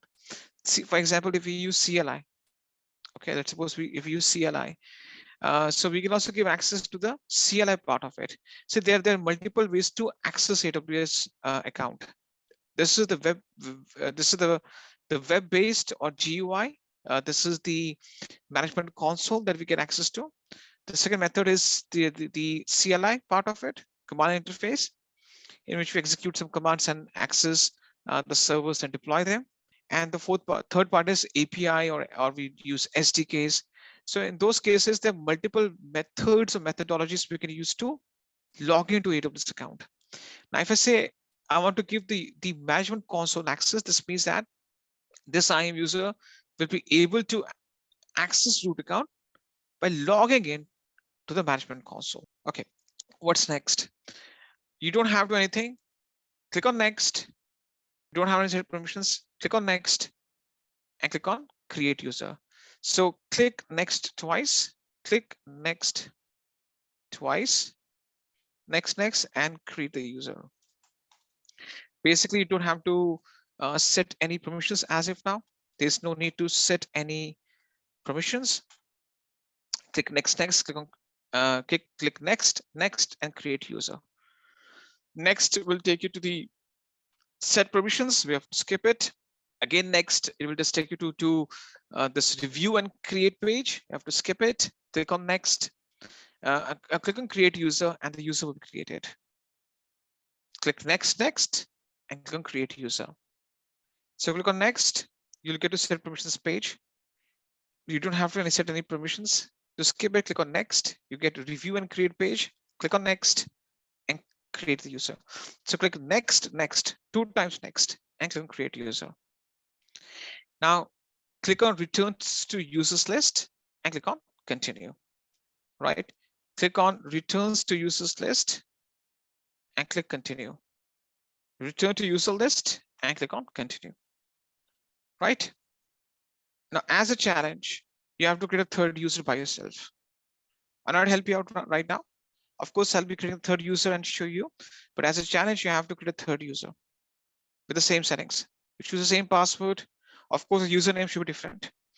The username should be different, but as a challenge, create a third user by yourself. That's great. Okay, so I click on add user in my case, name the last user as Kunal, right? Choose provide user access to the console. Choose I want to create an IAM user, right? Choose a custom password. Okay, and then I uncheck this option. User must create a new password at the next sign in. So the same thing you have to do. You have to choose a username, give that user access to the console, access. You want to create an IAM user, set a console password, and then you uncheck this option that the user must change the password. Click on next. You don't have to set any permissions. Click on next and click on create user. Click on return to user list, click on continue, and you're back on the user dashboard. And as if now you have 3 users that you have already created on this IAM dashboard. So this is being done. Okay, we're on the same page. So as if now we have performed the first 3 steps successfully. Okay, now let's do the last 3 steps. These 3 users will be now formed. Let's suppose these 3 users are my software developers. They need access to certain tools. Now, if I just open the list of services in, okay, let me just do one thing. Let me just open in a new tab. Can you see that if you don't have to just go to your page, but if you just go to view all services, you will see that on the AWS Maven console, there are a set of developer tools. Okay, these tools are required by developers to work on the development of some applications, release new software, and so forth. So you have developer tools like, for example, Code Start, Code Commit, Code Build, Code Deploy, Code Pipeline, X-Ray, Cloud Shell, Cloud9, for example. These are the developer tools, right? Which most of these tools, most of which will be used by developers. I want these software developers to access some of these tools. You don't have to learn about these tools. It's not in the scope of this course, but just to apprise you of the fact that these developer tools will be used by developers a lot. So we have to give access to them, the basic, so they can do the basic development on cloud. For example, code pipeline is used to create the entire it uses the method of CI/CD, continuous integration, continuous deployment. So the entire pipeline is created starting from the commits to the deployment. So it creates the entire flow of how the software is released. I'm giving one example. Now, I want this that all these 3 users will have certain access to some of these tools under developer tools. They should be having access to some of these tools out there. In this case, what we shall do next? We should be going to user groups on the left-hand side. So on the left-hand side, where you can see the menu options, we have users. We have to go to user groups. Okay, and you can see the definition. A user group is a collection of IAM users. Use groups to specify permissions for a collection of users. So click on users groups on the left-hand side. Let me know once you're on this page. Okay, what's next? You click on create group and it says user group name, enter a meaningful name to identify this group. Fine, click on create group. You name the group as developers, right? Just put a name and select all the 3 users. So click on create group, enter a meaningful name, for example, developers, and select all the 3 users in the list. Let me know what's wrong with this thing. So I'm saying that all these 3 users will be the part of the group called developers. They will be having the same access to my developer tools, the same type of or the same level of access or same type of access. Please go ahead and do that. Okay, what's next? Under attached permission, so this is being done. You create a user group name and then you have added these 3 users. What's the next thing? It says attach permission policies. I've listed down these 4 policies that I need to, or these type of 4 permissions. These 4 permissions I want to give to my IAM users.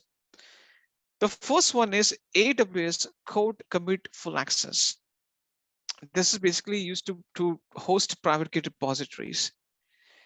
Now, you can search for the policy. For example, there's a search menu. It says filter policies by property or policy name and press enter. For example, let's type in CODE code and COMMIT code commit. Press enter, and I will see a list of these 3 policies. Please search for code commit and let me know once you are able to list down or filter out these 3 policies. Right. Now you have to, once you just search for code commit, you have to select AWS code commit full, FULL access. Right. Policy selected. If you see on the top, even I was confused initially when I started working on this with this dashboard. They've just changed a few months back. Can you see that in your case, it will show you selected 1 out of and the total number of policies. So selected 1 out of the total number of policies. This means that this policy is selected. And this is applicable to all of you guys. Once it is showing 4, you must have selected 4. That's why. Whatever policy you have selected, it will show you those policies only. No worries if you selected 4 by mistake, that's okay. No worries, don't change anything. Fine. So the overall numbers can change because I have some customized policies. That's okay. I have some additional policies added. I've customized them. That's why. Fine. Okay. So you have added 1 policy. I guess we're on the same page. Now you will see that there's an option which says clear filters. Now you have to clear the filter and look for another policy. Okay, so click on clear filters so that the filters are being removed, and you're back to the same page where you can filter the policies. The next policy that you're looking for is AWS code deploy full access. Now, either you can just put in code deploy full access or just type in code deploy and just type in FULL, right? And you need to select code deploy full access. Go ahead and do that. Basically, this is a tool to release a software or upgrade the application version on multiple instances at the same time. Please go ahead and do that. Just type in done once you are done with this thing. Okay, done. Now the same thing, you will see that on the top, it says selected 2 out of 850 in your case, right? The same thing you have to do now. You have to click on clear filters. You have selected 2 out of the overall number of policies you have. Now the next policy you're looking for is code build developer access. And this is for building a build and test server. It is a part of the software development lifecycle. So it is code build developer access. So you can just copy and paste as it is, or just type in code, CODE, build, or you just press enter. You will see that it says code build developer access. And you will see that once you've selected it, it will show you selected 3 out of 880. And will show you that this is being selected. You have to go ahead and clear the filters, right? Now, as a challenge, you have to search the 4th policy by yourself and select it, which is Amazon S3 read-only access. Go ahead and just do the stuff by yourself. I'll show you, but just to make sure that you just do it by yourself, search for the fourth policy and select it. Now, the fourth policy that I'm looking for is S3 read-only access. Read. If I just type in S3 read as a keyword, so basically I'm just making you comfortable looking for the information on the management console, so that you don't have to struggle later on afterwards when you have to start. But see, it's a skill that you have to adopt, that whatever information you're looking for, you can just search by just typing some keywords, and the information comes in front of you. Whether it's looking for a service, looking for a policy, you have to attune yourself or adapt yourself in searching for the information looking for by just tapping certain keywords. I choose as to read only access, and you will see that on the top it says selected 4 out of 880, and I click on clear filters to clear the filters out, and this is being done. Fine. So overall, so far so good. We have grouped the people together under the same group name as developers. These 3 developers have been selected, and we have added 4 policies out of 850 in your case, right? We can attach up to 10 policies to this user group. Fine. So as if now it's been done, click on create group, the bottom right hand corner, and it says, so I go to user groups right now, my group has been created. Just do that. Okay. So I click on the group name. So this is my user group called developers. These are my 3 users. Fine. And if I go to the permissions on the right hand side, these are the permissions added. This means that all these 3 permissions, yeah, it's under permissions. All these 4 permissions, I'm sorry, all these 4 permissions, S3 read only access, code deploy full access, code commit full access, code build developer access. All these 4 policies are under the permissions menu. All these 4 policies are being applied to these 3 users. Testing part is really easy. There's nothing too much technical about testing the things out. We need to understand one thing, that when you need to test an IAM user, you have to either log out from the root user account, because you can't have 2 login sessions on the same browser. Either you can open the private window, or you can use a different browser. So for example, if I go to Google Chrome, right, there's an option called new incognito window, right? So for example, on the main browser window, I have the root user logged in. I've logged in as a root user. I just go to file and choose new incognito window, and the incognito window I can sign in as an IAM user. So on the main Google Chrome browser session, I can just log in as a root account owner, and I can open an incognito tab and sign in as an IAM user. If you have 2 browsers, I think that most of us have 2 browsers. Maybe you have Mozilla Firefox or Google Chrome or Microsoft Edge, whatever you have. You can sign into a different browser, or you can use a different browser and sign in as a root user. The crux of the story is that you can't have 2 successful logins on the same browser session or on the same browser. Either use an incognito window, private window, or use different browser for IAM users to sign in. Fine. Now, how an IAM user will sign in, or what's the process? There are multiple ways how to find that link, but if you could just go to a dashboard, right? You just go to the dashboard, and you pay attention to the right-hand side of this page, this one. The right-hand side of this page, you will see that there's something called sign in URL, this one. Okay, this is the link that your IAM users would be using to sign in. Now they can also go to aws.amazon.com and sign in as an IAM user. They have to put in the root account ID and their username and password. That can also be done. Or you can just give link to the IAM user, and this link already contains the root account ID, right? If you see at the top right hand corner, every root account gets a special unique root account ID. So the format of this link is https:/, the 2 /, then this is the root account ID that you have, .signin.aws.amazon.com/console. So this link can be used. So In this case, what we're going to do next is you just go ahead and copy this link, right? First of all, please find this link and copy it. Let me know once you have done this thing.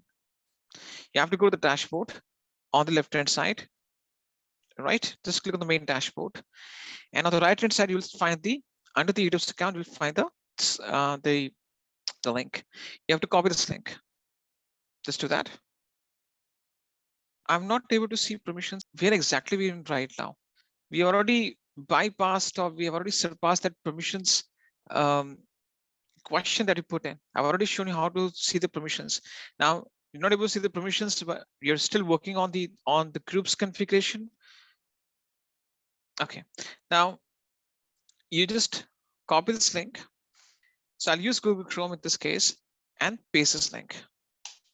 Right now, of course, it will automatically pick the root account ID. You put the username and the password, click on sign in, and then you should be able to sign in on behalf of this IAM user. Right now, this IAM user is trying to access your root account only. This is not a different account. Steve, in my case, is an IAM user who is trying to, or who has accessed root user's account by logging in via his own credentials. If you see the top right-hand corner, it says account ID. This is the account ID of the root account, and this is the IAM user, Steve. Now, if you go to any of the services, for example, you go to EC2, right? You would just go to EC2 right now, you will get that API error message.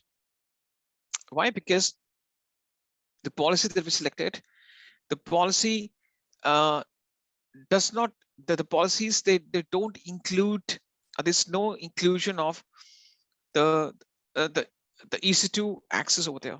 Fine. So in this case, this is the API error message you will get. If you go to EC2 dashboard,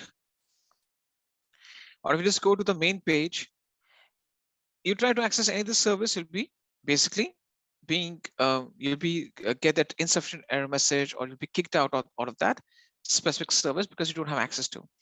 If you go to view all services, and these are the developer tools you have, for example, code commit. You go to code commit, you'll not find any error message, right? The reason being because code commit, you have full access to it. So if you go to any of the service, it will show you insufficient error message, API error message. But for example, if you go to code commit, you will see that there's no error message it's showing up. Fine. So you can log in and just try to access some of the services, but try to access those services, for example, code commit, code deploy, code pipeline, S3 read only access. You will see that there will be no error message that will get. But if you just go to any of the services, haven't understood any policy, you'll start getting the error messages.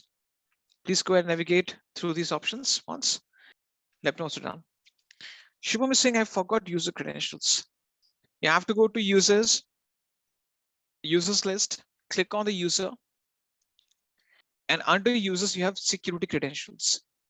Under security credentials, you will see that it says console sign in. Click on manage console access. Over here, you can set a custom password, right? So you have to go to users, then you have to go to security credentials, users, security credentials, and click on manage console access.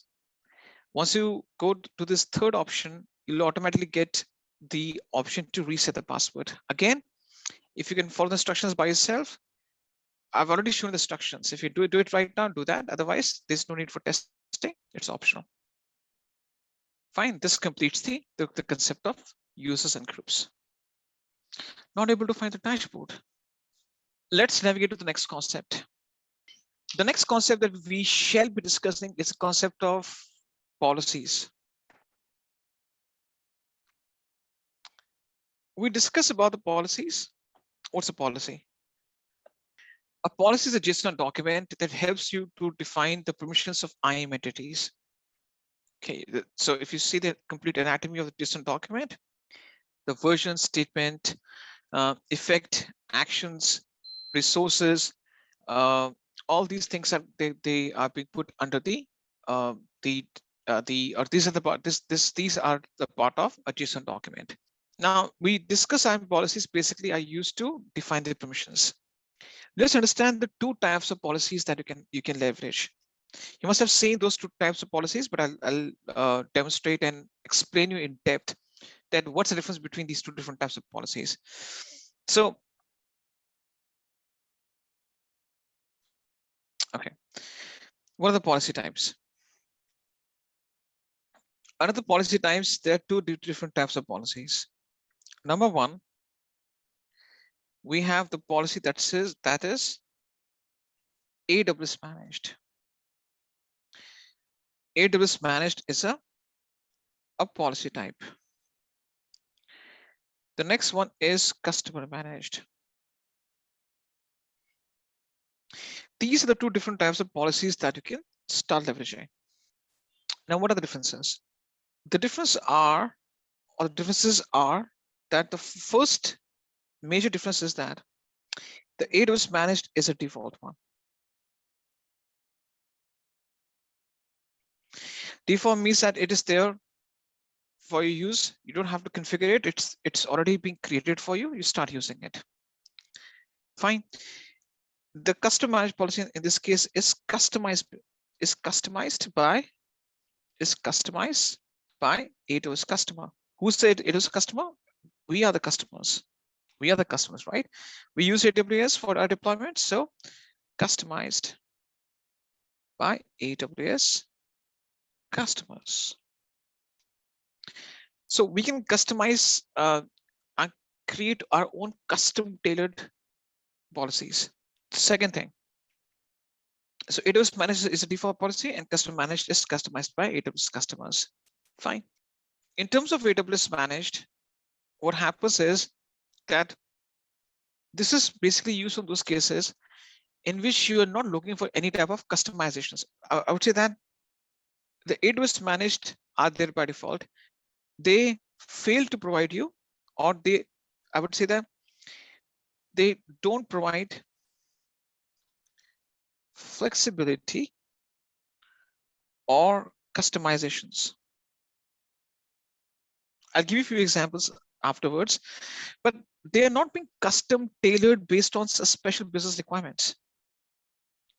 So it doesn't provide no flexibility or customizations.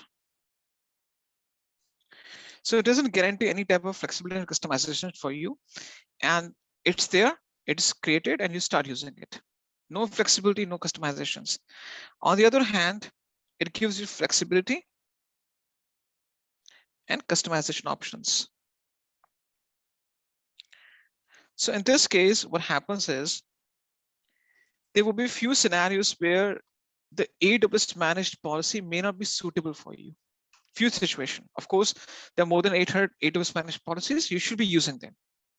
But there could be few scenarios. I think there was some question put that question that, for example, I want to make sure that the user gets complete access to the EC2 dashboard, but which I need to refrain that user from terminating the instance. Users should get complete access to EC2 apart from terminating instances. Now that's a special requirement. That requirement cannot be alone fulfilled by AWS managed, because AWS managed policies are set. So in this case, you start using customer managed. Customer managed policies are the one that you can use based on your requirements or needs, which may change over the time. See, there are more than 1 million customers on AWS platform. It is kind of hard for to customize the AWS managed policies for those more than 1 billion customers, because businesses have some special needs, some special requirements which change over the time. So Amazon says we give you a bunch of, or more than 800 policies, which we think you're going to be using it a lot.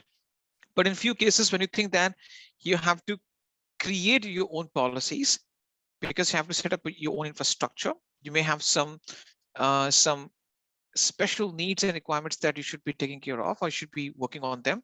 So in that case, you create a custom managed policy. We give the tools to you to create a policy by yourself on your own. So in that case, you're going to be using the custom managed policy.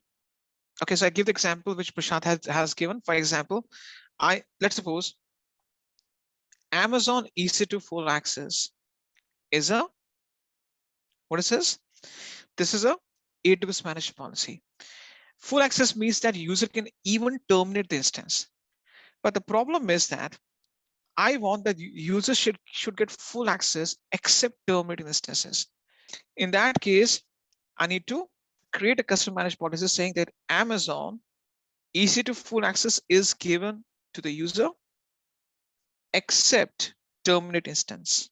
So in this case, I have to create a customized managed policy and apply it to my users or the groups. Fine. That's where the customization comes into play. Now let's take a scenario. I give you Google Drive links to share with you the documents. What is a Google Drive? A Google Drive is nothing but what is a Google Drive? A Google Drive is nothing but it's a online backup storage or online storage service. Google Drive, Dropbox, Microsoft OneDrive. What are these? These are the online backup options. Virtual storage, you can say that, right? Now, when I put something in the Google Drive, it's not necessary I have to put the same data on my hard disk, on my computer's local disk. I can have some documents on the cloud. I can share the links with the users and share the documents, share some data with you. Fine. So in this case, we use these tools as online backup storage. S3 is also one of the online backup storage options which Amazon has built on its own. So if you go to AWS Management Console, there's a category that's called storage. Telling you for the sake of understanding, there's an option called S3. S3 stands for Simple Storage Service. It's an online backup storage that you use for your businesses.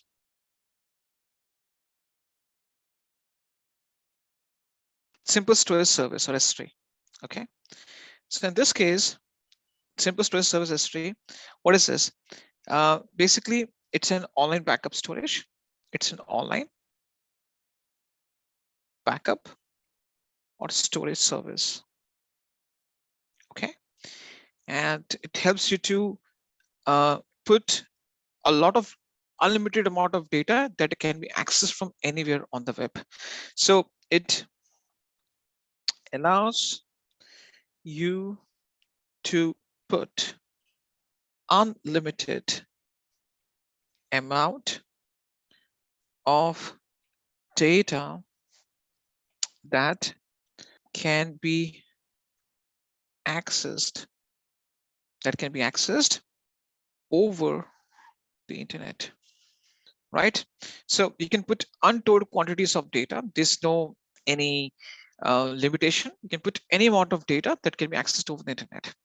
Okay, so it's an online backup storage service which Amazon gives to you. Now there are two building blocks of S3, two major building blocks. Number one, the number one building block is an S3 bucket. So for example, let's imagine this is an S3 bucket. All right, so what is this? This is an Amazon S3 bucket. Now, what is an Amazon S3 bucket? It's a fundamental container. What do you mean by fundamental container? It's a kind of a storage option to store your data. It's a fundamental container that can contain your data. Okay, so an S3 bucket is a kind of a container. The data that you put inside this bucket is called an object. So in this case, an object, it's nothing but it's a fundamental entity.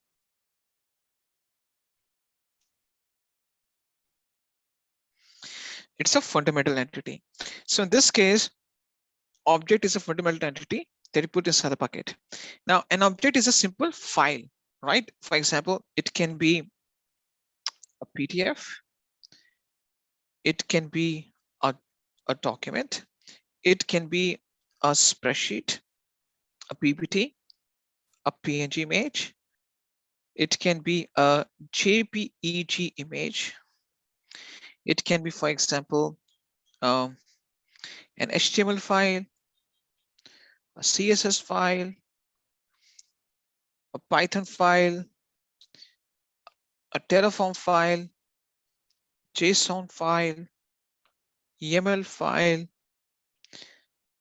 AVI file, MP3, MP4, etc., etc. So the data can be of any format. The object that you put in can be of any format. So there is no hard and fast thing. The data can be of any format, PDF, docx, xlsx, ppt, png, jpeg, html, css, python script, terraform file, whatever the format is, it does not matter. You can simply put a data or object inside a file inside a bucket, and you can store it. And you can store any amount of data inside it. Basically, the storage size is unlimited. AWS has not put any restrictions upon it.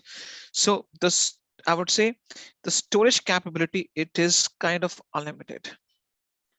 The storage capacity is kind of unlimited. This is one more thing. An account. If I'm talking about account, I'm talking about root account only. Can have maximum of up to 100 of these S3 buckets. This is the limitation. Fine. If I show you some policies on S3, we have used one of the policies that's called S3 read-only access, right? You used one policy that's called S3 read-only access. Let's imagine,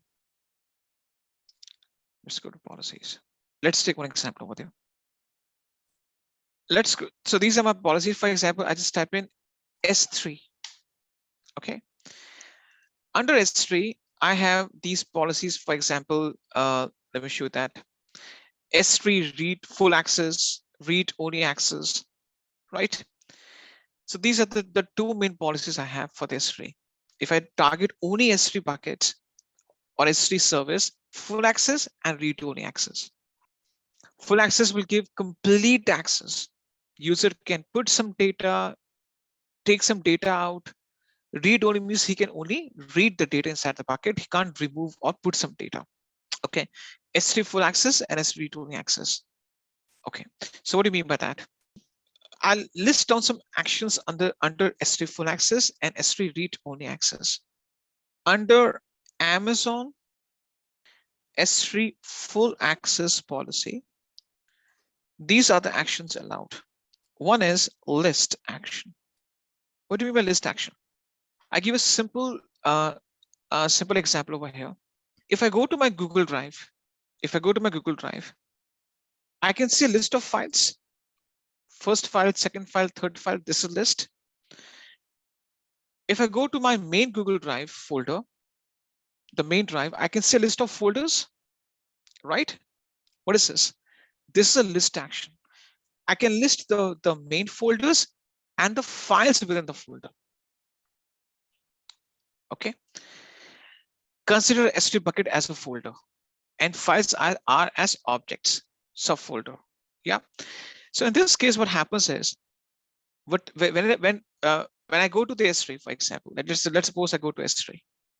I go to S3, right? I can see a list of buckets of 26 buckets. Buckets are the containers for data stored in S3. These are the kind of folders or containers. I can see a list of 26 buckets. If I go to any of the buckets, I can see a list of objects or the data inside the bucket. This is called list action. Okay, understood? Now, for example, I want to get the data out of it.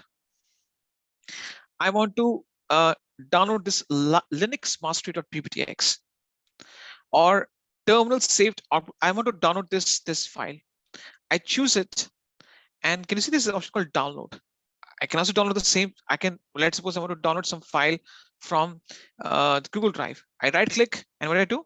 Click on download, right? So I right click on the file and click on download.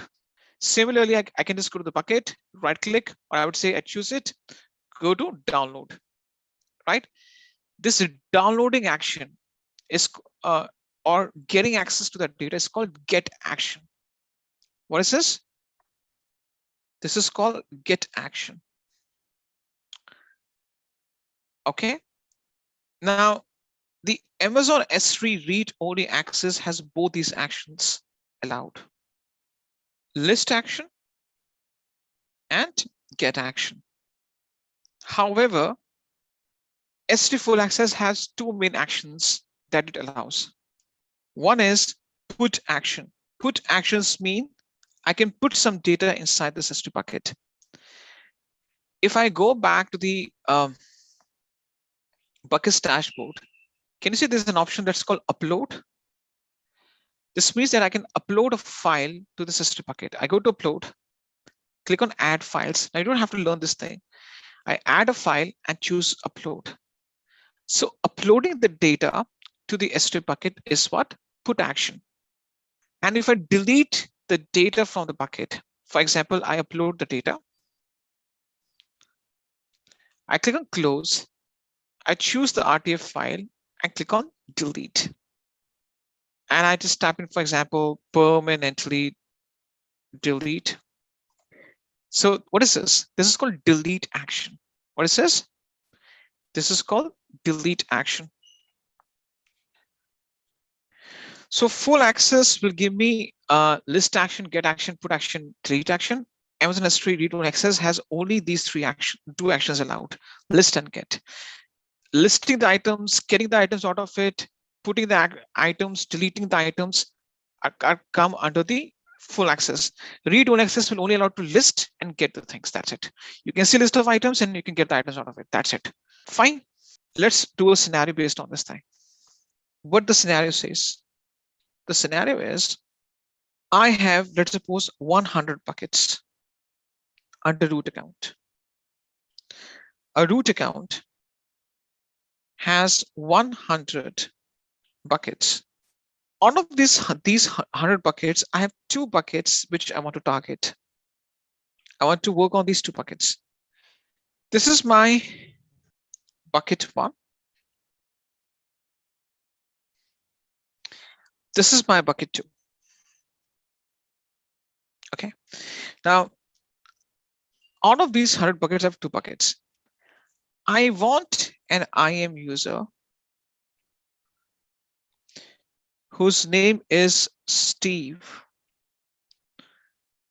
to get the read-only access to my one of these 2 buckets or 100 buckets and full access to the bucket 2 and no access whatsoever, no access to rest of the 98 buckets or rest of the buckets, whatever the buckets you have, rest of the buckets.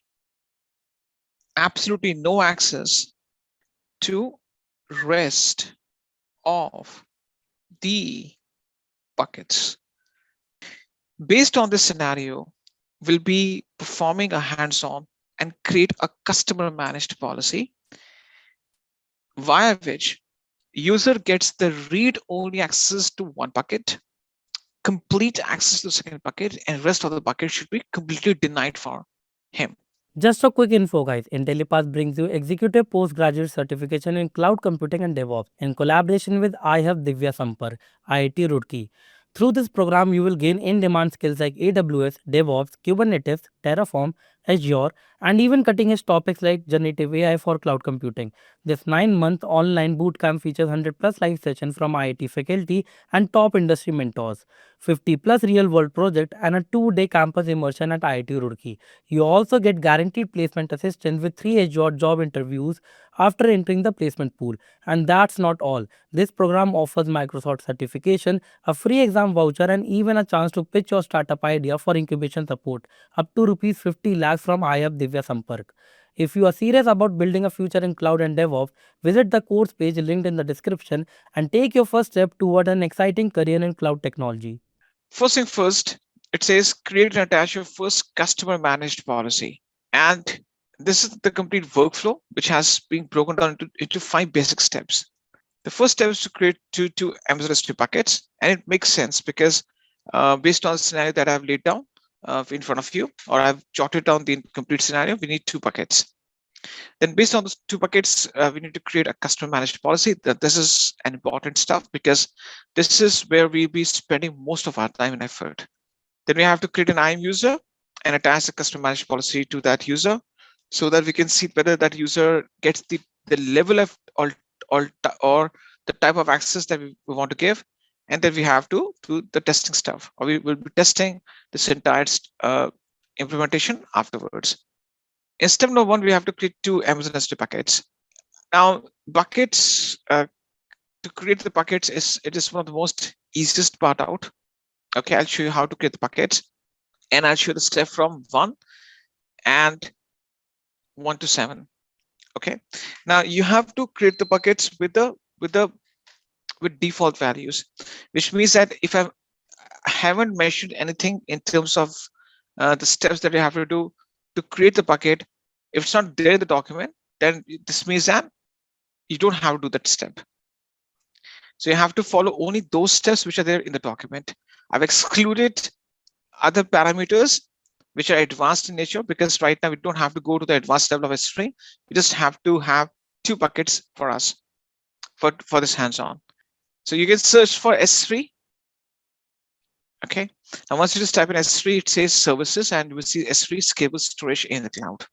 You click on the S3, and this will take you to the S3 dashboard. Now, even the S3 dashboard, you will see that it is global in nature. Global doesn't mean that a bucket can be can spread across all regions. We have this global kind of interface. The reason being, if you see my bucket list, all the buckets that belong to separate regions can be seen on a single page.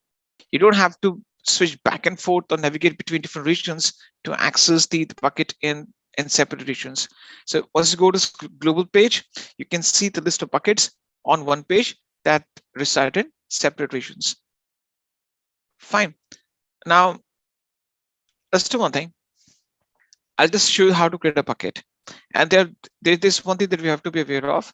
We'll be adding some prefixes for our convenience so that we can easily differentiate between these two buckets.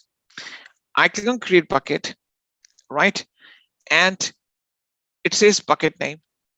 Fine. Now the bucket name, first thing first, has to be unique, which means that no 2 buckets can have the same name. Okay. Bucket names must be unique. So this is a important fact. Bucket name must be unique, which means that no 2 buckets across AWS. In AWS infrastructure or platform, no 2 buckets can have the same name. For example, no 2 people have the same Gmail IDs, or no 2 people have the same phone numbers, right? So in this case, no 2 buckets can have the same name. So you have to think of a unique bucket name and make sure that you choose lowercase only, because no uppercase or no, I would say, you can't use caps. No capital letters allowed. So lowercase only. Fine.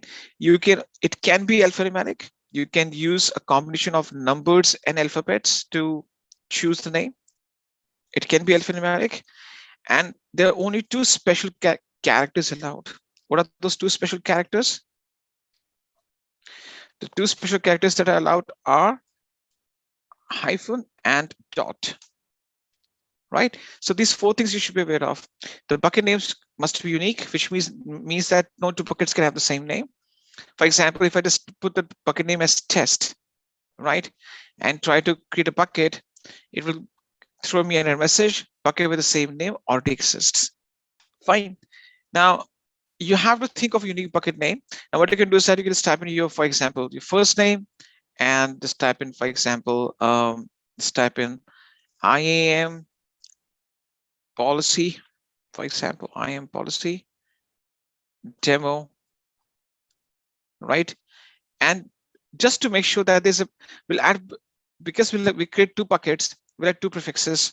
I will add one prefix for, like for example, ONE1 for the first bucket, or just type in first, FIRST, right? Because we'll add the prefix first for the first bucket and prefix second for the second bucket. Or you can just type in ONE1 or TWO2 for the second bucket. It's all up to you. So for example, I put in Rohan hyphen IAM policy demo hyphen first. And the second bucket would be this one. For example, this would be my second bucket name. I'll not put it right now over here. So for example, I just put second for the second bucket, just for the sake of example I'm giving to you, right? So that's how you have to differentiate between these two different buckets, right? Go ahead, choose a name, make sure that you prefix or append first or ONE at the end of it. Go ahead and do that. Now you can just copy this bucket name, because we're going to be just pasting it for the second bucket name, but we'll just change the prefix of it. You can just copy it, right? I just right click and copy it, because the second bucket I'll be creating will have the same name, except I'll be putting second as a prefix for this bucket, for the second bucket. Please assign a bucket name. You can put your first name, right?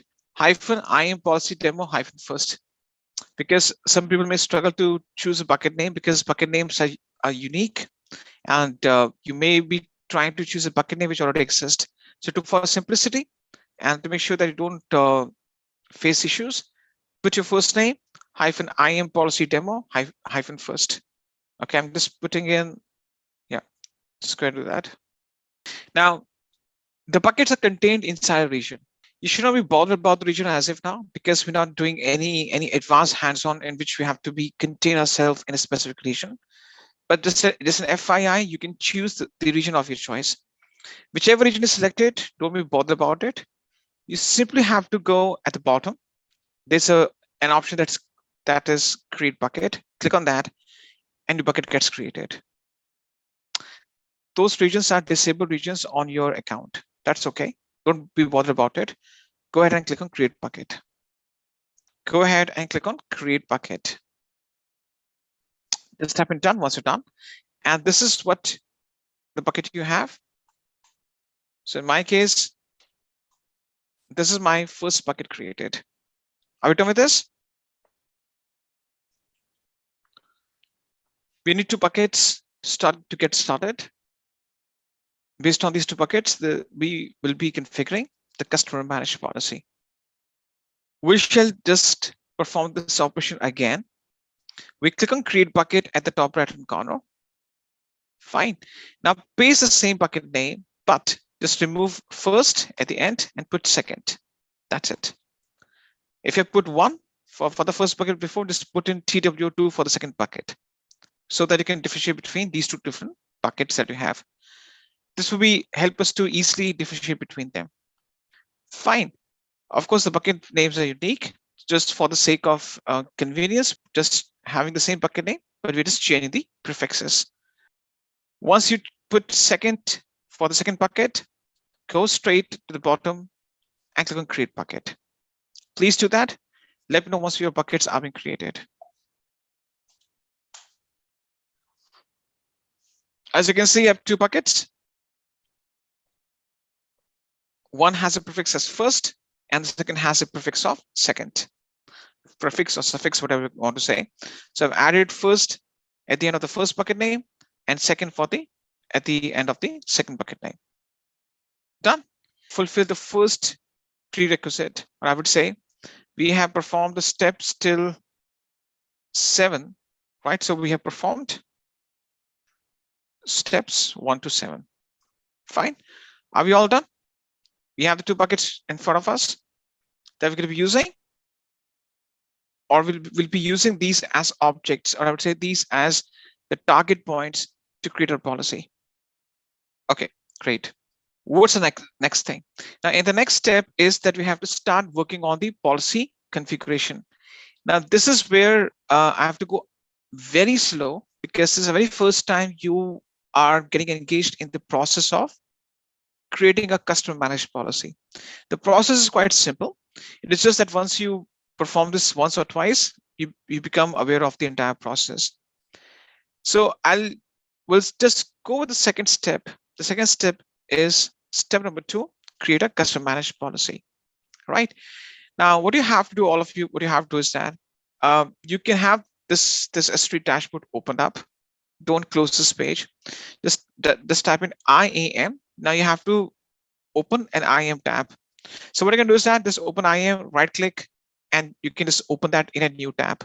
Because why I'm saying to open that in a new tab, because you have to copy and paste this S3 bucket name afterwards. It will be easier for you to do that. So I open IAM in a different tab, right? So I have S3 dashboard on the left hand side. On one tab, it's opened up. On the second tab, I've opened IAM. So please go ahead, access the IAM dashboard. You can, for the convenience, try to open that on different page or a different tab. Please go ahead and do that. Just tap into it once you're done with this. Now, once you go to the IAM dashboard, you're going to be looking for IAM resources. You have the policies. In this case, now I guess you must have 0 policy, 1, 2 policy. Basically, this shows me that the number of customer managed policies. I have right now 30 customer managed policies created. You may have 0, 1, 2, whatever number you have. That doesn't make any difference. Or you can just click on policies on the left hand side. You click on either of these 2 options, you land to the same policies page. Okay. So once you land to the IAM dashboard, click on policies. Let me know once you're on the policies page. Just type it done once you're done with this. Policies page under IAM. Okay. I'm on the policies page right now. Now, what's a policy? It's an object in AWS that defines permissions. Fine. There are 2 types of policy that I've discussed with you. One policy is customer managed and the policy is AWS managed. We're going to create a customer managed policy based on the 2 buckets that we have created. I click on create policy in the top right hand corner. And this gives me a page in front of me. Let me know what's on this page. Just type it done. It says specify permissions, policy data. So click on create policy and you land to this page. Now it says select a service. This clearly demonstrates to you that you have to select a list of services: auto-scaling, CloudFront, EC2, IAM, Lambda, RDS, S3, SNS. These are this is the combination of the services that you can see. Now you need to click on S3, right? Because the service that we would be working on, or the service for which this custom managed policy would be configured, is S3. So we are trying to create a custom managed policy for the S3 service. Fine. You have to click on S3. Click on S3, and then it takes you to the S3 configuration page. Click on S3. Let me know once you are on that page. Please go ahead, click on S3. Let me know once you're on that specific page. I'll show you one more time, just in case if some people got confused. Click on create policy, right? You will see a list of services in front of you. Now the service that you're looking for is S3. Click on S3, and this is where you have to start applying the configuration, or you have to start implementing the steps. By S3, based on the scenario that we are working on, we need to create the policy for S3 buckets. That's the reason. Based on the scenario that we are working on, we need to create the policy for S3. That's the reason. I hope that you are aware of the scenario. Now, what's the next thing? The next thing is that it says actions allowed. All actions? The answer is no. First thing first, we'll be targeting our bucket which ends with first or ONE.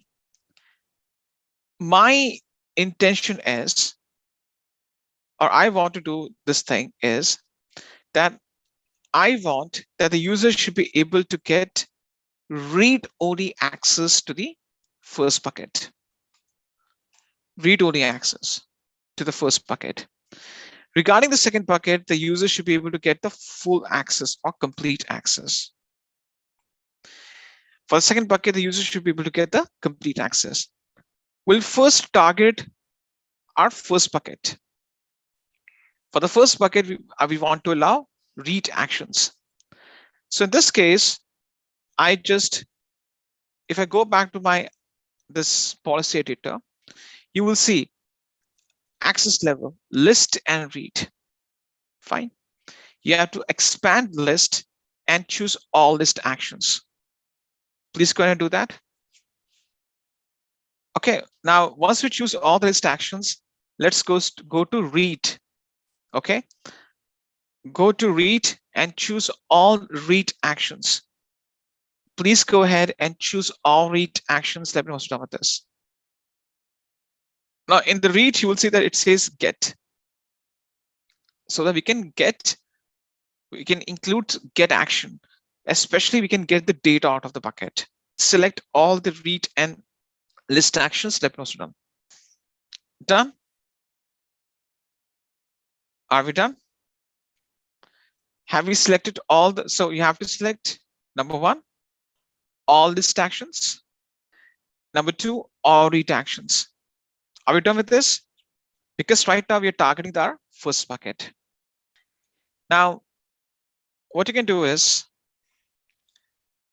you scroll down. We're not going for write permissions management tagging. These things would be excluded.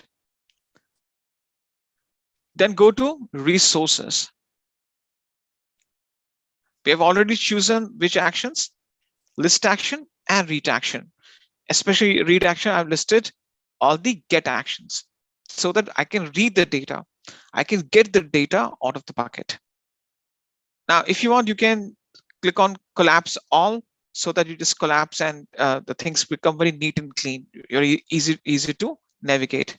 You just click on collapse all and basically all the options get collapsed. Basically, the main thing is that you have to ensure that you have chosen all the actions under list and read. Fine. So the page becomes neat and clean and tidy. The next thing is that you have to go to resources. The first resource that you should be targeting is the bucket. Now you have to apply the permissions at 2 levels, bucket level and object level. What's a bucket? It's a container. Right at the bucket, it says get bucket resource ARN for the get bucket location and 48 more actions. It's saying that whatever actions you have chosen, that's okay. But can you please specify which bucketing you're targeting? You may have 100 buckets in your account, but which specific bucket you're talking about? There's an option that says add ARN. Okay, what is ARN? I'll let you know. But click on add ARN and let me know once you're there. Just click on add ARN right at the bucket name. Let me know once you're on this page. Just type in done once you're done. I'll show you one more time, just in case you're confused. There's a separate section for resources. Okay, now we have to target 2 resources, bucket and object. Under bucket, it says specify bucket resource ARN for the get bucket location, and it says add ARN. I click on add ARN over here, and this is what I get, right? Now I can just put that the complete text of it right now, but line by line, but I just go with visual. Let's suppose if I choose any bucket name, it says a star. What do you mean by star? You don't have to select it. I will be mentioning about bucket name. It means all the buckets. So if I by mistake choose star, this means that this policy I'm going to create right now applies to all the buckets, which is not the case, which is not applicable in our case. So you have to unselect it and you have to specify the exact bucket name. Okay, so go back to the bucket dashboard, copy the first bucket name as it is, and you're going to be pasting it. Automatically, the Amazon resource name of the bucket. Now, ARN is a special identifier for specific resources. The ARN of your bucket populates. So you have to copy and paste the first bucket name as it is in any bucket name list. Please go ahead and do that. So basically, it will automatically populate the ARN of your bucket. Fine. Now, once you have put your first bucket name, so ARN stands for Amazon resource name. It's a special identifier you give to a bucket, which Amazon gives to your buckets and some resources. Once you have done, what next? Click on Add ARNs. Add ARNs. Can you see that? There's an option at the bottom right hand corner. The option is Add ARNs. Go ahead and do that. Done. You will see that once you click on Add ARNs, your first bucket ARN or Amazon resource name populates. Are we done with this? Right? So right now you've targeted your first bucket. You're saying that this read-only access I'm going to mention for the first bucket. Okay, what's next?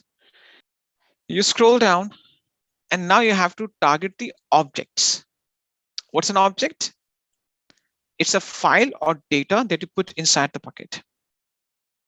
So once you scroll down, the last item it shows in the list, and this entire list is object. It says add ARN to restrict access. Go ahead and click on add ARN right to the object name. And this is what you'll get. Click on add ARN right to the object name. Let me know once you're on this page. I'll show you one more time. You have the object as the item last in the list. You have to click on add ARN right to the object name. Okay, click on add ARN. Fine. Once you're on this page, you have to again copy and paste the first bucket name. Please do that. What's the next thing? Under the resource object name, choose any object name. So what do you mean by that? This means that this policy applies to all the objects in my first bucket.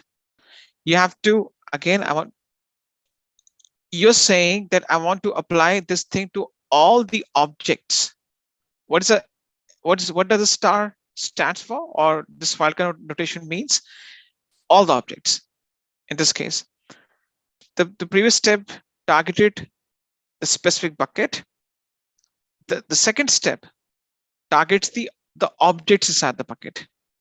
So the previous step targets the buckets that I want to list down. Once I mention the bucket name, now it asks me that which object inside the bucket comes under this policy. Okay, so when you apply the permissions to restrict access, you have to apply the permissions at the bucket level first, and then to the object level. Because maybe you have some objects that you want to restrict, and other need to be taken out from the restriction. Fine. Have we done with the, have we done this thing? You have to mention the copy and paste the bucket name, first bucket name, and under resource object name you have to choose a check, or you have to check any object name, which means that all objects in my first bucket will be included, or the policy that I'm going to create right now would be applicable to all the objects under the first bucket. Are we done with this? So this means that any data, any folder, any file inside this bucket would come under this policy. So this policy I'm going to create right now will apply to all the objects which I'll be putting inside my first bucket. Are we done with this? Okay. Go ahead and click on add ARNs. Add ARNs.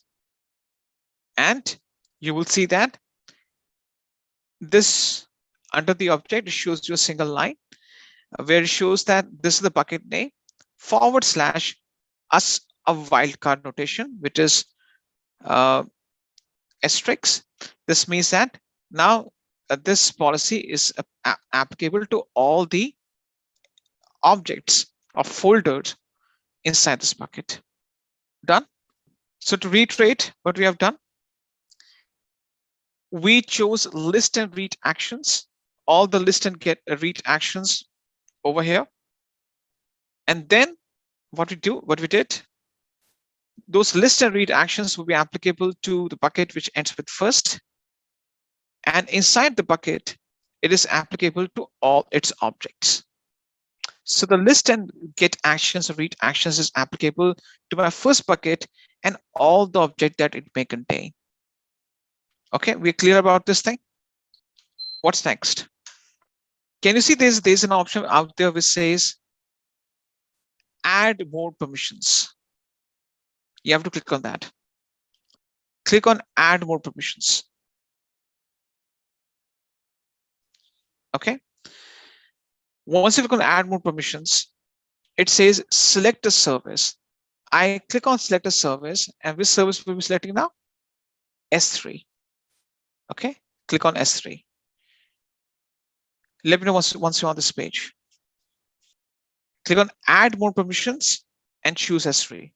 Add more permissions and choose S3.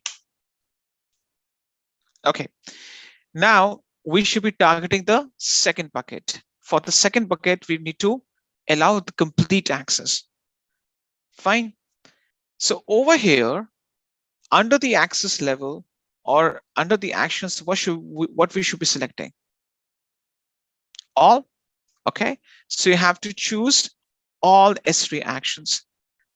So if you choose all S3 actions, automatically all the actions get selected. Please do that. Let me know once you're done. Okay. So I'm saying that for the second bucket, I want to include all the actions, whether it's list, read, write, permissions management, tagging, nothing is being excluded. Fine. What's next?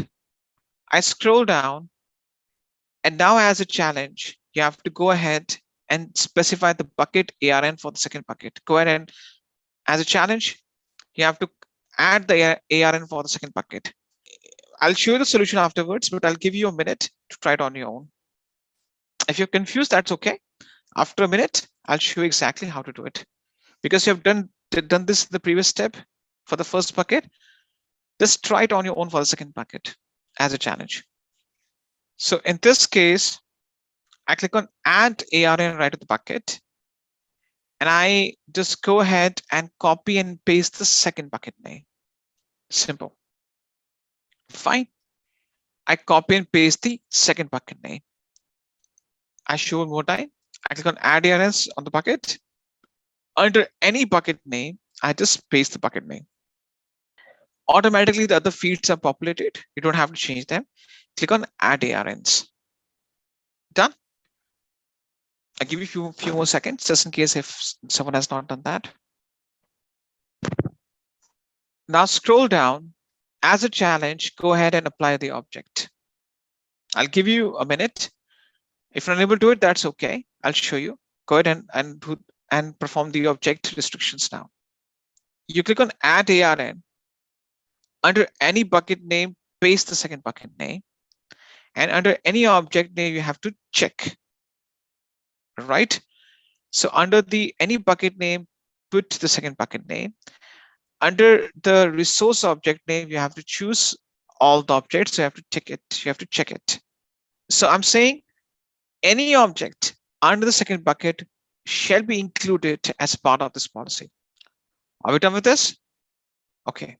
Go ahead and click on add ARNs. Click on add ARNs. And that's been, this is done, right? Fine. Now we have targeted both the buckets. Click on next. Okay. So on the next stuff, it will show you exactly that what you have to go to review and create. First thing first, you have to enter the policy name. I can just type in my, for example, I put any random policy name. It doesn't matter. Just put a policy name. And in the description, you don't have to type in anything. So basically, just go ahead and enter a policy name. Please go ahead and do that. Click on next and enter a policy name. Right? You can choose any policy name. It doesn't matter. You can just put in, for example, demo policy, my customer managed policy, my first policy. Put anything over there. Okay. Once you go ahead and do that, scroll down, and it will show you the list that you've selected. Okay. And scroll down and click on create policy at the bottom right hand corner. Can you see that? So once you put the policy name, no need to add a description. it shows you the permissions that you have selected. It's okay. This is permissions defined in the policy. That's it. You can click on edit and you can change it up. You can make the corrections before you can create the policy, but we don't have to do it. Put a policy name. No need to change the description or add a description. It's purely your choice. We don't have to change the policy. Simple, go ahead and click on create policy. Okay. And your policy gets created. Please go ahead and do that. On the top, it will show you this thing, this message. The policy is being created, right? So we have performed 2 steps. We have created 2 buckets, and based on those 2 buckets, we have configured a customer managed policy.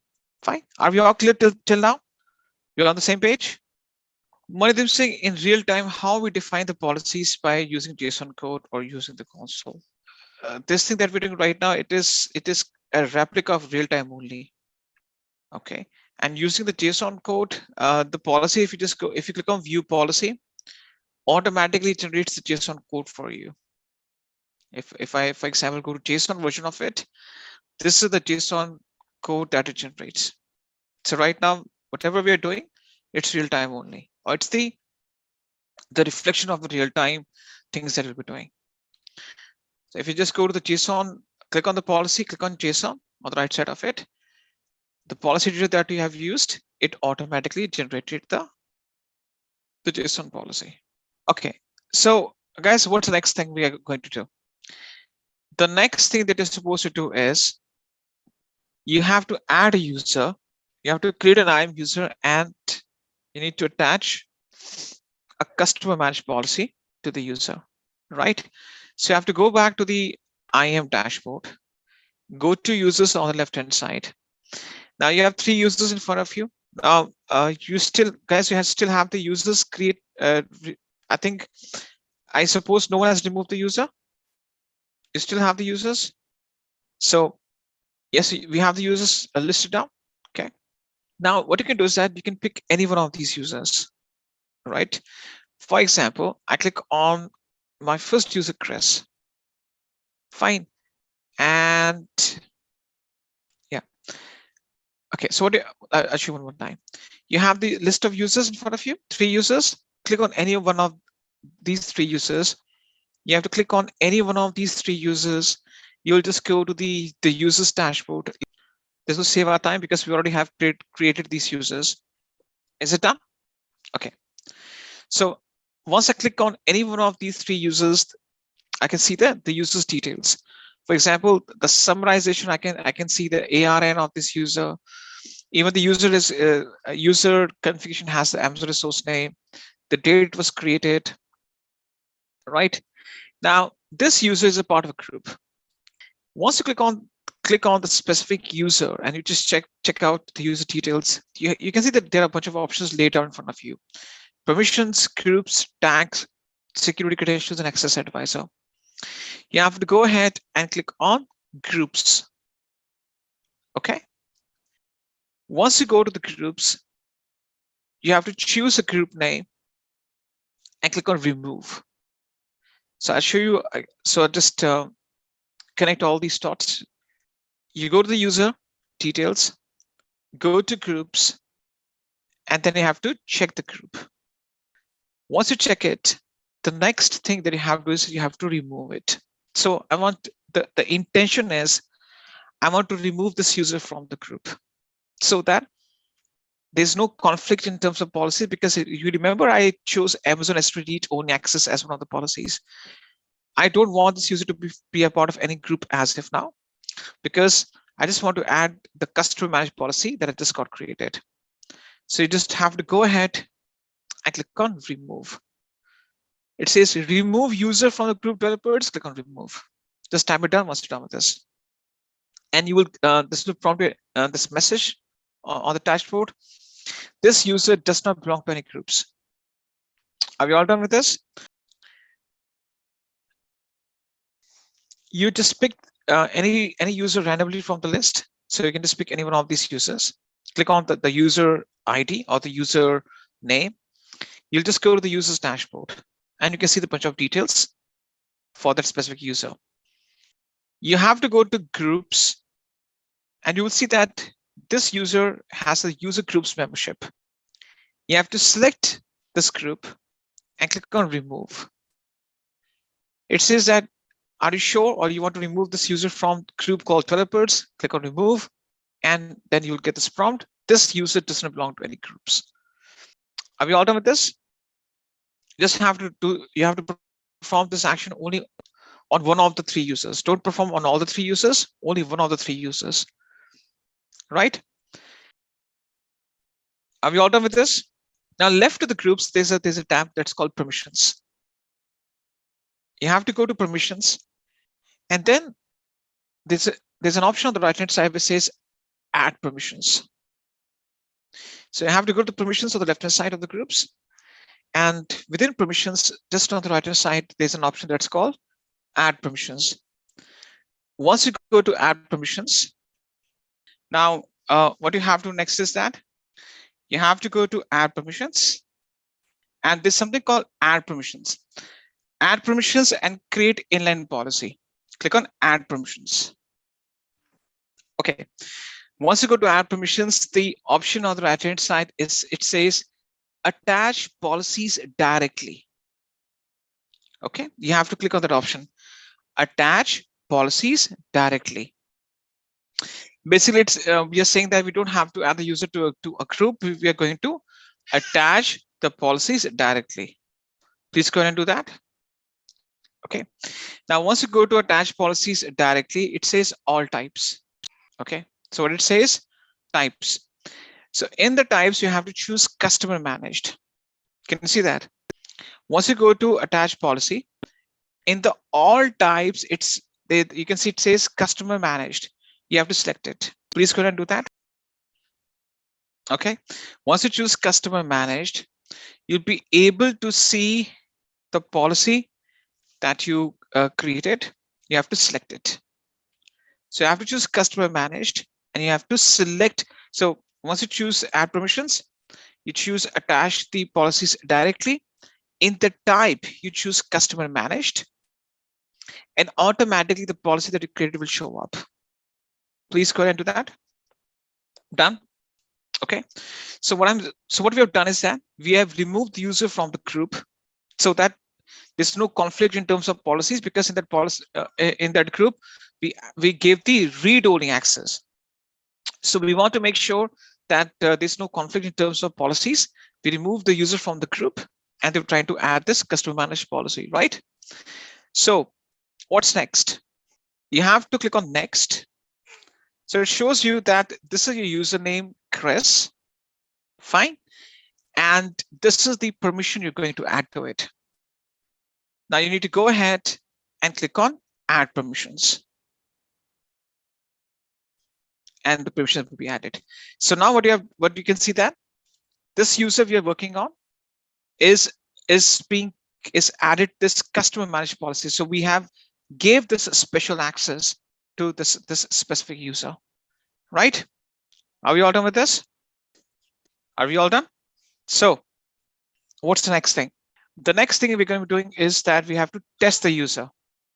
We have to go ahead and test the user, right? So we have to test the user access. So basically, you have to log in on behalf of this user. As a challenge, go ahead, use a different browser or an incognito window and log in on behalf of the user. Just type in term once you're done with this. Sanjay, if you remember the group that we got created, that group has the S3 read only access. If you go to the group right now and go to permissions, the permission that we added to that group was S3 read only access. Okay, so to avoid, I would say to make sure that there's no conflict, because we created a special policy for the S3 buckets, and this gives S3 read only access to all the buckets. To avoid the conflict, to make sure that there's no issues out there, that's fine. Because sometimes, see, generally what happens is that when you apply the permissions at the user level and at the group level, the user level permissions get high priority. This means that technically this should be null and voided, this one. Okay, so the user permissions gets high priority, just to make sure that sometimes we're not sure whether the user is a part of group or not, just to make sure that we don't make the users a part of any group. To test it, we have removed that. Otherwise, if we have just not removed the group, that would not have caused any issues for us. Okay, now guys, as a challenge, you have to go ahead and you have to log in on behalf of this user. Process how to log in on behalf of an IAM user. You can use an incognito window, a private window, or maybe you can use a different browser, because on the same browser session you can't have two logins. So in real time, see, it's not about real time or unreal time. If you want to see, generally what happens is, yeah, in generally if you add a special permission to a user, whether it's real time or it's a testing environment, the user permissions have always the upper hand, high priority. Fine. So it all depends whether you want to make the user the part of a group or not. But yes, you can go with any one of those two approaches. Either you remove the user from the group itself if you don't want to add those permissions, or you add the permissions above it. Both these two approaches will work. Okay. Now I'll just go ahead and log in on behalf of the user. So I go to my dashboard. On the right hand side of this dashboard, I just copy this sign in URL, and I just go ahead and use Google Chrome, a different browser, to just log in. So guys, as a takeaway, an important point, when you have the user being applied the permissions at the group level, and you specially assign a different permissions or any policy to the user separately, the user permissions will always have the upper hand or higher priority. But still, you have to try to ensure that you don't have any conflict between these two different permissions, group permissions and user permissions. But the user permissions are applied first. Okay, now I just go ahead and just log in, and just try to log in on behalf of this user and see that. Yeah, I just do that. I just log in on behalf of this user.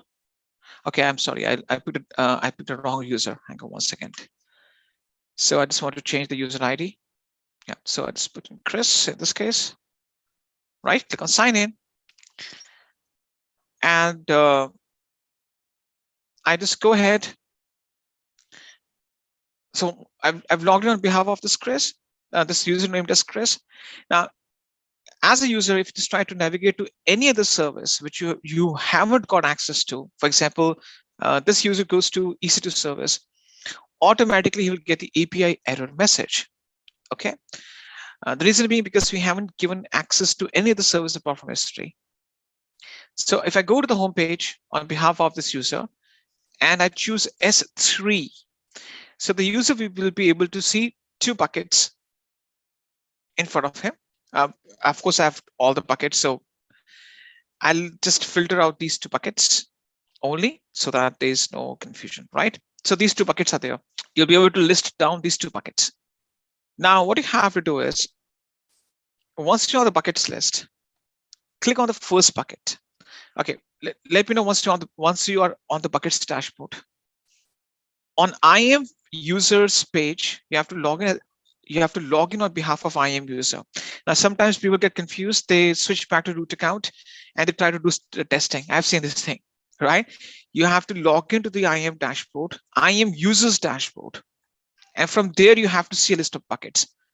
You have to access the list of buckets on the users dashboard, not the root accounts dashboard.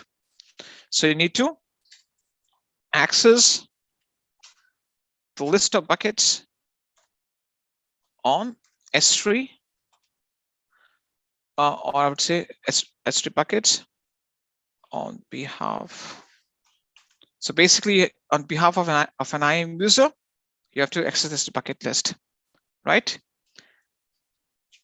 Now, you need to click on the first bucket, the buckets with which ends with first or ONE, right? Once you go to the first bucket, you will see that on the right-hand side, there's an option that's called upload. Okay. Click on upload and then click on add files. Upload and add files. So for example, I click on add files over here. Okay. Now you can choose any file from your computer. Okay. So on the bucket list, you just click on upload, choose add files, add files. You need to just pick any file from your computer. You need to pick any file from on your computer, right? Go ahead and just upload it. Now automatically the file name shows up that this file you're trying to upload. Fine. You simply scroll down and click on upload. Now there are two ways to upload. Either you just upload it like this, right? Or you just drag and drop the item. Now you will see that it will show you access denied. It will show you access denied. Fine, because for the first bucket, I don't have any permissions. Or what I can do is that I can drag and drop the item like this. I can drag and drop the item to the list and click on upload. Try to upload anything from a machine to the first bucket. Please test it. For the first bucket, the upload was done successfully. Can you verify that? Upload should fail for the first bucket. Make sure that you're not doing that on the root account, because this is a very common scenario that people fall into. Right? Make sure that you log in on behalf of an IAM user. If you see the top right hand side, you will see that it shows you the account ID and the IAM user. So on behalf of the IAM user, if you access the first bucket and try uploading something, it should reject you. Okay, that's what we want to ensure. So if upload is successful, there are two chances. Number one, maybe you're just trying to do that on the root account. Number two, the policy that you configured was not done properly. Okay. What's next? You need to go to the second bucket. You just click on the buckets on the left, on the top. And of course, you'll be going back to the bucket list. Click on the second bucket and now try to upload something. I click on upload and now it will be a success for the second bucket. You can just access the bucket list. If you just click on close right now, you can just click on the buckets on the top and you will be back to the buckets page. So for the second bucket, I was trying, when I tried to upload this simple file, this small file to the bucket, it was a success. Because based on the policy, the user have no access in terms of deleting, or I would say putting something inside the first bucket. But for the second bucket, the user has complete access.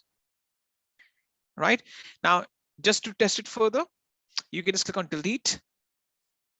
Right, and if you just try to delete the item or the object from the second bucket, it should be successful. Just try to delete something delete the same object from, just type in permanently delete and click on delete objects. You should be able to delete your object or data from the bucket itself. Okay. So overall, on behalf of this user, you logged in, you try to put something to the first bucket, you got that, which was expected. You try to perform the same operation for the second bucket, and it went with success. And you were also able to successfully delete the same object that you uploaded before. So this puts our policy into test. We saw its effectiveness, that how we configure the policy and how it can come into effect. Okay, let's discuss the concept of IAM roles. Why exactly we need roles? Because see, the thing is that users, groups, roles, and policies, these are different components of IAM. Purpose of users, groups, and policies. But what is the usage of roles? To perform confined permissions? Okay, perform confined permissions. All right. One specific access. All right. Who wants to give inputs? See, roles are used for temporary access. That's a good thing. That's what I was looking for. Temporary access. but I'll elaborate this temporary access in to ensure that you understand exactly what you mean by temporary access. But that's a good point. We want to give access for specific task only. Okay. So we need roles. Let me just elaborate what the roles are, and I'll discuss with you two benefits of roles. It's because see, the roles can be used for, now for example, included one answer, temporary access. Basically, the thing is that roles uses something called security token services, which give you temporary access for a specified duration. I'll come to that. And in AWS, we use rules for multiple reasons, but there are two main reasons that we're going to be using rules for. I'll elaborate those two different reasons, give you some examples, and based on one of the examples, we'll do some hands-on so that you clearly understand the relevance of roles. Okay. Roles are required in those cases when you need to engage two resources together and have them communicate to each other.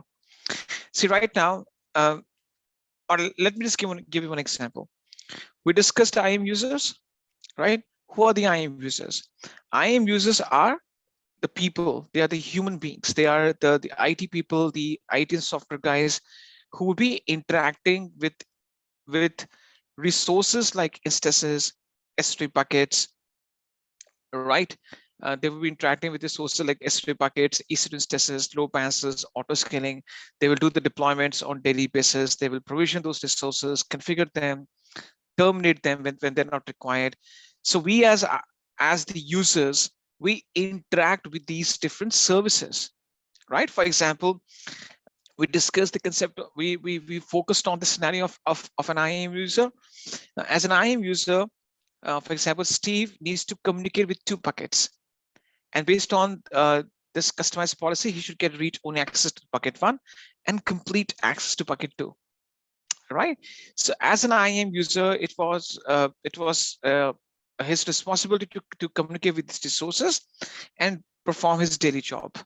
And based on whatever permissions I've assigned to him, he will get that access and he can perform those actions. So over here, there's an IAM user who is trying to interact with the AWS resources, which includes my buckets. Okay. Now, what I say that now I don't want to use this user in this case. Okay, user. Okay, let's suppose user is there. Let's imagine user is there. I also want the buckets to communicate. Right now, or the scenario that we saw, user communicated with the buckets. Okay, but I want the bucket, for example, bucket 1 to communicate with bucket 2. I want bucket 1 to communicate with bucket 2. There should be a kind of a communication or synchronization. So in this case, this bucket 1 will need an IAM role so that it can communicate with the second bucket. The main purpose of an IAM role is to initiate resource access. If one bucket wants to communicate with another bucket, if instance wants to communicate with the bucket, this means that in this case, there's no human being involved, right? So in this case, we use the concept of IAM role, right? So the purpose of the IAM role, I'll just list down the functions. I'll give you some examples. Try to understand those examples. And the best part about the IAM roles is that when you start configuring the resources, the roles are configured automatically. Okay, you don't have to create them at every single point of time. But of course, from the exam point of view, from the certification point of view, from the interview point of view, from enhancing your knowledge perspective, it is important that you understand its relevance. Okay, let's understand the concept of IAM role.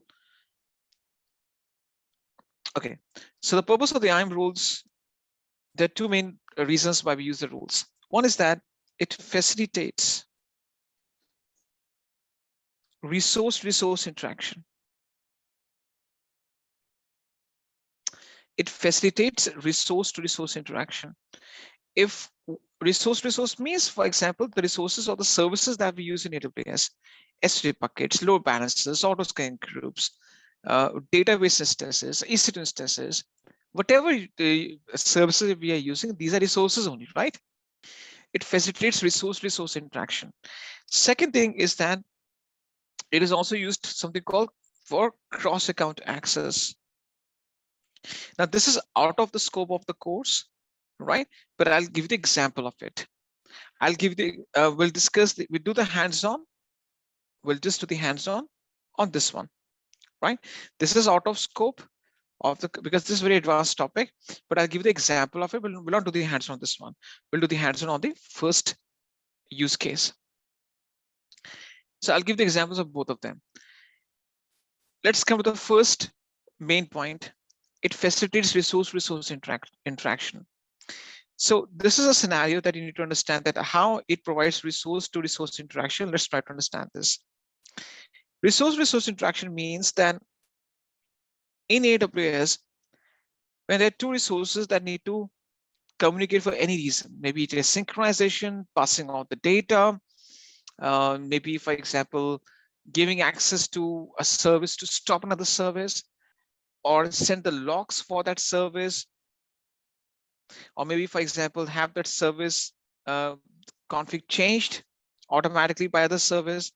In this case, we call it as resource to resource interaction. I'll give you one example over here. The example is, let's imagine I have these end users. These are my customers.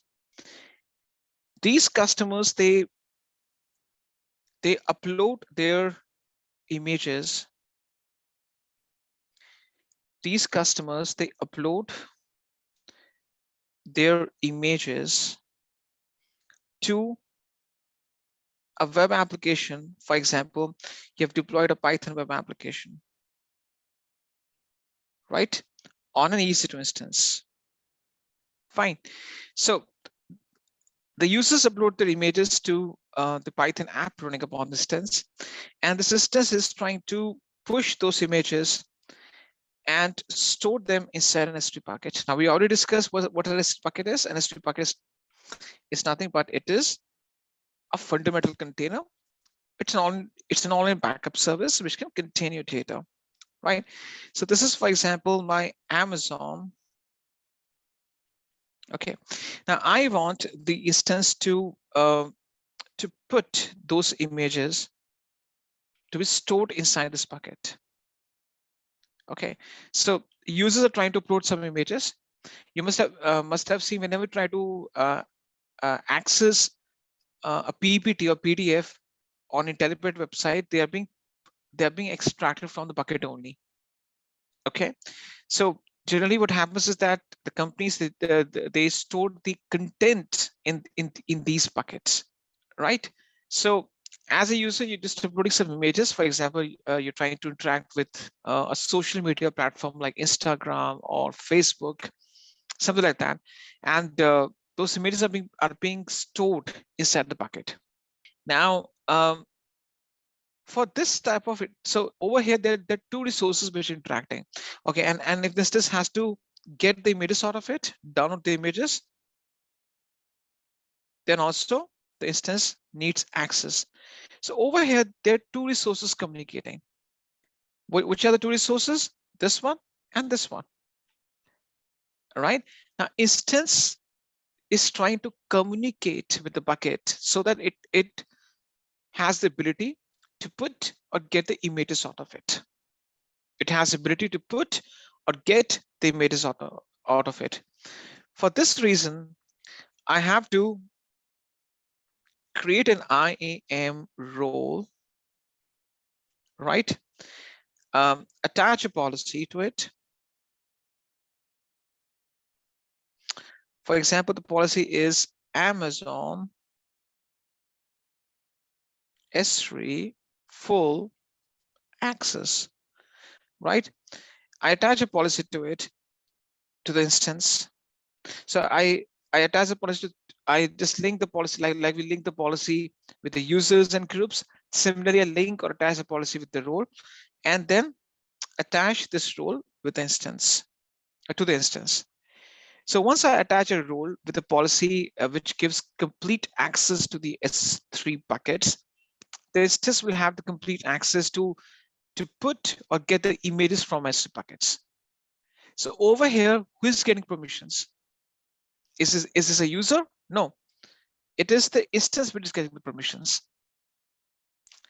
If there's no instance over here, if there's a user, then I could have created an IAM user in this case, right? Because there's no user involved, there's no human being involved or a person involved. This instance is a resource which wants to communicate with another resource, but it's an S3 bucket. For this type of interaction or communication or access, the instance need permissions. And for that, I create a role, attach a policy to it, and then link this role to the instance so that the instance has those permissions to apply some actions or do some actions towards a bucket. Okay, I'll give you another example. Let's imagine this is my bucket in North Virginia. This is my main bucket. Okay, I want that whatever data is being put inside this main bucket, it's being synchronized, or it is replicated, duplicated in a different bucket, which may be in a different region. For example, for the backup purpose, to make my data more redundant, I have another bucket in Mumbai. Okay, I want that the entire data gets synchronized and replicated from main bucket, and this is my secondary bucket. This is my backup bucket. This is only for the backup purpose, backup, or this is a secondary bucket for me. So I want to make sure that I have a copy of the data synced and saved in Mumbai as well. In that case, this main bucket needs to be attached an IAM role. If I don't attach an IAM role to it, I can't have its data synchronized to the second bucket. So in order for my main bucket to sync its data or synchronize its data to the second bucket, to another bucket in a different region, this main bucket also needs certain access. Fine. So what's the moral of the story? What's the crux of this entire conversation? Roles are assigned to the resources so that they can easily communicate with each other and we allow them to have certain level of access, whether it is replication of the data or it is doing some actions, for example, putting the images or getting the images.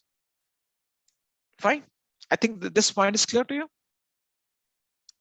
We'll do, okay, so we'll just do a hands-on on this scenario. Fine. Now let's take something called cross-account access. Now cross-account access is out of scope of this course. We'll not do the hands-on this one, okay? Because it's very advanced. It is discussed in SysOps or professional examination, but for the sake of giving the example, because you didn't understand why we use the IAM rules for. In the cross-account access, what we do is that, for example, let's take one example. What do you mean by cross-account access? When you start working for organizations, for large enterprises, which have hundreds of thousands of employees working on AWS, you will find out they will not have only one root account. They will have multiple root accounts. For example, let's take one example over here.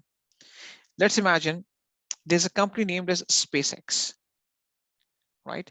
SpaceX is a esteemed organization which specializes in space exploration. Now, SpaceX says, I will go for 2 root accounts. One root account is for production live servers. So this is my root account. It is purely for production purposes. Okay, this is where, so in the root account, this is where live applications are maintained. This is where live applications are maintained. You're right. Your live servers are running, which are in production. Okay. Then SpaceX says, I have a different root account for development purpose, development and testing. So we call this root account as development. This is a second root account we have. The name of the root account is called development. Now, this development root account is kind of a sandbox. Sandbox means that it is used for development and testing of applications. Used for development and testing, right? So for development and testing of new applications, new services, new software releases, it's used. Fine. So SpaceX as an organization has divided its I would say it has adopted a strategy where one root account is for production, where live servers are running, and root account for development is only for development purpose and testing purpose, right? Now, under the production, so let me just divide this thing so that there's no confusion. Under the production account, I have a bucket, an Amazon S3 bucket. Now, this S3 bucket is used as a code repository. Code repository means that this is where I would say that my application's code is updated, right? So it consists of source bundles or packages, HTML files, CSS files, and if I want to update my application, I need to update my code repository, right? So it is kind of a GitHub or where my software packages are maintained. I have an IAM user over here under the developer account. So for example, this is an IAM user, right? And this IAM user is my software developer. His name is Steve. I want Steve to get access to this bucket so that he can update the applications, update the code, push the new changes to it. Now, the problem is that this is not allowed by itself. Even though these two accounts are belong to the same organization, which is SpaceX, but these are two different root accounts. From AWS perspective, these are different entities. These are completely different entities. From the Amazon's perspective, these are different accounts, even though they belong to the same organization. That's okay. So this is not allowed by default, right? One root account cannot be straight away start accessing the other root account resources. So in this case, what needs to be done? In this case, there's an IAM role needs to be created. There's an IAM role needs to be created, right? And this person, Steve, would be using this role. Basically, there's a special action which we call it as switch role. If I show you on, okay, it is under the IAM account. Let me show you that. If I log in on behalf of an IAM user, you will see there's an option called switch role. Let me show you that. Okay, so I just go ahead and just paste it.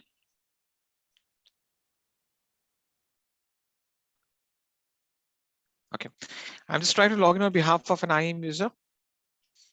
You will see that once I just log in right now, you're gonna see that at the top right-hand corner, from where I can log out, there's something called switch role. Can you see that? Switch role. Now, using switch role option, if I have the arrangements already made at the backend, this IAM user can log into a different root account and access some resources. Switch role. Okay, so using this special option that's called switch role,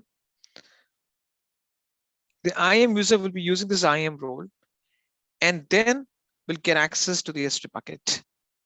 Fine. This IAM role will have some policies with, for example, will have policy signed. For example, the policy is Amazon S3 full access. Okay, and this IAM user will use switch role action, use this role, and hence get access to the S2 packet.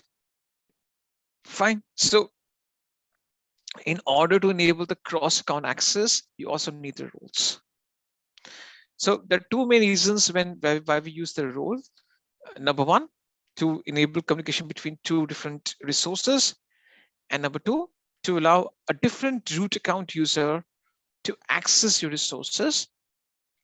And because this is a cross-account access, in this case, the roles are needed. And a special option is used, switch role, based on which the IAM user can access your resources based on what you have, what access you've given to, what access you've attached to that role. So the external user, because this IAM user is an external user now, it's not my account user. That external user can access your resources based upon the role that you've set in for that person to use. What are the policies attached to that role? So if I was attached the policy which is Amazon S3 full access, then the external user should be able to get full access to S3 packets. Okay. Any questions you have? Now at the back end, what happens is roles generate something called tokens.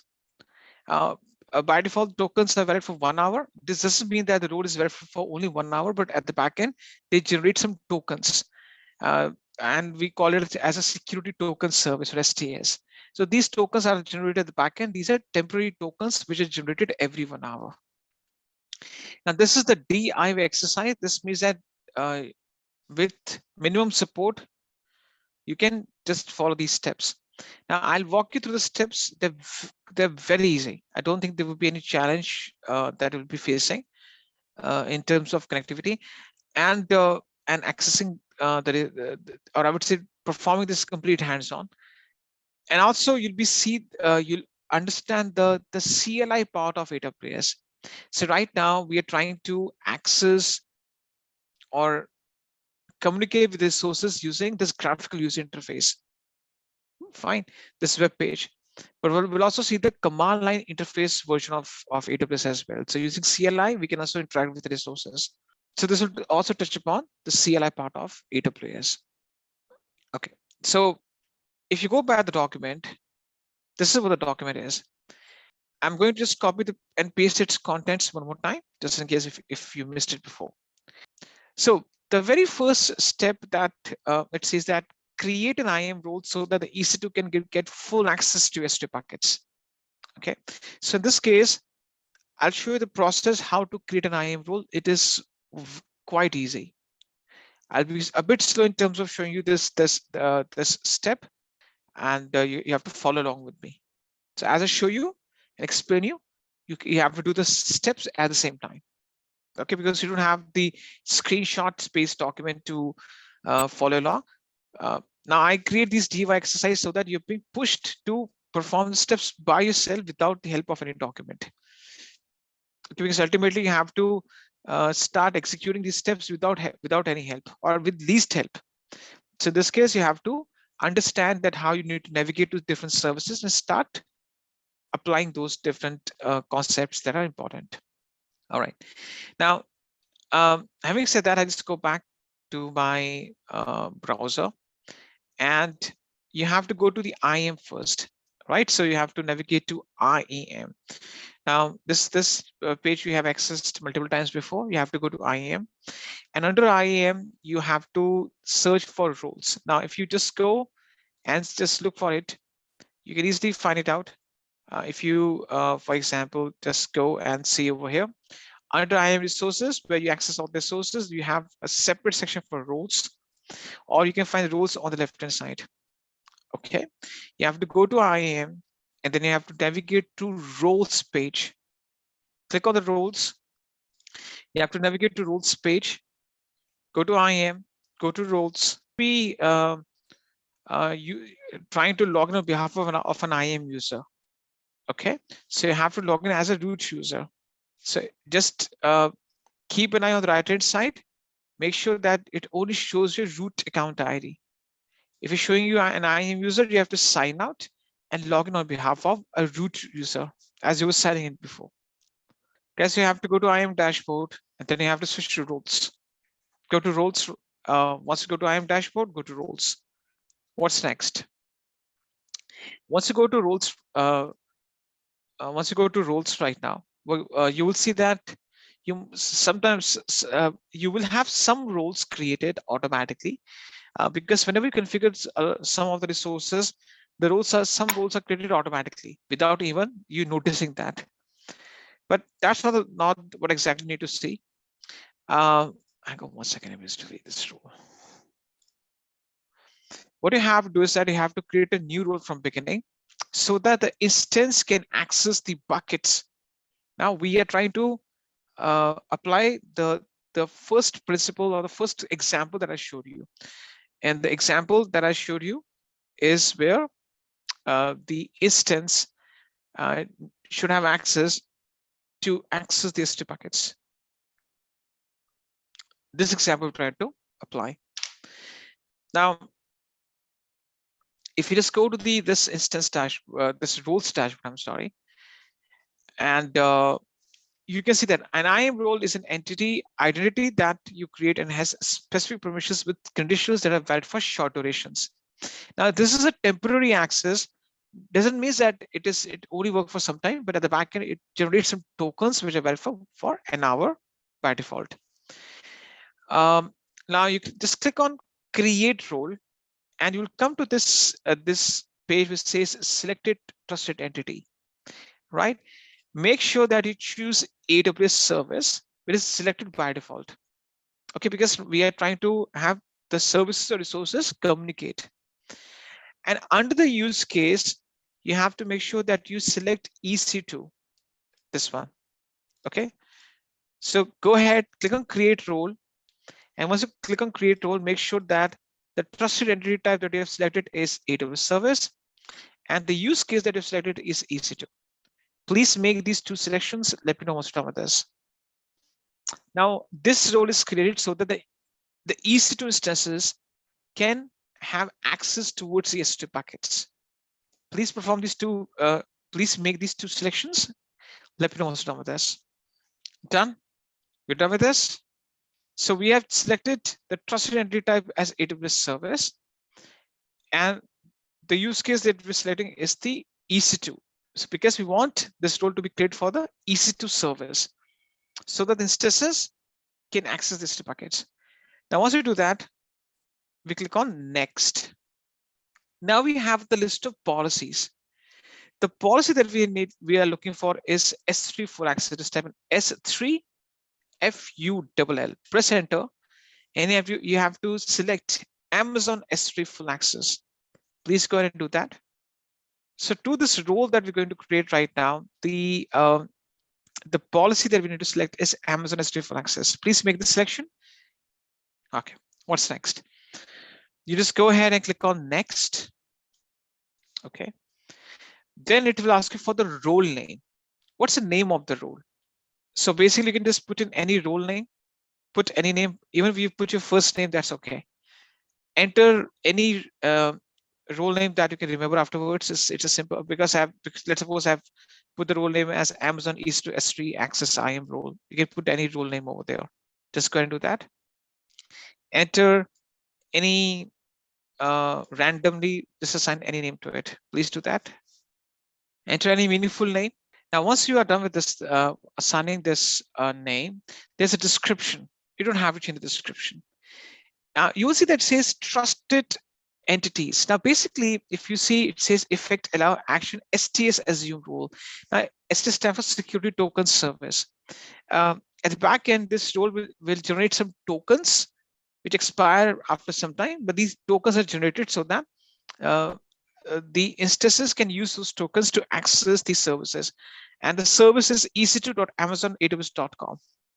So it will generate this. It will use the concept of security token service, or STS, to generate some temporary credentials or tokens for my EC2 service.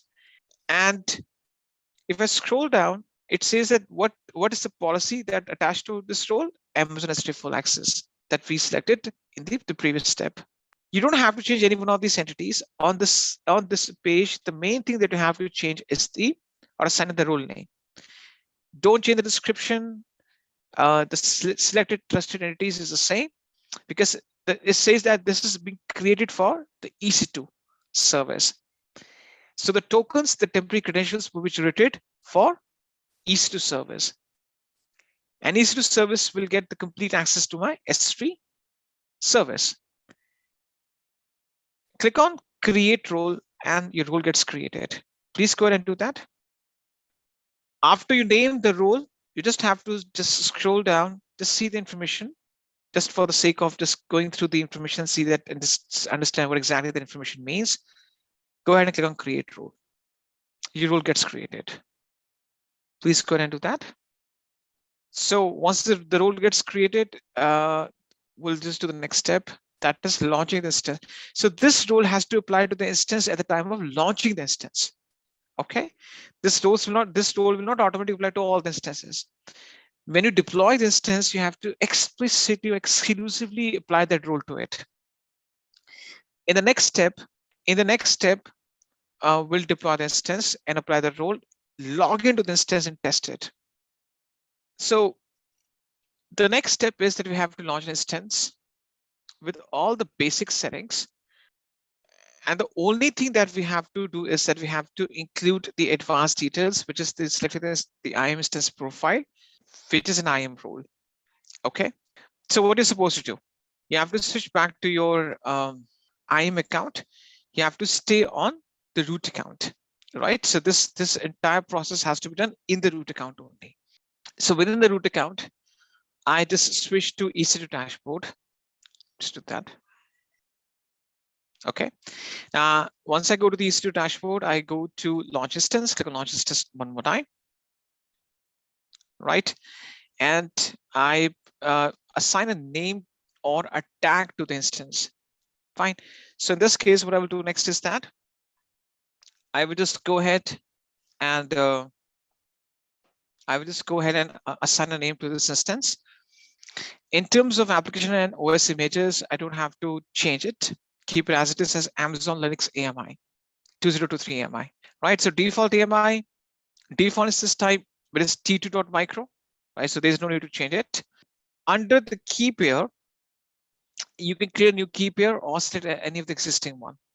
Okay. So for example, I can click on create new key pair, and I just type in, for example, IAM role demo -kp. Okay. I just put a simple key pair name and click on create key pair. Okay. As I've now performed these 3 actions only. Initiate launching the instance. Fine. You have to initiate launching the instance, go with the default AMI, default instance type, and create a new key pair. I would advise to create a new key pair. Sometimes we tend to delete the private keys from our computer. So please go ahead and do that. You have to launch instance, initiating launching instance using default AMI, default instance type, and create a new key pair. When you initiate launching the instance, make sure that the AMI is Amazon Linux 2023 AMI. Okay, it's a default one. We don't have to change it. When we go with the instance type, it is t2.micro. We don't have to change it. Keep it as it is. Under key pair login, you have to click on create new key pair. Okay. You don't have to change any of the details. For example, I click on create new key pair, enter a name, simple enter a name, and click on create key pair. You don't have to change the RSA, or I would say the key pair type or private key file format. Don't change any one of the things. Simply assign a key pair name and click on create key pair. Fine. So you don't have to change the key pair type. Keep it as it is, as RSA, right? Don't change anything over there. I would say don't change anything in the options below. Enter name of the key and straight away click on create key pair. Please do that. Let me know it's done. Okay, what's next? Once you click on create key pair, right? So it will download the key. Then under the network settings, you check all the boxes. Basically, it says that allow SSL and HTTP from anywhere. If you want, you can check all the boxes. Please go ahead and check all the boxes under this thing, security group. Please make sure that you don't change the source. Don't change it. Just tick all the 3 boxes, right? The 3 ticks, 1, 2, and 3. Allow SSH, HTTP, and HTTPS from all the sources. Please go ahead and do that. What's next? Let's do the next thing. If you scroll down, there's something called advanced details. If you remember, under the advanced details, we go to user data and paste a script. If you remember, right? Now you have to go to advanced details, right? Expand it. And under advanced details, you have to look for a third option, which is the IAM instance profile. Okay, the IAM instance profile is nothing but it's a role assigned to the instance. It's a role that assigned to the instance. So under the IAM instance profile, you have to look for the role that you created and applied, so that this instance gets the permissions to access the buckets based on this role attached to it. Please go ahead and do that. So under the advanced details, you will see that you have the third option out there, which you have to look for, which is the IAM instance profile, and apply the, so in the drop-down menu, select the role. And once you assign the role, straight away click on launch instance. Once you assign the role, straight away click on launch instance. Go ahead and do that. Let me know if done. Once you apply the role, please go straight away and assign the once you assign the role, after you assign the role, go straight and click on launch instance. Instance launched. Fine, simple. So what we have done, what new thing we have seen? We have seen that how to apply the role to the instance. Let's wait for a few seconds, and we just connect to the instance. Let's wait for a few seconds over here. Guys, just have been done. Once you're done, now what's the next thing? The next thing is that you have to connect to the instance via SSH. So over here, if I take you back to this thing, it says that step number 3, connect to the instance via SSH. You have to connect to the instance. Now, how you go about doing that? You select the instance as it is, right? You go ahead and make a selection, right?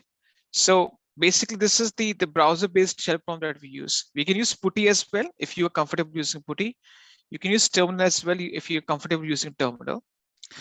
So in this case, we'll be using the browser-based shell prompt. We have to select the instance. There's a check mark, select the instance. On the top, there's an option that's called connect. Click on connect, and you will see that it says EC2 Instances connect to EC2 Instances connect, right? You have to straight away click on connect over here, and we'll be invoking the browser-based shell prompt to connect to the instance. Please go ahead and connect to the instance. Let me know what's done.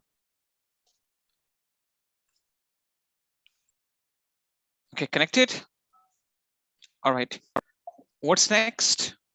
The next thing that you're supposed to do is you need to run the following command to list the buckets. I'm sorry. Run the following. Okay, what's the next thing? The next thing is that you have to run this command to list the bucket. See, the thing is that we have used the Amazon Linux AMI as an AMI to deploy an instance. This Amazon Linux AMI already has the CLI package installed. CLI stands for command line interface. Now you can run the commands from the instance to list your buckets. Now, these commands start from AWS. Then give a space. Then you type the name of the service, which is S3. Give a space. And what action you want to perform? I just type in LS. LS stands for listing. AWS S3 LS. This will show me a list of buckets in my account. Press enter, and you'll be seeing a list of buckets. Please go ahead and do that. Run the command to list buckets right now. So once you log into your instances shell prompt, or you log into the instance by SSH, type in AWS space S3 space LS. Press enter. You'll see a list of buckets in front of you. If you don't see the list of buckets, this means that you must have removed the buckets in your account. That could be the reason. Fine. Please go ahead and do that. It will show you a list of buckets that you have created. See, whatever it is showing you, it will show you the list of buckets. Whatever the Ritesh, you must have removed the buckets. That could be the reason. The next thing is that you have to enter a bucket name. I would say you have to run this command to create a bucket. Okay. So in this case, you have to enter this command AWS space S3 space MB. MB stands for make bucket.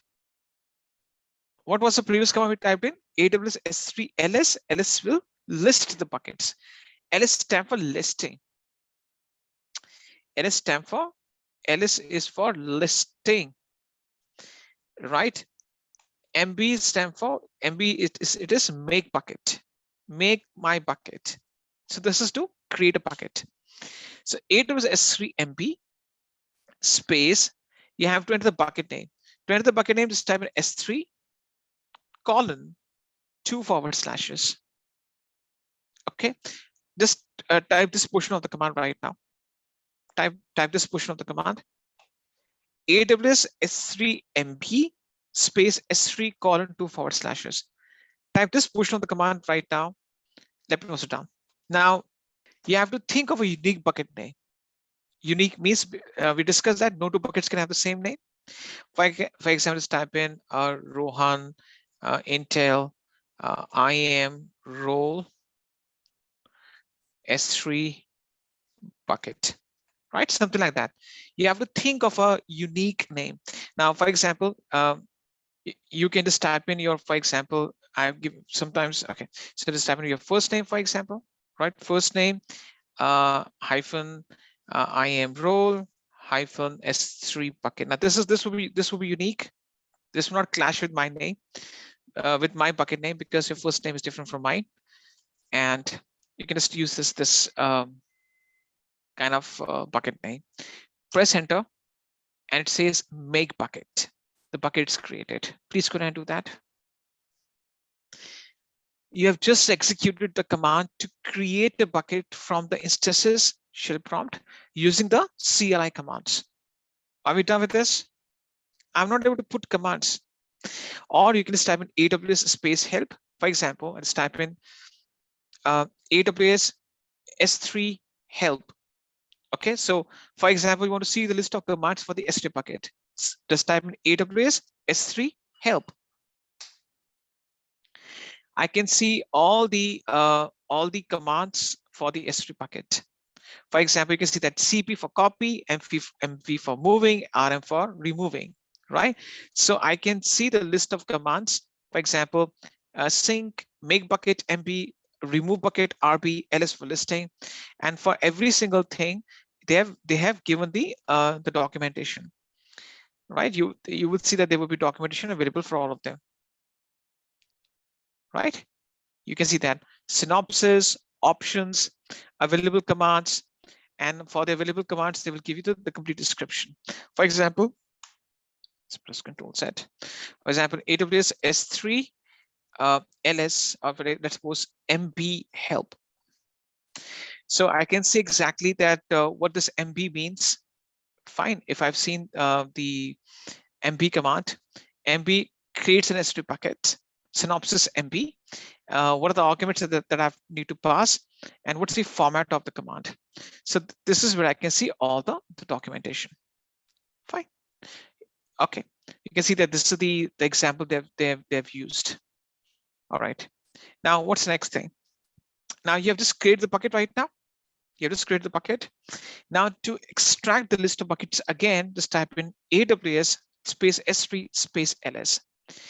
Now you'll be able to find the same bucket that you have just created. Now I have a list of a lot of buckets. Just type in AWS S3 LS. I'll run a grep command too, because I have more than 30 buckets right now. Rohan Intel. Yeah, you can see that this is the bucket that I've just created. Now let's reverse this entire thing. The next thing that we'll do is that we will remove this role from the instance. I've listed down the steps that you have to do. You have to remove the role from the instance now. How to remove the role? I'll show you. Go back to instance dashboard, right? Go back to the instance dashboard, right? Once you go back to the instance dashboard, look for the instance that you have launched. Okay, please go back to instance dashboard, select the instance that you're working on. Please go ahead and do that. I'll go a little bit slow.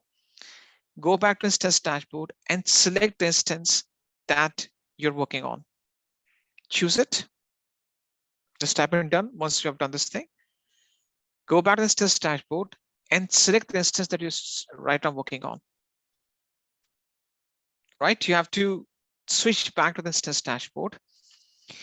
Check or select the instance that you're still working on, that we have already connected to. Now you have to go to actions on the top, right?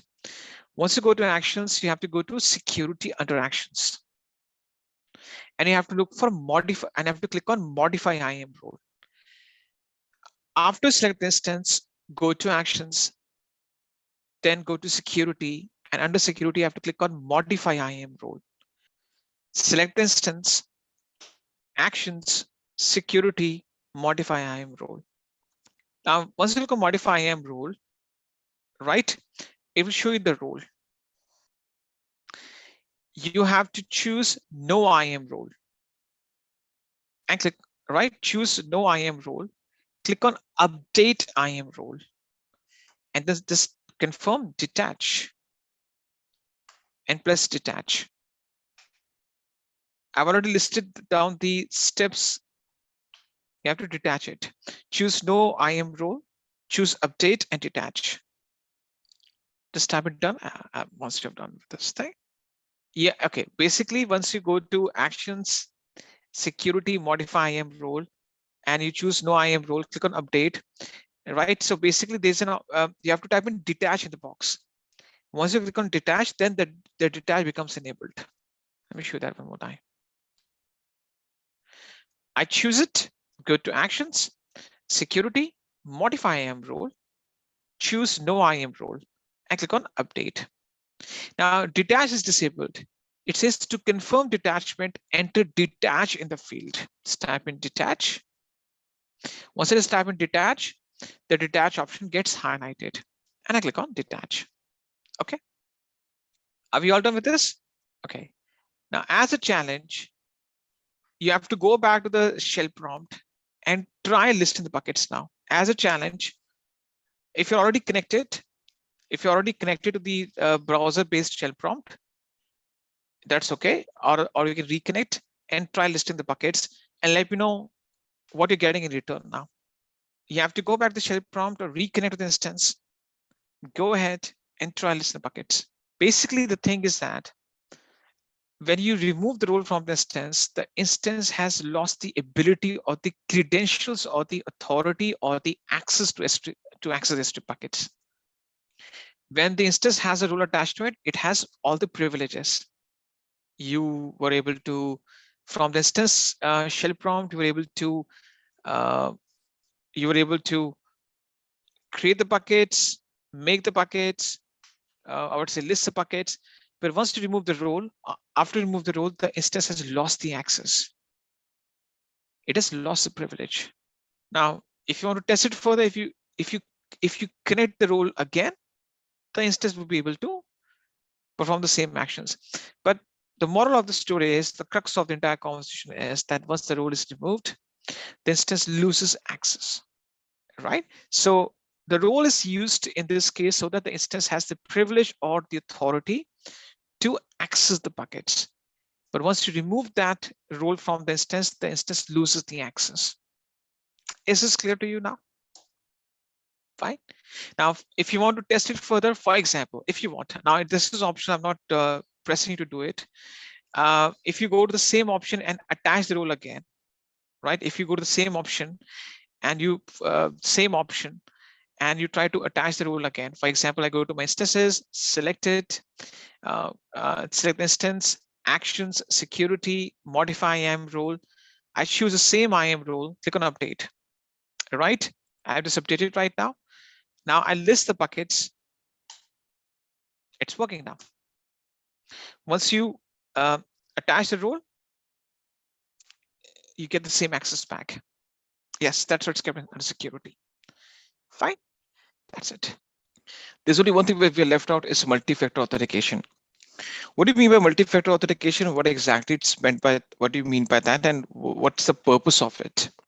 Why we use the multi-factor authentication as one of the methods to authenticate? Now you must have seen this thing that nowadays we are going towards two-factor authentication. What do you mean by two-factor authentication? Whenever you make any banking transactions or you sign into any of your accounts, you know you're being presented with an OTP and one-time password.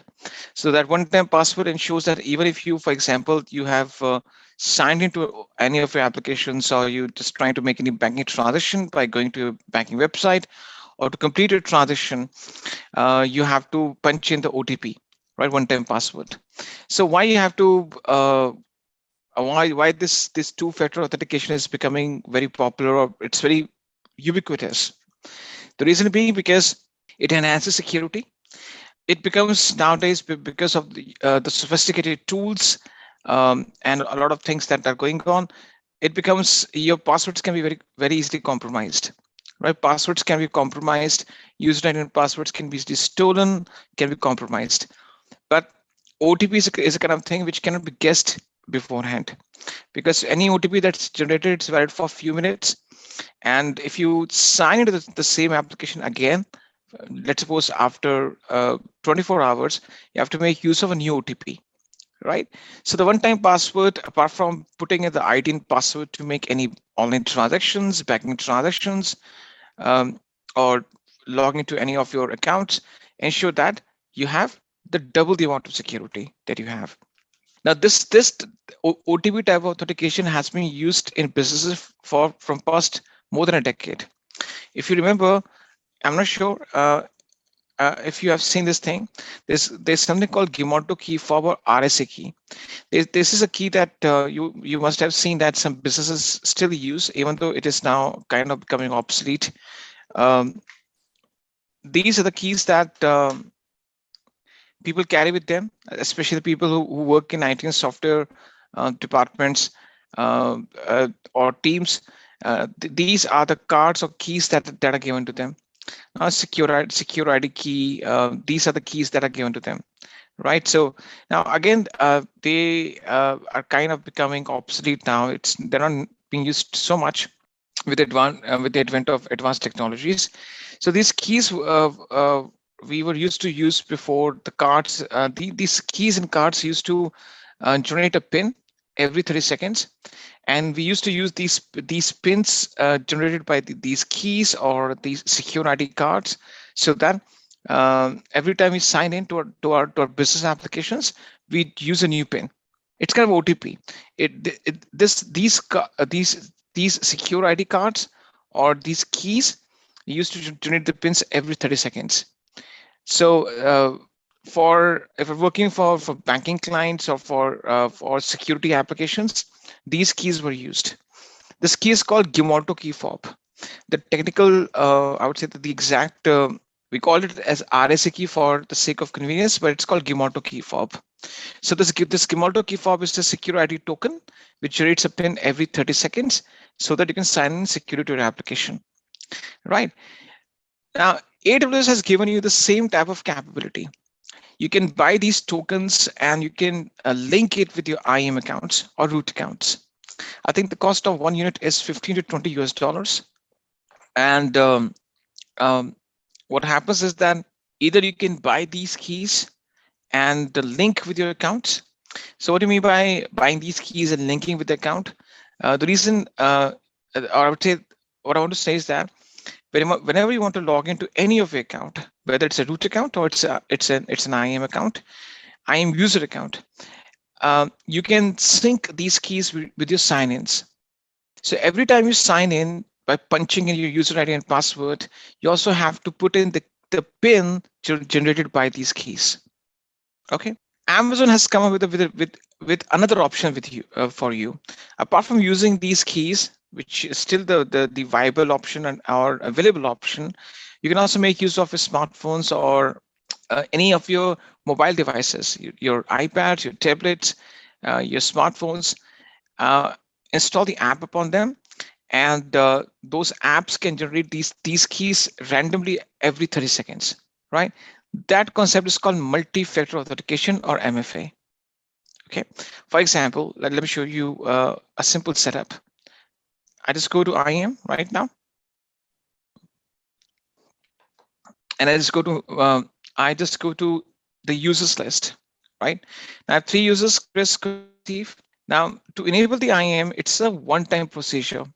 One thing, yeah. So we have authenticator apps like Microsoft Authenticator, Duo, Google Authenticator. So there are a lot of authenticator apps which are available for free on the App Store or the Play Store. You can buy them. I think you don't have to buy them. I would say that just subscribe for them and download them. So there's no need to buy anything. These are free software. There are also some options to purchase, but I think the options that are available as for free, they are the best options because Google Authenticator, Microsoft Authenticator are widely used. So let me just show you that. Okay, now I'll show you this thing. For example, let's imagine. Let's suppose this is this iPad that I have with me. This belongs to this user named as Chris, right? So basically, the thing is that the devices has to be owned, or I would say it should be in the physical custody of users every time, right? So if Chris wants to sign in to his AWS account, every time he will be having the device with him, and the Authenticator app installed on his device will generate a PIN based on which he will sign in. Okay, so let's imagine that this iPad belongs to this user Chris, and Chris says, okay, I want please enable or please make this device, this iPad, as the MFA device. Okay, this iPad is the MFA device for Chris. So I need to perform activation. It's a one-time process. Chris and just fetch the details of his account, and you will see that I have permissions, groups, tags, security credentials. So I have a bunch of options out there. I go to security credentials right now. Okay, once I go to security credentials, you will see that under this console sign-in, there's a multi-factor authentication. Now you don't have to do this hands-on right now. So it says assign MFA device. For any user, I can link up to maximum 8 MFA devices. So I click on assign MFA device. Now it says, are you using an authenticator app, a token, a key? What are you using? Now the keys and TOTP token are the same thing, which you can buy from. I'm talking about these RSA keys, right? These RSA keys can be purchased. These are the secure ID tokens you can buy from them. So I'm not using any one of these options out there. Instead, I'm using Authenticator app installed on user's iPad, and name it as, for example, Chris iPad. This is the device name, iPad Pro, or so this is the device name that I put in, and I select the MF device as the Authenticator app. Because I'm using Authenticator app, this is called virtual MFA, virtual multi-factor authentication, right? So once I put a device name, I use Authenticator app as my accepted method for enabling MFA.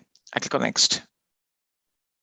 Okay, it says install a compatible app such as Google Authenticator, Duo Mobile, or Auth app. See a list of compatible applications. So it's showing me the step-by-step process. So the very first step is that I have to install an Authenticator app on user's device. So we go back to the user's device. I can just go to the App Store. Now, of course, if you're using Android, it would be the Play Store that you can be using. So I go to the App Store, and I can find a bunch of options out there which are free and paid both, but free are absolutely acceptable. They can be used. They have all the features. So you don't have to purchase any Authenticator software. So if I go for Authenticator, I look for Authenticator right now.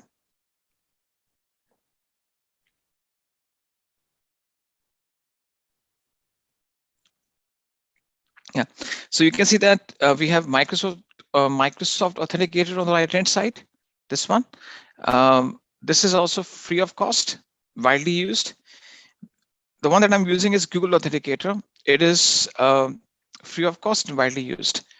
So you can use any one of these two options. You have also Authenticator app, this one as well. This is also, I've seen people use them a lot to authenticate with some other applications. But for business point of view, Microsoft Authenticator and Google Authenticator are used a lot. So personally, I'm using Google Authenticator. So imagine that this device belongs to a user. I installed Google Authenticator app upon this device, and it says add code. I click on add code. Now I'll be clicking on the first option which says scan a QR code, right? So which QR code is asking to scan? I go to the second option and click on show QR code. So using the device's camera, I should be scanning this QR code. So I just go, I click on this scan QR code. It opens my camera. I just go ahead and scan this code, right? Now, once I scan this QR code, it automatically detects that this account belongs to this user, Chris. You can see that, right? So it says Amazon Web Services, Chris iPad @ root account ID. Now, this is the pin, a 6-digit pin, which changes every 30 seconds. You will see that there's a timer which is ticking in the right-hand side. So after this timer expires, a new pin generates. Now I need 2 pins to complete activation. 2 pins are required to complete the activation. So in this case, I make a note of the first pin, 988629. 988629. Okay. So I'd be waiting for the next pin to show up. 881950. Okay, 881950. 881950. Okay. I click on add MFA, and this is being done. Now you will see that under the multi-factor authentication, this virtual MFA device is being added. This is being done, right? So now this user, Chris, can use this device as the MFA device. Okay, so the next time he signs in, what's the process he will follow? Let me show you that how he will sign in, or how he should sign in. So I just open a different browser, and I log in on behalf of this user and show exactly that what he needs to do. So you will see that the details like the username and the password is still punched in. So using the username and password, this user will click on sign in. Now immediately it will ask for the MFA code. So this user will just go ahead and open Google Authenticator and see that what's the new pin he's getting right now. It's 738047. 738047. He clicks on submit, and you will see that he's able to sign in securely. If the pin is incorrect, he'll be blocked, or I would say he'll be asked to put a new pin, right? So this adding the MFA code or these pins to be punched in will ensure that every time the person signs in, uses a new pin. Because if someone if the ID and passwords are being compromised, at least these pins are still I would say the devices with the user, these pins are randomly generated. So it's very hard for anyone. I would say it is kind of impossible for anyone to guess these pins. It's kind of OTPs generated on your cell phones, or the OTP is generated because OTP is valid for only a few seconds or few minutes, beyond which they expire, and you have to use a new pin every time. So this increases the level of security of your accounts. Now, why you have to increase your account security? Because one thing you need to understand, it's not only the account you're signing in. This is holding your complete infrastructure. This is your door, the window to your complete infrastructure. If someone gets the unauthorized access to your account, it can be catastrophic. The person can stop the servers, steal your data from databases, or I would say completely dismantle your infrastructure, it is important that you understand the relevance of IAM. It's a security type of service. So IAM also comes under the security category, and enabling multi-factor authentication on the accounts ensure that in case of events, if your passwords get compromised or stolen, then you are not leaving any chance or room for your accounts to be accessed by unauthorized users. Okay, this is what exactly the process is. Now I showed you how to do that on the IAM account. Now, based on the best practices, even the root account owner should be enabling the multi-factor authentication. So if I go to the dashboard, you will see that it says add MFA for root user. There's an option over here on the top. I click on add MFA, and as a root user, I can also enable the MFA for my own account.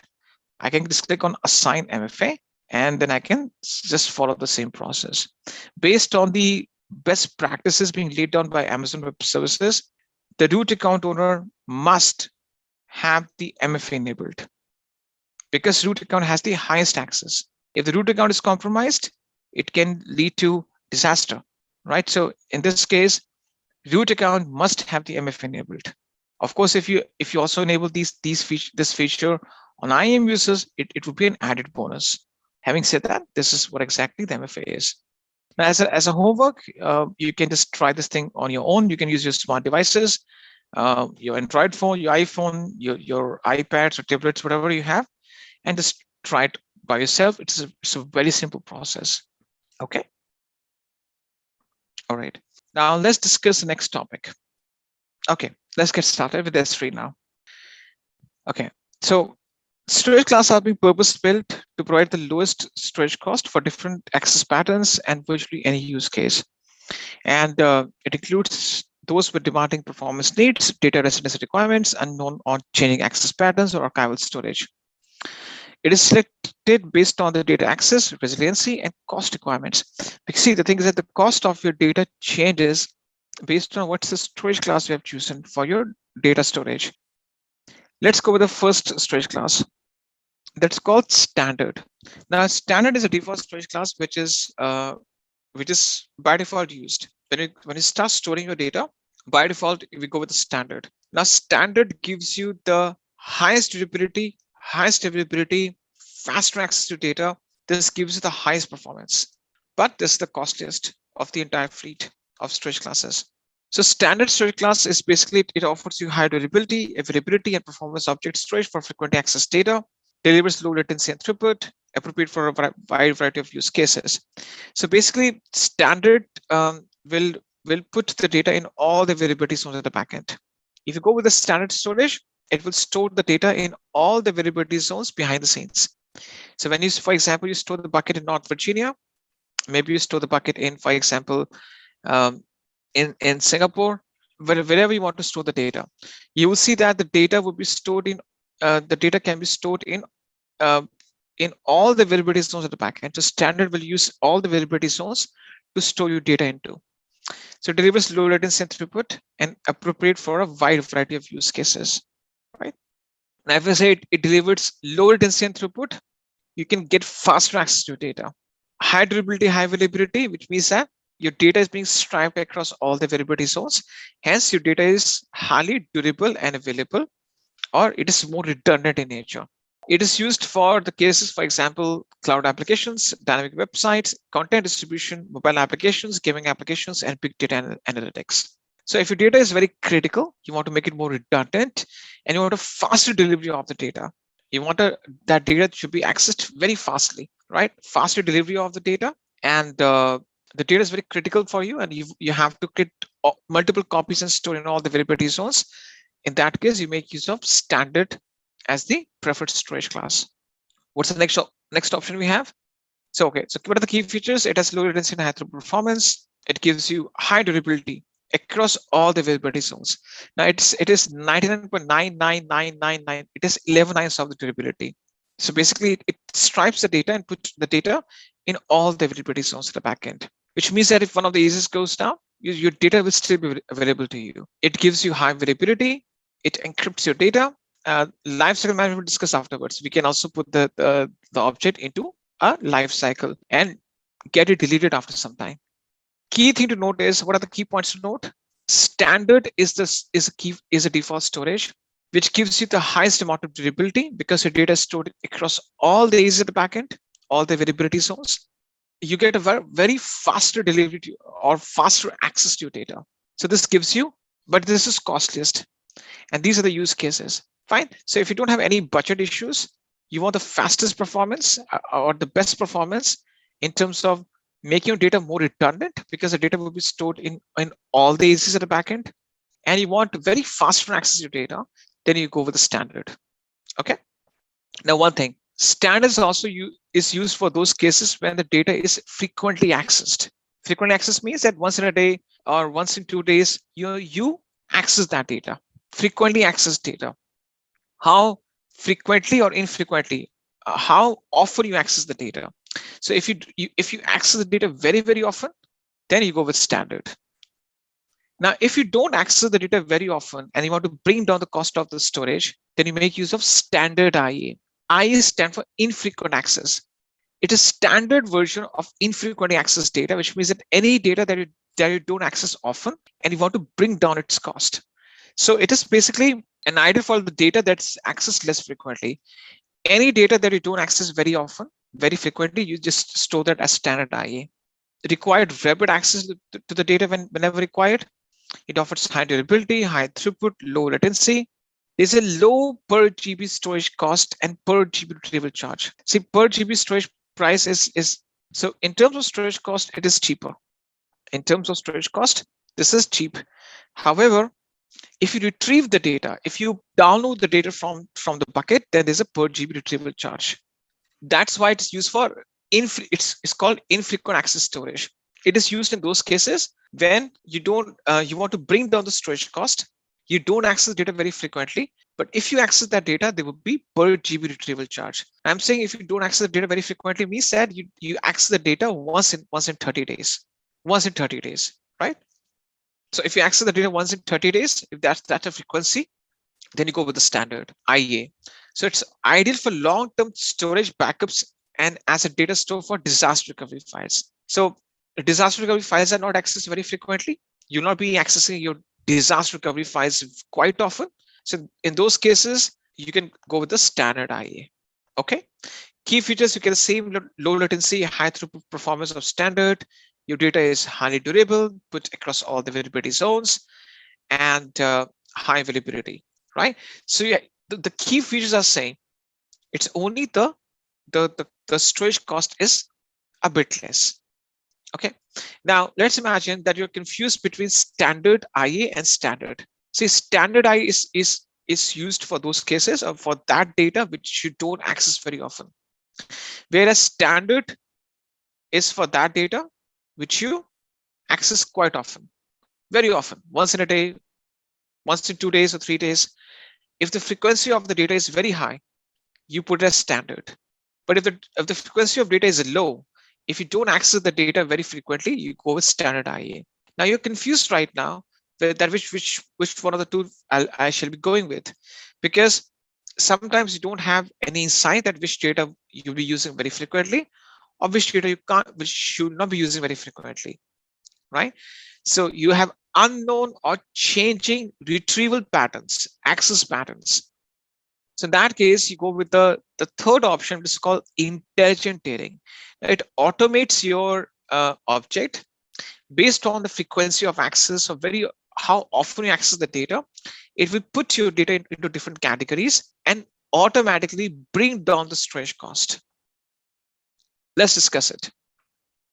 It automatically moves objects between optimal access tiers. It optimizes storage cost based on access patterns, and it's used for data lakes and applications with changing and unknown access patterns, right? So this is the cycle that goes through. For example, today on day 0, you put the data and the data will be stored in the form of frequent access tier. Now, what's a frequent access tier? Frequent access tier means that the data will be stored very frequently, which is the costliest. Now, if you don't touch or you don't access or you don't open that data or download the data for 30 days, there's no access to the data. It's lying in the bucket for 30 days straight. If you don't even just pull the data out, you get the data, retrieve or download the data, meaning you don't access the data for 30 days.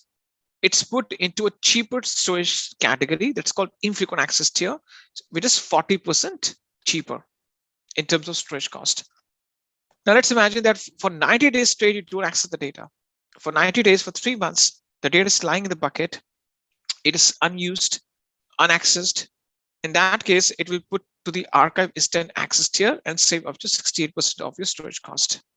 Now for 180 days, for 6 months continuously, there was no access to the data. The data is still lying over there. In that case, it would move to the deep archive access tier and save it up to 95% off on your storage cost.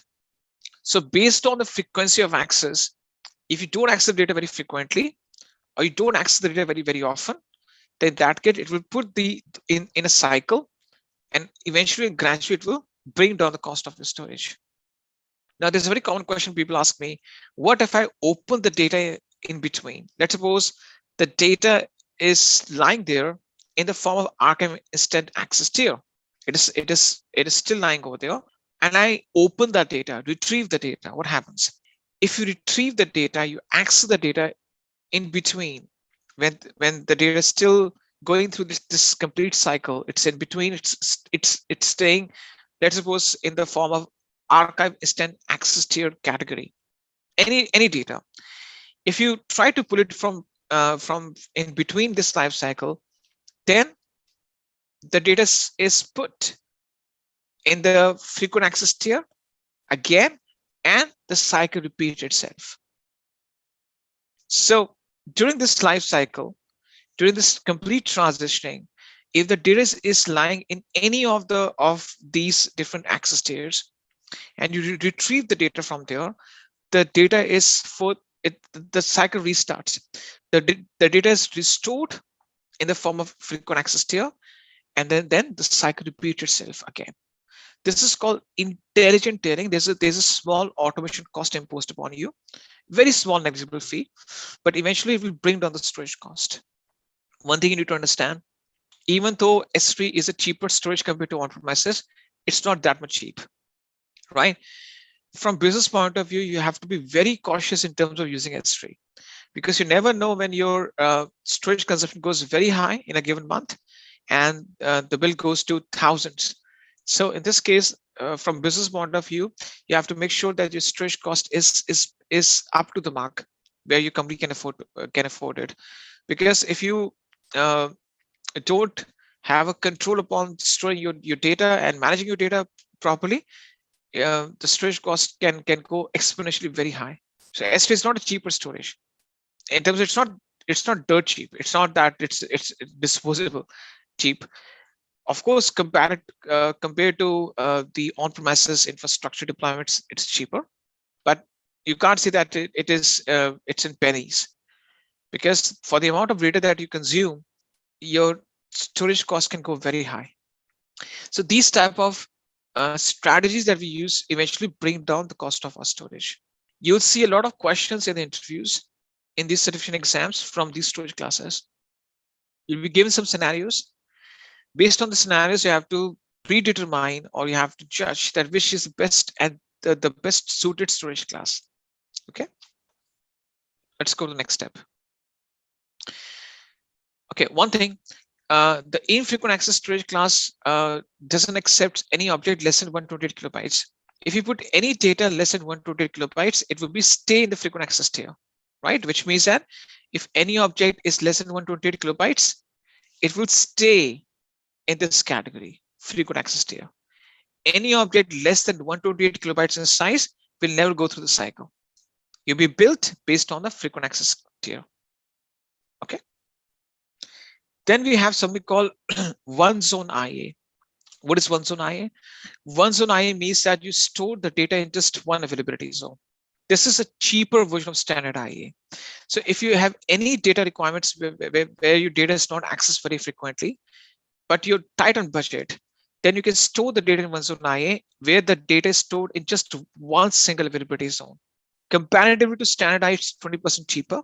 It is ideal for those customers who are looking for lower cost option for infrequent access data. So behind the scenes, Amazon Web Services will pick only one availability zone and store your data over there. Okay. So the number of copies being generated and saved across all the AZs, they eventually will cut it down to just one AZ. They will save the storage cost and they will pass on that benefit to you. So if you're going for a storage option which is quite cheap, and you don't access data very frequently, you just go with the one zone IA. It's a lower cost storage option for infrequent access data because the data is stored in just a single AZ. Now, there's an issue. If that AZ goes down, your data is lost. So it doesn't guarantee you a high amount of data durability or redundancy. Fine. What are the use case? It's used for storing secondary backup copies of the on-premises data, or easily recreatable data with that can be reproduced, or maybe replicated data. So if you're using the data for secondary backup as a second, it's a secondary backup for you.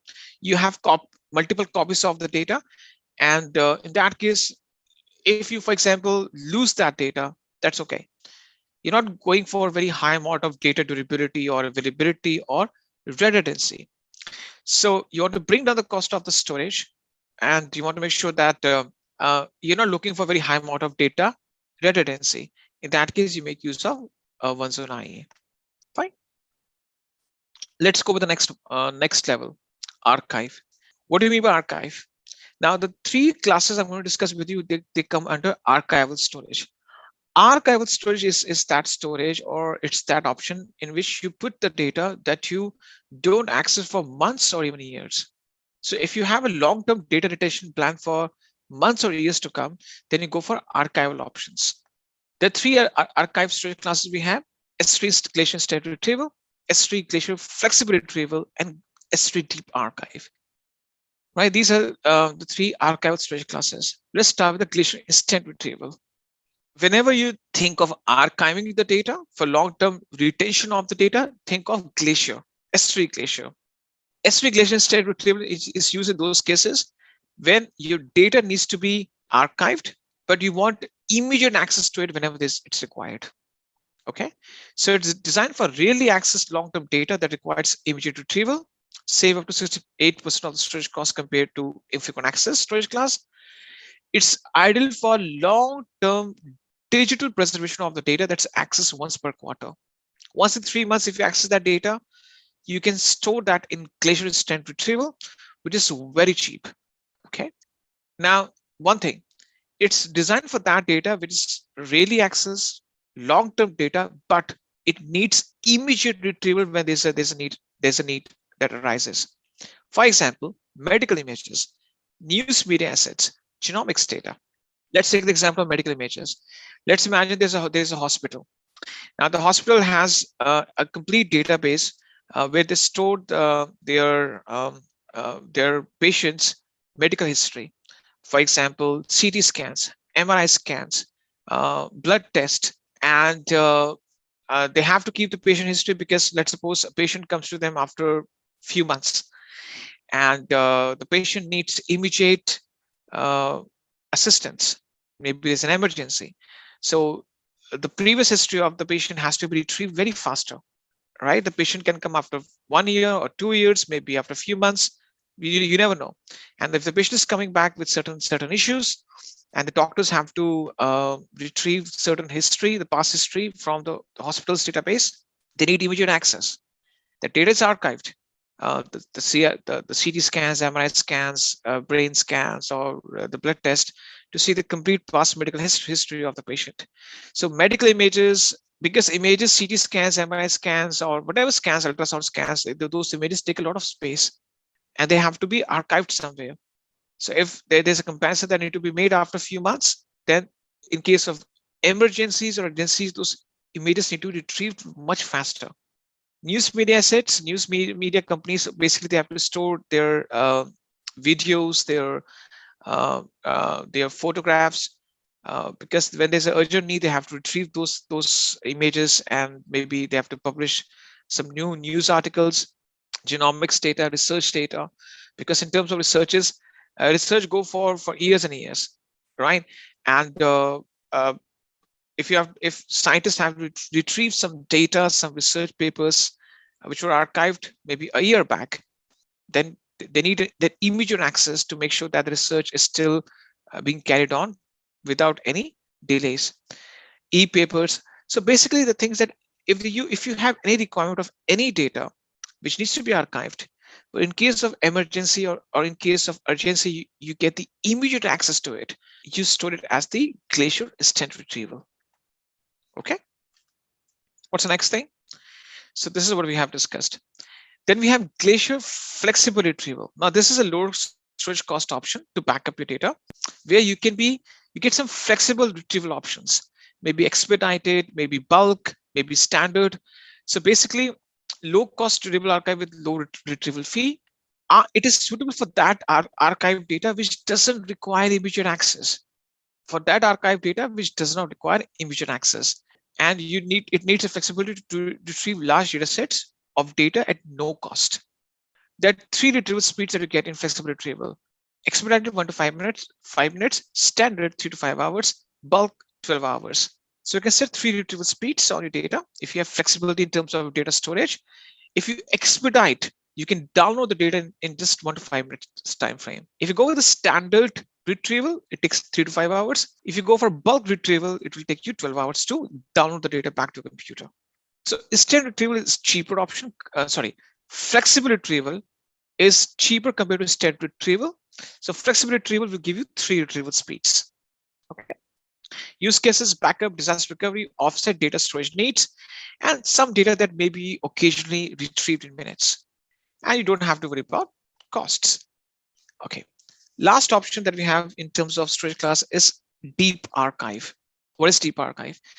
Deep archive is used in those cases when your data needs to be stored for many years to come, many years, right? So Glacier Deep Archive is used in those cases when your data is being stored for multiple years. The organizations like public sectors, health insurance organizations, medical insurances, or financial bank services, the banking organizations, they use Glacier Deep Archive. For example, I have my account in Citibank.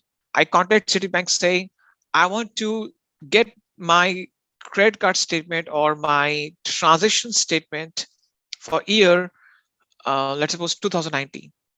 Now, if I go to Citibank website, I can only retrieve my statements in the past 1 year only. But I want to go back into 2019 and get the transactions from there. So Citibank will open a ticket with their IT services. IT services will go to their archive storage, get the data out of there into the front for the year 2019, 2020 financial year, and send me the transaction history. Right. So financial services, banking services, public health sectors, they have the obligation to store the customer's data for years to come. Okay, they can't say no to me saying that, okay, no sir, we can't provide you that, because this is their professional duty to make sure that our data is preserved with them, and we can always ask them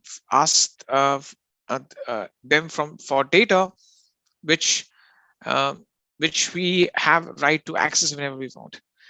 So Glacier Deep Archive means that it's used for long-term digital preservation of the data that's being accessed once per year.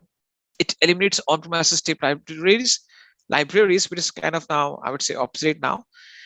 It has 2 retrieval speeds: standard 12 hours, bulk 48 hours, right? So to download the data, you have to wait for at least 12 hours, half day. It is designed for lowest cost storage, designed for long-term data retention. If you want to retain the data for 7 to 10 years to come, right? So for example, financial services, healthcare, public sectors, they use the Glacier Deep Archive. I gave the example of Citibank. Maybe you have some medical insurance, or maybe any long-term insurance with LIC or Star Health. So they have to keep your data for years to come, right? So in those cases when they have to put that data and store it for next 7 or 10 years at least, then they will be going with the Glacier Deep Archive. Having said that, these are the different storage classes I've discussed with you. Okay. Now I was discussing that you can make use of S3 as a version control system, right? So you want to make sure that you can store multiple versions of the same file. Okay, let me show you that. If I go back to my, okay, let me just close this root account. It's getting confusion for me. See, right now, one thing you need to understand. If I go to my any bucket, let's suppose I upload some data to it. I add a file. I add a, let's suppose, a YAML file. It's a YAML document that I upload to it. Any file, right? Now you will see that if you see the timestamp, it says June 15, 2023, 8:51. This is the timestamp it has. Now, let's suppose I upload the same file again. I upload the same file again. By default, what it will do, it will overwrite the file. If I show you the timestamp, if I show you the timestamp, if you compare that with the previous timestamp, you will see that there's a difference.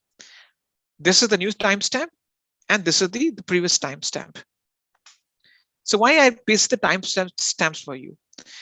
I pasted the timestamp for you to emphasize on a single important fact that by default, whenever you upload the same data again, the name of the object is same, and you upload the same file again, the previous file gets overwritten. Whether I make the changes to this file or not, it doesn't matter. If the file name is same, I upload the same file again and again, the previous file gets overwritten. Now this may not be what I want. I want to make sure that I can use a concept called versioning, where every new upload means that a new version is being generated. Okay, let's discuss that. So what is versioning? Let me discuss this thing with you. Versioning is basically, it helps you to keep multiple versions of the same object in one bucket. It has to be enabled explicitly, and the existing objects are not overwritten. So the purpose of the versioning is that you can store multiple versions of multiple variants of the same object. The existing objects are not overwritten, which means that it doesn't overwrite the previous data. Instead, it keeps multiple versions of it. Okay, so let me show you that. If I just go ahead and remove this data first, and let me just delete this data, just permanently delete it.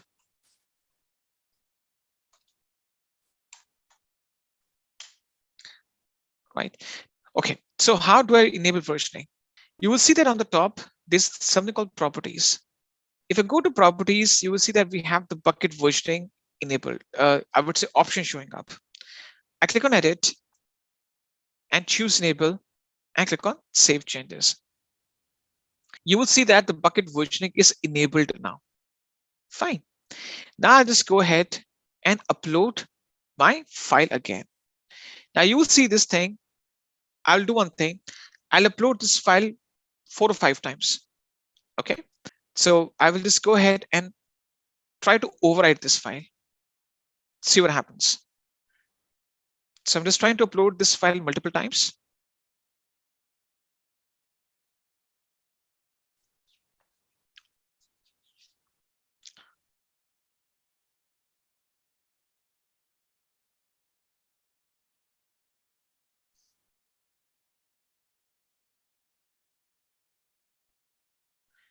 Yeah, so this is the, I think, 4th time I'm uploading the data.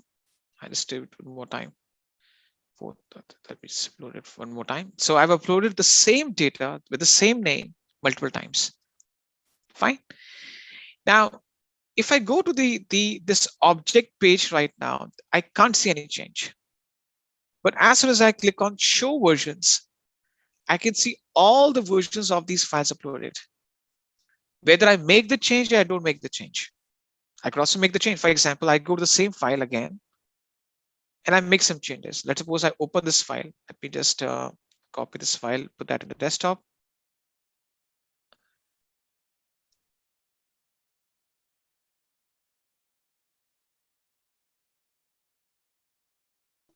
Okay, let's imagine I open this file and I make some changes to the code. For example, I change certain aspects of this file over here, and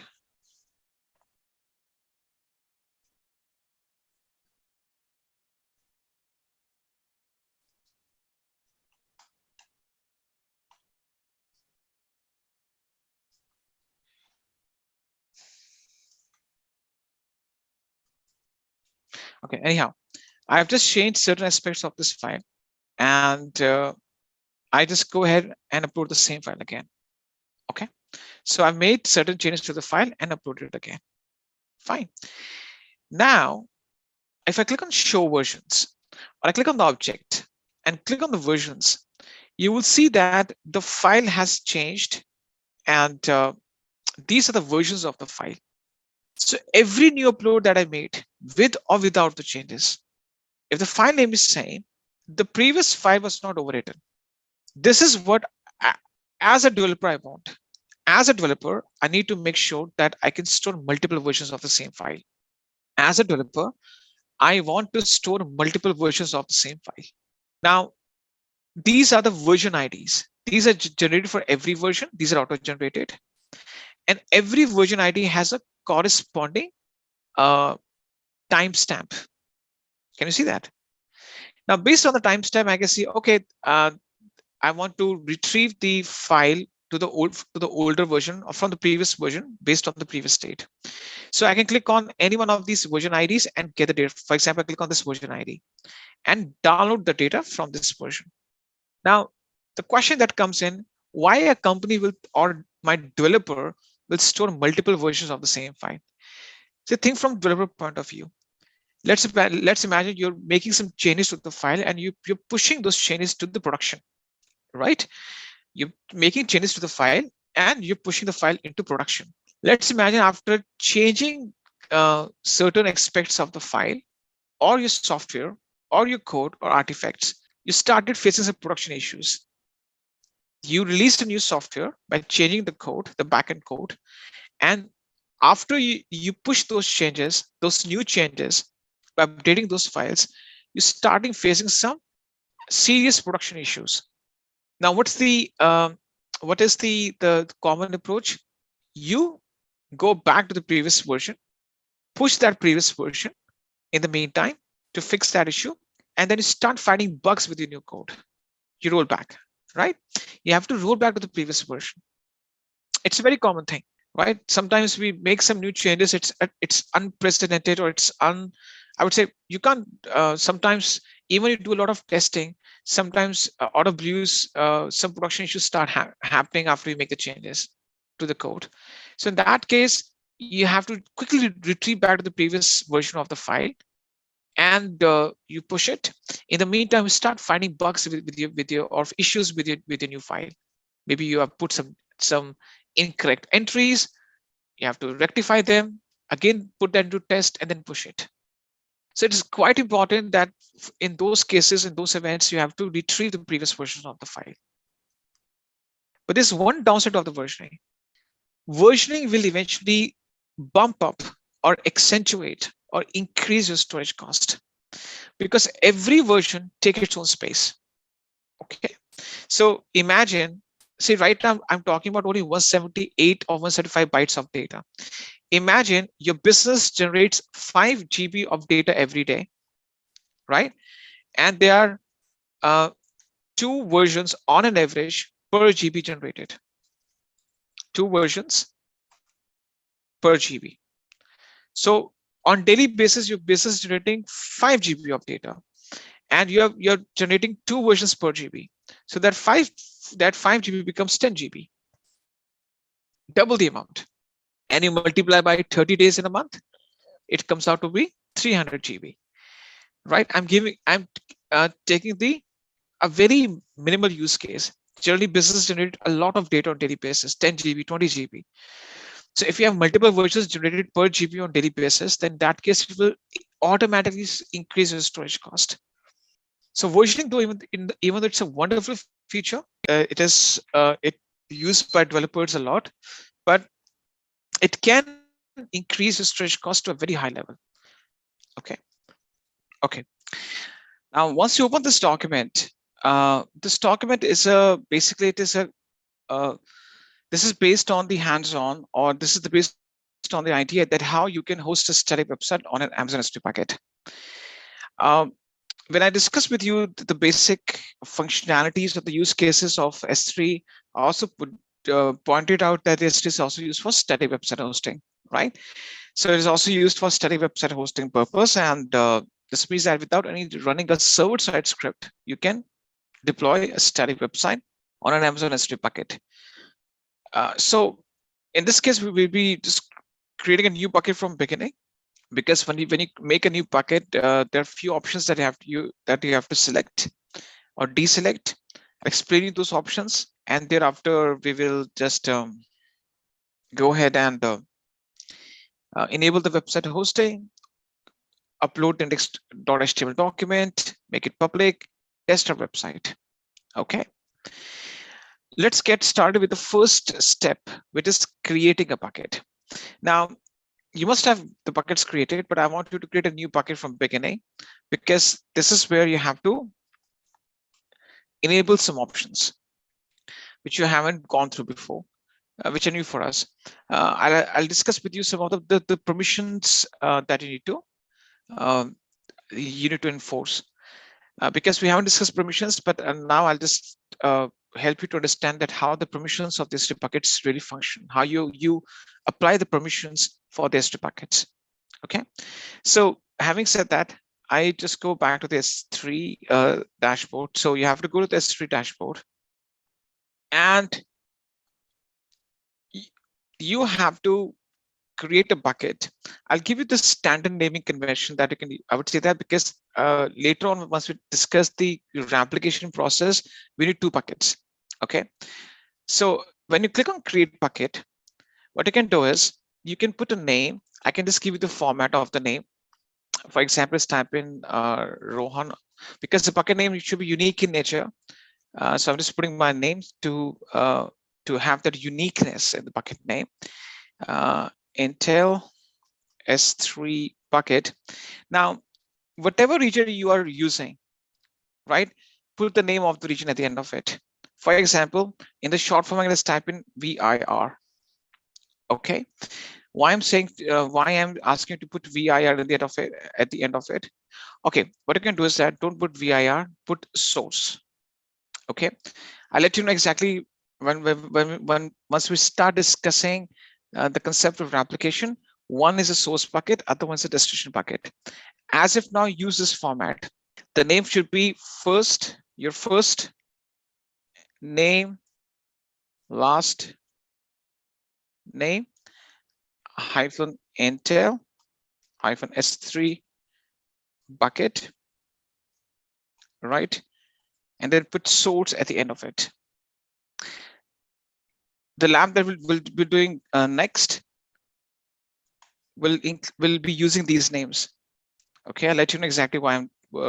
Once you start doing that lab, you'll understand why I'm asking to put source at the end of it. Okay, using this format, enter your bucket name. Let me know once you're done. First name and your last name combined, hyphen Intel, hyphen S3 bucket, hyphen source. Make sure that you put source at the end of it. That's important. If you don't want to put your first name and last name combined, you can just put your last name or only first name, but make sure the bucket name should have source at the end of it. Because later on the lab that we'll be performing will need to identify between 2 buckets. One is source bucket, other one is the destination bucket. Hosting a static website. Now, region name is not required. Just go with this format. Don't put the region name. Just put your first name and last name, hyphen Intel, hyphen S3 bucket, hyphen source. That's it. Don't put the name. We are doing this hands-on on hosting a static website using Amazon S3 bucket, right? And we are in the process of performing the first 7 steps. Steps 1 to 7. The document is being put in the chat, and this document is also within the S3 folder of Google Drive. I'm going to copy and paste the link. The name of the document is hosting a static website using an Amazon S3 bucket.docx. You have to follow this document. And based on the document, you have to enter the bucket name. This is the format that you have to pick up. You have to pick. So this should be the format of the bucket name, which is first name, last name, hyphen Intel, hyphen S3 bucket, hyphen source. You have to put source at the end of it. That's important. What's the next thing? The next thing is that you don't have to change the region state in whatever region you're right now. So it doesn't matter which region you choose. The region could be anything. So there's no need to work upon the region. Let's come to the next thing, which is object ownership. Now, this thing needs to be changed. See, whenever you apply the permissions have to be applied at two levels. I'm talking about the S3 service. When you start applying the permissions for S3, there are the two levels at which you can apply the permissions. Number one, the permissions can be applied at the bucket level, and number two, at the object level. Already gone through the IAM policy demonstration, the customized policy, where we apply the permissions at the bucket level and at the object level. Now, this object ownership is kind of applying the permissions at the object level. By default, the objects that we upload to the S3 bucket are private in nature. Private means that only you as a bucket owner can access it, and you can change basically that object is not visible on the internet, or it remains private. Now, we want to have the capability or earn the privilege to make that object public. Let's suppose I have 10 objects private, 10 private objects. Out of those 10 private objects, I want to make 5 of them public. Public means I can create shareable links, and by clicking on those links, or I can include those links in my code, the users can access my those 5 objects. For example, this Google Drive link that I've given to you, what is this? This is a shareable link. This is not private, right? Similarly, I can create shareable links of my objects, include that in my application code, or I can share those links directly and make my objects public. Now, ACL stands for access control list. You have to enable ACL and gain the ownership of the object, so that being an owner, once you gain the ownership, then later on you can change the permissions of the object. From private, you can make them as public, or from public you can make them as private. Basically, you gain the authority and the privilege to change the permissions of object. So how to gain that privilege or that authority? Just go to ACS enabled, click on ACS enabled, and make sure that you have chosen the bucket owner preferred, which means that you're the bucket owner. You created the bucket. This bucket resides in your account. Being a bucket owner, you're taking the full ownership of the objects now, and afterwards you will have the privilege to change the permissions of those objects. You can change their default accessibility from private to public, or vice versa. So go to ACS enabled, enable the access control list, and choose bucket owner preferred in object ownership, so that you claim the ownership of these objects and you gain the rights to change their permissions. What's next? This is where you gain the rights to change the permissions at the object level afterwards, once the bucket is created. Now let's work on the bucket permissions, right? By default, the bucket is private, which means that you cannot make the portion of the bucket public in nature. Now, in this case, you have to uncheck this option, block all public access, and choose acknowledge that I'm making this thing, and this might result in this bucket and the objects public. You have to uncheck this option and choose acknowledge. Now, why I want to make the object in the bucket or the entire bucket public in nature? Because we are going for static website hosting, right? We cannot host a public website unless and until if you don't change the setting, right? Please go ahead and do that. Now, this does not mean that your bucket becomes public in nature, because you have to make certain objects public afterwards. But right now at the bucket level, you also are kind of claiming the ownership that at the bucket level, I want to do certain operations which can make the entire bucket or some of its objects or all the objects public in nature. So you have to unblock public access, block all public access, so that you can host a static website. And you have to just give your consent. This is kind of a forewarning that turning off the block all public access might result in this bucket and objects within becoming public. That's okay. Amazon just wants to notify you that you're doing this thing. What is the consequence of this thing, right? So it doesn't mean that you're putting your bucket and objects to security threat, but it's a forewarning to ensure that if anything that is very confidential to your organization, you don't unintentionally expose it to the public. So that's the security warning. That's it. It's nothing that we're doing out of recommendation or out of best practice. Because if you're going for website hosting, these settings need to be unchecked. Okay, now what's the next thing? The next thing is that you have to go to the bucket, and there in the documentation, please enable the versioning. Because later on, we'll be doing some lifecycle management configuration. So the lab on that one, please enable the versioning. Let me know once you're done. This is not in the document, but this is an add-on from my side. Please click on enable and enable the versioning. So I reiterate what you were supposed to do. You were supposed to put a standard bucket name format. Have we already given to you what format you have to pick? Make sure that you put source at the end of it. Okay, so we picked a bucket name. No need to change the region. We enable the access control list and we claim the bucket ownership so that later on we can change the object permissions. Then we just went ahead and we unchecked block all public access, so that the reason being we want to make sure that we can host a static website upon this bucket. Fine, this is what we did. And thereafter, I ask you to enable the versioning. You don't have to go for tagging. As if now we don't have to discuss encryption, we'll just discuss it as a separate topic. You don't have to change any of the advanced settings.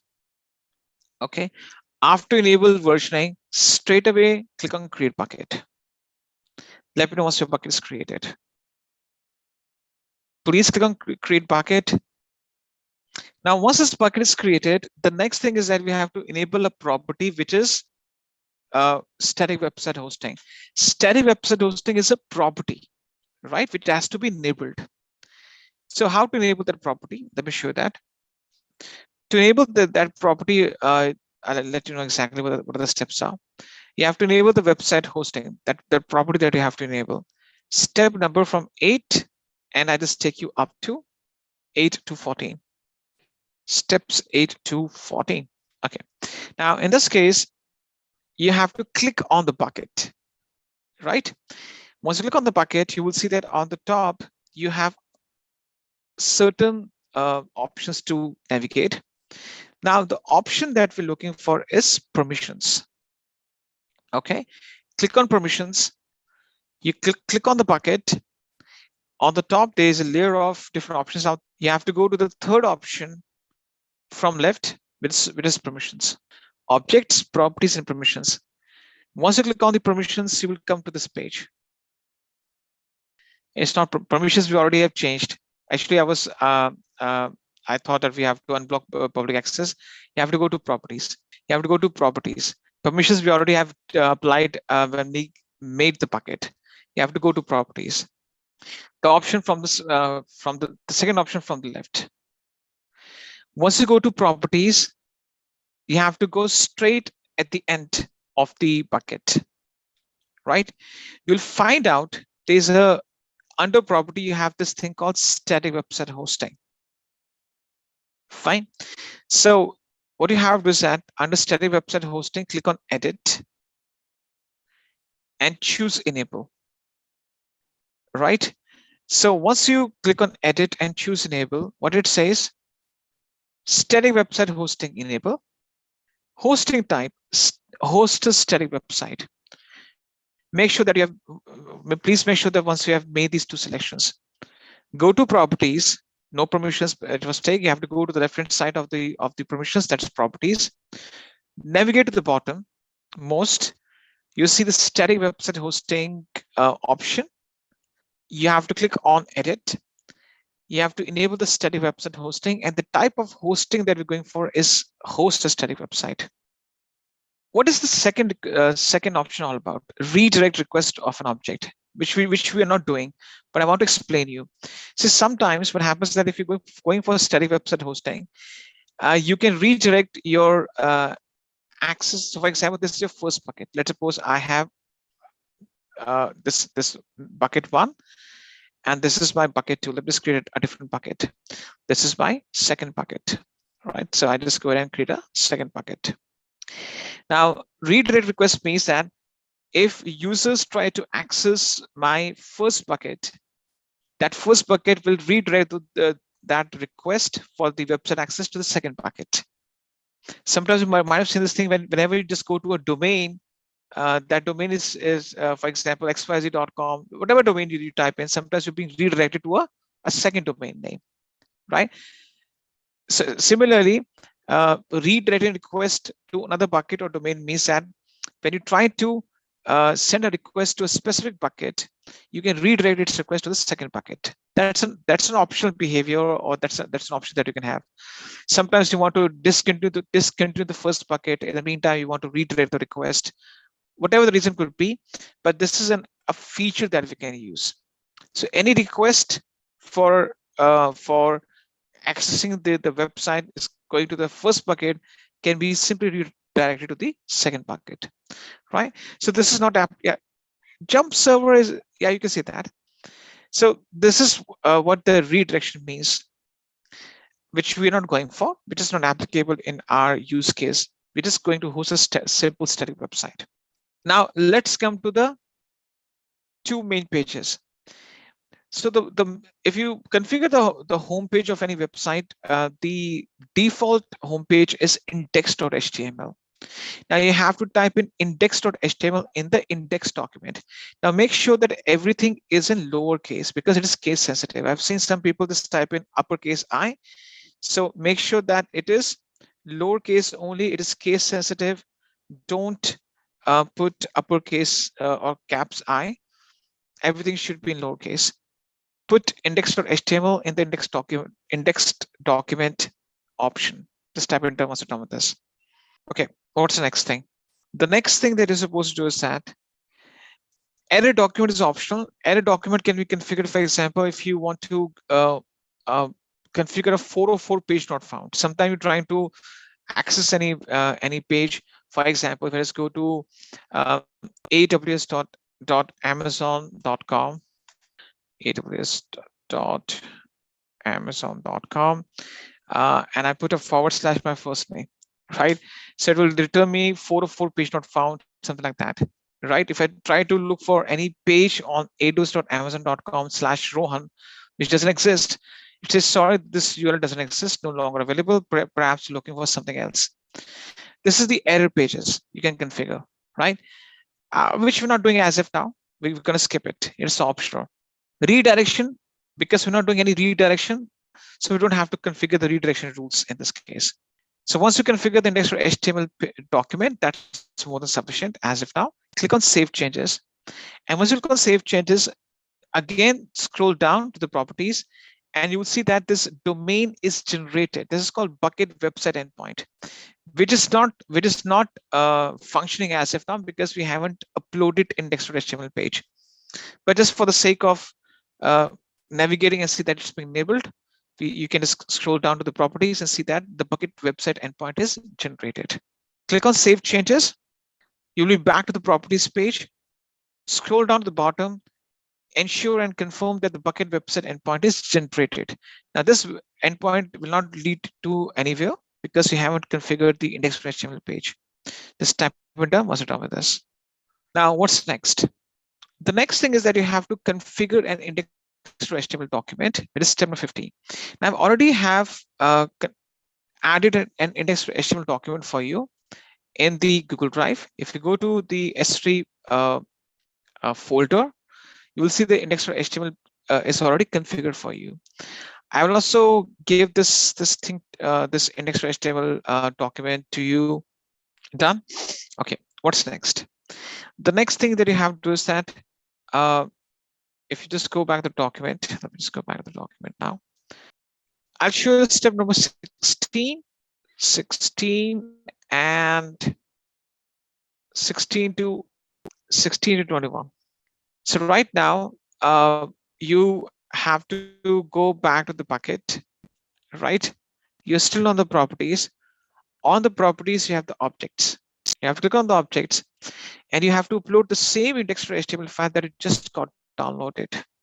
Okay, click on upload, click on add files, add the index.html file that you just saved on your local computer, right?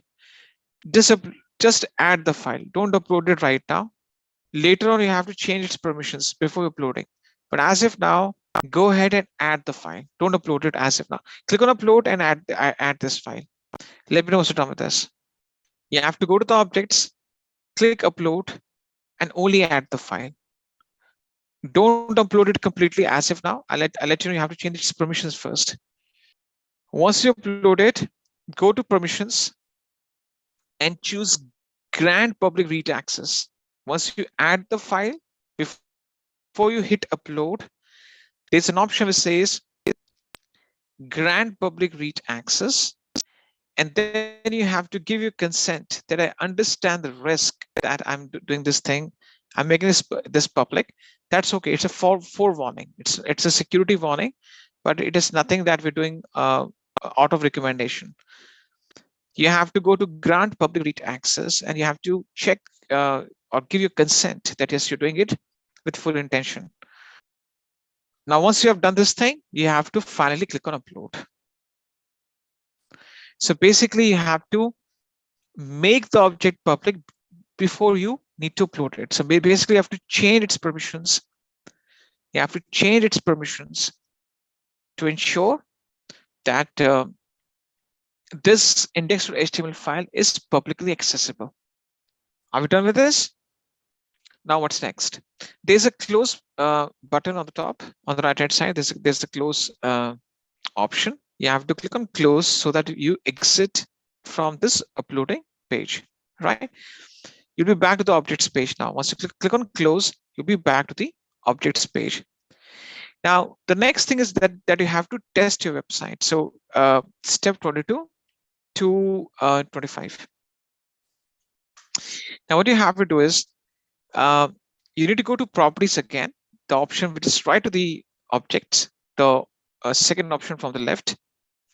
You have to go to the bottom most where you configure the static website hosting. Now you have to click on the bucket website endpoint. Click on it, and now your page will show up. This is a public link. If you share this link with any other user or any other person, he or she will be able to see the same website. Please go ahead and do that. Done. So this completes a hands-on. Don't delete the bucket as of now, because the next part of the document is asking you to delete the bucket. This is just for the cleanup process. Right now, don't remove any of the buckets or its objects. Again, steps are not important. Concepts are important. I explained you the concepts of permissions, how to apply the permissions at the object level and at the bucket level. What is the concept of static website hosting, redirecting requests, right? Those things are important. For the next lab, that's called lifecycle management. Now, what is this lifecycle management? If you remember, we discussed the concept of versioning, right? We discussed that concept. And when I discussed with you the concept of versioning, there's one thing I pointed out was that when you check the multiple versions, okay, for example, let me just see the bucket that I've created. Yeah.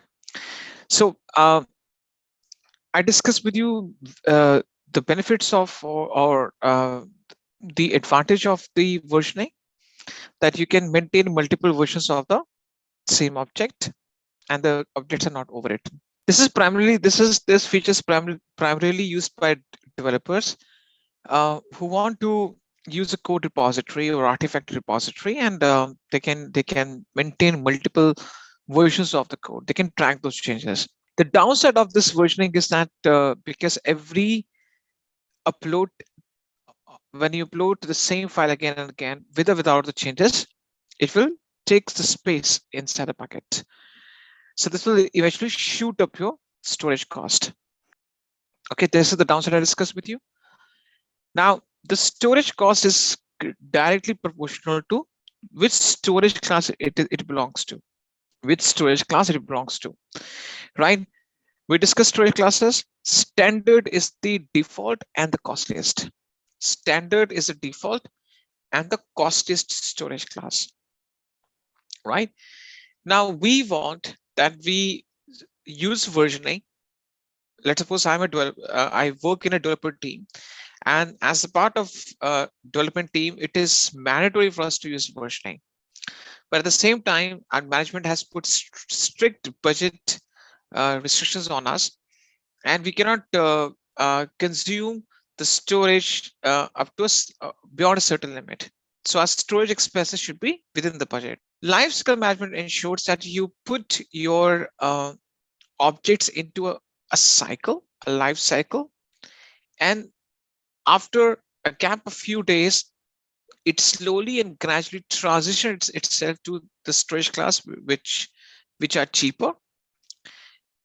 And also the objects can be deleted from your buckets permanently, right? So when you put your objects into a life cycle, they will be automatically changed to a cheaper storage class, a lower cost storage class, and they can be removed permanently from the bucket. Now, when you apply the lifecycle management, it's being categorized into two different categories. One is the current version. Current is the latest, most recent. This is the latest. This is the latest or most recent. And the one which were uploaded prior to this one, these are the previous versions or non-current. These are non-current or previous versions. Previous versions. These are non-current or previous versions, right? So there are two categories of versions. The latest, the most recent is the current, and the versions that are prior to that are non-current, right? Now, the lab that we're going to do, basically, it will target the non-current versions.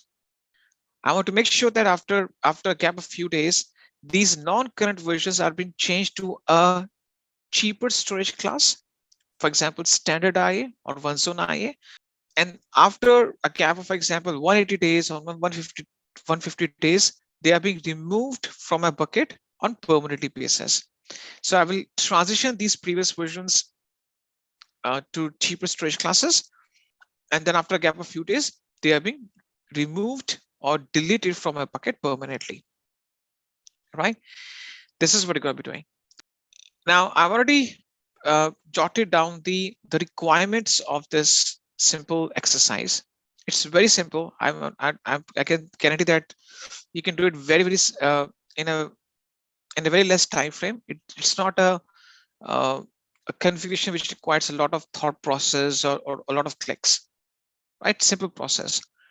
So what you have to do is that you have to go back to your bucket, the same bucket that you create, in which you enable the static website hosting, and then you have to go to management.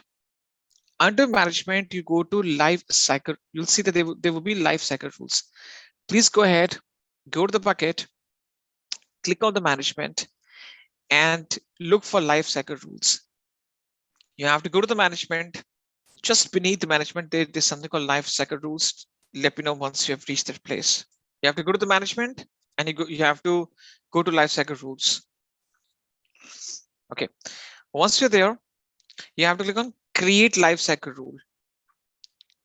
So you have to create a rule based on which you want to recycle or put your objects into a life cycle in a simple process through which they can be transitioned to lower cost storage classes, and then they can be removed from your bucket if you want. You have to enter the rule name. For example, name it as test live cycle rule. Okay, enter a name. Let me know what's done. You can put any name. There's no any naming convention that you have to go for. You can choose the same name. Just type in done. Okay, now what's the next thing? Next thing is that choose a rule scope. I explain you this thing. It says limit the scope of this rule using one or more filters. That's a default one. It says that, do you want to limit the scope of this life cycle? For example, I enter a prefix, let's imagine, .png. This means that it will only recycle or put the PNG images in the life cycle. It will be applied to only .png images, or I put, for example, .mp3 or .avi. So I can explicitly select that there's only these files with these extensions of this format will be targeted. I can limit the scope of this rule. But right now, we'll not do that. We'll choose this option, apply to all the objects in this bucket and give you consent. So you're saying it doesn't matter whether it is an AVI video, an MP3 video, an MP4, MP3 song, MP4 video, JPEG, PNG images, PDF, spreadsheet, whatever the format of the file is, I want to apply to all the objects. I'm saying that it doesn't matter whether it's I apply it to PDF, PNG, JPEG, AVI, MP3, or document, PPT, whatever the format of the file is, the extension of the file is, I want to apply to all the objects of this bucket. What's next? Now, you have to go to lifecycle rule actions. Based on the problem statement, we need to be targeting non-current versions. Non-current means the versions before current, previous versions. You have to select these. So you have 5 checkboxes. You have to choose the second checkbox, move the non-current of the objects between storage classes, and fourth checkbox that says permanently delete the non-current versions. So basically, you have to check these options. I'm saying I want to apply the life cycle to these options. Check and permanently delete the non-current versions. You have to check both options. Please go ahead and check these options, second and fourth. Basically, whichever option has the non-current inside it, move non-current versions of the objects between different storage classes, permanently delete the non-current versions. Basically, this is the second tick and the fourth tick. I'm saying I want to move the previous version of the objects between different storage classes, the non-current versions, and also I need to remove them permanently from my bucket. So basically, the thing is, you have to check. This is the second checkbox, and this is the fourth checkbox. Please go ahead and check these 2 options. Whichever options has a non-current inside it, you have to check it and explain exactly why we did so. Now, based on these 2 different actions that we applied, we'll be start measuring the days, the number of days, and what would be the process to transition. The 5th option is for multi-part upload, which we're not doing it right now. This is basically, it doesn't apply to any of the current or non-current. Multi-part upload means that if you try to upload something and it doesn't get uploaded properly, multi-part upload is a concept where a large file is broken into multiple chunks and uploaded to the S3 bucket. Now, if that process is stopped in between, then there are few chunk of the files which show up in the bucket. So I'm saying that any incomplete upload needs to be removed. So that doesn't apply to the non-current or current. I'm saying that if I'm trying to upload something and the complete file is not uploaded, then remove the remains of it. Right? Now, what's the next thing? Now, based on the requirement that I have proposed or I have mentioned, these are requirements. Requirement number 1. The non-current versions of the objects should be transitioned to standard IA after a gap of 30 days. By default, standard is selected for every object, which is the cost list. Standard IA, as we discussed, is used for infrequent access objects, which is a cheaper version of standard. So I will put 30 days over here. Okay. So what you have to do is that make sure the storage class is chosen as standard. So under the transition non-current version of the objects between different storage classes, the first rule that you have to choose is choose the storage class to standard after a gap of 30 days. So I have to put 30 in the box. Now, if you put 29, it will throw an error message. Let me show you that. If you put, let's suppose if you put 29 over here, it says minimum of 30 days is required. Can you see that? Minimum of 30 days is required before you can transition to standard IA. So there's a gap that you have to give. So we'll go for minimum 30 days gap. So I'm saying my objects will be saved as standard by default. After a gap of 30 days, they should be changed to standard IA, the previous versions, the non-current, so that I can reduce their cost. Go ahead and do that. You don't have to go for the third box number of newer versions to retain. That's useless as of now. Go ahead and do that. Done. Okay. So it helps us to fulfill the first requirement. The non-current versions of the object should be transitioned to standard IA after a gap of 30 days. Now, I need to move the non-current versions to one zone IA after a gap of 30 days. So can you see that there's an option which says add transition, right? You have to click on add transition. In the drop-down menu, choose one zone IA. Now, one zone IA is again cheaper than standard IA. We're going standard is the cost is standard IA is cheaper. One zone IA is comparatively more cheaper to standard. So we are going to the lower bottom to further reduce the price. So you have to put 90 days as gap. Please go ahead and do that. Let me know what's done with this. You have to click on add transition, choose a storage class as one zone IA, and the number of days is 90 days. Just type in done once you're done with this. Now, as a challenge, you have to do the third. So this is the second step you have done. As a challenge, you have to do the third one by yourself. I'll show you the solution. You have to click on add transition, and you have to perform this third one by yourself. Do it on your own. Let me know what's done. I'll show you the solution. I'm not running away from showing you the exact solution of it, but use the same method. Do it on your own. You have to further move it to the cheapest storage class, which is a Glacier Deep Archive, which has a maximum retention period of 7 to 10 years. I would say which has the average retention period of 7 to 10 years. Glacier Deep Archive is used by financial services, health sectors, insurance companies. They have to retain the data for years to come. It takes 12 to 48 hours to retain the data, but Glacier Deep Archive is the cheapest of all the storage classes. So I want to say that after a gap of 120 days, so from day 0 to day 120, on day 120, the data, which is the previous version of the data, should be transitioned, should be changed to the cheapest option, which is the Glacier Deep Archive. Do it on your own. So I just click on add transition, choose Glacier Deep Archive, right? And put 120 days.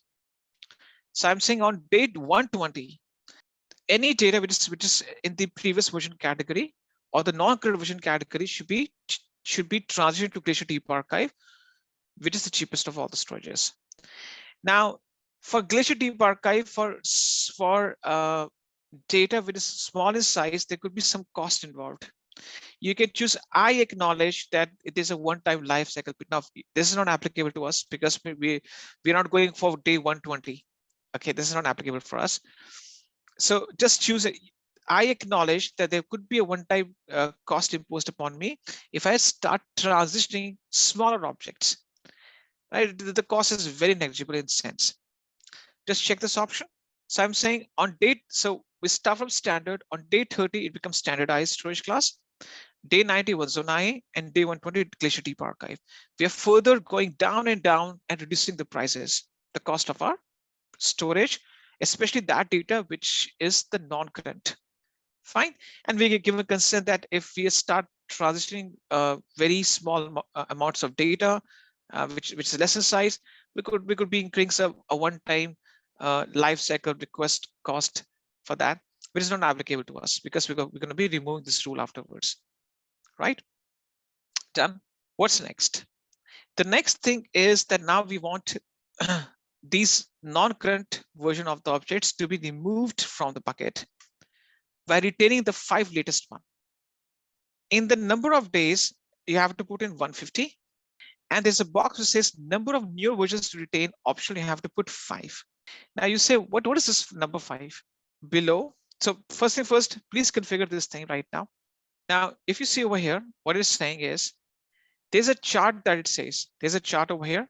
It's review transition expiration actions. You can see this chart. It will show on your page. So on this, based on this chart, what it says is that on day 0, an object becomes non-current. On day 30, it's moved to standard IA. On day 90, it's moved to one zone IA. On day 120, it's moved to Glacier Deep Archive. Okay. Now you see that it says 0 newest non-current versions are retained. You're saying that I'm not. You also have the option to retain the versions to the same classes. For example, let's suppose if we didn't go for that option, but I'm saying that let's suppose on day 30 I choose the latest non-current versions and keep them in standard. So I haven't done that. So I'm saying on day 30 move it to standard, move all the objects non-current to standard. Day 90 one zone IA, day 120 Glacier Deep Archive. On day 150, 5 newest non-current versions are retained, newest, and all other non-current versions are permanently deleted. All other non-current versions are permanently deleted. So what I mean by that, you just go ahead and click on create rule and your rule gets created. Created the rule. And this is auto transition only. This is automatically transitioning your files. This is automation only. Now what you can do is that you don't need this rule anymore. Choose a rule and there's an option called delete. Click on delete, right? Choose a rule, click on delete. It says delete lifecycle rule, click on delete. Just remove it, you don't need this anymore now, okay? Please go ahead and do that. You have to go to day 3 version and click on it and retain that data, right? So for example, if I go to my bucket right now, if I go to my this bucket, right? So based on the timestamp, I can go to any of the dates on day 3. I can click on that specific. So based on the timestamp, you can click on that specific version ID and you click on download and you can retain the data from there. Whichever day or date based on the timestamp you think your file was absolutely perfect, in perfect state, you can go to the versions of that file and you can see the timestamp, and based on that you can click on that specific version ID. Click on that version ID and then click on download. That's how you can retain it. Next thing, replication lab. Now what you have to do next is, now what we're going to do next is that we have to understand replication. What is replication? Replication means that you want to enable the replication between 2 buckets, which means that if you put something inside the first bucket, that same data gets, I would say, a copy of that data is generated and saved in the destination bucket. Okay. Now the prerequisite for this exercise that you have to have 2 buckets in 2 separate regions. What you have to do is that first thing first, please go to the buckets dashboard, right? And this is your, so basically you choose the name of the bucket, right? What you have to do is that you have to enter the same bucket name, but the second bucket that you're going to create would have the, I would say, would have the prefix as DEST. DEST stands for destination. Okay, so the bucket name should be the same, but in the previous bucket you put prefix as source, but this time the prefix should be DEST, right? So what you have to do is that initiate the process to create a bucket, put the bucket name as it is, copy and paste it, just replace it, the source, with DEST. So right now we are trying to do the next hands-on, which is replication, cross-region application. Just put it DEST at the end of it. Let me know what's done with this. And this time you have to choose a different region, right? You can choose, for example, so I would say with respect to the previous bucket, this bucket should be in a different region. this bucket should be in a different region. For example, I choose Mumbai. My first bucket is in North Virginia, the source bucket. The destination bucket, I'm just going to create that in Mumbai. So put DEST at the end of this bucket, remove source, and choose a separate region this time. Because we're going for cross-region application. The buckets are in separate regions and we want to replicate the content between them. Now, in this case, you don't have to disable or enable object ownership or block all public access because we're not using this bucket for static website hosting. Okay, don't have to do any one of those settings. But yes, you have to straight away go down and enable bucket versioning. Now, as a prerequisite for this replication, both the buckets should have the versioning enabled. The source bucket already has the versioning enabled. The destination bucket should also have to have the versioning enabled. So as a prerequisite, if you're enabling the replication between two buckets, the main prerequisite is that the versioning should be enabled on both of them. Please go ahead and enable the versioning, right? So basically, in the second bucket that you just going to create right now, you have to make sure that you put DEST at the end of it, remove source. So DEST is time of destination as a prefix. You choose different region for this bucket, right? And you have to straight away, you don't have to change object ownership or block or public access, nothing is required. You have to enable the versioning, that's it. Fine. Once you have performed these three changes, straight away click on create bucket. Let me know what's done.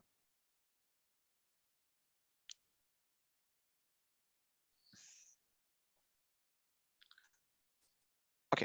Now, why did I ask you to put separate names for these buckets? Because so that you can easily differentiate. Our intention is that if I put any data in the source bucket, a copy of that data is produced automatically and saved in the destination bucket. So it is unidirectional in this case, from source to destination. Now, the versioning has to be enabled on source bucket. Fine. So you can see there are two buckets right now, one with the prefix source, other one with the prefix as DEST, which stands for destination. You have to click on source bucket and then go to management. You have to click on the source bucket and go to management, the same option where you configure the lifecycle rules. You have to click on the source bucket and just go to the management. Okay. Once you go over there, once you just go to the source bucket and go to the management, under lifecycle rules, there's something called replication rules. It's set to 0. There's no replication rule created. Click on create replication rule and let me know what's on this page. Once you're on this replication rule configuration, put a rule name. For example, just type in test replication rule. It is a simple name. Even if you put in your first name, it will accept it. Right. So there's no any rules applied to that. What should be the name of it? Put a name, enter a rule name. Let me know once you're done with this thing. Now the status is enabled. Now it will show you the source bucket details.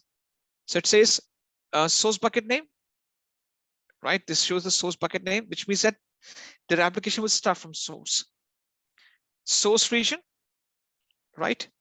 Now it says that you want to limit the scope of that application. For example, if I apply a filter like prefix like .jpg, so only the JPG images will be replicated. But in this case, we'll choose apply to all the objects, right? So please go ahead and under the rule scope, make sure that you choose apply to all the objects in the bucket. Please go ahead and do that. Just type in done once you're done with this thing. So apply to all the objects in the bucket means that it doesn't matter what's the extension of the file. It's a PDF, it's a PNG, it's a JPG, whatever the extension of the file is, it doesn't matter.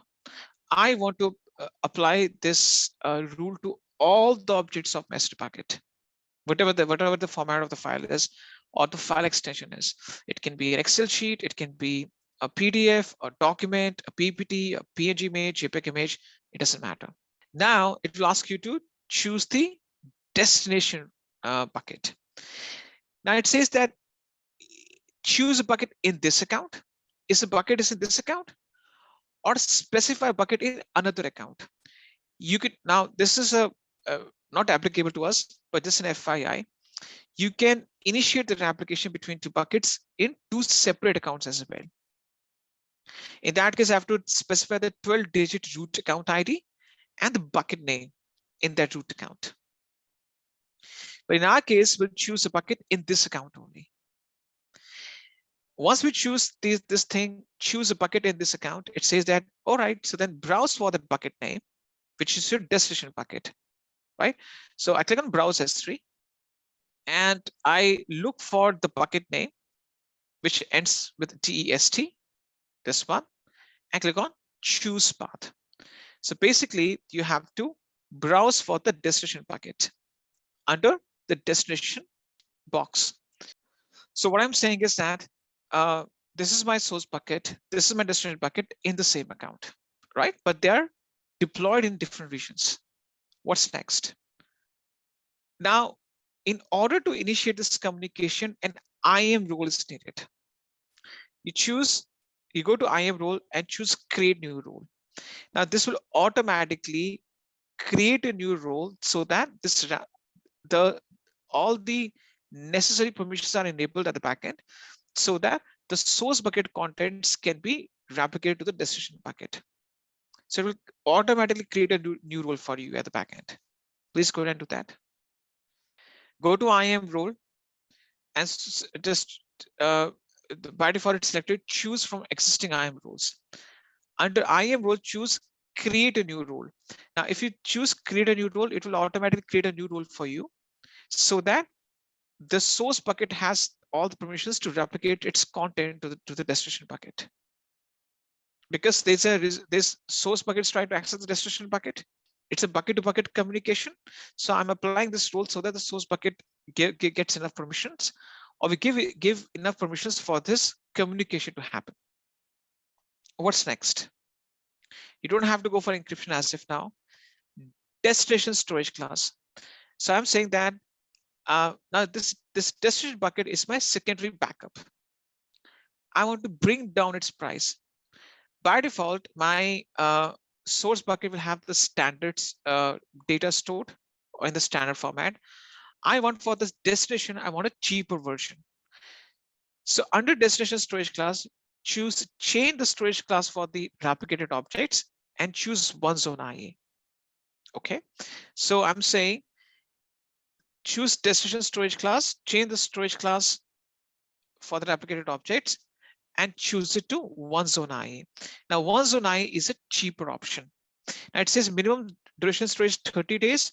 Of course, after 30 days, you start getting billed from one zone IA, and one zone IA puts the data in just one availability zone. That's okay. This is our secondary backup. This will bring down the cost of our storage. So under the destination storage class, I'm saying change the storage class for the replicated objects and choose one zone IA. One zone IA is applicable in these cases only. One zone IA means that your data is put in just one availability zone. If that availability zone goes down, your entire data is lost. But that's okay because we have duplicate bucket, source bucket, which already has that content. For duplicate backups, we choose one zone IA, which is quite cheap. Then what's next? You don't have to go for additional application options and click on save. Let me know what's wrong with this. Now, once you click on save, you get this option, replicate existing objects. Let me know once you get this prompt. It's asking you, do you want to replicate the existing objects or you want to start from now onwards, right? So you have to choose no, I don't want to replicate existing objects. So from now onwards, if I put any new object inside my source bucket, that will show up in the destination bucket.